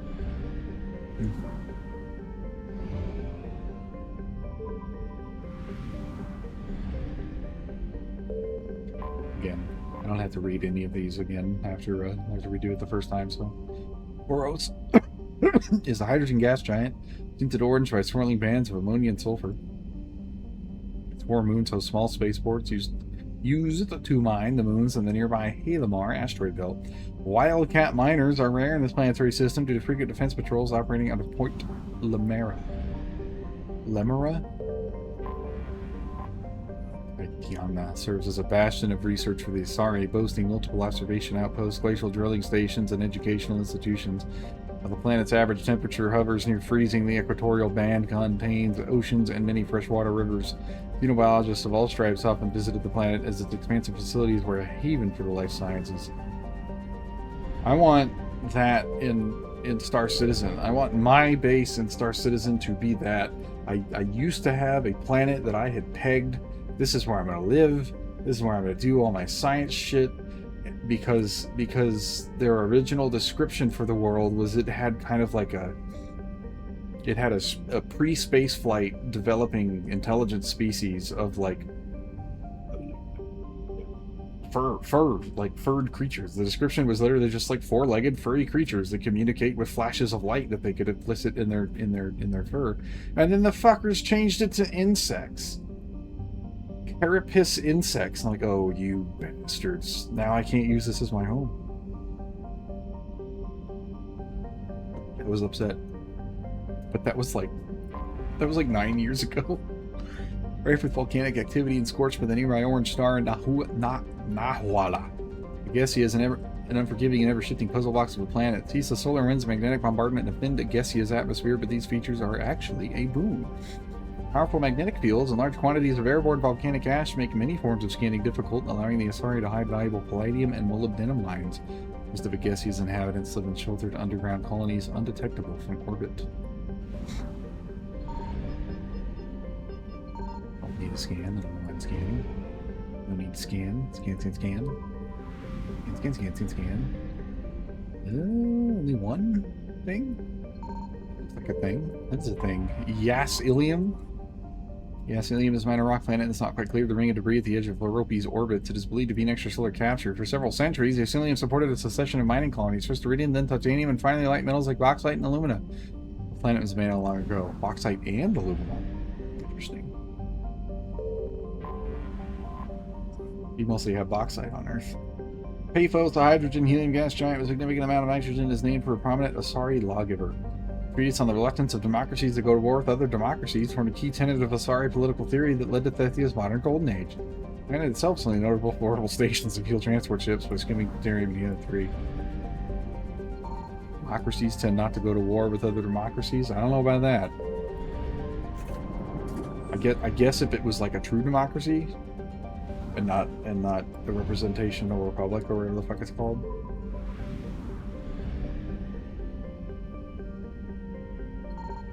I didn't read these ones, I don't think. There's only 3. No, there's a 4th one right here. Tropi. Where that only takes one weaponized asteroid to destroy the fueling station at Sion, the Asari seeded the asteroid belt in this system with a warning network of sensors and spy drones. The system's brains are server clusters at the equidistant asteroids Tropi, Loki, and Neely. Unobstructed lines of sight are still of little use in spotting incoming research ships traveling at asteroid speed. But yeah, that ain't gonna help. Sion, this Gardenwold's claim to military fame is that it was assaulted repeatedly during the Krogan rebellions, but never occupied by more than token forces. The Asari cut off the Krogan supply line at the Citadel relay and drove the invaders out. Today, antimatter generators on the surface and in orbital stations provide fuel for military starships throughout Asari space. Matriarchs preparing to defend the planet today have vowed to maintain Zion's legacy. They pledge it will fall to no enemy, organic or synthetic. Oh, this is where that one, like, refinery mission happens. The surveyors of Hanalei dismissed its resource potential, saying it had more heat than a planet needs and more argon than a galaxy would buy. It is an enormous terrestrial planet buried under a merciless atmosphere of argon, nitrogen, and carbon dioxide. Hanalei hosts only small orbital stations that are primarily scientific in nature.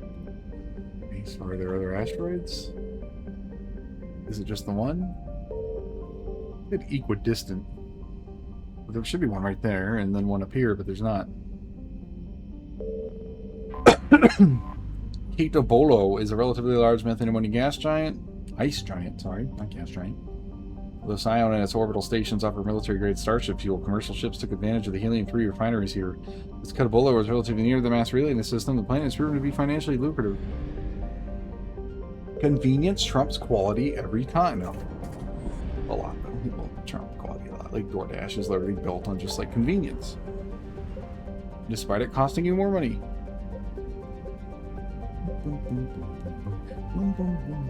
Every one of these systems that I can give a percentage point is one that I do not need to like fucking worry about later.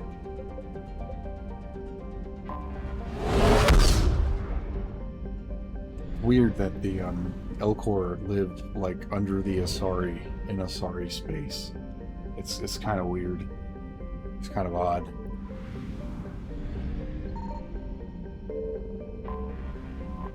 Let's see. Pronoia is a methane ammonia gas giant notable for the large deposits of platinum discovered by Lucia colonists on its largest moon. Asari have been selling the precious metal using some medical equipment to the Serta Foundation for less than its market value. The discount may have single-handedly saved Serta from bankruptcy, a debt that is rapidly being repaid galaxy-wide through Serta's humanitarian efforts.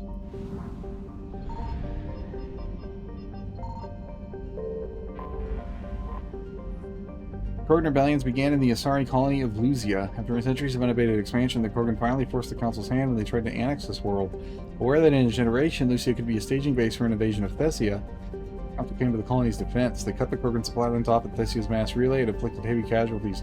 Krogan here surrendered, but others across the galaxy were enraged. Lucia became the catalyst for much greater war. I just don't remember why it came from. More than a millennium later, Lucia finds itself once again preparing for invasion. Niagalon is a hydrogen-helium gas giant. The Reapers have destroyed its fueling structure. During the Lucia campaign that started the Krogan rebellions, Niagalon was the site of Krogan overlord Kredak's ultimate defeat, as his flagship was discharging its drive core and undergoing repairs, and the Asari commando team stuck on board and detonated resonant warp bombs. What the fuck is a resonant warp bomb? Sacrificing their lives to destroy the vessel through explosive decompression. A resonant warp bomb. That's some shit out of Warhammer. Beneth. This giant Beneth is the outermost gas giant of the Tamar system. Like before, much closer to the system star and then migrated outward over time. Did you know that even though Jupiter formed in the outer section of the solar system, we think that it briefly made its way inward, right to the inner planets, and then like lost a bunch of mass and then went back out. It's called the Grand Tact theory. It's neat. It also helps explain like why the asteroid built the way it is, like why a planetoid hit Earth young and formed the moon, and like it explains all sorts of stuff. The systems on the gas giant is rings laced with faintest traces of element zero dust, likely from an extrasolar asteroid pulverized by a collision with the planet's moons. Correcting and refining the ozone dust form is a long and costly process. The Okos Combine is currently negotiating for the mineral rights to a Gallic from the matriarchs on Thessia. What palm, like a bath bomb or a hot chocolate palm? Probably neither of those things. It's probably very uncomfortable. Thessione's surface is a desert of lime streaked with sodium banks. The only real features of note are empty calderas scattered around the fault line, suggesting Thessione was once more geologically active. While the average temperatures are near habitable, Thessione has not retained a protective atmosphere and is thus a third-tier world, unlikely to be terraformed. It's Mars. It's just like Mars. We should not try to terraform Mars, but without any other better candidates around, it's probably going to be the only one we do try. Niacal is a lush... until we discover FTL.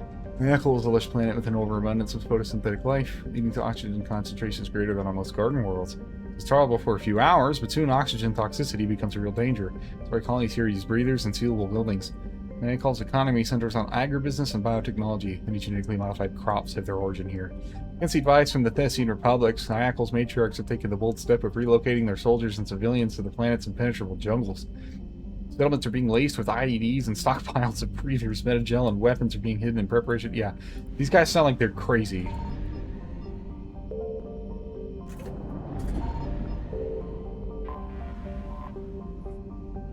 After half the crew of a survey ship died in a freak accident, the ship's captain named this desert planet Crawl after an ancient Asari demon of misfortune. Crawl said to delight in thwarting carefully laid plans at the last moment, tipping apparent success toward utter disaster. President says she only targets those whose plans are long in the making. An obvious warning against hubris for a race whose plans tend to stretch over centuries. Interesting that there was a fuel depot there. I am the colds. I am the getting over the flu or something. Or a cold. Nocia. Substantial little value on Nocia, aside from sizable copper deposits near the equator. The only landmark of note is the wreck of a Krogan freighter, a remnant of attacks on the system during the latter half of the Krogan rebellions. Kind of looks like how the planets in Starfield look.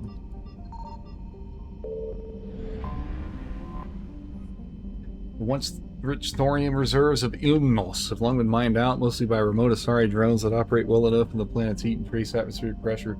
No reason to visit this harsh world less further deposits were discovered.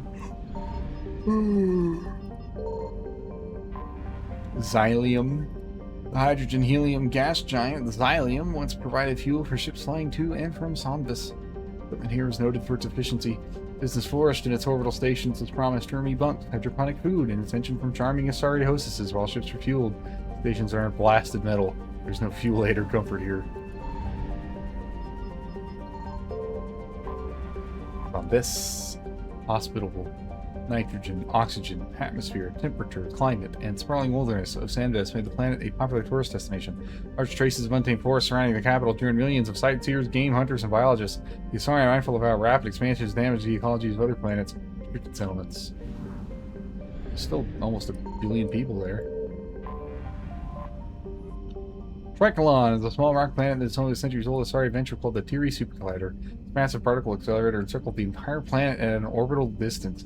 When political seat change among the Asari Republic led to funding cuts, human scientists stepped in with the credits and labor to finish the project, renaming the Suskid Super Collider. It came online just days before the Sol system fell, but it's too early to gain any new insights. Researchers working on the project have declared that their first results were extraordinary. I wonder if that has anything to do with Mass Effect 5.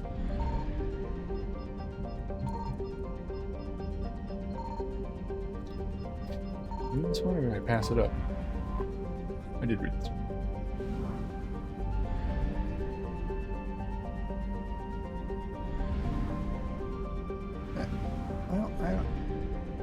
Did I get them all? I feel like I didn't get them all. Fuel comfort, sure. What about this one? Did I get this one? Yes. Okay, we got them all. We got them all. Can I make it to Vernio? To Versio? Here I can.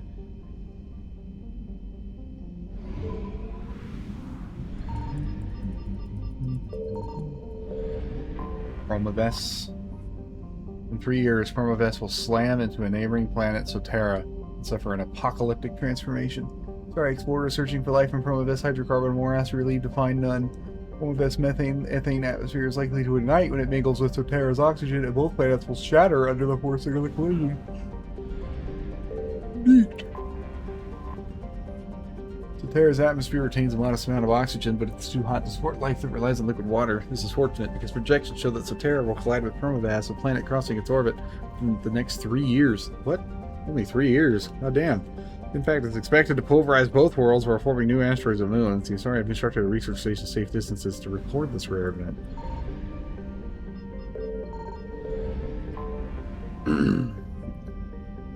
Their gravity should be fucking each other up long before they actually hit. Nati is a rocky planet with a crushing atmosphere. Thick clouds have created runaway greenhouse effect, locking in the brutal heat from its yellow-white star Vernio. Much of Nati's surface is brittle rock and deposits of molten metal.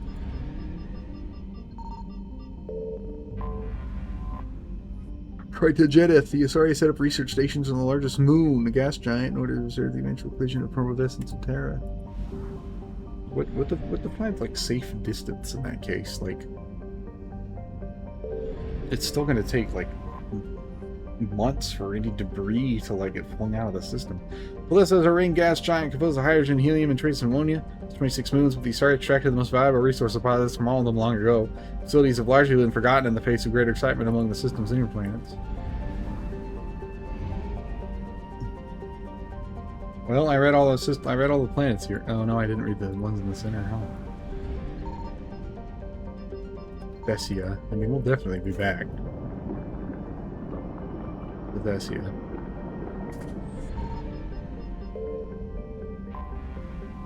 The likely sister planet to Thessia lacks water or oxygen. It is covered instead with deserts, the air, a mix of carbon dioxide and methane.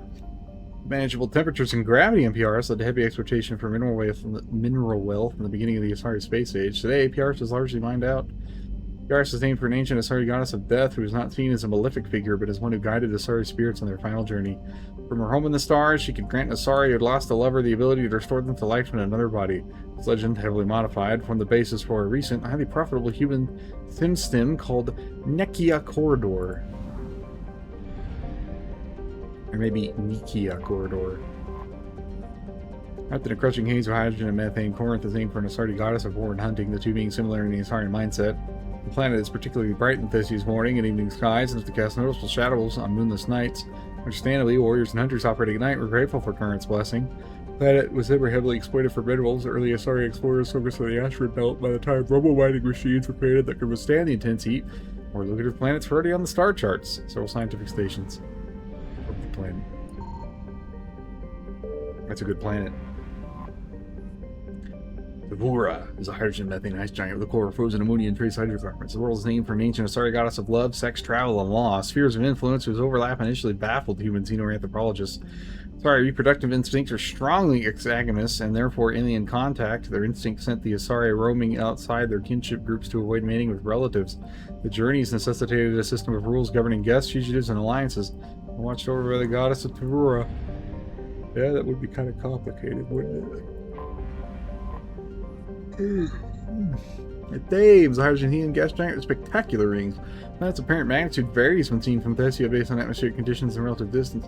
It's the ancient Astari, the mysterious star that showed in some months and disappeared in others, was linked to fortune, and so it was named Athame, after the matriarch of the Pantheon, the goddess of prophecy and fate. Thames worship changed over time, eventually becoming the basis for a monotheistic religion in which her maiden, matron, and matriarch aspects oversaw all stages and roles in Asari society. When an Asari says by the goddess, they are referring to Athame. I believe that is also the goddess in the temple on that mission. Down there.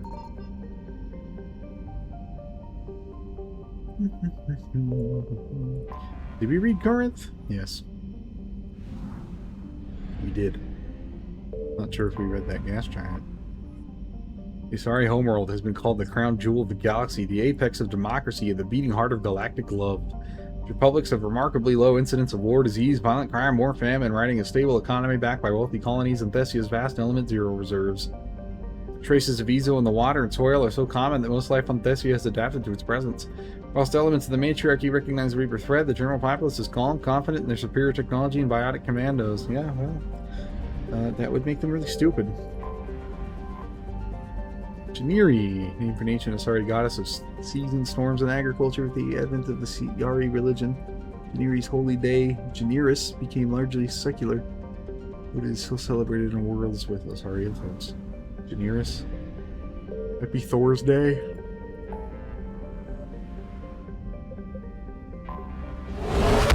Go to enemy territory now.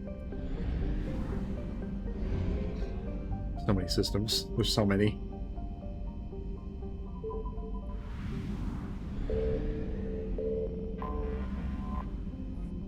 A rock planet exploited for minerals by robo-miners, Pania was named for an ancient mythological Asari hero. Her music was so stirring, the goddess Athame granted Pania anything her heart desired. Differing legends reflect the variety of hero cults of the time. In some stories, as she became the first ruler of Armali, while others claim Pania took to the stars with Athame herself.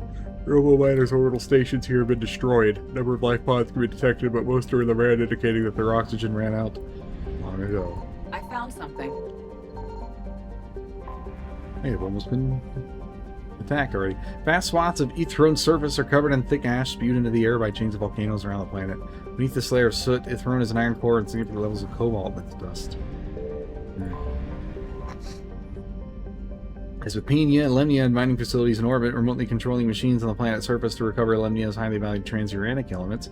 Unfortunately, the miners made no secret of their presence, and to find all traces of them and wipe them out, all the Reapers needed to do was access the extranet.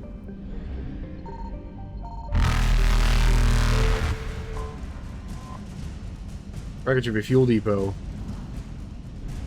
Successful. This is one I can actually explore. In full. Only 5 assets here, though.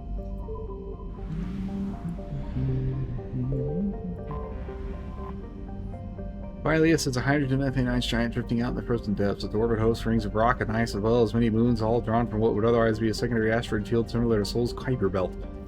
Phileas is named for a trickster figure in Asari mythology, a crafty animal called a manal that seduced Asari maidens who then gave birth to hideously deformed offspring. The writers did barely disguised fetish, perhaps?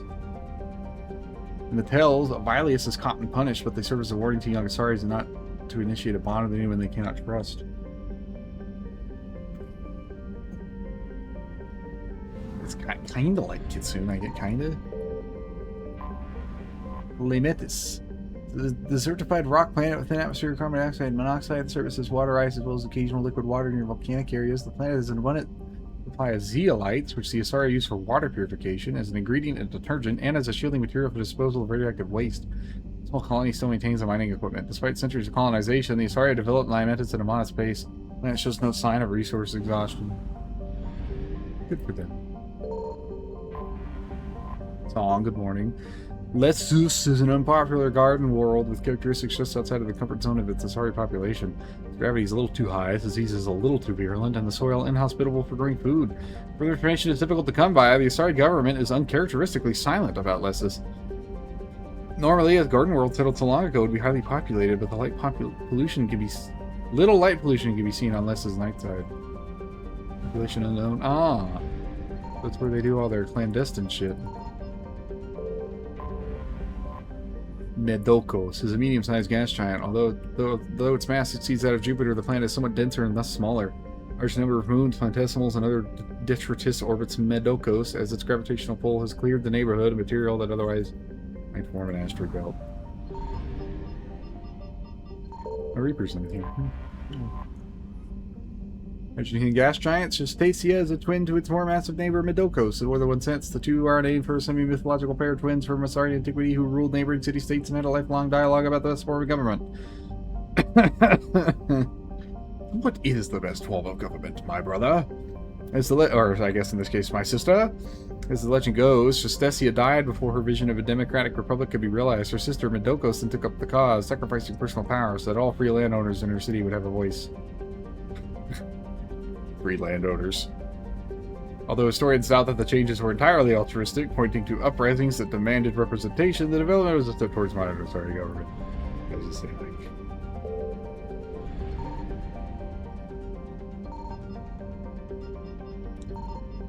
Nothing here, huh?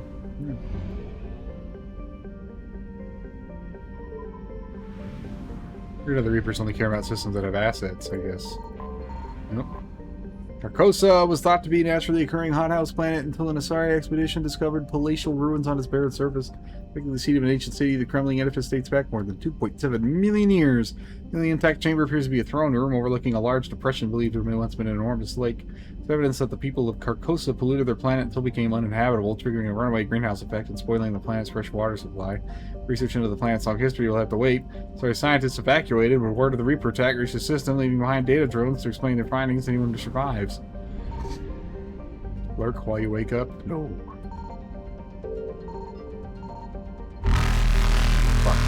Near-gas is an icy planet far from the system's twin suns. Star treks indicate that near-gas went toward the binary star in a figure-8 pattern that proved too unstable to maintain. The planet is now hurtling out of the system.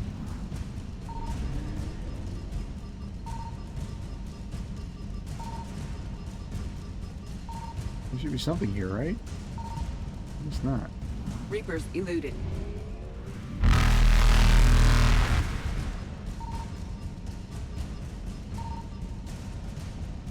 Nada. Zilch. Faster than light jump successful. I guess that means there's 4 things in Pillion here. Interesting.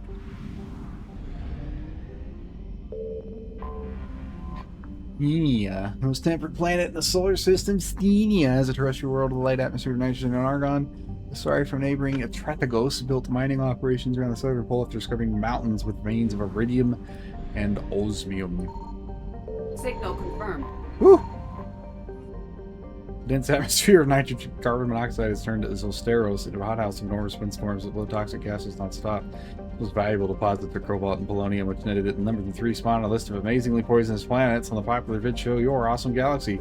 Reapers appear to have destroyed the camera drones here, as well as any scientific stations the Asari maintained. Polonium was the best part of Mass Effect 1. You get the polonium ammo. Package fuel depot. 750 units of fuel, that's a lot. Atratagos. Largely frozen ice except for liquid seas at the equator. Atratagos is the coldest winters of any Asari colony, taking it down to the 2nd tier of habitability. Trigo's colonists are a hardy bunch using the freezing winter months to test whether newcomers have what it takes to carve out a life on the planet. Trigo's colonists are fighting the Reapers in a guerrilla war, their best resource being submarine vehicles that can slip under the sea ice to master heat. Fortunately, these have not proven good tools for taking back population centers to the Reapers, and for now, the colonists have to be satisfied with commando actions to harass their synthetic oppressors.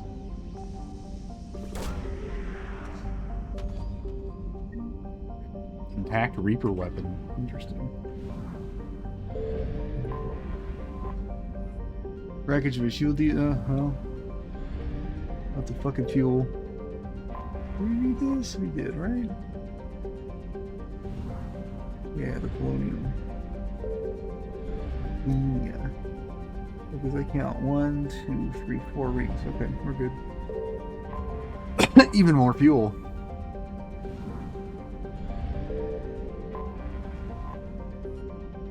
Aitis. Rock and ice planet Aitis' position was ideal for collecting data on extrasolar activity. According to star charts, the Asari had small, VI-run system of satellites in geosynchronous orbit with the planet. The system broadcast the first warning the Reapers had come through the mass relay and mangled metal around the planet indicates that the Reapers did not appreciate their presence being advertised.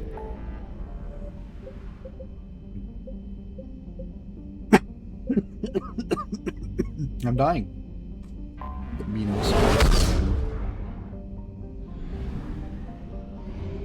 Only 3 systems. Hallelujah. We're about, like, 40% of the way through the galaxy, I guess. Invictus, home to dextro amino acid-based life, Invictus temperature zones were settled by a Turian population that initially fell prey to a bewildering number of diseases. Decades after its first colony was founded, its population reduced by half due to fatalities and a large colonist exodus. When the Primarchs considering seizing the planet's purple mining interests, the Taurian statesman Chestina Empress ambitiously declared that she would start her own colony and double its population within 5 years. This effort succeeded largely due to the colony's location in deserts with a minimal number of pest species. The image of Stastina's triumph on the frontier made for good political theater, and the Turian population poured in. The planet's tropical belt still remains largely unexplored, as its aggressive organic life still wreaks havoc on Turian biology. A house in an Invictus jungle is a modern Turian phrase for an idea that seems like a good idea, but not even the one who came up with it. Invictus launch week. It's in May. Invictus atmosphere is primarily nitrogen and oxygen, and its surface crust varies but has high concentrations of alumina and silver. Because it can support life easily, criminals from throughout the Terminus system side out on Invictus. Such a population is estimated to be half the number of sapiens that are actually on the planet.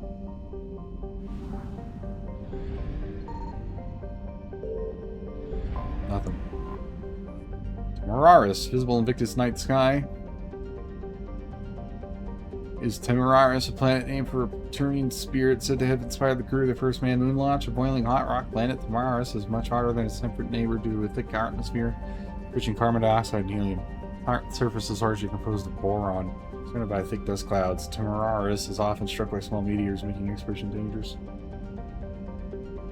I saw that you had gotten the Legendary Edition, yes. Steam let me know that you had purchased it. I modded this one a little bit. Just a little. Eurus, a moderate-sized hydrogen-helium gas giant, is of mild interest to Turian scientists because of its abnormal atmospheric composition. That is only a fraction of the expected methane, with high levels of carbon monoxide and ethylene instead. Ethylene? Ooh, that is weird. Eurus, huh? And make the I should call her mean. I can't.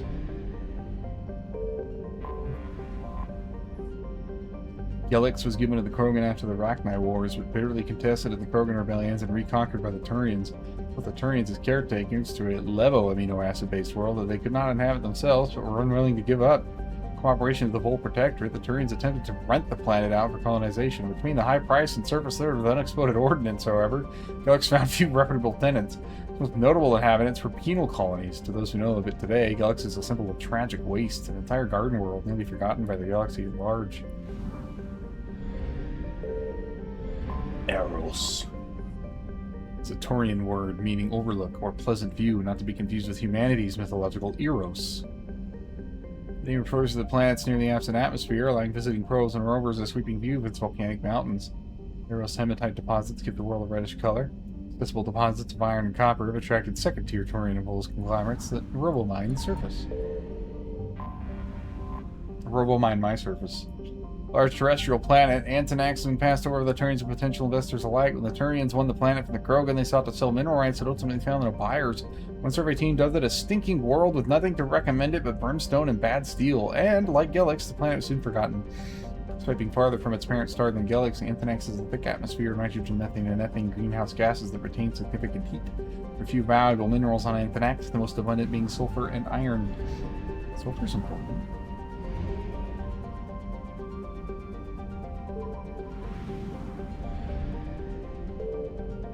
Beer. Pressure cooker planet with a thick nitrogen-heavy atmosphere. Beer is largely ignored by the galactic community. Those reveal the crust of nickel and scorched carbon, both of which can be found in abundance elsewhere at lesser temperatures. Pietas. For Pietas has a combination of features that make terraforming a possibility. The rest of the planet have been tied up in Citadel Council courts for the past 9 years. Running joke is that by the time the Council finally gives the go-ahead to colonize the planet, Pietas will evolve life of its own. Home to comfortable temperatures and a mild atmosphere of mostly nitrogen and argon, Pietas could be habitable with the addition of oxygen-producing cyanobacteria. The crust is high in silicates and carbon, allowing for easy fabrication of construction materials. Smugglers, pirates, and other unregistered starships sometimes touch down in Pietas to lay low or make repairs. Civilian travel is not advised. Aquietas. Pretty sure Aquietas is one of the words they use in Stargate. Over the famous Iron Canyons, Aquietas is reddish iron oxide dust covering much of its surface and significant blue cobalt deposits that freckle the terrain. I like cobalt. Marine explorers have discovered hot springs in the polar ice caps heated by magma in the planet's crust. A strange combination of science and hucksterism. A small facility exports water from these springs, which is bottled and sold as having medicinal properties. The funds are then used to maintain a research station, which has discovered some fossil evidence that Aquietas once harbored microscopic life based on deoxyribonucleic acids in these springs. I found something. They found me too.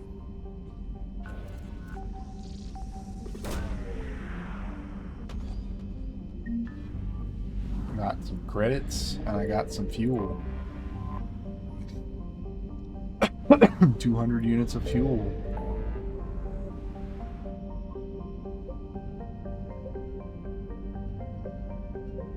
Eagle Nebula is here. There's so many planets to read. What are the mods I have? I didn't realize put in every single world from every game.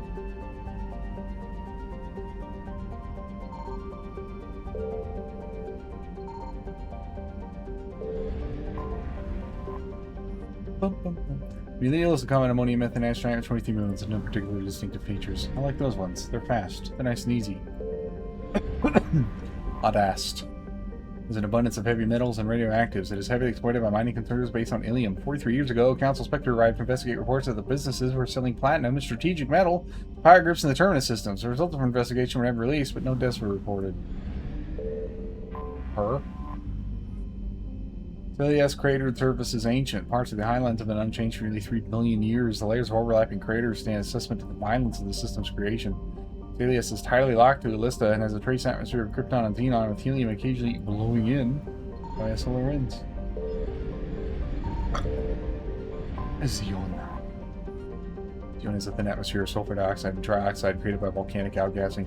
Traces of water vapor in the atmosphere, but over the last 5 centuries of observation, particle counts have decreased to 4%. While not habitable by any spacefaring species, there is an abundance of native sulfur-devouring bacteria that thrives around the world's many volcanic vents.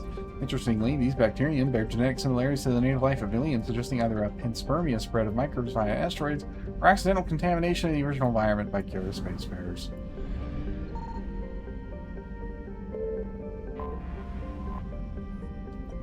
Hesano is a standard hydrogen helium gas giant. 200 years ago, an independent Vulus prospector found the mangled wreck of a Prothean starship trapped within the trailing Lagrange point. Artifacts in the wreckage have been recovered. The prospector, Lumen Creomp, was canny enough to keep the hoax existence to himself. Sold its location to a Turian paleotechnology firm for nearly 1 million credits. Since then, Hesano's Lagrange point springs and moons have been combed over by fortune hunters seeking to strike it rich the same way. Thus far, no additional artifacts have been recovered. Aya? Paula? What else? I should call him.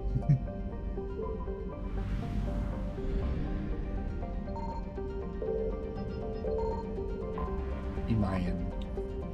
Shipment is a small cratered rock. Its crust contains various light metals and under any concentration with the purple of mining. The rest of the Fire system is seeing extensive industrialization. Imayan lays fallow. Zoria. I got a codex entry for it. Mud, sweat, and spores is how Blue Sun's mercenaries characterized the planet that gave birth to their home office. The lush garden world is known for its heavy plant and fungal life, creating spectacular jungle zones where much of its eight continents. Despite persistent problems with rotten rust, where he attracts investors and corporations from all throughout the galaxy, so it has avoided only a fraction of its potential resources. The Blue Suns... Hold on. I did throw away something. Blue Suns dominate security contracts on Zoria so much that residents describe them less like a monopoly, more like a conquering regime. This is where you do Zaid's loyalty mission. Ito.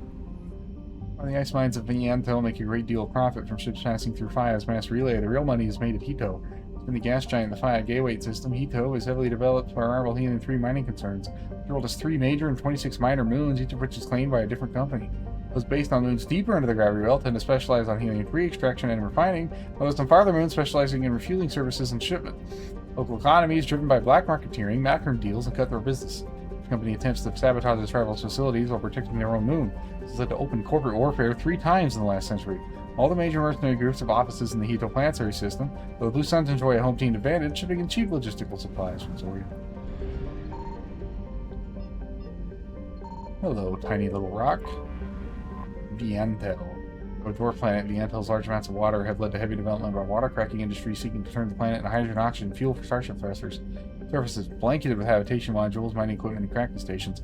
Since the initial settlement of Ilium in the nearby Tosale system, the radius of Viantel has decreased by 2 kilometers, indicating removal of over 72,000 cubic kilometers of ice. Some groups are concerned that the rate of loss may cause instability of the remaining structure.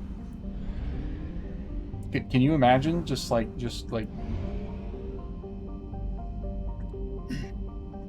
the land you stand on is 2 kilometers shorter? Because people keep taking stuff out of it? A so-called Super Earth at Volturno is home to organic life and nevertheless uninhabitable for the near future. Currently in an ice age, most of the planet from the latitude of 30 degrees north or south is a frozen wasteland. And so most organic life, limited to algae and lichens, resides near the equator. Strong gravity prevents any sapient species but Elcor from thriving on the planet, and the Elcor cannot breathe the planet's atmosphere, which contains lethal amounts of carbon dioxide in addition to its oxygen. All packs of Vorcha squatters are attempting to take the planet for themselves illegally, but most of them live miserable existences in the planet's crushing gravity and die from falls and medical complications. Only terraforming on a massive scale would turn Volturno into a habitable world, and the Elcor likely to look like capital to several council to begin such an effort. Lapini. Hydrogen methane gas giant Lapini and its moons have been curiously scanned by space probes found to have little in the way of resources. Galaxy at large considers it unremarkable. Vecchio is a moderately sized terrestrial world with a thin, hot atmosphere of carbon dioxide. Actually, initial surveys found trace amounts of iridium, but little else of interest in the silicate desert sands that cover much of the surface of the planet. Near Centauri, the light surveyor ship Coupe discovered a group of partial graves in the equatorial mountain ranges.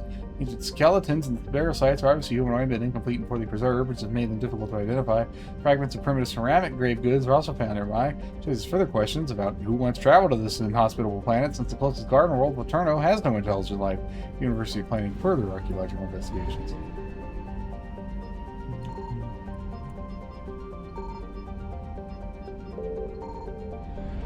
I guess the name isn't available. Polino, a relatively small hydrogen helium gas giant, Polino remains undeveloped while its sister planet Metaponto earns all the attention. It's not always the case. In 2180, news stories seeded throughout the X-Men claim that Element Zero is being found on Polino's moons in record loads. It's not to be a scam spread by Dunawaricum Consortium, an Elcor corporation trying to scare up investors. After a small fleet of space grubs scouted the area, the hype quickly deflated, and the myth only persists now in unwanted extranet email messages. For only $20,000, I can unlock your account with $2 million in it. Vision helium gas giant Metaponto has developed a helium-3 refueling station funded by Elcor business interests who hope to bring enough attention to the system to attract terraforming investors. Thus eventually develop alternatives to habitable world. Thus far, they have met with little success.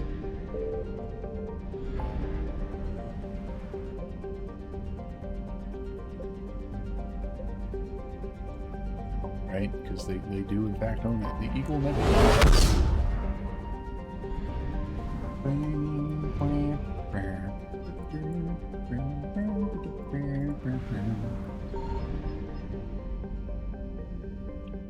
Commander, the Citadel fleet issued an alert about some valuable items they need recovered from this system. What items? Signal confirmed. Okay. From Praying Mouth. Hydrogen helium gas giant. Praying Mouth is a ship-killing enigma. The Bermuda Triangle of the Terminus systems. There are many theories why ships never return from there. Undetectable space debris, old destructive torpedoes and magnetic mines from a long-forgotten war, even miniature black holes. But it's clear that too many ships have been lost there for it to be happenstance. Due to the large number of ships lost when attempting to discharge the drive cores in Praying Mouth, the relic system highly recommends using First Land's complementary discharge stations instead. Well, there's something here. So we're gonna hit it up. Element 0 cache. Mineral resources. Beach Thunder. Beach Thunder lives and dies on the price of titanium, the metal being the only reason to come to this frozen rock. A best-selling e-novel, The Hard Stuff, has popularized the story of the miners on the planet, as well as the Hanar and Drell rebel miners competing with Krogan and Borcha simply put on environment suits and lays the titanium out more or less by hand. The novel's promotional screed says, accidents are frequent, rivalry is fierce, and the vengeance served up fast.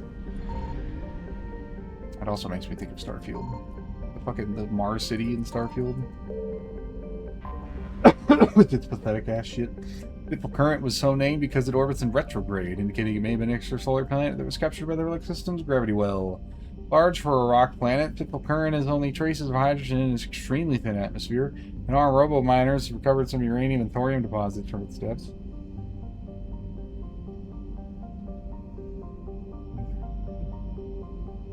I touched my glasses while drinking my tea.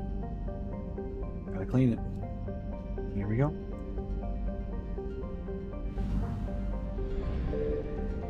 Murky water. Despite the name, murky water has yet to show any signs of having water whatsoever. Its name is a literal translation from the original Hanar, who considered murky water a sign of danger. Murky water has a hazy, crushing atmosphere of carbon dioxide and methane, which brings the surface heat to boiling levels. It remains unexploited, its gravity and temperature too high to bother. Do you like the documentary voice? A hydrogen-helium gas giant believed to be an extrasolar capture, First Land is home to many space stations supporting the ubiquitous refueling platforms. A thriving community of Drell and Hanar make their homes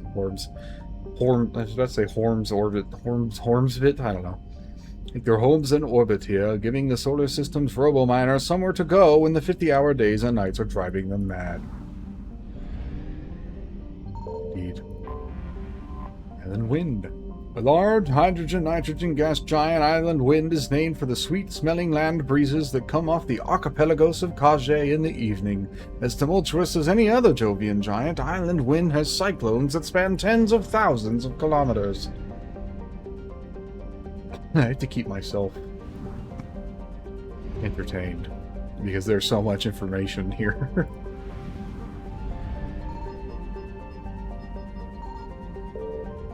Neath. Cold and dry, Neath has a thin nitrogen atmosphere and vast salt flats at its equator, which is warm enough for liquid water to pool during the summer period. The revealed salt is collected and sold to sodium-poor planets for agricultural purposes. You want to see some info and play the RPG? Oh, useless info is a key part of RPGs. During the Anna Rebellions, Neath was a staging ground for Eclipse ships and was the site of their first defeat when enemy Nahesit surprised them out of the superior force and from the battle. It's not even that it's useless info set. A lot of it is just it's from Mass Effect 2 and I already did it, but I don't know how to. I don't know it. Like I don't memorize it, so I can't filter it out. Hydrogen nitrogen gas giant believed to be an extrasolar capsule, exploding buildings the size of military rape camps in the Anna Rebellion, and raw materials for the war, but the slaves were finally liberated by Eclipse. The mercenaries found abysmal conditions, including whole camps, select Mass Effect fields, keep the gravity at habitable levels. Widespread bone loss among the slaves as part of their master's final degradation. It would cripple them if they ever left for a standard gravity world. A lot of the slaves soon garnered galactic community attention. Several charities sprang up to pay for their physical therapy and find them gainful employment. Eclipse stormed their violent for their cutthroat tactics and critical ways, found themselves painted as heroes. Mercenary company still retains an office on Sobek's moon. I kept it on nostalgia as much as business strategy. Sekhmet. Hydrogen helium gas giant believed to have entered a moon system within the last million years. Sekhmet was the site of an important battle in the Anna Rebellions. The Eclipse Mercenary Company thought to capture their fueling stations and deny their available supplies. A fighter wing hiding in segment strings ambushed them. The Clip suffered heavy initial losses but destroyed 2 rebel carriers and forced them to retreat in FEL. Considered the high watermark of the rebellion. At no point after the Battle of Segment did the rebels have a victory. Today, Segment is home to refueling stations and a small war memorial. Yip, yip, yip. Yip, yip. Yip, yip, yip. On her. Garden World heavy population of humans and Batarians. Onhor was home to one of the oldest violations of sapient rights in modern human history. A consortium of corporations and corrupt politicians freeing Batarian economic competition due to their custom legal slavery passed a resolution that abolished the minimum wage, effectively re-legalizing slavery of the human-dominated world. Opponents of the motion quickly turned to activism and violence. A civil war erupted as one side sought to end slavery throughout the system, and another, primarily Batarian faction called the Nahaset, sought to keep the slaves they had. The Onhor rebellions waged from 2076 to 2078. The Haset had significant advantage in ships, labor, and weapons, forcing the Onhor militias to hire mercenary companies to even the odds. In the end, the abolitionists won out at the cost of much of their infrastructure. The Onhor today still has significant natural wealth that is economically depressed, save the reconstruction industry. See, like, it's weird, right? Because the descriptions on the other planets make it sound like the rebels are the bad guys, but this one makes it sound like the rebels are the ones trying to fight against the slavery. This whole system confuses me.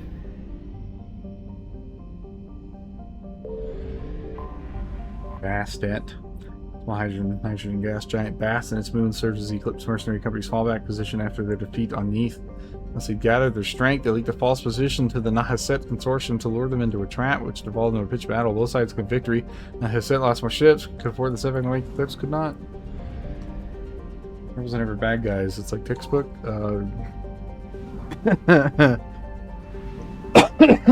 That's just not true at all.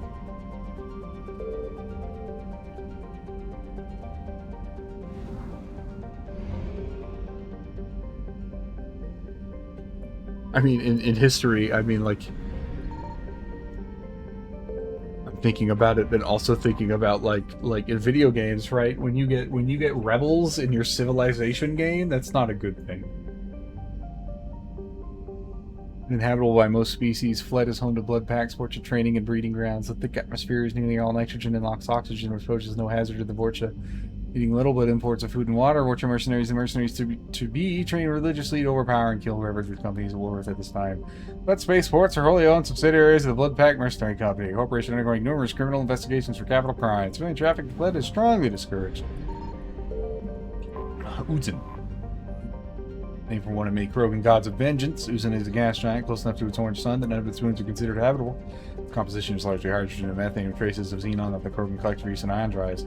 Uzin as well, then the frost line of gas giants usually do not form. Getting astronomers believe that its orbit used to be further from the star. If so, this indicate a seriously unstable orbit, and the planet may plunge into its star within a few million years. If you've rebels in Civ, you're a bad ruler. Yeah, that's exactly what I mean. Like, the rebels are not the bad guys.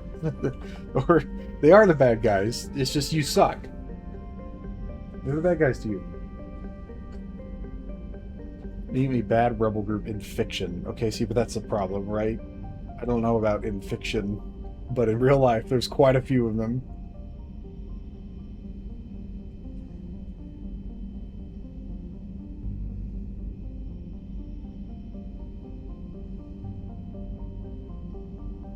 There's the Maquis in Star Trek. Those are rebels.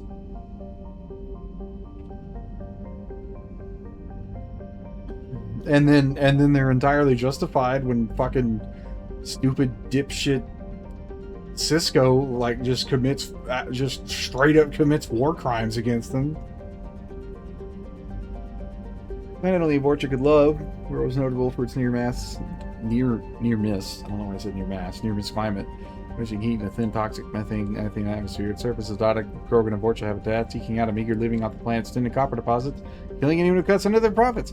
Krogan can survive the heat with use of a breath mask. All other species require environmental suits to avoid heat exhaustion and burns. Liquid water can be found in large lakes on the surface. It's used for thermal regulation, but it is not potable without processing. Large-scale gang warfare is regular occurrence on whales. Really travels on place.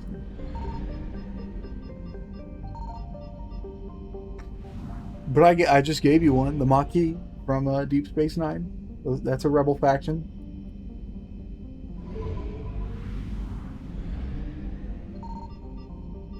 I found something.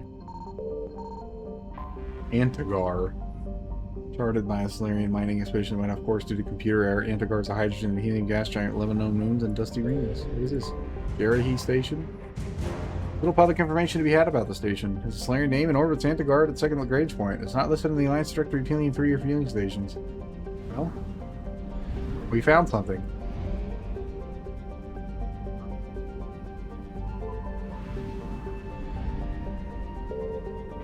Quotus.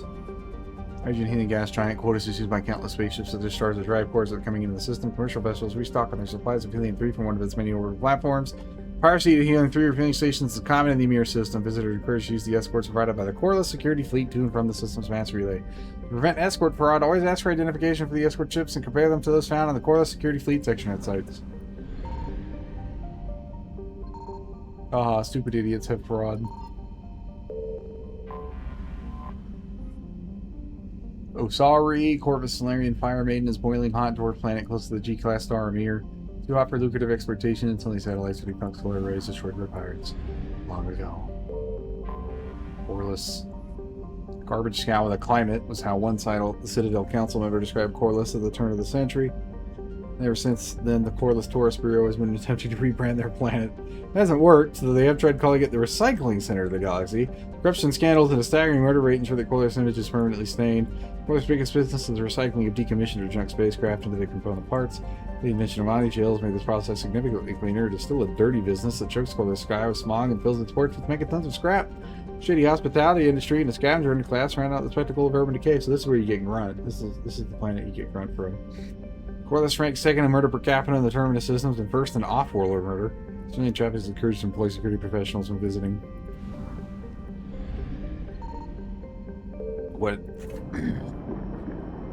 What city is the capital was disputed. Cold and distant Gregas is currently 65% rock and 35% frozen methane and nitrogen ices. In the planet's summer years, these percentages change as the sun heats its ice and evaporates into the thin atmosphere. Calcium heavy crust has been scouted by countless Coreless surveying teams, most of whom have come back empty-handed. The Crescent Nebula. This is where Ilium is, isn't it? Isn't this Ilium? Yes.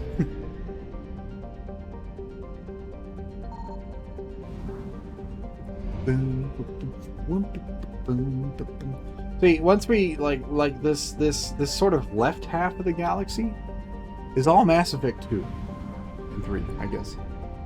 Once we get to the right half of the galaxy, there's way more Mass Effect 1 in there, and those were nice and short. Only the size of Earth, Icaria contains only 28% of its mass. It has a trace atmosphere of neon and molecular nitrogen, but the predominant carbon dioxide has long since frozen and fallen to the surface as frost. Icaria is a core of heavy metals. The bulk of the planet's volume consists of water ice. Several unique forms of long-chain carbon molecules have been recovered on the surface, pushed up from beneath the ice by volcanic processes. Area is a large rocky moon, composition similar to Luna. It's a world here. Zesmini. Cold, dim, and shrouded by methane ammonia atmospheres, as many as significant loads of valuable light metals, including titanium and lithium. Titanium is the primary metal used in mass accelerator slugs, and lithium is used in the military-grade droplet heat radiators used aboard warships. It's a real thing, actually. It's a real idea for real spaceships. This mining operation is considered violent enough that Citadel Allied Command has assigned a multi-species fleet to protect it. The fleet repelled one attack by a Reaper at great cost and intends to defend Zensvini to the last man. There might be salvage in this system. Farthest from the dim red dwarf on Daste, the ice dwarf Mysuth has attracted no interest beyond a cursory flyby automated probe in 1874. Significant resources were noted. Since that was that directly mentioned Reapers. Oh my god. This system's so big. Signal confirmed. Well, I found my one thing. Fourier is a large hot world with a poisonous atmosphere of acidic nitrogen oxides. While the planet is too close to Lucerne for this to condense and fall as rain, this makes the environment too hostile for forms of life more sophisticated than bacteria to evolve.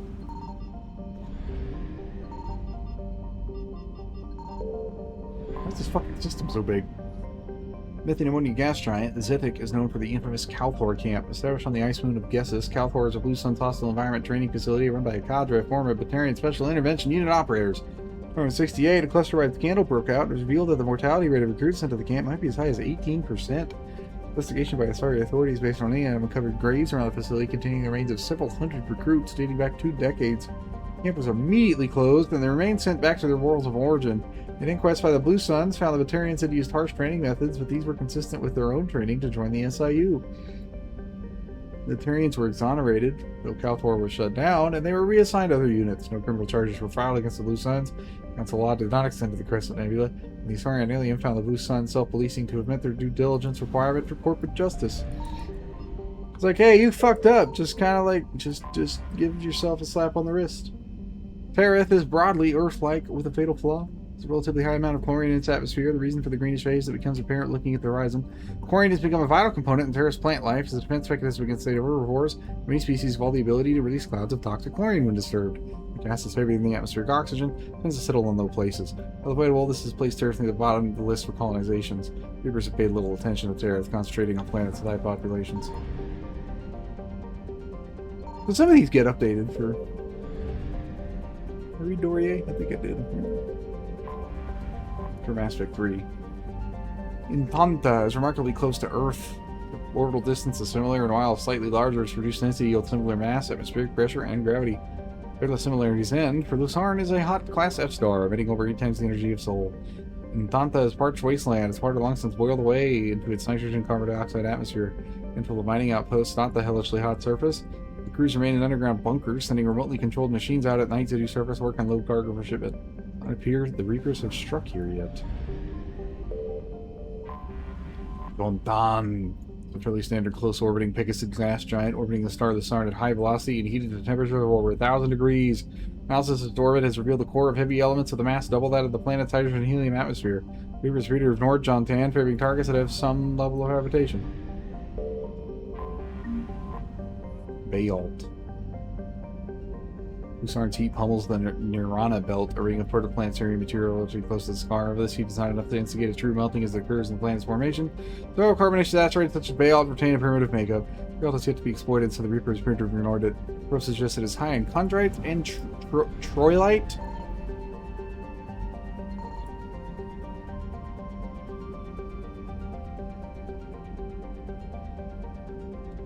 I think that was everything here, actually.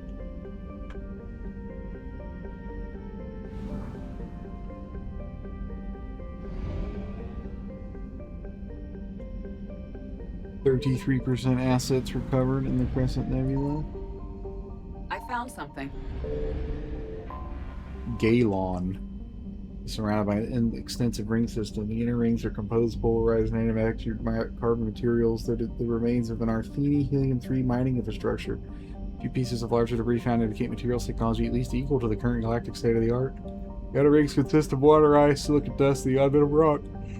Analysis of debris after show shock damage due to some rapid heating. Some parahistorical theorists insist that the outer rings represent debris from a moon or moons destroyed by mass accelerated bombardment. It's been rejected by every reputable xenoarchaeologist. It's theoretically possible to destroy a small moon early with dreadnought bombardment. The species sees a compelling reason to do so. Well, you haven't met the Reapers, I guess. Ifo is a rocky world in an atmosphere of oxygen and carbon dioxide. These are large craters scattered across its surface, obviously from hypervelocity kinetic impactors. Stretching between these locations are the shattered remains of magnetic levitation rail lines, which strongly suggest the craters represent the former locations of Artheni mining outposts or other settlements. The equatorial region contains an extensive network of canyons formed by the plants of abundant liquid water. Ifo's atmosphere is approximately 41% carbon dioxide at sea level. This level is 4 to 6 times that necessary to render most species unconscious in a few minutes of breathing it. Breathing masks must be worn at all times on the surface of Nepima. Fairly locked to the star's lean, Nepima has the expected hot pole and cold pole. On the Terminators, a thin band of nearly habitable terrain. Unfortunately, the local biosphere is based on a chlorinated oxygen atmosphere. It is not sophisticated, but it's pretty highly dangerous. The Asari surveyor Rivera landed on Nepina in 1684 to study the local ecology. Unbeknownst to the crew, and a handful of native chlorine-fixing microbes passed through the biohazard screening and entered the ship. Rivera returned to the port of Nos Parnalo in Ilium, where the Nepiman microbes escaped into a temperate environment with plentiful unused chlorine? Is it chlorine? Another typo. Microbes devoured the chlorides in the earth. As metabolic byproducts, they produced toxic polychlorinated biphenyls. By the time the infestation was contained, an area of nearly 30 square kilometers had effectively turned into a toxic waste dump. Los Bernardo had to be abandoned, accelerating the development of Nos Astra. Halim. Halim is a post-garden world that once enjoyed an Earth-like oxygen-nitrogen atmosphere, still blessed with plentiful water, but a generally cold climate and extreme seasonal shifts, courtesy of a 38-degree axial tilt. Halim is thought to be the homeworld of the Arthen, a space-faring species which disappeared approximately 200,000 years ago. Only 6 cycles ago. Precisely what happened to Halim is still under debate. It appears that global extinction occurred, wiping out all native animal life forms more complex than zooplankton. I just stabbed myself with a nail. Why did I do this? Plant forms are not affected, but the lack of oxygen-breathing life caused oxygenation of the atmosphere. Plant life was reduced after lightning storms ignited global wildfires. The theory for Halim's devastation is an out-of-control biological weapon. For this reason, landing is strictly prohibited. Corporations of Ilium have been placed on a network of quarantine satellites to dissuade would-be looters from landing, but these have been deactivated. Gangs of looters flight across Halim's crumbling cities over Earth and relics with the intention of selling these on the black market to private collectors, including the classified Alliance Project. Whoops. Well, that missed.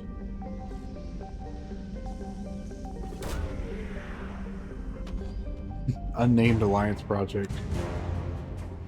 What was the joke? It's Untitled Princess Carolyn Project?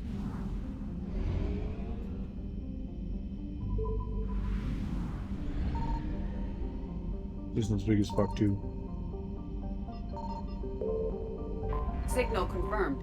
Manolis. For the typical Venusian hothouse, Manolis seems almost tame compared to the violent volcanic outbursts of the inner world Barrigel.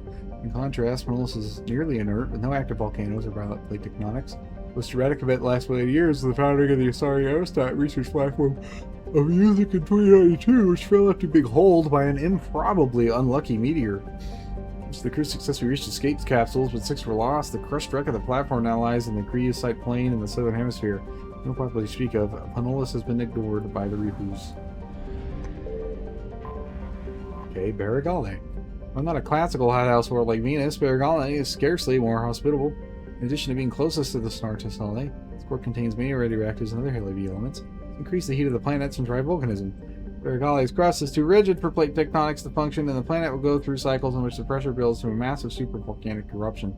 These spew eject over thousands of kilometers, leave a caldera 100 kilometers across, and spew enough molten material to repave entire continents. Last such event was 812,000 years ago. The current rate of outgassing from volcanic hotspots suggests another will occur within the next 10 millennia. Like Yellowstone. Ilium is a classic garden world, developed to serve as an entrepot between the Terminus systems and the Asari republics. To prevent this trade, the normally stringent customs laws of Council space on product safety, prescribed materials, and safety trafficking are relaxed. Officially, Ilium is not an Asari world. It is colonized and operated by Asari corporate interests. This is the same legal latitude enjoyed by the human corporate research organization of Novaria.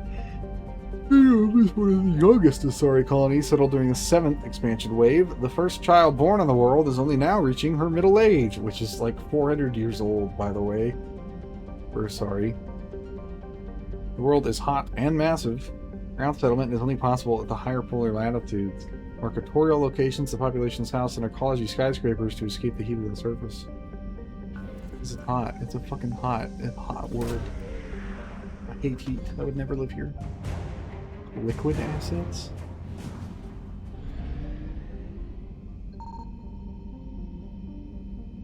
What do you mean? Liquid assets. Tile is the typical hydrogen helium gas giant. Its complex system of rings is unstable, dating back only a few million years. They are thought to be the remains of a shattered comet.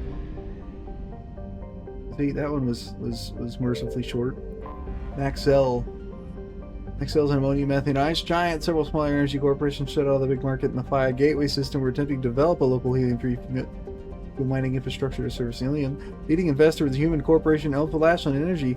Their efforts were hampered by the extra legal pressure in the H3 cartels, and the FIA system brought to bear, from simple price undercuts to bureaucratic obstructions and performance and constant health and safety inspections. EAE abandoned the facilities before the Reaper invasion and collected no insurance settlement since the Reaper attack fell under wars and acts of God. Acts of God. However, skillful legal wrangling let their losses here leverage the rights to acquire any destroyed Reapers near their facilities. may turn out to be highly profitable once the proverbial smoke clears. Like any of their facilities? That would be kind of crazy.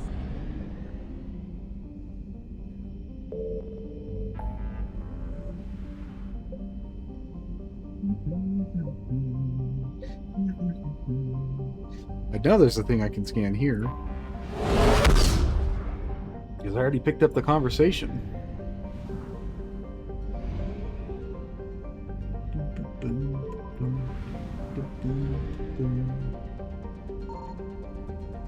I found something. Alta Kiral is a garden world on the outer edge of its habitable zone. The planet is largely frozen, yet it features native dextro amino acid-based life in slower latitudes. These species evolved to withstand the periodic freezing and compensate for the cold or spectacular population explosions during the long, mild summers. Already independent-minded Turian colonized the planet. The Quarians briefly considered contesting them, but were daunted by the virulence of the planet's infectious life during the growing season. Not to mention the colonists would ties to warlords elsewhere in the Shrike Abyssal.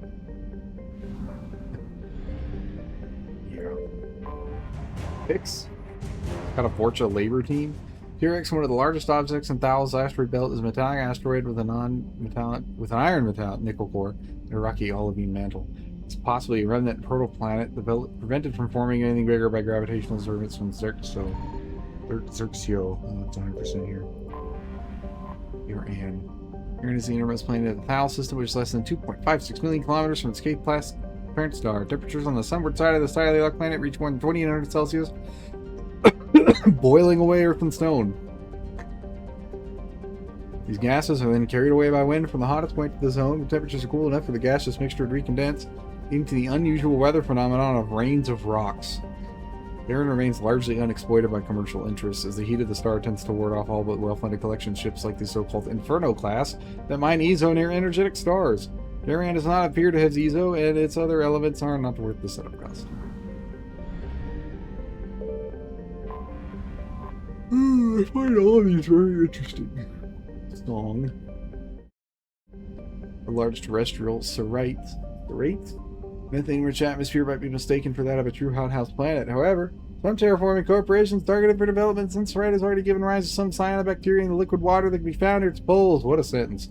There's some evidence that the planet has been fluctuating between methane-heavy and oxygen-heavy atmospheres for several million years, each cycle dependent on the nutrients in the ocean that led to bacterial growth that crashes. Star Charts catalog several scientific stations studying cerite.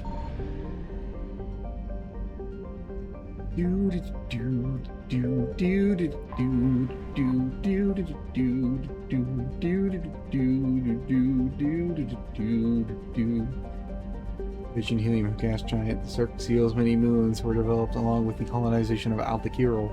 Believe that the majority of them are military nature, a common thing among Turian colonies. Specifics are few, as the Alta Kiral's government has kept its records classified. Alta Kiral? Oh, was it the first one? Yes. Red? Right. It's the one that has... It freezes. Freeze thaw. Freeze thaws. I'm chuckling to myself because of my old job. We need to keep track of the number of times you would freeze and thaw something. The lifeless desert Parask was colonized soon after first contact with the Vorcha. Several Asari mining corporations working with CRE-based charity called Mind in Hand built settlements on the planet's surface and orbital stations. Adopting Vorcha orphans from Heshtok, they raised them to live non-violent lives and employed them in the mining industry.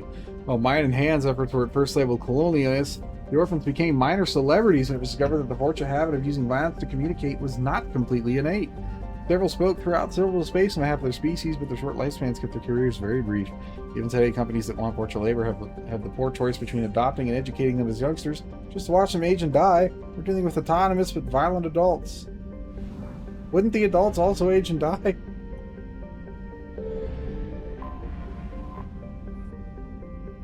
I guess the cost of, like, raising them is what it meant. By galactic law, this hydrogen and helium gas giant belongs to the Vorcha, but in reality is controlled by an arm of the Blood Pack and several Asari enterprises from Ilium. Blood Pack's crude fuel infrastructure is maintained by Vorcha abducted from Heshtok, and many are subjected to brutal conditions to temper them for combat. Corporations have fought a trade war for the past 20 years for control of Lirat. Part of the Reapers has forced the squabbling factions to band together with Citadel Allied Command to establish a Vorcha defense fleet. Light warships have been acquired and donated from across the galaxy. Vorcha volunteers from Heshtok and beyond are manning these under the command of experienced officers from the Turian hierarchy, systems alliance, and a myriad of mercenary factions in the Terminuses. That's kind of cool. It is. That's kind of cool idea. And a Skrull is a small, hot, tidally locked inner planet that had modest minerals development on its dark side. In a generation of the Vorcha's first contact with space-faring species, rebel mining interests attempted to exploit it, only to find their trading partners violently overthrown on a regular basis.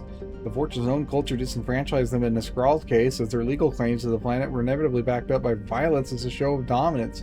This nuance was lost on the mining corporations, who hired mercenaries to guard their operations with lethal force and never surrendered it to Vorcha claimants. Like, we take by violence. It's like, okay, then I'll just kill you. Systems Alliance official once summarized his tour of the Vorcha homeworld as follows. You can make your own Heshtok in 2 steps. Take Hell, then add Vorcha. The planet is highly volcanically active, leading to periodic releases of toxic gases into the air and water supplies. Those other extreme situations that gave rise to Vorcha's legendary adaptability. Overcrowding and the extermination of most of their ecology led to a planet covered in weeds and hardy vermin. Vorcha do not have a recognized single government that would allow them membership in any galactic league. Alliances between bloodlines are tenuous at best, and the Vorcha's short and violent lives ensures there are few lasting institutions. It could be between anywhere and of 6 and 9.5 billion Vorcha on the planet. We just don't know. They just constantly kill each other too. The gas giant received little interest at first, but following the mine and hand experiments on Parask, several energy consortiums saw an opportunity for investment. The 3 collection equipment here is automated, but the few workers are friendly, non-violent Vorcha produced by corporate breeding programs. These experimental and unethical programs designed to create safe, adaptable, and cheap labor for the mining industry. We're going to breed our perfect worker.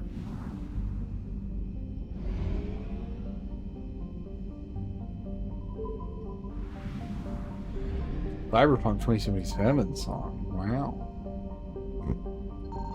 Signal confirmed. Oh, it's a tab. An ice giant dawes a tab. Skywarden has a bluish tinge from its hydrogen methane atmosphere. Its axial tilt causes it season to vary wildly in temperature.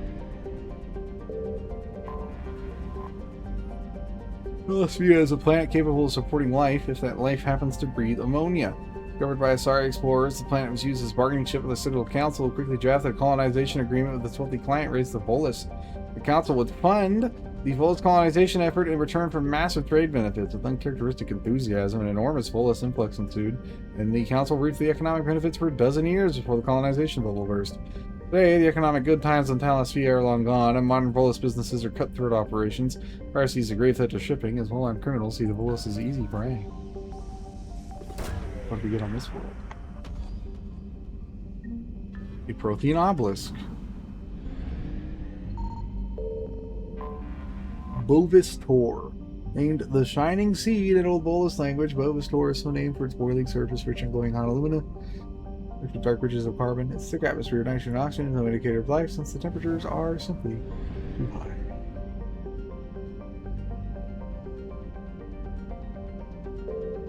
I was thinking about going to bed. Recently colonized asteroid large enough to be considered a dwarf planet. Roche is mined for its platinum deposits, producing hydrogen fuel cells, wide open spaces, and few restrictions on construction or immigration. Roche is, like most of the Terminus systems, a good place to build a habitat and get lost for a few decades. Reapers did not bother harvesting Roche. Its spread out population bought them a few minutes of life, because it meant the Reapers had to take 3 short shots rather than 1.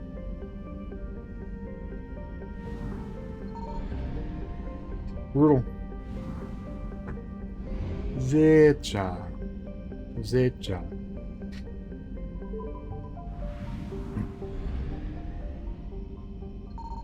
I found something. Alright, Aphros. Unique discovery. Aphros is a heavenly twin, a planet in a star system that has not 1 but 2 worlds of sufficient mass to retain nitrogen and oxygen atmosphere within the habitable lifespan of its parent star. Fossil evidence shows abundant vertebrates and evidence of a sapient terrestrial avian species at its Bronze Age. There you go, song. Bird people. It's not so useless information after all.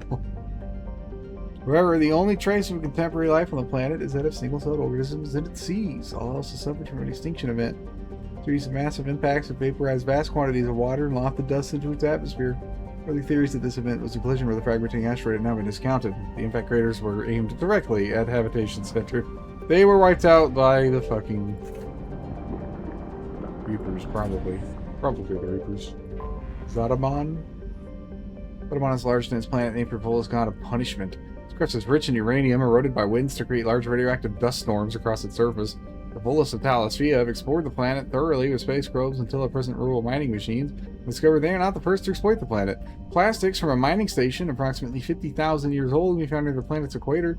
Curiously, the mines nearby were not tapped out of uranium ore, they were instead abandoned at the height of their operation.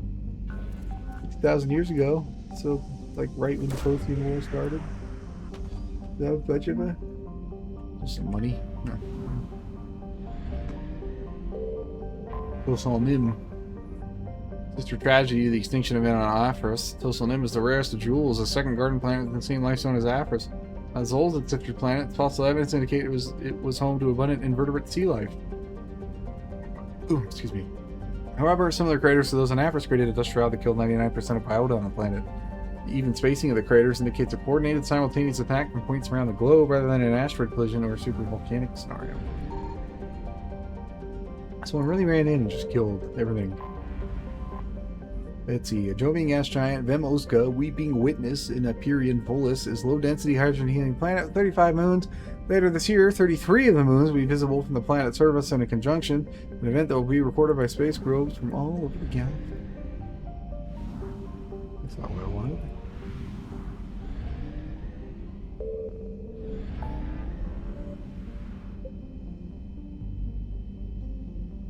Let's see.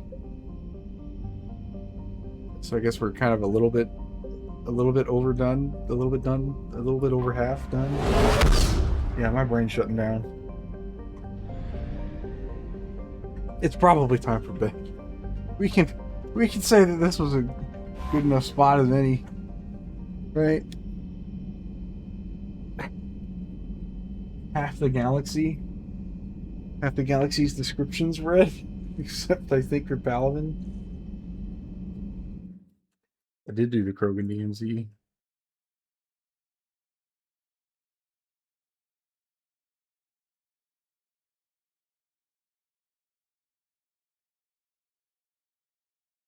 Oh man. Okay. Yeah, it's probably time for bed. Let's see. Let's see what we got.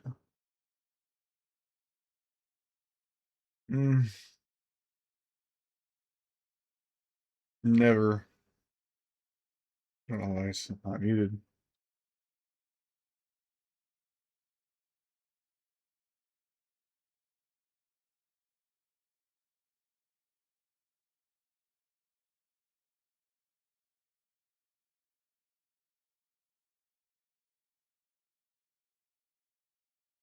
No.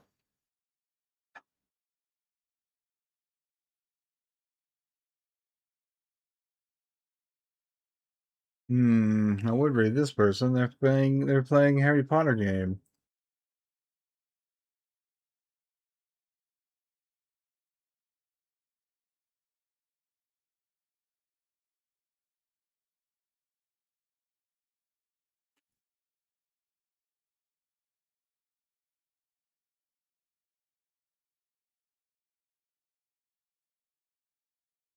I guess we'll rate this instead of playing Grand Theft Auto. What the fuck was their name even? Let's see. Okay, so Mercury Wolfo by Grand Theft Auto 5. See, I'm dying. Okay. It's bedtime. I'm gonna go. Thank you so much, everybody, for hanging out with me tonight. I hope you had a good time. We will continue reading until there is no reading left to do, and then we can just play the game.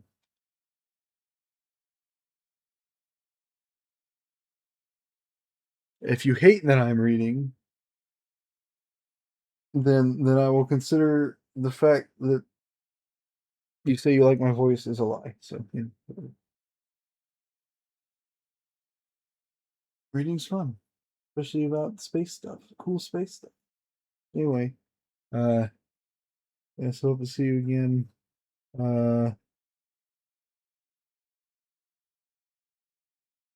I guess always remember to stay foxy, not that you have any choice. Bye Thorn. Goodbye, good night. Bye forever. Okay, I'm going. I'm passing out now. Goodbye.